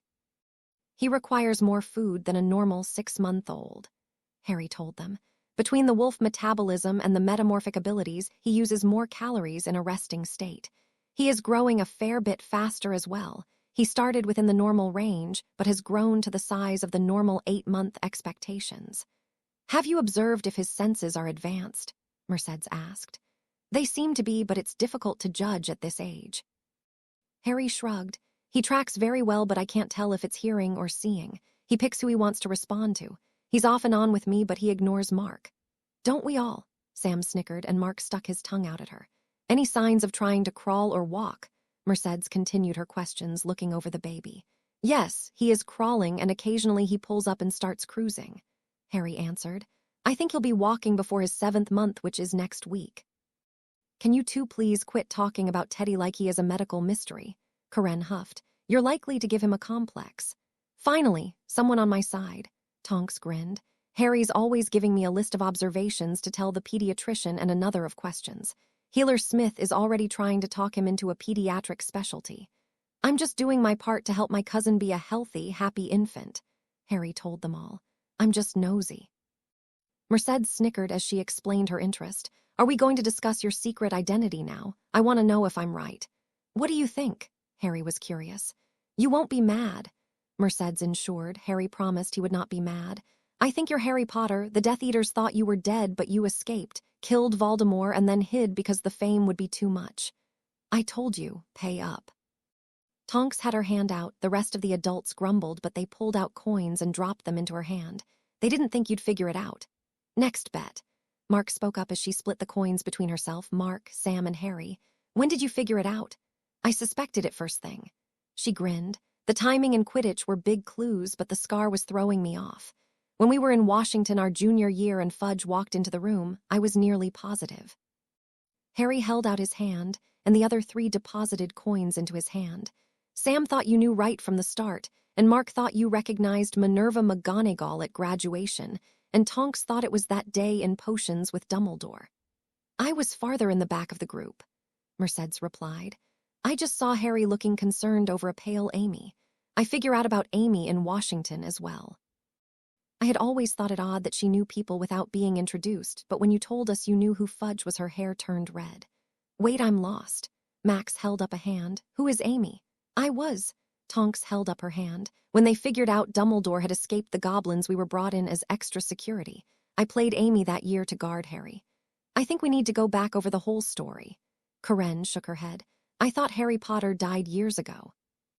Harry chuckled for a moment and had them wait until after dinner. Afterwards, he told them everything he wanted to share. Afterwards, the teens moved from the living room, leaving the adults to discuss the questions Max and Karen had. They entered the courtyard at the back of the house. It was large and dotted with small groupings of furniture. They picked a spot not too far from the door and began to talk. Before they sat, Mercedes gave Harry a tight hug. It is no wonder why you look so haunted at times. Harry hugged her until she let go. Then they took their seats. It was quiet for a few moments before Mark decided it was uncomfortable. Wait until you meet some of his Hogwarts friends. He chuckled. Harry seems almost normal compared. They're fine. Sam punched him. How's school? Crazy. Mercedes explained the decision she had to make. Is anyone studying bobbies with werewolf fathers? Sam asked with a slight smirk. Harry could help you with that. It has been done. Mercedes grinned. He seems to be advancing normally. I don't know if any others have a metamorphic side, but I'll check. I've not heard about Tony in any of your letters. Is he okay? He left Salem. Sam sighed. He broke up with me. Over it, but don't want to talk about it right now. I'm sorry. Mercedes held her hand. Don't worry. Sam gave her hand a squeeze. Wait until you hear about Harry's dating experiences. Please no, Harry groaned. Leeches, Mercedes asked. No, Harry huffed, just idiots. I don't know how Julie graduated high school. Mark shook his head. She was a bit of a gold digger, but was just after a healer because they make a lot of money. Sam added. She didn't know he was loaded already. Then there was Veronica. Mark grimaced. She was evil. She was dating Espe Barnes. Harry grumbled. At a Quidditch victory part, she was trying to hit on me, and when I refused, she tried to tell Espe I had been hitting on her. She wanted him to beat me to up, make me stay away. But Barnes knows Harry. He talked to me first, and I told him what I saw, Sam added. He called her on it and dumped her. 3 other Quidditch players told him she'd been hitting on them that night as well, but they just thought she was teasing. Any others? Mercedes shook her head. Loser Laramie, Mark snickered. Monroe Laramie, smart healer student. Pretty as well, Sam added, but she's an idiot despite her brains. When I picked her up for our date, she seemed fine. Harry shook his head. We went to dinner and a movie. Attempted a movie, Mark corrected. While waiting in line to buy tickets, I made the lucky decision to ask her why she chose Salem. Harry frowned. That began the rant. She said she had applied at Ambrosia's and didn't get in. Then she began to curse the idiot interviewer. I pulled her out of line and suggested we jump in the car and talk it out. She didn't realize Harry was taking her back to the dorm to drop her like a hot potato. Mark grinned. All the way back she ranted about the interviewer being sucked in by a stupid bimbo that probably slept with him to get the spot. Harry was nearly growling at the memory. She said no one who graduated from a crappy school like Northern could have 2 brain cells to rub together. 40 minutes of this, Sam grinned. She insulted him, us, you and every one of our friends, including some of his Hogwarts friends. Let me tell you, that didn't go over well. I expect not. Mercedes was looking worriedly at Harry. What happened when you got back to the dorm? I parked, got out of the car, helped her out and walked up to the door. She was still ranting.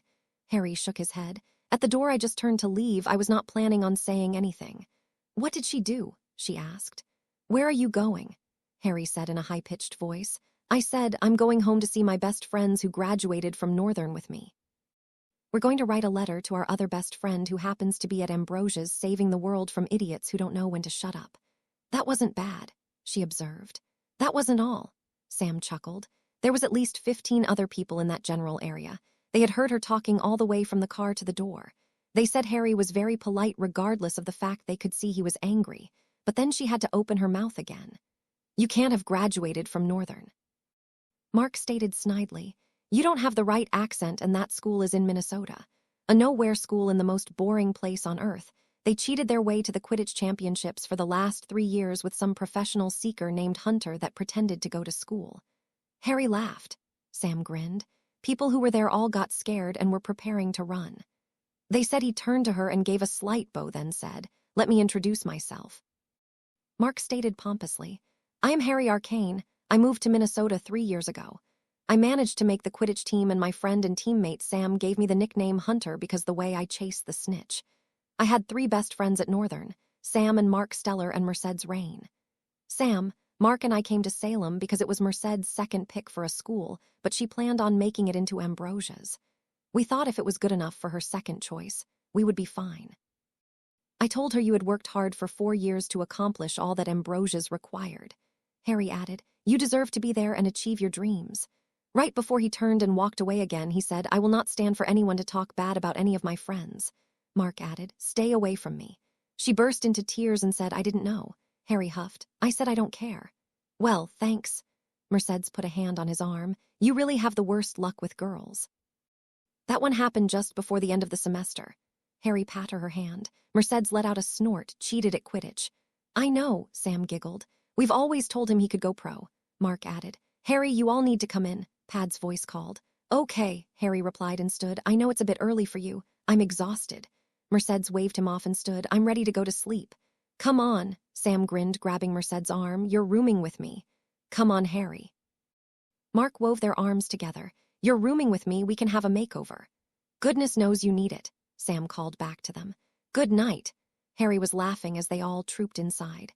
Sam dragged Mercedes to their room and shut the door behind them. She waited until she heard Mark and Harry enter the room down the hall. She then sat on the bed farthest from the door and motioned Mercedes over. "Boyfriend, dates, interesting people, or anything else you couldn't write about?" Sam whispered. "No, I can't talk about the cases and I don't have time for anything else." Mercedes giggled. "Do you want to talk about Tony?" "You can't tell the guys," Sam told her seriously. "I promised I wouldn't tell." "I won't tell anyone," Mercedes promised. "He was only at Salem for about 2 weeks." Sam sighed and ran a hand through her hair. "We never really dated. It was like for you and Harry, just for show." "What?" Mercedes gasped. "Why?" "He was recruited our freshman year." Sam whispered, "I don't even know the name of the school, program, or whatever it is. His real father was part of the group, and that is why he was approached. He didn't tell his mom because she would be mad and try to stop him. I agreed to do it because I'm just not really interested in boys or relationships of any kind." "Wow," Mercedes shook her head. "I never caught on to that. They all think he broke my heart and ran off with some bimbo he met at our first game." Sam grinned fondly at the thought. He took the blame so I could avoid being pushed towards another relationship. "He's a good guy," Mercedes agreed. "I still don't know for sure what he's doing, but I suspect it is a government secret." Sam shrugged, then changed subjects. "Before I forget, some of Harry's Hogwarts friends will be stopping by. The first one is tomorrow, she is." "Yes?" Mercedes asked. "An odd duck." Sam shook her head. "Very nice, sweet as can be, but she is out there. They say it started when she was 8. She saw her mother get killed by a potion she was trying to develop. I wonder if she'll let me do some diagnostics." Mercedes wondered aloud. "Probably, she's really easygoing." Sam agreed. "I need to call them something other than Hogwarts friends because a good portion of them are now in universities in America or Canada." Mercedes yawned widely, which in turn caused Sam to yawn. "Bedtime, I think." Instead of one person on the portkey the next morning, there were 3. Harry was actually carrying one of the girls. A blonde and a redhead were on either side of him, looking on in concern. When they made it to the kitchen, he sat the crying girl in a chair and turned to his uncle. "Uncle Selwyn, I need a calming draft."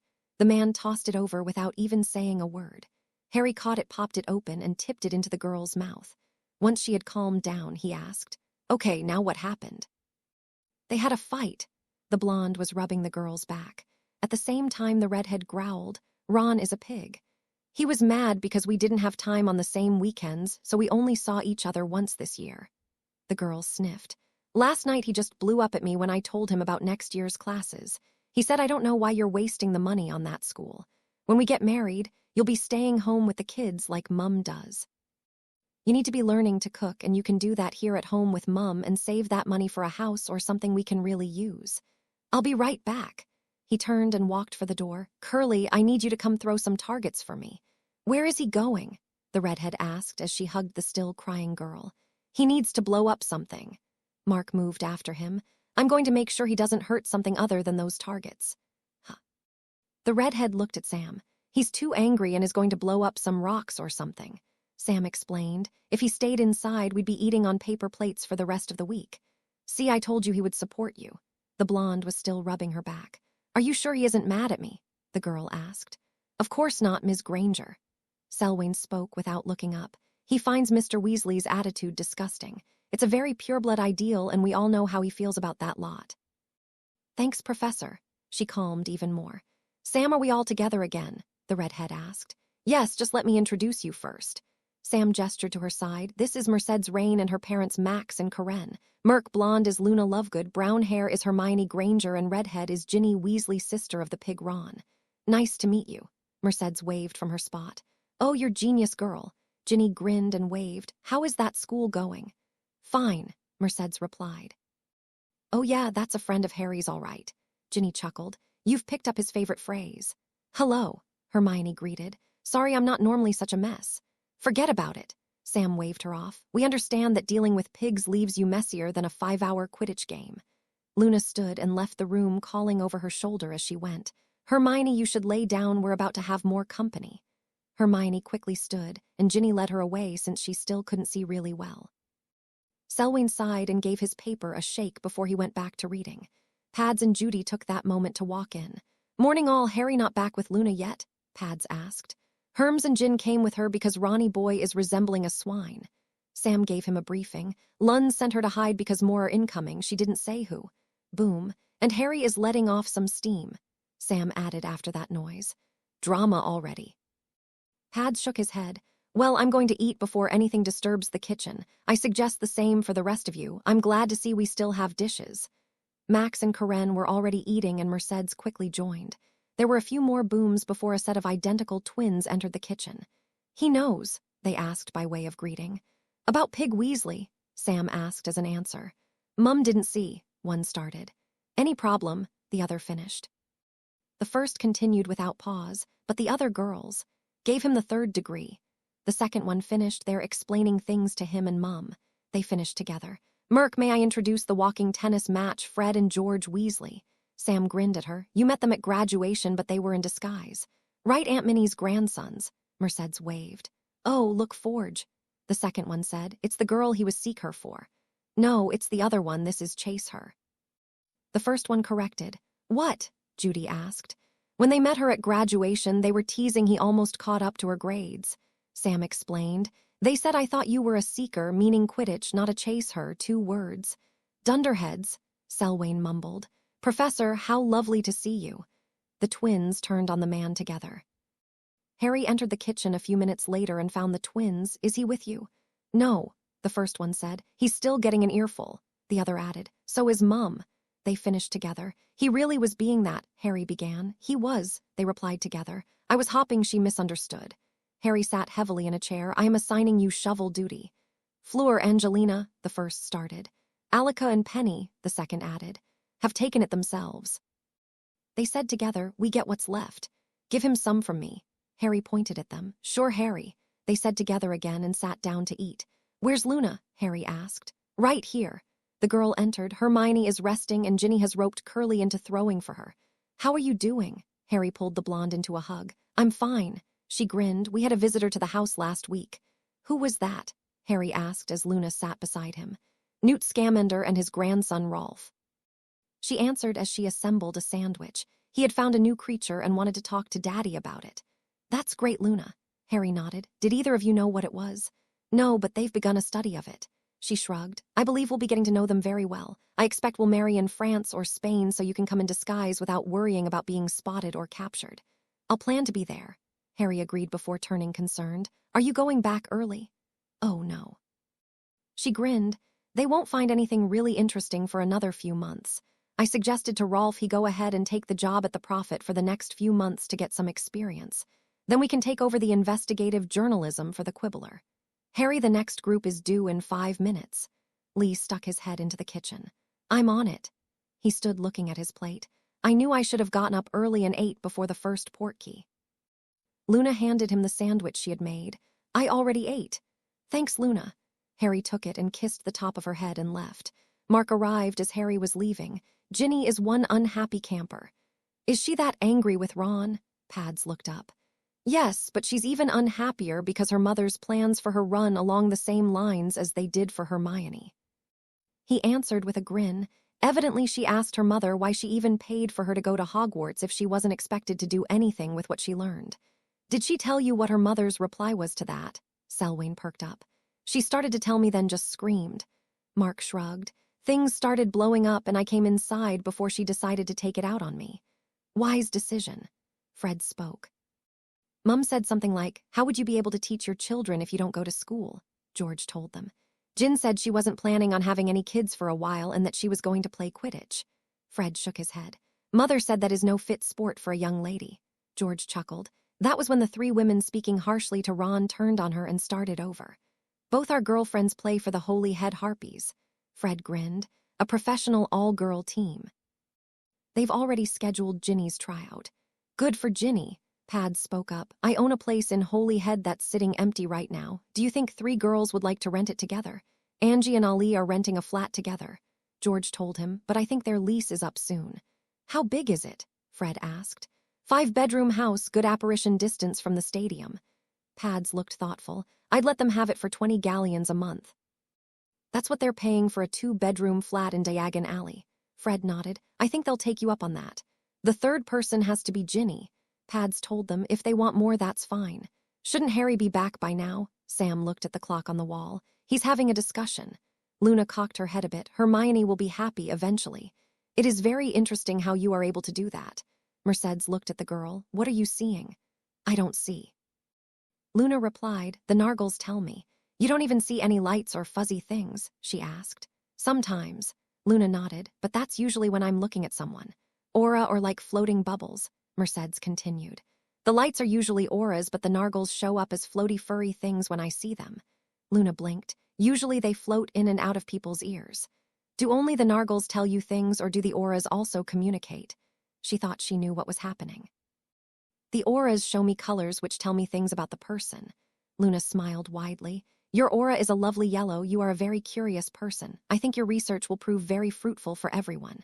Thank you, Mercedes smiled. I think that may be the nicest thing anyone has ever said about me. Well, I better go take Harry for a walk. Luna stood. It's a good way to work out nervousness and anger. I look forward to speaking to you again soon, Mercedes. You too. She nodded.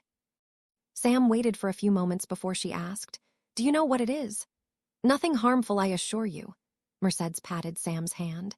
Healer Brown works with people who have similar enhanced abilities. She really does see and hear things the rest of us don't. Her mind was, opened I suppose is the best term to use. It was opened when she experienced tragedy. This opening enhanced her already alert mind. It's not so much seeing the future as it is determining what is going on and what will happen as a result. With her leanings toward creatures, she refers to them as animals. One woman the healer works with sees them as children. Her tragedy was the loss of a child before it was born. But she also sees lights and fuzzy things. She is seeing and hearing more than those around her, therefore. She is listening to them and looks out of touch to the rest of the world. Selwyn nodded. That explains a lot of things. She looked like she was totally ignoring me in class, but she could always recite what I had said and even answer the questions I wanted to ask. I'm not an expert, but Healer Brown is, and he showed me how his patient deals with this. Mercedes nodded. It's very similar to Luna. Is Hermione here? A dark-skinned girl stood in the doorway. Her usual room. Sam told her. Luna said she's napping. Good. She entered and let a group in. I wasn't sure where Ginny took her. Is Harry with you? Pads asked. No, he's talking with the pig. Another girl answered. Talking? Selwyn lifted an eyebrow. Growling, really. The first girl answered, who are the newbies? Another round of introductions went around, followed by the group going their separate ways since breakfast was over. Sam dragged Mercedes outside with the rest of the younger crowd. Several people were flying on brooms and others were sitting on a patio talking. Sam sat with Mercedes and began to talk with her. Sam, don't you want to be flying? Mercedes asked. Yes, but I don't want to leave you alone. She waved her off. I'll be fine. Mercedes insisted, go play. You sure? She asked. Go. Mercedes shooed her off of turn to the others. Hello, let's see if I can remember Neville. The boy nodded with a small smile. Hannah and Alicia. You pass. Alicia smiled. Now for the next test. No, Neville cut her off. I am done with tests and I don't even want to hear the word uttered. Well then, I'll just fly away since I'm not wanted. She playfully huffed and grabbed a broom and stood. You were just looking for an excuse. Hannah laughed. True, bye. She mounted and flew off. Are you guys at university or working? Mercedes asked after Alicia left. University, Neville answered. Herbology for me and healing for Hannah. You're at that Ambrosia's, aren't you? Yes. Mercedes smiled at them.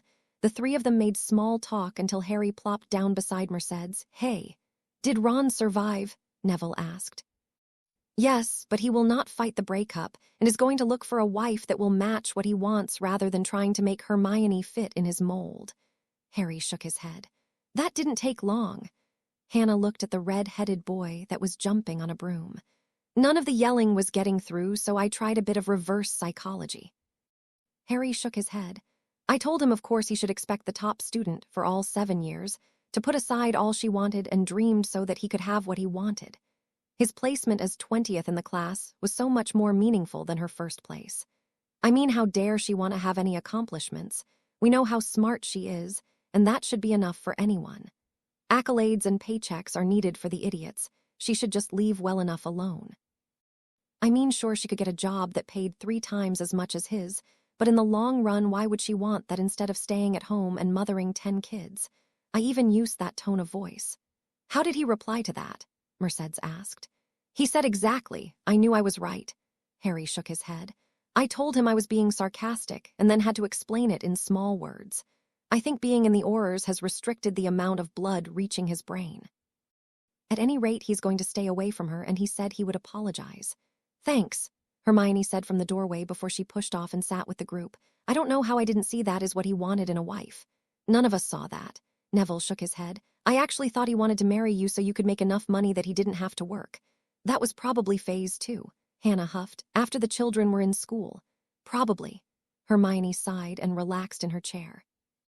How are your parents doing? Harry asked Neville. It was the first thing that came to mind to change the subject. Same as always. He shrugged defeatedly. I've not seen a change in them in all the years I've been visiting. I doubt St. Mungo's will do anything more than just keep them comfortable. If you don't mind me asking, what happened to them?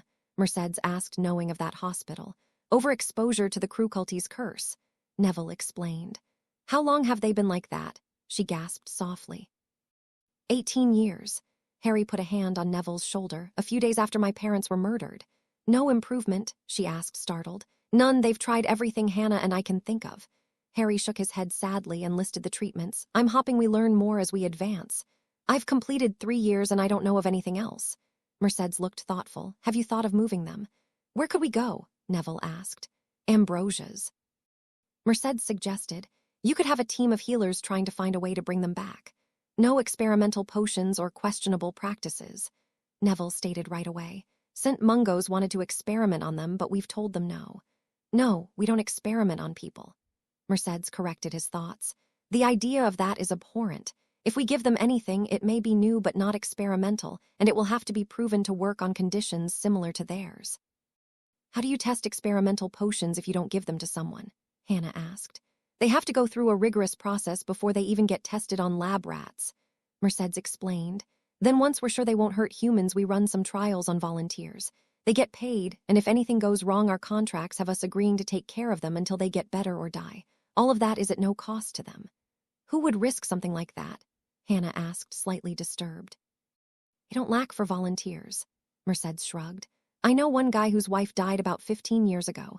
Ambrosia's had helped her have a good quality of life for the 10 years she suffered from her malady. They weren't able to cure her, though they tried until shortly before she died, but she wasn't in any pain. He does this to help others similarly affected like his wife. If he suffers a bit of discomfort but someone gets healed, then it's worth it. I can see how that would motivate some people. Neville nodded. I have been hoping to find a plant that can cure them or be put into a potion to cure them. We work with the herbology department at Salem. Mercedes smiled. Maybe you can help. Neville bit his lip before nodding. How much? They need full care, even feeding. I can find out, but if it's more than you can afford, they would consider it a research case. Mercedes responded. That means it would be a low or no-cost case. We pay about 200 galleons a month each right now. Neville replied, unless it's much more than that, we'll be fine. Merlin's pants, Neville, Mercedes swore. Our long-term patients on full care don't pay that much. I asked one time and they said the most expensive patient we have is charged about 150 galleons a month. That is only because he requires some expensive potions. He isn't even on full care. You get me some numbers and I'll write to Gran. Neville agreed. Would Gran be able to visit once a week?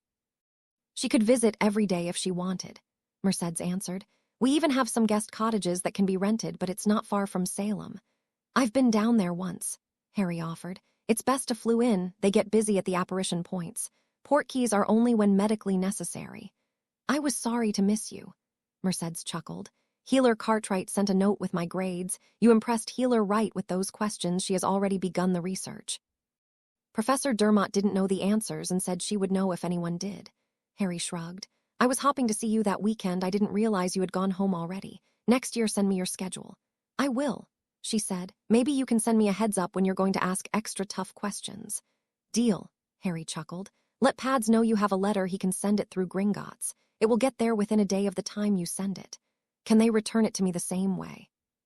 She asked. Tell Pads that you'll be getting a reply and he'll make sure it's covered, he said. Otherwise, they'll be charged a small fee. I can pay the fee. Mercedes stopped as she got up. He gets it for free because he is doing things for me, Harry grinned, but I'm sure he'll let you pay. Fine. Mercedes rolled her eyes at him, then left to find supplies to write a letter. Mercedes entered the house and walked back toward the kitchen. From there, she heard the adults talking and adjusted her course to find them. She leaned on the door frame and watched as her father finished his joke and the others all roared with laughter. She waited for them to calm down before she spoke. I'm glad to see you enjoying yourselves, she grinned. What are you doing inside on such a beautiful day? Her mother asked. I need to send a letter to Ambrosia's. She answered, Pads, Harry said you could take it to Gringotts and let them know I'll be getting a reply. If it costs anything, I'll pay for it. No, it's fine. Pads waved her off. Do you need anything? Paper, pen, and envelope, she asked with a smirk. Here, Harry has some in his desk. Pads stood and walked to a large desk on one wall. He fished around until he found what he was looking for. You can sit at his desk and write it or bring it by when you're done. This won't take long.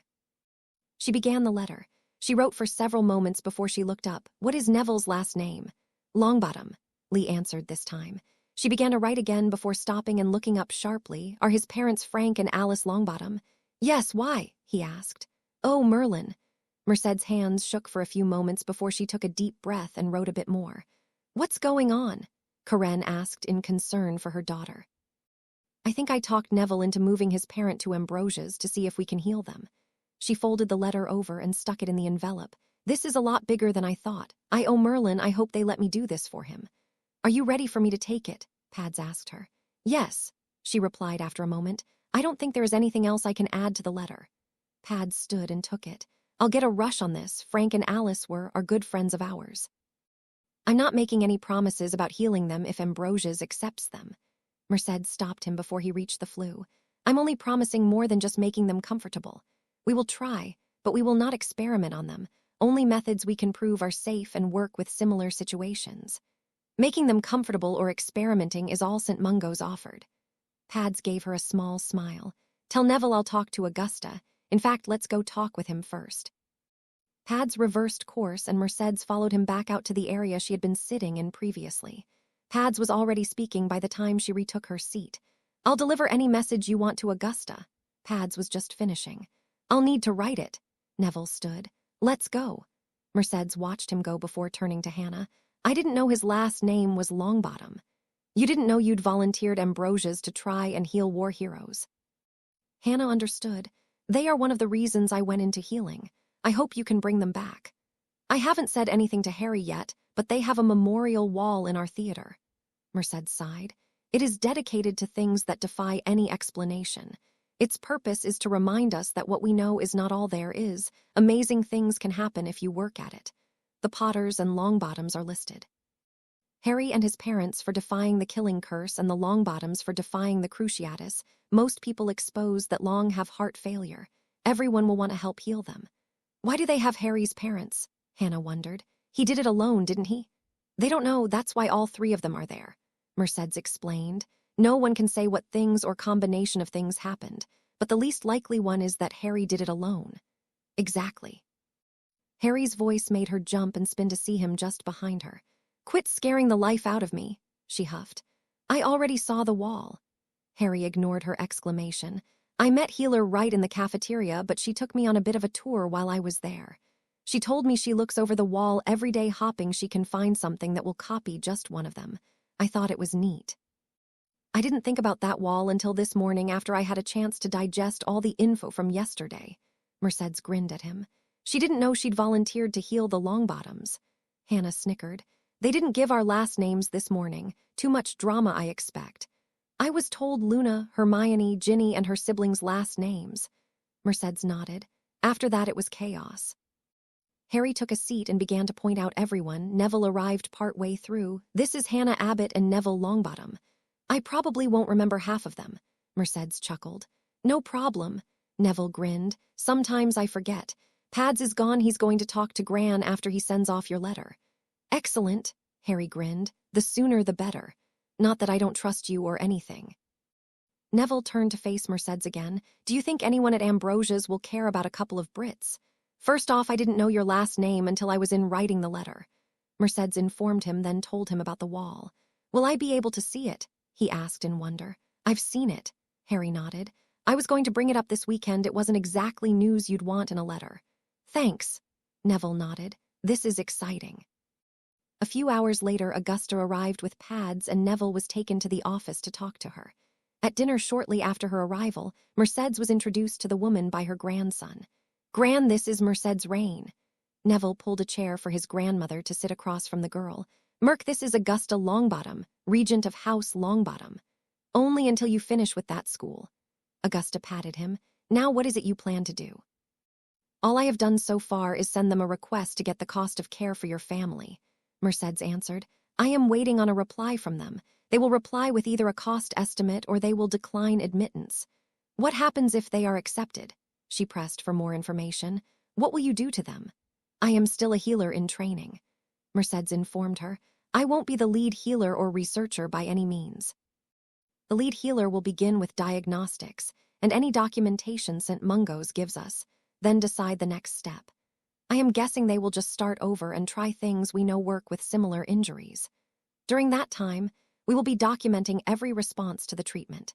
It may bring us to combine treatments or develop something new. At no time will we use any kind of untested or untried treatment, potion, or combination of those. Any new combination or development will go through our rigorous testing procedure before it gets close to a patient. You won't just pick a couple potions and give it to them to see what happens," she demanded. "Absolutely not." Mercedes was disgusted at the mere thought. "At Ambrosia's, we would not do anything like that. It's against all we stand for. Our mission is to develop ways to make the world a healthier, happier place by ensuring we provide the best and safest treatments for all. Let nothing prevent us from making this happen." "Can we visit before we decide to move them?" Neville asked. "Yes," Mercedes nodded. "People did that all the time." "Harry, what do you think? Neville said you have visited." Augusta turned to the young man. "They have the top facility and minds in the world," Harry replied. "I wouldn't hesitate to send anyone."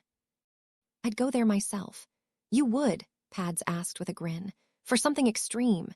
Harry nodded. "I have no doubt they'd know who I was the moment they began tests." "All right, Neville."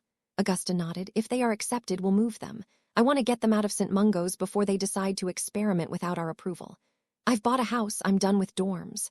Neville told her. "It has 4 bedrooms. Hannah and Hermione are going to be staying as well, but there is a room for you. I will most likely stay several days at a time, but come over a bit less often." Augusta agreed. "I need to keep an eye on the Wisengamot. I wouldn't want those idiots to do anything stupid while I wasn't there to stop them." "I'll let you know what the reply is as soon as I get it," Mercedes promised them. The next day, an owl arrived with breakfast. It flew to Pads, who opened it and handed her a letter from Ambrosia's. Her hands shook slightly as she opened the envelope. She read it through twice before she looked up at the expectant faces, which included Neville and Augusta. "They've been accepted." Mercedes tried to smile. "I'm sensing a but in that." Neville bit his lip. "They think it's a great mastery subject. There are several dark arts specialists that will monitor me, but no one has ever tried to study the unforgivables." Mercedes couldn't decide if she was very worried or ecstatically happy about this. "It means I'm heading the case." "Are you happy or worried?" Harry asked her. Happy it's been accepted and that I'm on it, but worried that Neville and Augusta won't like that I'm heading it. I like the plans you described to us yesterday, Neville offered. I've never liked the way the healers at St. Mungo's dealt with them. You're not on your own and I'm not overly worried. If Neville is okay with it, then I will not say anything against it. Augusta nodded. I trust his judgment. Thanks, Gran. Neville gave her a small hug. Does it say when? We are to meet healers Blackmore and Tulare at St. Mungo's on the 5th of August. She looked at the letter again to make sure she had the right details. At 4 p.m., we will all be on the medical portkey that will leave at 5. We need to ensure the proper paperwork is filed with St. Mungo's no later than 3 p.m. that same day. I'm going to suggest we show up to do the paperwork at 1. Harry looked thoughtful. Pads should be with us. There will be enough of us to sit with Frank and Alice that they won't try anything, and you will have Pads help to deal with any arguments they may try. Good idea, Pads agreed. I'll go well ahead of time and get a couple copies of the forms. Well, give them a copy, keep a copy, and file one with Gringotts. Ambrosia's will need a copy as well, Mercedes added. Later, Mercedes and her parents were alone in the library. We're so proud of you.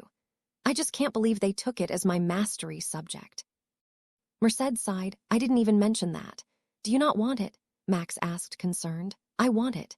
Mercedes grinned at him. I'm just surprised they let me have it. Everyone who works with curing dark arts has completed a mastery. Either no one has ever picked it or been allowed to have it as a mastery subject. I've always thought you were amazing. Karen hugged her. They must think the same. How many people can say they cured a case of spattergroit before the pustules came out? Max pointed out. That was just luck, Mercedes insisted. You weren't the first to see the spots, but you were the first to diagnose them. Max insisted right back. Everyone else brushed it off as a side effect of his treatment. Mercedes ignored him and went back to making notes on the Longbottoms from the books Harry had lent her. She wasn't surprised he was going with them. Harry was very supportive of Neville. Hermione took that moment to stick her head into the room. Do you need anything from me? She asked with a smile. She was much happier now. Ron had left to go back to Auror training a few days before and had promised to leave her and her parents alone. She didn't want him doing anything to them out of spite. He was a very spiteful individual, and Mercedes was surprised he was one of Harry's friends, though Hermione said he had changed after he graduated. No, I don't think so. She looked over her report. I have the history down. The rest will be in the medical files. I hope they don't give you any trouble because of your age. Hermione looked worried. Healer Blackmore is going to take charge at St. Mungo's for 2 reasons. Mercedes grinned. One is because I've never transferred a patient. The second is he knows what people at St. Mungo's are like. That bad? Hermione entered the room and took a seat. The worst. She shook her head. They had a European health conference a few years ago. Healer Blackmore went and was being snubbed by a good portion of the European healers, including the head and several healers from St. Mungo's. They were saying rude things about him being a stupid, backwards American, and not being quiet about it. Then he was introduced to give his speech. The announcer mentioned that he had received the highest scores on the American healer exams, the second highest on the European healer exams, and third on the Asian healer exams, and was the only person in history to complete exams for all 3 of the main healing programs. I bet they changed their tune then. Hermione grimaced at the idiocy and arrogance of some healers. They did. She grinned. St. Mungo's tried to buddy up to him because he is a dark magic healing expert. He helped them but made sure they understood he was offended by them and only did it to aid the patient. I don't think this trip will change his mind any. Hermione grinned. I doubt it, she agreed. We're forming teams for Quadpot. Seamus ducked his head in the door. And you're stopping here because? Hermione asked sarcastically. Merc might play. He responded with a grin. Not on your life. She responded, I'm a healer and I need the full use of both hands. Harry is playing, he coaxed. No, he isn't. She narrowed her eyes at him. He hates Quadpot. Okay, so he's the ref. Seamus gave in. Wasting your time. Mercedes stood. Come on, Hermione, let's go watch them blow theirs hands off. I'm not sure I want to see that. Hermione cringed as she stood. It's okay, I'm a healer. Mercedes smirked. I can put them back on. Well, that's okay then. Hermione linked arms with Mercedes, and they left the office as the adults laughed. You know, when I first got here, I thought perhaps you and Luna, Mercedes offered. Now she's going to marry Rolf someday when he figures it out. Luna is special, Harry admitted. I prefer things to be a little more muggle than she can handle. Besides, I don't think I'm good enough for her. She would beg to differ about that good enough part. Mercedes disagreed. What about Hermione or one of the other girls? Hermione is my sister. Harry shrugged. The rest have a bit too much hero worship. Most of the single girls do, she agreed. Anyone at Salem you're interested in? Harry and Mercedes were taking a walk away from the rest of the young adults. Most of them had gone, but Hermione, Luna, Neville, Hannah, Angelina, Alicia, and the twins remained. Of course, Sam and Mark were also there, but they had roped everyone, except Neville and Hannah, into planning the double birthday party. They had already had a party for the big group, but this would be just their closest friends. I've tried, but honestly nobody measures up to my high school sweetheart. Harry grinned at her, using her father's wording back at her. You know I still have 3 years of intense study before I'm free to have a life, she reminded him. So do I, he grinned back. I've decided to go with pediatrics, so that's the last year filled. I knew it. She grinned, teasing him. Your interest in Teddy is purely academic. He's great, Harry laughed, but it's such an interesting case study I can't help it. It is interesting, she agreed. Pediatrics was never something that really interested me academic-wise. I've always enjoyed healing weird things. I read your paper on Spattergroit. It was amazing. He smiled. I bet your observations will really benefit the study. I hope so, she grinned. You've gotten off subject. I tried. Harry huffed. You do know I would have really dated you if you would have had the time. I do it now in a heartbeat if you'd let me. I get 1 weekend every 3 months off, she giggled. We'd never be able to keep up with the movie and restaurant trends. Trends are overrated. He waved her off. Between Quidditch, med school, and pads, I don't have much more time than that. Besides, I'll be down visiting Frank and Alice when I can. Fine.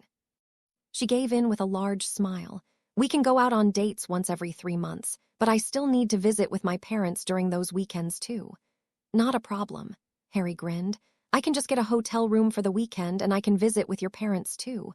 I don't know if you know this, but there is a movie theater there and some nice restaurants.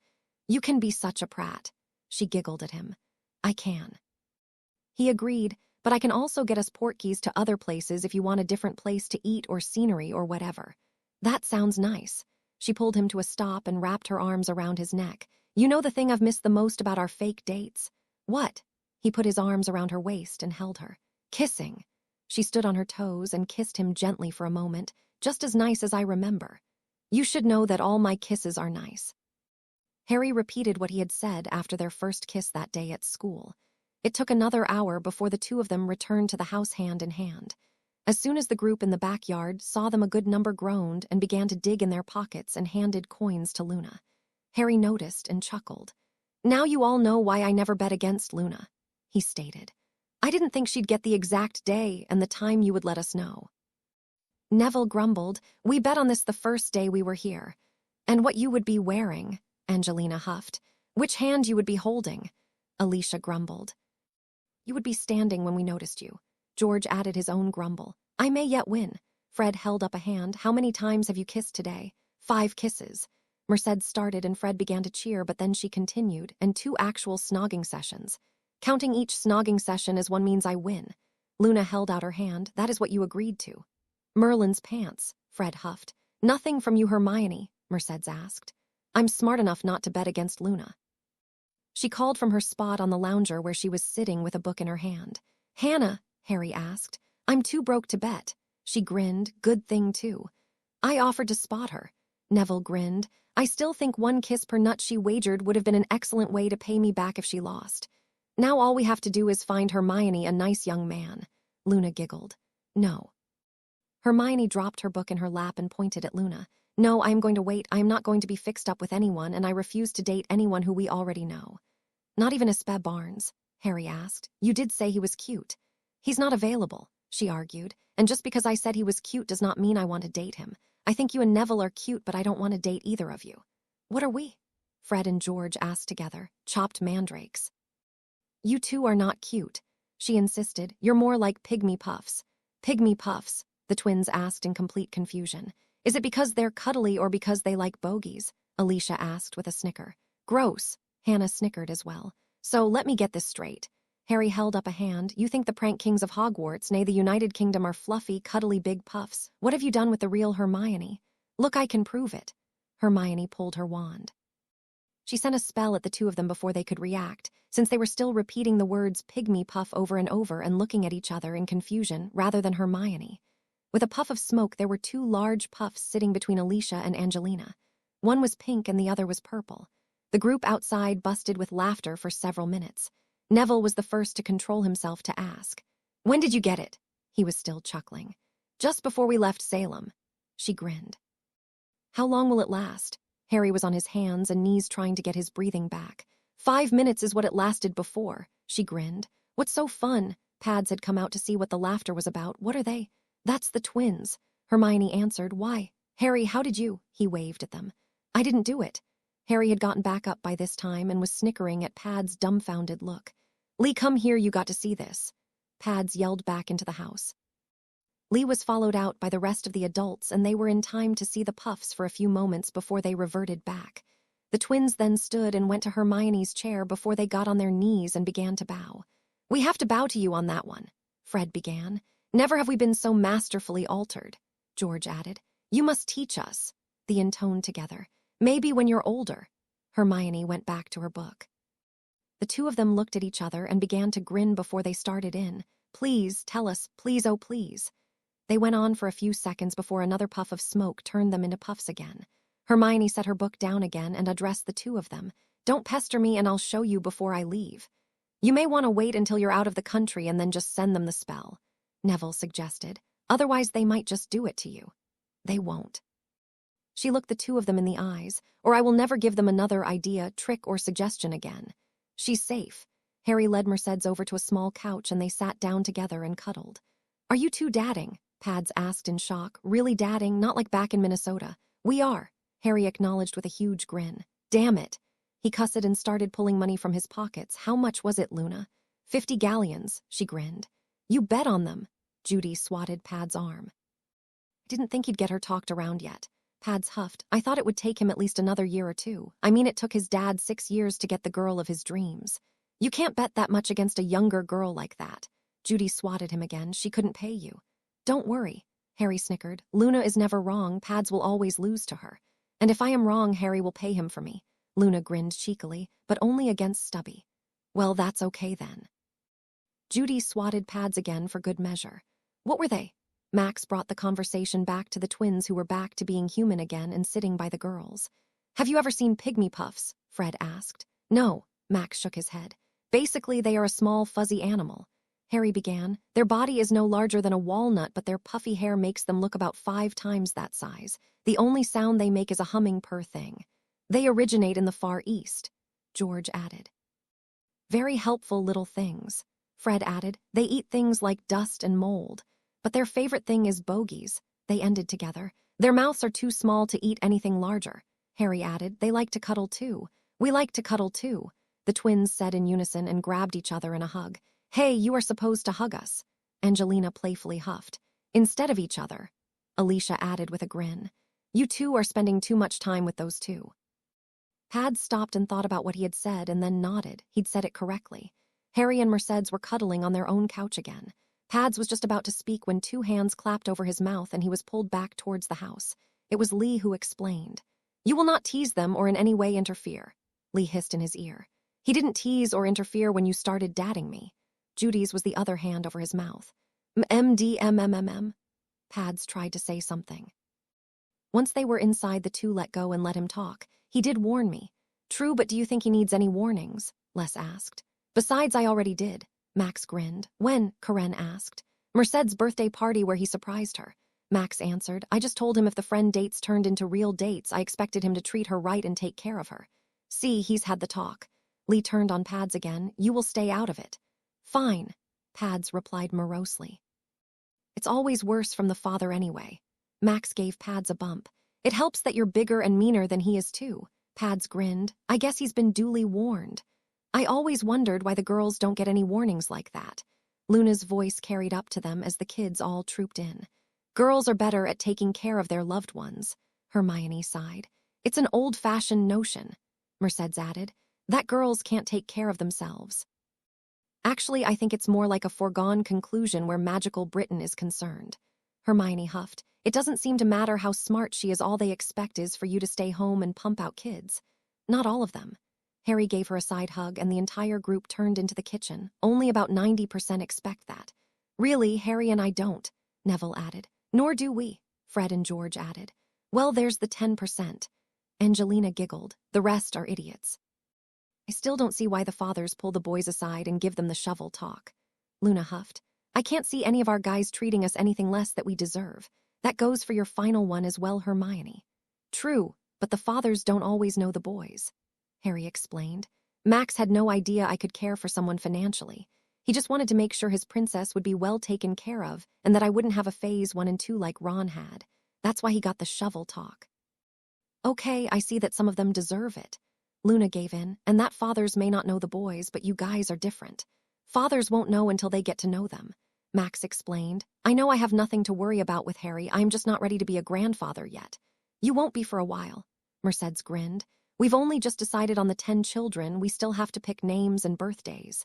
Nicknames and their spouses, Harry added to continue the teasing. And godparents. Mercedes turned on Harry with comically wide eyes.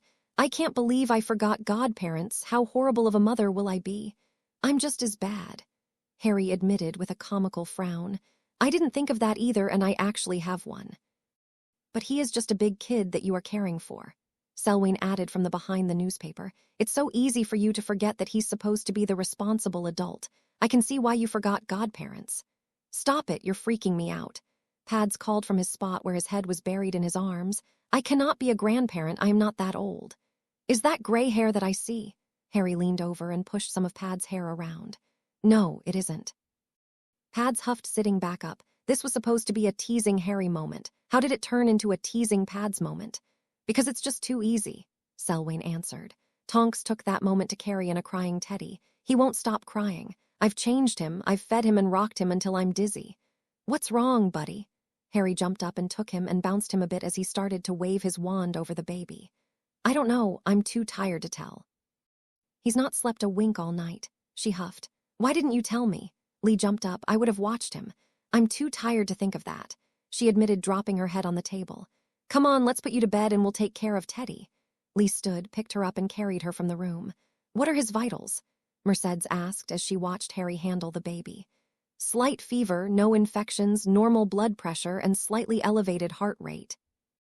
Harry put his finger in the baby's mouth and felt around. Feels like a tooth is coming in. Those are extra hard on kids like him, she frowned. Usually they develop a bad diaper rash. Bath it is then. Harry turned and walked from the room only for Mercedes to follow. Are we going to wait to eat the cake until he returns? Mark asked with a slight whine. Nope, we still have one birthday boy here. Pads waved them off. We can make sure and save him a half of one piece, maybe I'll even smash it a bit. The two of them returned about a half hour later without Teddy, Harry explained. He fell asleep in the bath, so we left him with Remus. We saved you a piece of cake. Pads handed over a piece that was about 1 inch square and obviously a bit squashed. He then handed one to Mercedes that was about 8 times bigger. We saved you one too. Wow, I feel the love, Pads. Harry snarked and picked up his piece and stuffed it in his mouth hole. Can I have some of the cake still on the counter? It looks like there is about half left. No, it's chocolate and that's Lee's share, he told him. However, if you feel brave, not that brave, Harry chuckled. I'll share, Harry. Mercedes grinned and cut a bite off her own and fed it to Harry before she ate another bite. Merc, Pads whined, you were not supposed to share. So that's why girls don't get the shovel talk. Luna nodded. Makes sense. You still owe me 35 galleons, stubby. August 5th arrived and the whole group had slept in. Mercedes' parents had left on August 1st. She wouldn't see them again until the end of October. Harry had given his last instructions to the elves the night before, so they were ready. The entire group was headed first to have a nice lunch, and then Neville, Augusta, Harry, Mercedes, and Pads headed to St. Mungo's, while the rest went back to Salem. Harry had received an emergency portkey from the goblins in case anyone recognized him at the hospital. Pads made sure he had it on him before they left. The arrival at the hospital was as smooth as expected, and they all made their way up to the long-term ward. Mercedes frowned when they arrived to find a sterile, unwelcoming room with 20 beds. I know, Harry whispered. It's why we're moving them. This is disgusting, she huffed. Can I keep them all? No. Harry chuckled as they reached the Longbottoms. You three stay here and don't let anyone give them anything, Augusta stated. Yes, Gran.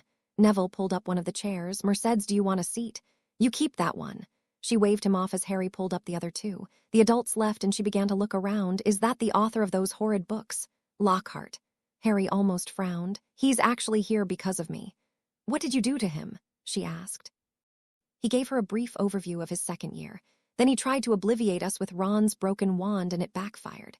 That isn't how Ron told it, Neville snickered. Ron's story included an epic struggle where he almost had the upper hand with Lockhart before he was disarmed. Harry explained. What were you doing during this epic struggle? Mercedes asked, staring in awe of Ron's ability to fight off an adult wizard with no mention that Harry had already disarmed him. Neville answered. Of course he wouldn't talk about it unless Harry and Hermione were gone. He was the first person to ever be nice to me.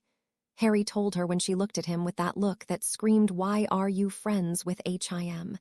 By the way, what have you done with those horrid relatives? She asked. I didn't do anything.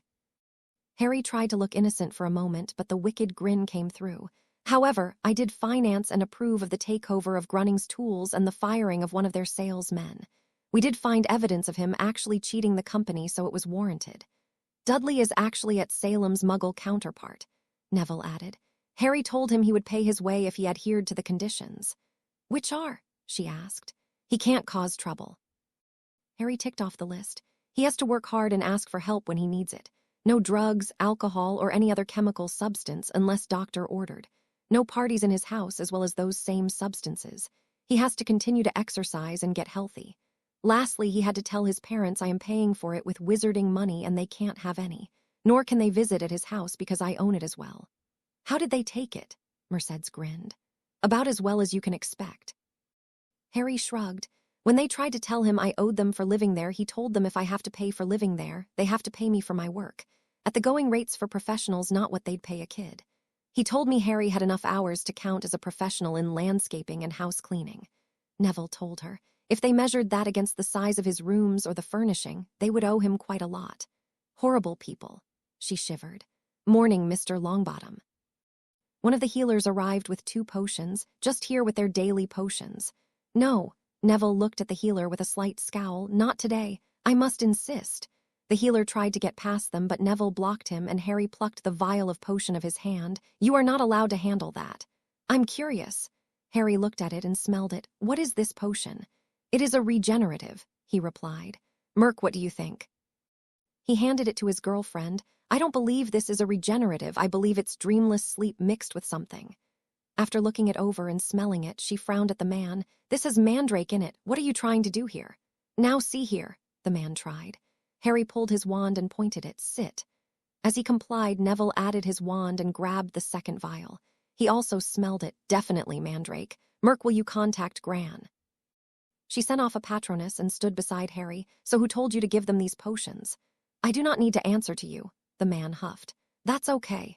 Neville grinned. You can answer to Regent Longbottom instead.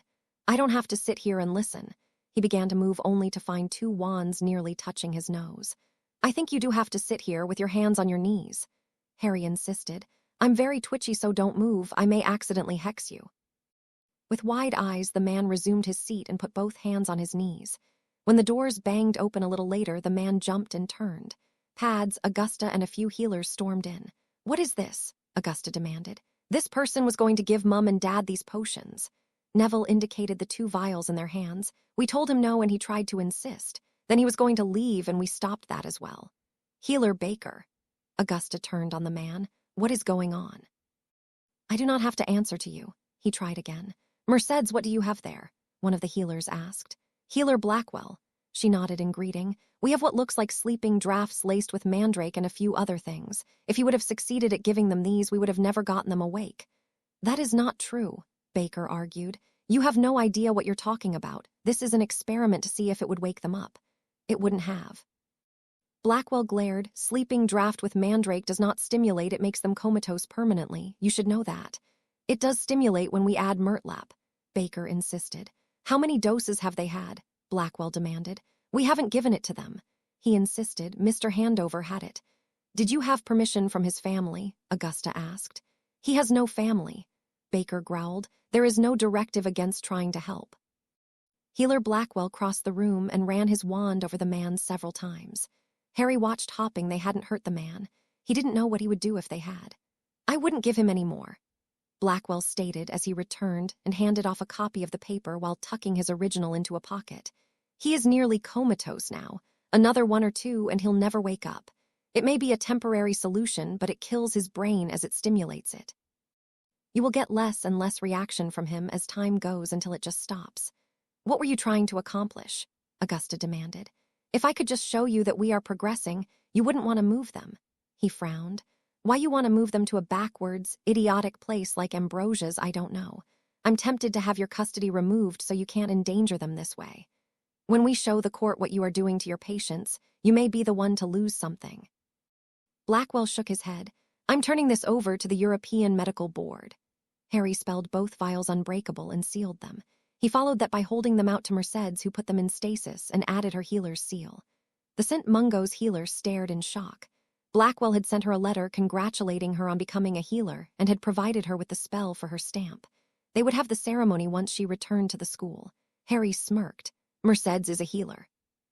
Blackwell smirked. She is the lead healer for these two. I feel better knowing Frank and Alice are in good hands now. Augusta frowned down, and the man still seated on the bed.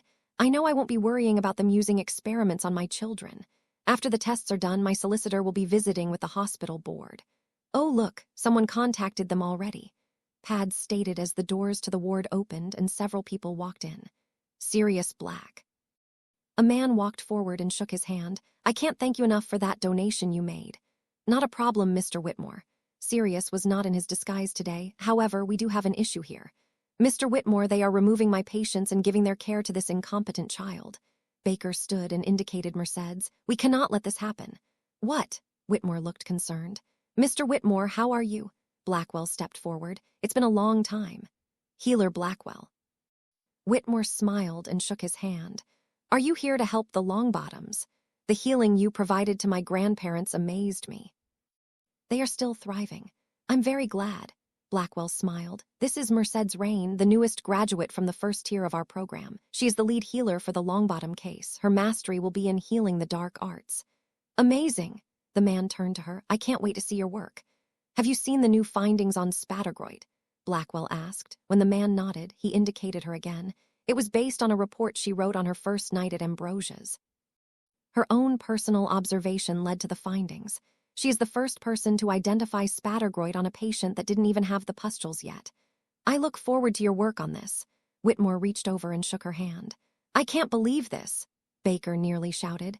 He said she is only a first-tier healer. No, he didn't. Whitmore waved off the idiot. The first tier of their program is equal to a regular healer. Tier 2 is a mastery specialization, Tier 3 is an apprentice researcher, and Tier 4 is a full mastery in research. I'm not sure you'd pass their first tier. Certainly not the potions portion. Mercedes frowned. Mandrake, a restorative, in sleeping potions causes the brain to overwork, and with no conscious thoughts to slow it down, it burns the connecting tissues, resulting in brain death.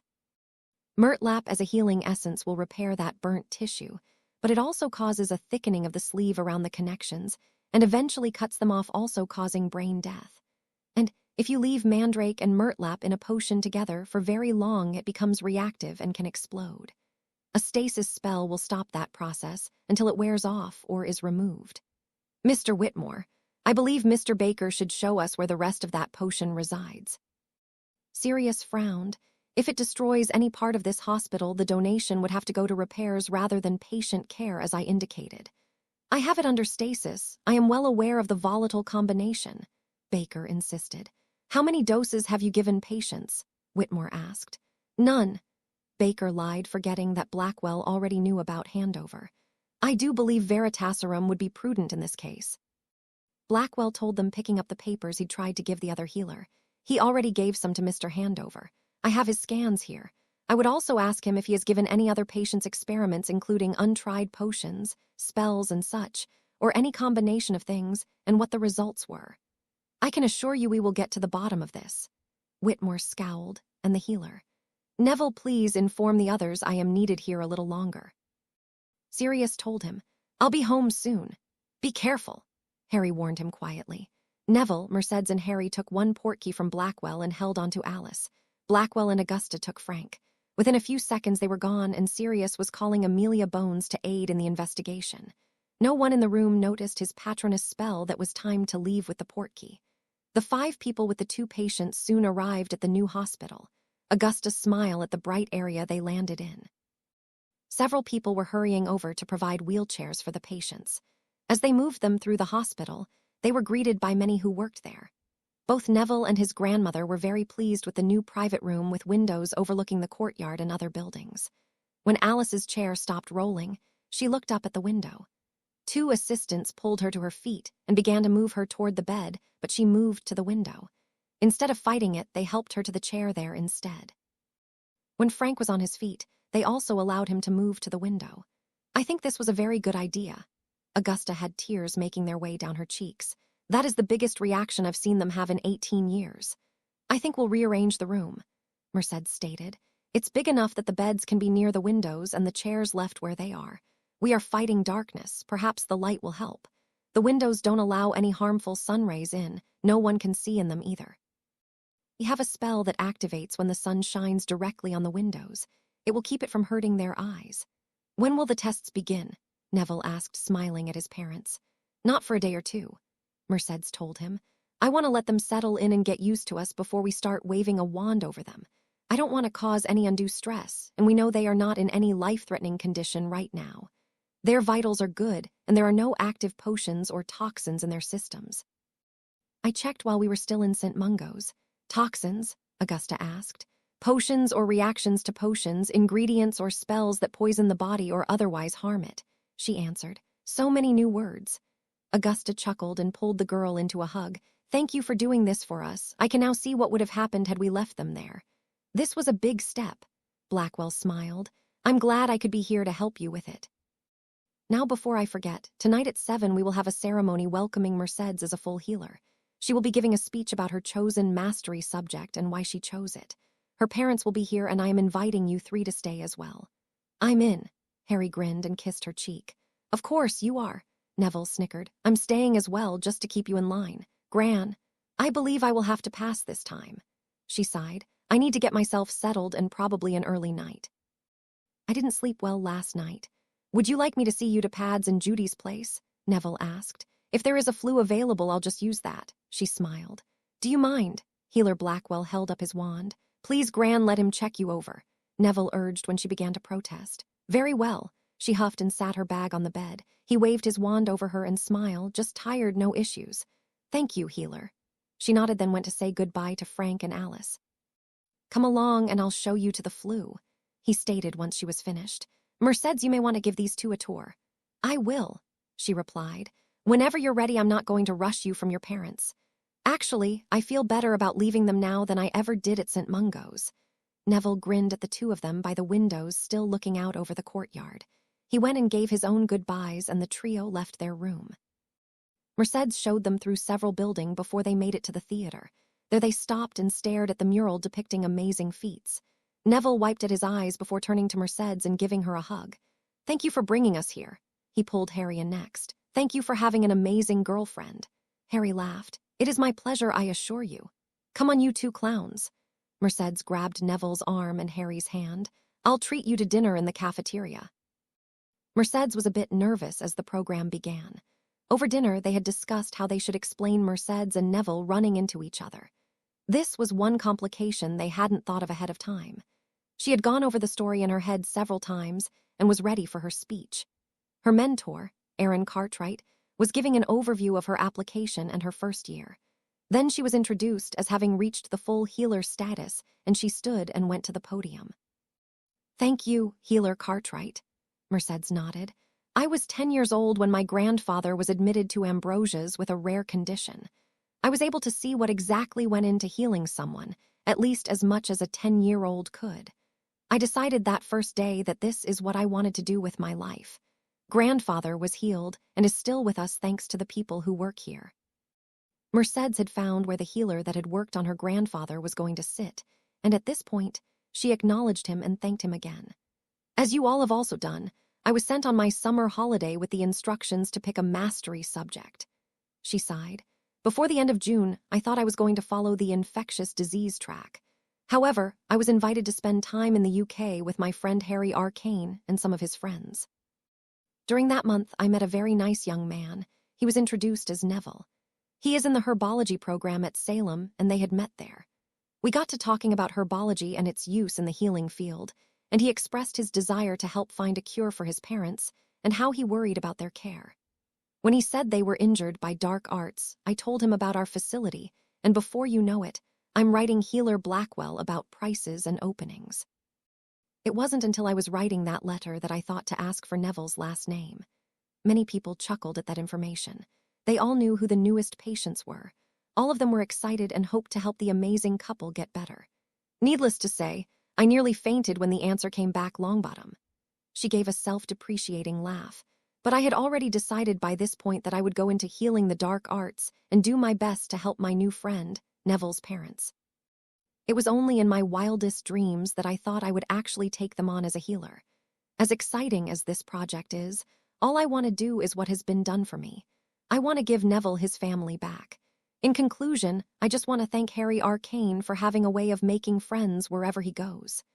She grinned at him, and his friend Neville for entrusting to us that which is most precious to him. Mercedes was sad to see the two young men leave after the ceremony the night before, but today she was beginning her new program. She didn't have any assignments yet and wasn't due to meet with her mentor again until lunch. So, for her free morning, she went for breakfast, then headed to the Longbottoms' room. "Good morning." She greeted them. They were already in chairs looking out the windows. "You have a lovely view, don't you?" She pulled up a chair beside them and glanced out before she began to speak again. "I'm very glad that Neville and Augusta are allowing me to help you." Neither of them moved, so she just continued to talk. "My name is Mercedes Raine, and I'm going to be your healer from now on. I want you to both feel comfortable with me, so I'm just going to sit here and watch the garden with you for a while." She split her attention between the two of them and the garden. She didn't want to stare at them and make them uncomfortable, although something happened that gained her attention. As the clock struck the hour, both of them moved. Since they had been sitting still as statues, them moving was definitely different. Both of them reached into the pockets of the sweaters they had on and pulled out a piece of gum. She could just make out the label as Drubel's Best Blowing Gum before the wrappers were clinched into their hands. After 15 minutes, both spit the gum into the wrappers and threw them in the trash. They went back to looking out the window. Mercedes made note of the odd occurrence and the time it occurred on her notepad before she went back to looking out the window and glancing their way occasionally. She had to leave for lunch before the behavior was repeated. "That was a nice speech last night," Erin said as she sat at the table. "Thanks," Mercedes grinned at her. "Those young men are both very good-looking," she hinted. "Neville is seeing a girl from home." Mercedes grinned. "Hannah is a nice person, they fit well together." Erin waited a moment before pushing again, and Mr. Arcane. "My boyfriend," she giggled. "He asked while we were overseas. I couldn't say no when he asked while on a very romantic walk around an absolutely beautiful island." "He does know how busy you're going to be, doesn't he?" she asked just to save the girl the heartbreak. "He is in the healing program at Salem." Mercedes gave her a nod. "He's going to specialize in pediatrics. Gorgeous, smart, and good with kids." She quirked an eyebrow. "Sounds like a keeper." "He is," she sighed. "With you working on his friend's parents, he won't be asking you to leave either." She nodded. "He wouldn't anyway." She smiled. "We went to high school together. He was my friend date to all the dances for 3 years. We even fake dated our senior year so he knows how busy I am and how much I love it." "Fake date?" Erin questioned. "He's very wealthy." She frowned. Once the girls realized it, he was being bombarded by the gold diggers. "I dated him to keep the evil witches away. I didn't have time to be a real girlfriend, so we just kissed at school and spent a little free time together." "Was he any good?" she giggled. "Best kiss I've ever had." Mercedes grinned and followed it up with, "But since he's the only one I've kissed, I really can't be sure." Erin laughed outright at that, and they began her last year of healer training. When she finished with this year, she would begin the research portion of her training. She was very excited and knew the year would go very fast. In the back of her mind, she kept running over the odd behavior she'd witnessed with the gum. The next morning, she again spent time with the Longbottoms. They were wearing the same sweaters, she realized, and made a note to ask the nursing staff about it. At exactly the same time, they both pulled gum out of the pockets again. Later, on her way out of the room, she met their nurse. "Morning," Mercedes smiled. "Did you put those sweaters on the Longbottoms?" "No, they put them on when I went to dress them this morning," she replied. "It was odd, though. They had trouble getting their shirts on by themselves, but the sweaters went right on." "Was there anything in the pockets of the sweaters?" Mercedes continued her questions. "I didn't feel anything." The nurse frowned. Did you notice them chewing gum yesterday? She asked thoughtfully. Once about 7:15 in the evening. She answered, I didn't give it to them and they easily spit it out to take their nutrition potions. Did they have any problems feeding themselves or drinking? Mercedes asked on last question. Mostly they're okay, she answered. I noticed toward the end of dinner that they were having a bit of trouble moving, but I chalked it up to tiredness from the move and all. Thank you. She smiled and began to move away. Did you want me to watch for anything? The nurse stopped her. Yes. Mercedes nodded. Let me know if they ever let you take the sweaters and check on them at 11 a.m. and 7 p.m. to see if they're chewing gum. If you see it any other time, make note of the time. Should I stop them from chewing it? She asked. Not yet. Mercedes smiled. I want them to be comfortable with us before we start changing any behaviors. Mercedes headed to the office of Healer Blackwell. He was to be her mentor on the dark arts portion of her year. She took a seat across from his desk and waited for him to finish what he was doing. When he finished, he sat back in his chair and observed her for a moment. I noticed you spent time with the Longbottoms yesterday morning. He tilted his head. Can you tell me why you did that? I want them to be comfortable with my presence. She began. I introduced myself and just sat with them. I wasn't going to make notes, but they had an odd behavior they exhibited. I returned this morning to see if it would repeat, and it did, right down to the exact moment. I know a few tests I want ran on them. Compulsions, he asked, nodding. That and I want their sweaters looked at. She tapped her finger on her chart. I didn't notice anything in the pockets of the sweaters until they were pulling gum out. I want to find out where the gum is coming from. Their nurse said they were chewing gum yesterday evening as well. Sounds like a good beginning.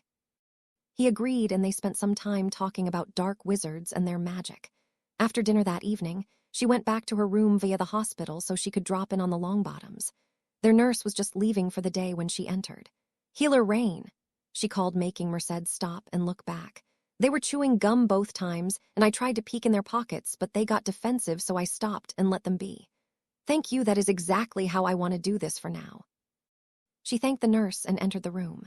Finally, it was Saturday, and Neville was coming for a visit. Augusta had come the previous 2 days and then had left for home. She would return in a few weeks.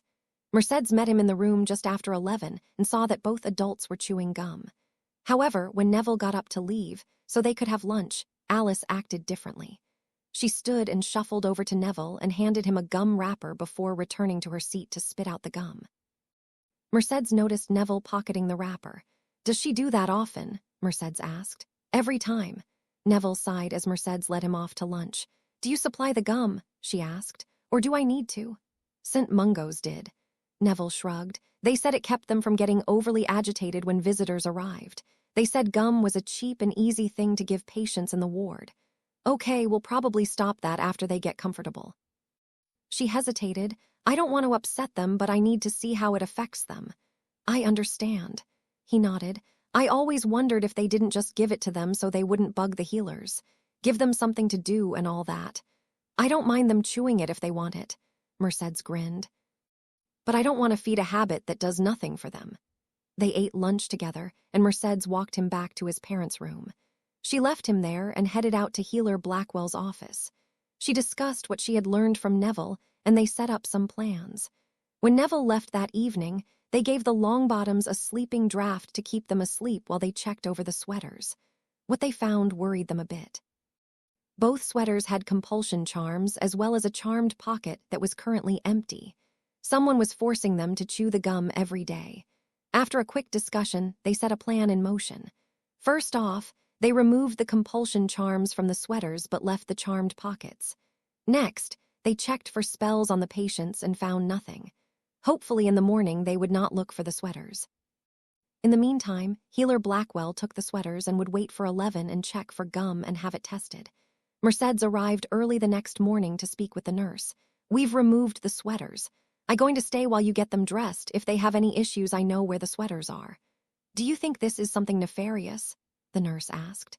We won't know until the gum is tested, Mercedes answered. Just call us if there are any issues. The two of them entered the room, and Mercedes stood back to let the nurse do what she needed to. Both of them were dressed and sat in their chairs without the sweaters. They didn't even pause for the missing clothing. Mercedes grinned. Their lack of reaction would make this step easier. At 11, Mercedes was in Blackwell's office with the two sweaters.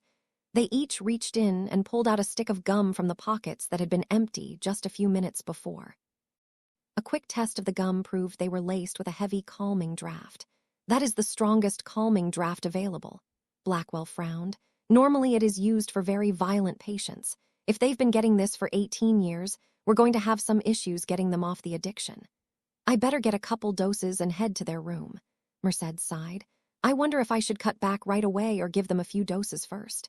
They're getting approximately a half of dose each. He said thoughtfully, what is your first inclination? I want to give them about a third dose. She bit her lip. Cut back enough that we should see a change in behavior, but not so big that the staff will have trouble with them. Then after a few days or a week lower it to a fourth, then an eighth, and then a lighter calming draft at half. I think that's a great idea, he agreed. The two of them retrieved the calming draft and headed for the room. Blackwell sat back and watched Mercedes interact with her patients. Good morning, she greeted them, and both of them turned to her. It was the first time they had reacted to anything she had said. She paused for only a fraction of a second before she continued. We're going to change things up today. Each morning you've been chewing gum laced with calming drafts. We're going to wean you off of them and see what personalities you have underneath. This may be tough for all of us, but the sooner you're off those, the quicker we can get on with other plans.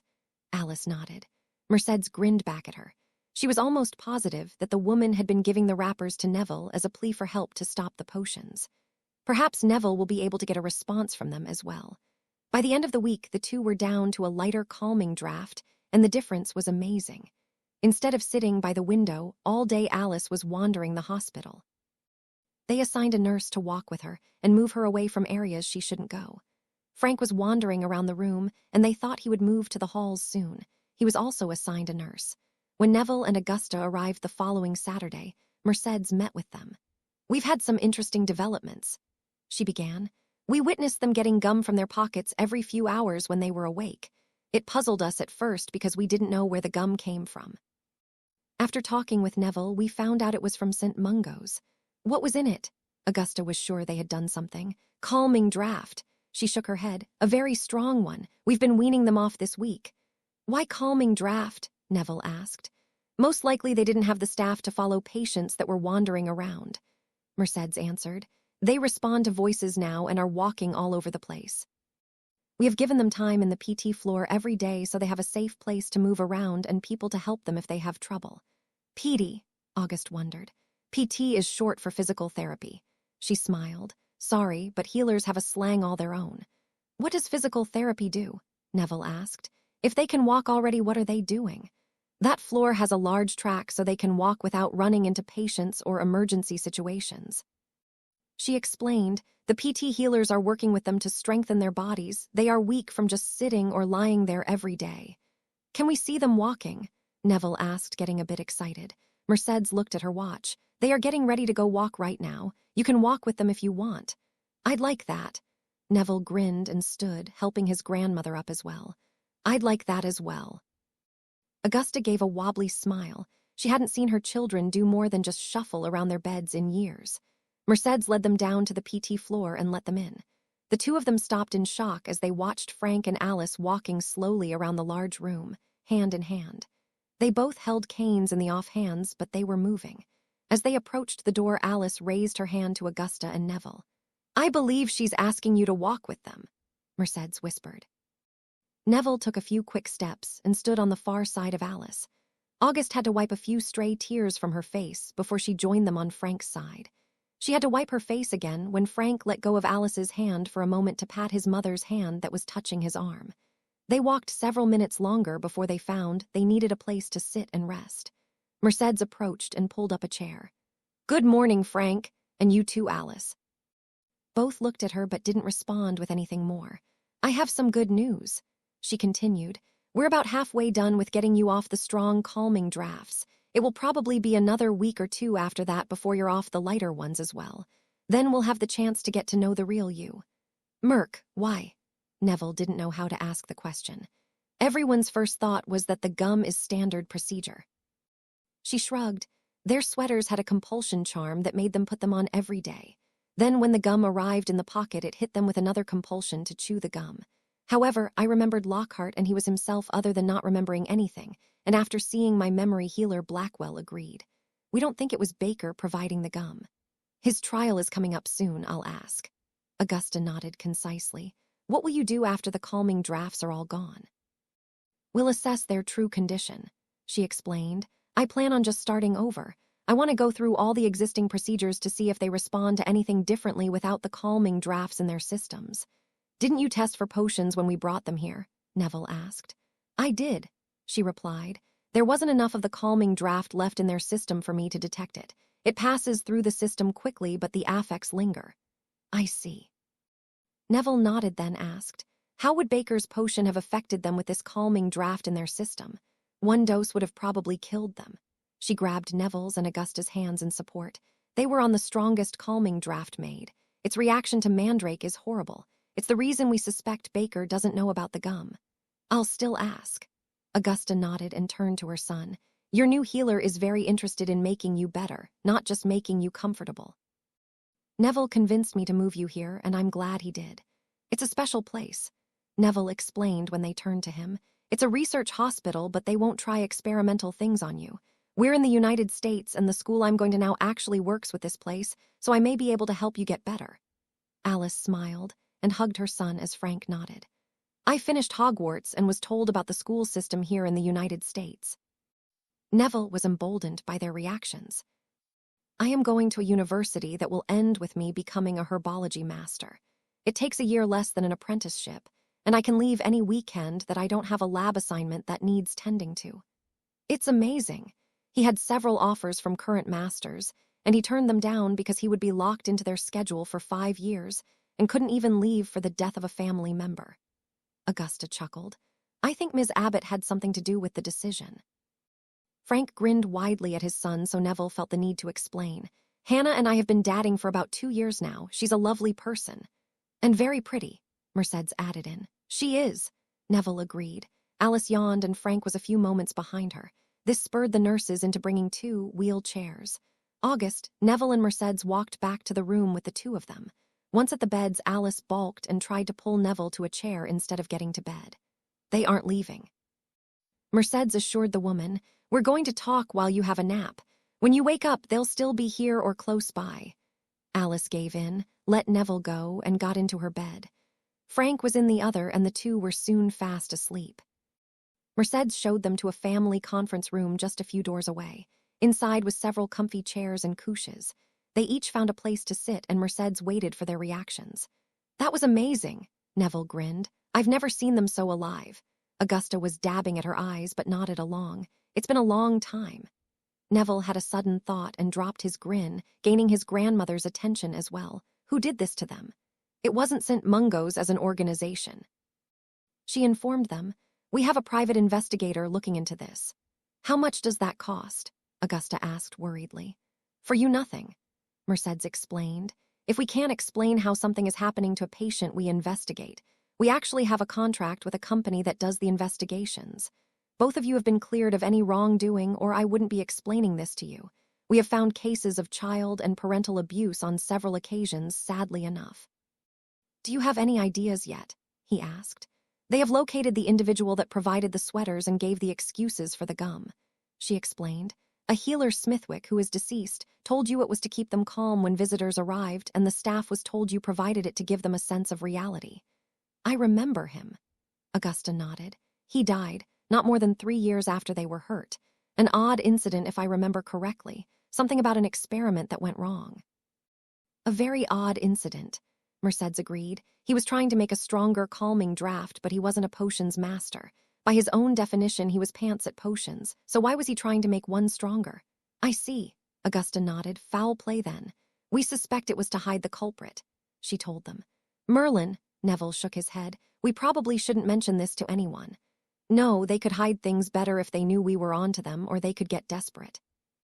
Mercedes pointed out, I didn't say this in front of Frank and Alice so as not to disturb them, but don't mention this at the trial, unless I clear you to.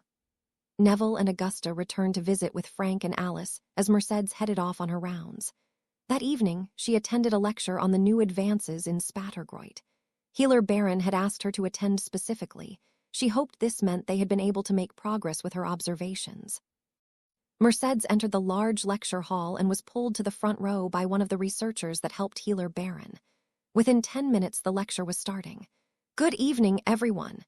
Healer Baron walked up to the lectern. "We have some very exciting news today. Many of you will recognize the young lady in the front row. Please stand, Healer Raine." Mercedes did as asked, and then resumed her seat.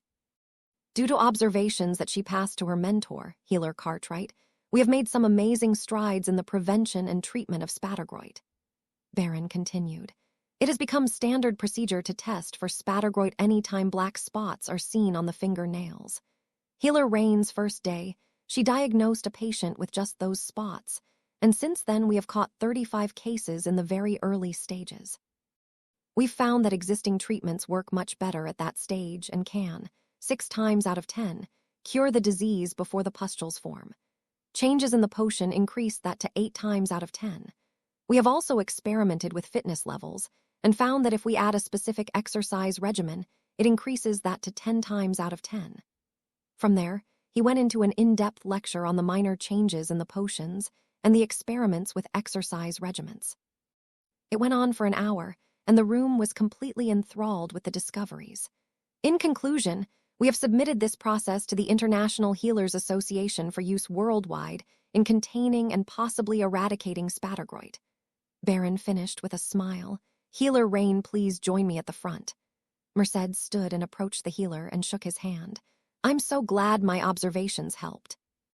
In recognition of your work in infectious diseases, I present you with this award and certificate of dedication to the art of healing." Baron handed over the plaque and a piece of paper. "If you have any other observations, please share." "I will," Mercedes agreed with a smile. The lecture broke up, and she had many people congratulate her on her skills. It wasn't until the hall was empty of everyone except her and Healer Baron that she looked at the paper. "Is this correct?" She gasped. The paper was an official declaration of award showing her the amount she was receiving. "Every nut," Baron agreed. "We are in a position to possibly relegate Spattergroit to the history books." "Excellent." Mercedes looked again at the paper. "I'm stunned by this. 500,000 galleons to cure a disease is a lot." He agreed. "However, there have been several very rich people who have had that disease and left us funds for the person who found a faster cure as an incentive." "But I didn't cure it, you did," she huffed. "Actually, we split it." He grinned. "That is your half. I also received a hefty donation to my research team from a man we cured last week." "Merlin's pants." Mercedes shook her head. "I've got to write my parents. They're going to be very glad I can start paying my own way now. Erin wants to meet with you at breakfast." Baron waved her off as she headed from the room. "I told her I'd pass it on." "Thank you." Mercedes returned to her apartment and sat down to write a letter to her parents. "I wish I had a phone. This just isn't something I want to put in a letter." After thinking for several moments, she began the letter. In it, she touched on the Longbottoms, but not by name, and spoke of how well they were adjusting. When she had covered that, she paused before writing that the study about Spattergroit had proved to work well and that she had been awarded a portion of money for her part. Then she promised to give them more details when she saw them next. She set the letter aside and began her studies for the night. The next morning, she placed the letter in her bag and headed to breakfast. Her intent was to mail it sometime during that day. "Morning, Healer Cartwright." Mercedes greeted her mentor as she reached the cafeteria. "Morning, Healer Raine," she returned. "I hear you had an exciting evening." "A very exciting one," Mercedes agreed as the two of them went to gather their breakfast. They didn't talk much while they got their food and found a table. However, before she had the chance to begin talking again, 2 more people sat. She turned to greet the newcomers and froze for a moment. "Mom, Dad, what are you doing here?" She stood and gave each of her parents a big hug. "Healer Cartwright came to visit us last night and asked us to come for breakfast," Max stated as they settled down. "She said you had news." "Last evening, we had a campus-wide lecture," Cartwright explained. "It was on the new advancements made in curing Spattergroit.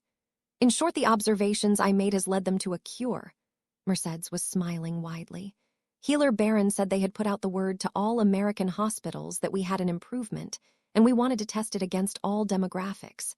He had 35 cases come directly to us, and an additional 118 passed from other hospitals. He was able to completely cure the last 50 cases prior to the pustules forming." "That's amazing," Karen gasped. You always wanted to help people, now you've done it in such a large way. I'm proud of you, sweetheart. Max hugged her again. One more thing you'll be proud of. Mercedes grinned. I don't need an allowance any longer. Honey, we don't want you to use any money you've earned. Karen shook her head. You should save it for something special. Mom, I was awarded 500,000 galleons for my part. She giggled a bit. I don't know anything is special enough to take all of that. 500,000, Max whispered. Wide eyes adorned his face. Yes, Mercedes agreed. It's the largest award we have on file, Cartwright added, smiling at the shocked faces. Many patients in the past had added money to an incentive award to find a cure. She found a fast diagnosis, and her observation on demographics led us to trying exercises as well. Well, in that case, I think we'll have to cut you off, Max said. You've got more in savings than we do. I will also be paying you back for all I've already spent, she told them. No. Max turned her down. I was only talking savings account, not investments and retirement. We are fine, keep your money. Besides, I think Selwyn has an order that will set us up for life. Karen grinned. His new Wolfsbane is going to be out soon, and that will be a big draw on our special ingredient. We've already increased production. That sounds intriguing, Cartwright agreed. Is it proprietary? Yes, but once he's gotten the patent on his potion, we will allow you to learn the method we used to alter one of the ingredients, Max told her. I think it may prove useful to the medical community. Excellent, I look forward to learning your secrets. Healer Cartwright stood. I'm leaving you three to your breakfast. I don't have anything for you today, Healer Raine. Thank you, Healer Cartwright. Mercedes waved before turning to her parents. The only thing I have today is Neville and Augusta coming for a visit. I'm sure they'd like to see you again. Perhaps they'll allow you to meet Frank and Alice. Only if they're comfortable with it. Karen nodded in agreement as they left the cafeteria and headed for the flu station. I'd be delighted to introduce you. Neville's smile turned to a grimace. But we have some news first. Their move has made the papers. Augusta frowned. I've been receiving some threats. I meant to tell you yesterday, but I forgot with all the excitement. I'll notify our security, Mercedes stated calmly as she sent out a spell. Do you have copies of the threats, or were they verbal? I have copies of the ones written. August agreed as a security officer arrived. I have taken copies to our orders, but since the minister was one of the verbal threats, I don't have much faith that they'll find any culprits. Do you have copies with you? Was the next question as the security officer arrived. I do, she agreed and pulled them from her purse. Officer Smith, Madame Longbottom has received threats due to the move of her son and his wife to our hospital. Mercedes stepped back and allowed the officer to take over. Are these the originals or copies? He asked. Originals, Augusta confirmed. I don't trust Brishan's orders since the minister threatened me verbally. What was his threat? Smith asked as he took the envelope. If I don't return them to St. Mungo's this week, he will remove my guardianship and move them back to England himself, she explained. I told him that he would attempt to do so, but I highly doubted he would get it accomplished. I'll be contacting the State Department. Smith nodded to them. If this becomes a matter of politics, then I need to warn our president before it becomes a problem. In the meantime, please know that we take security very serious all the time. Thank you. Neville nodded as the man left. He then entered his parents' room. Good morning. Alice turned to see him, and a smile lit up her face. She stood from her chair by the window and moved towards her son. She pulled him into a hug and patted his back as Frank stood and began to move toward them. He joined the hug, and the rest of the group gave them sad smiles. Neville pulled back and grinned at the two of them. We have some new visitors today. Turned. This is Max and Karen Raine. Healer Raine is their daughter. Frank was the first to move this time, and he held out his hand to Max. When Max shook his hand, he nodded first at Max and then at Karen before smiling widely at Mercedes. Alice nodded and smiled at them from her spot where she was still hugging Neville. The group sat and visited for nearly an hour before it was time for Frank and Alice to walk. Neville and Augusta joined them while Mercedes and her parents went their own way. The day both Longbottoms had their first day free of calming potions just happened to be the same day that 2 court cases were being held in the Ministry of Magic for Britain. The first case was against Healer Baker, the second was the custody hearing for Frank and Alice Longbottom. Augusta was very sure the first case's outcome would stop the second from being heard. Healer Blackwell went to the hearing as a witness. Mercedes stayed to see to her patients. Good morning. Mercedes chimed as she entered the room to find them standing by the window. They both turned and smiled. We're going to have another change today.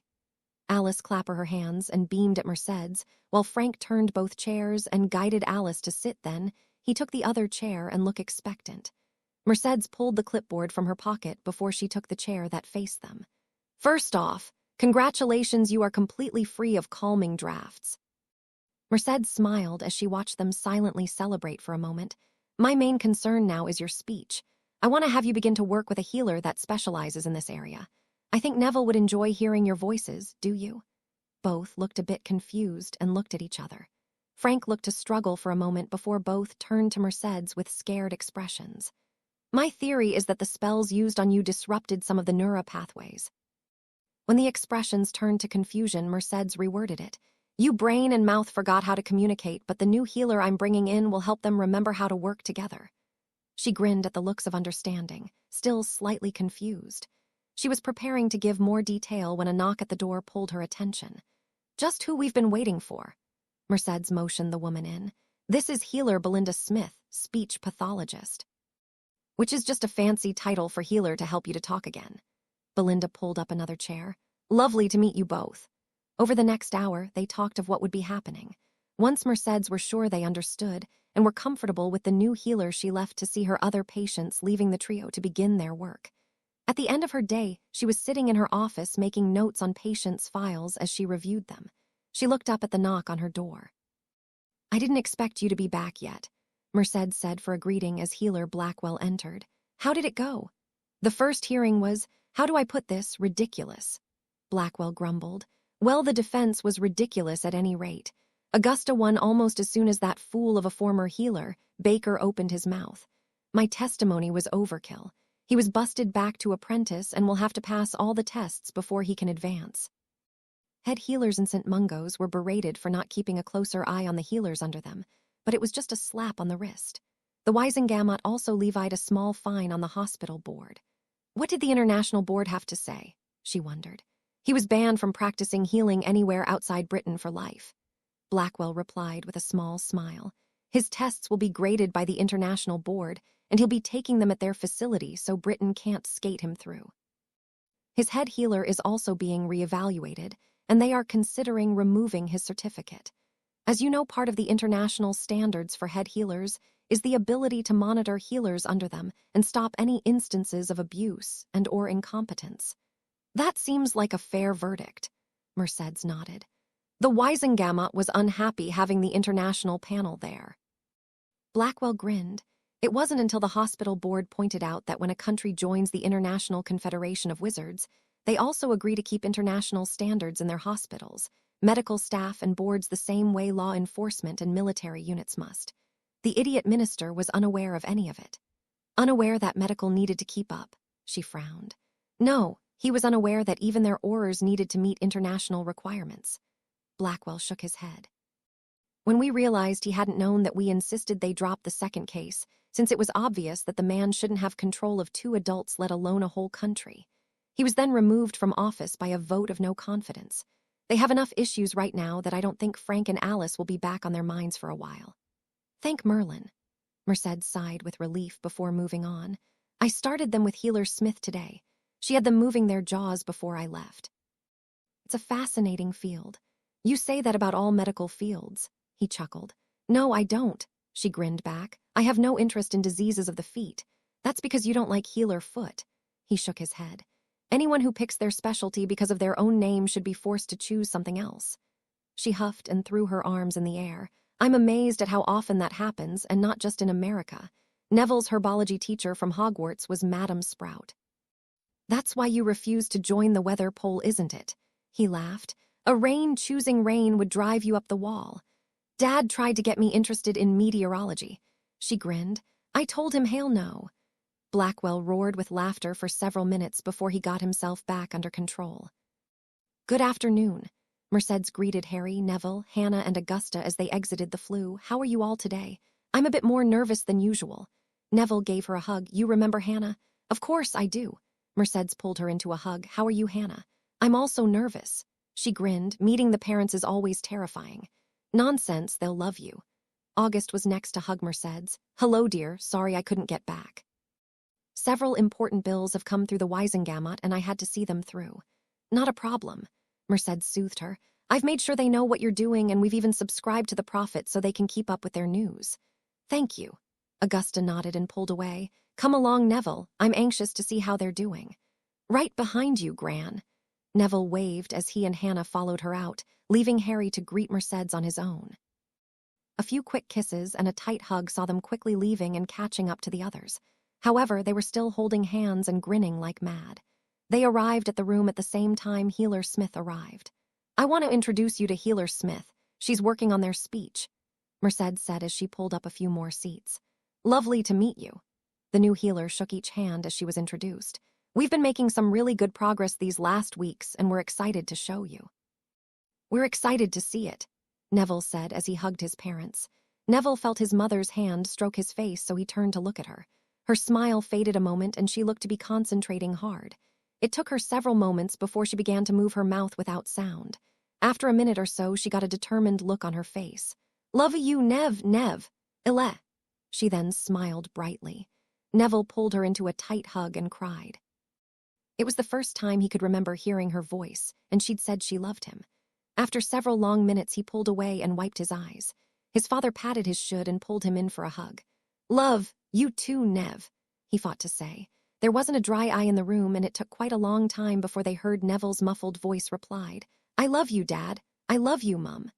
After a long three-way hug, Frank pulled one arm away and motioned to Augusta. Mum. Augusta took a deep breath and wiped her eyes before she took the few steps forward and joined in on the hug. It was nearly 30 minutes before they broke apart. Neville pulled back, wiping his eyes, and looked around the room. He spotted Hannah and Mercedes both leaning on Harry. Oh, Mum, Dad, I want to introduce you to someone. Neville moved over to Hannah and grabbed her hand and led her back over to his parents. This is Hannah Abbott, my girlfriend. Nice to meet you, she said as she wiped at her face. I'm so happy you're doing well. 3 floors below, a large group portkeyed into the emergency ward. The yells and screams couldn't be heard in the quiet room, but security heard and swarmed the area. Healers and nurses tried to protect the patients and get them out of the way. It was chaos. Parts of the group of attackers broke away and headed in different directions. Most of the guards stayed with the main group and called for outside reinforcements. Security personnel from all over the campus were on the move. Each building always had several guards, and they began to sweep their buildings, after they were locked down, to make sure there weren't attacks on several fronts. Law enforcement arrived on the scene and stormed the emergency ward. The main group of attackers was down within 10 minutes of their arrival, each one too injured to move. Law enforcement continued on after the other groups. Some of the security people stayed to help the injured staff and patients. A portion of them wouldn't make it. It was just a few minutes later that noise interrupted the small group in the Longbottoms room. Mercedes and Healer Smith headed out thinking an emergency was occurring and they may need to help. It was obvious a few moments later that something was wrong when spell fire went past their door. Harry jumped up first, followed by Neville and Hannah. All 3 had their wands trained on the door when the first attackers arrived. Harry and Neville began to fight back. Augusta was standing by this time, and she joined Hannah in putting up shields. They had nowhere to really hide. Several attackers had fallen in the doorway, but other attackers were firing spells over them. While a few tried to pull the fallen out of the way, others just walked over them to get into the room. Augusta was the first hit, and her wand flew behind her as she fell. Neville and Hannah fell next, and Harry was worried he wouldn't be able to hold them off for much longer. He swore when he realized a stunner was going to get past his guard, but another shield popped up to block it. He turned to find Frank, with Augusta's wand in hand, pointing at the attackers. Then he heard Alice. Bombarda! She didn't say it loud, but the spell was there and fairly powerful. The rest of the attackers in their room were down just in time for law enforcement to arrive. Harry turned to find Alice with Neville's wand in hand, still pointing at the door. He put a hand on her arm and pushed ever so slightly until she lowered it. He did the same to Frank and tried to get them to sit back down. Both just fell into their chairs looking extremely tired. Harry bent down to check on Augusta and found her stunned with a few cuts he quickly healed. A quick check to Neville and Hannah showed both being unconscious, but otherwise unhurt. His mind then turned to Mercedes and he tried to exit the room. You need to stay here, young man. One of the security officers blocked his way. I need to check on Mercedes, Healer Raine. Harry tried to push past. She's busy helping injured people, he stated. We'll have another healer here in a few moments. I just want to make sure she's all right, Harry stated. I've already checked these 3 and they're unconscious but no life-threatening injuries. I don't want to revive them until someone higher up approves. I'm still an apprentice. You're a healer, the man asked. Can you help others? Apprentice, I'm in my 2nd year at Salem, but I can aid the healers. He agreed. The man led him out of the room and Harry headed straight for Mercedes and crouched down beside her. Are you okay? Scared half to death but not injured. She answered, you and your group. 3 unconscious, 1 with minor lacerations healed, waiting for a full healer to check before being woke up. He answered, I've got a few minor lacerations, but I'm fine. Where do you need me? Check over the ones that are down, mark the serious with red flags and the minor wounds with a yellow one. She stated and flicked her wand at him, changing his shirt into a light blue scrub shirt of a trainee. If you run across something life-threatening, yell. Got it. Harry kissed the side of her head before he began to move, waving his wand over people as he went. It wasn't long before the floor was swarmed with medical and law enforcement personnel. He was glad for the blue scrub shirt Mercedes had transfigured. It told everyone he could help, but wasn't a full healer. Hours later, he returned to Frank and Alice's room with Mercedes and collapsed in a chair. How are you guys? Neville asked from his bed. They'd set up 3 more in the room to accommodate him, Hannah and Augusta. Exhausted, Harry muttered. How come you aren't in a bed? Hannah asked. No empty ones left, he grinned. You can have mine. Neville started to get up. You stay. Harry waved him off. I'm going to sleep on Mercedes' couch. Can you make it that far? Hannah giggled since he was talking with his eyes closed. I think so. He grinned and opened one eye. However, if you find me in the courtyard in the morning, don't be too surprised. Healer Raine. A security guard leaned in. The apartment building has been cleared. If you come with me, I'll be your escort through checkpoints. Otherwise, Mr. Arcane wouldn't make it. Thank you, Chuck. Mercedes groaned as she stood. I'll see you all in the morning. Make it afternoon. Neville chuckled. Morning is only 30 minutes away. We'll do that. Harry stood and followed the guard with an arm around Mercedes. It took all those 30 minutes to get across to the apartment building and into her rooms. They both flopped onto the couch and Harry summoned a couple drinks from the counter. He hit them with a cooling charm, opened them and handed one to Mercedes as he tipped up his. Do you want the shower first? She asked. I'll probably just head home tomorrow and shower. He shook his head. I don't have a change of clothes. Okay, I'll be out of your way in a few minutes then. Mercedes gave him a kiss before she stood and headed to her bedroom. She pulled out her own pajamas and noticed the pair of sleep pants beneath them. She pulled them as well and hid it with an enlargement charm. They would fit Harry just fine. She also had one of his t-shirts that she'd absconded at one point. After that, she stepped into the bathroom and quickly showered and got ready for bed. She then put the set of pajamas in the bathroom and placed a towel over them. She hoped he was too tired to realize she was putting him in a pair of pink sleep pants that had unicorns playing on them. The blackmail she could get out of this would be great. I'm done. She announced as she left the bathroom. I found some oversized sleep pants and one of your old t-shirts. You can shower and sleep in those if you want. Sounds fabulous. Harry groaned as he stood and headed for the bathroom. Mercedes made up the couch for him and was already in bed when she heard him exit the bathroom. He hadn't yelled, so he was either too tired to care or hadn't noticed. She chuckled to herself before she settled in to sleep. The next day, she was woken up to Harry bouncing on the side of her bed. You're mean to wake me up so early. She grumbled and cracked open an eye but grinned when she saw him still wearing the pink sleep pants with unicorns running around on them. You were mean first. Besides, at noon, and that is not early. Harry then gave an exaggerated huff. I'm hungry. Get up so we can get some food. Get out and I'll consider it. She grumbled. I'll give you 5 minutes to finish in the bathroom. Already done except changing clothes. I figured you wanted to see me in these first. He stopped at the door and wiggled his back at her. Did you get to see enough? Far more than I needed to, she called as he continued out of the room. EPILOG. I can't believe they are picking today of all days to move back. Harry complained. Really, this week is full enough. Shut up, you sound like a whiny little brat. Hermione gave him a light smack to the back of his head. It's not like you have to do this the mundane way. I do not sound like pads, Harry huffed. I just meant with the wedding and all going on they should have waited a week. If they waited a week, you wouldn't have your house ready to move into when you got back. Neville told him. You want a place to live in peace, right? You don't want to share with pads any longer. I do not want to be pranked every night. Harry agreed, but I still think it would be better to wait until next week after the wedding. We are not going on our honeymoon while everyone else moves Frank and Alice back to Longbottom Hall. Mercedes hugged him from behind. What? Harry faked astonishment. We get to go on a honeymoon. I suppose I should start planning that. We leave day after tomorrow, right? Pratt. Mercedes lightly smacked the back of his head. Harry laughed with the others and continued to wave his wand, making things pack away. Frank and Alice had been able to leave Ambrosia's almost 2 years ago. They knew Harry's story now and were quite happy for him. Their recovery wasn't 100%, but better than they had been the 20 years previous. The attack on that fateful day had sped up their recovery.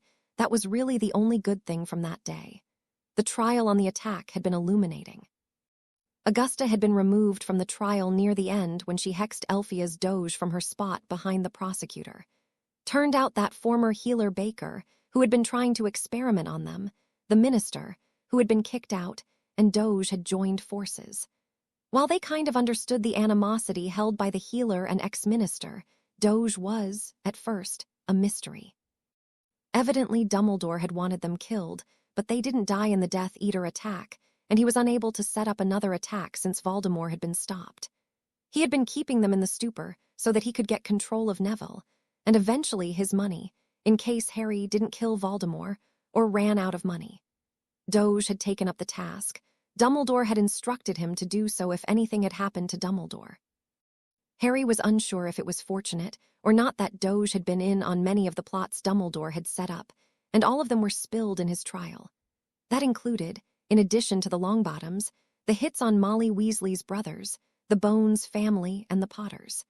It seemed that only the attack on the Potters went as planned. The American court system put all 3 of the planners as well as all their hired help into prison. Several of the helpers had also been extradited to face more criminal charges in other countries. None of them would be free for a long time.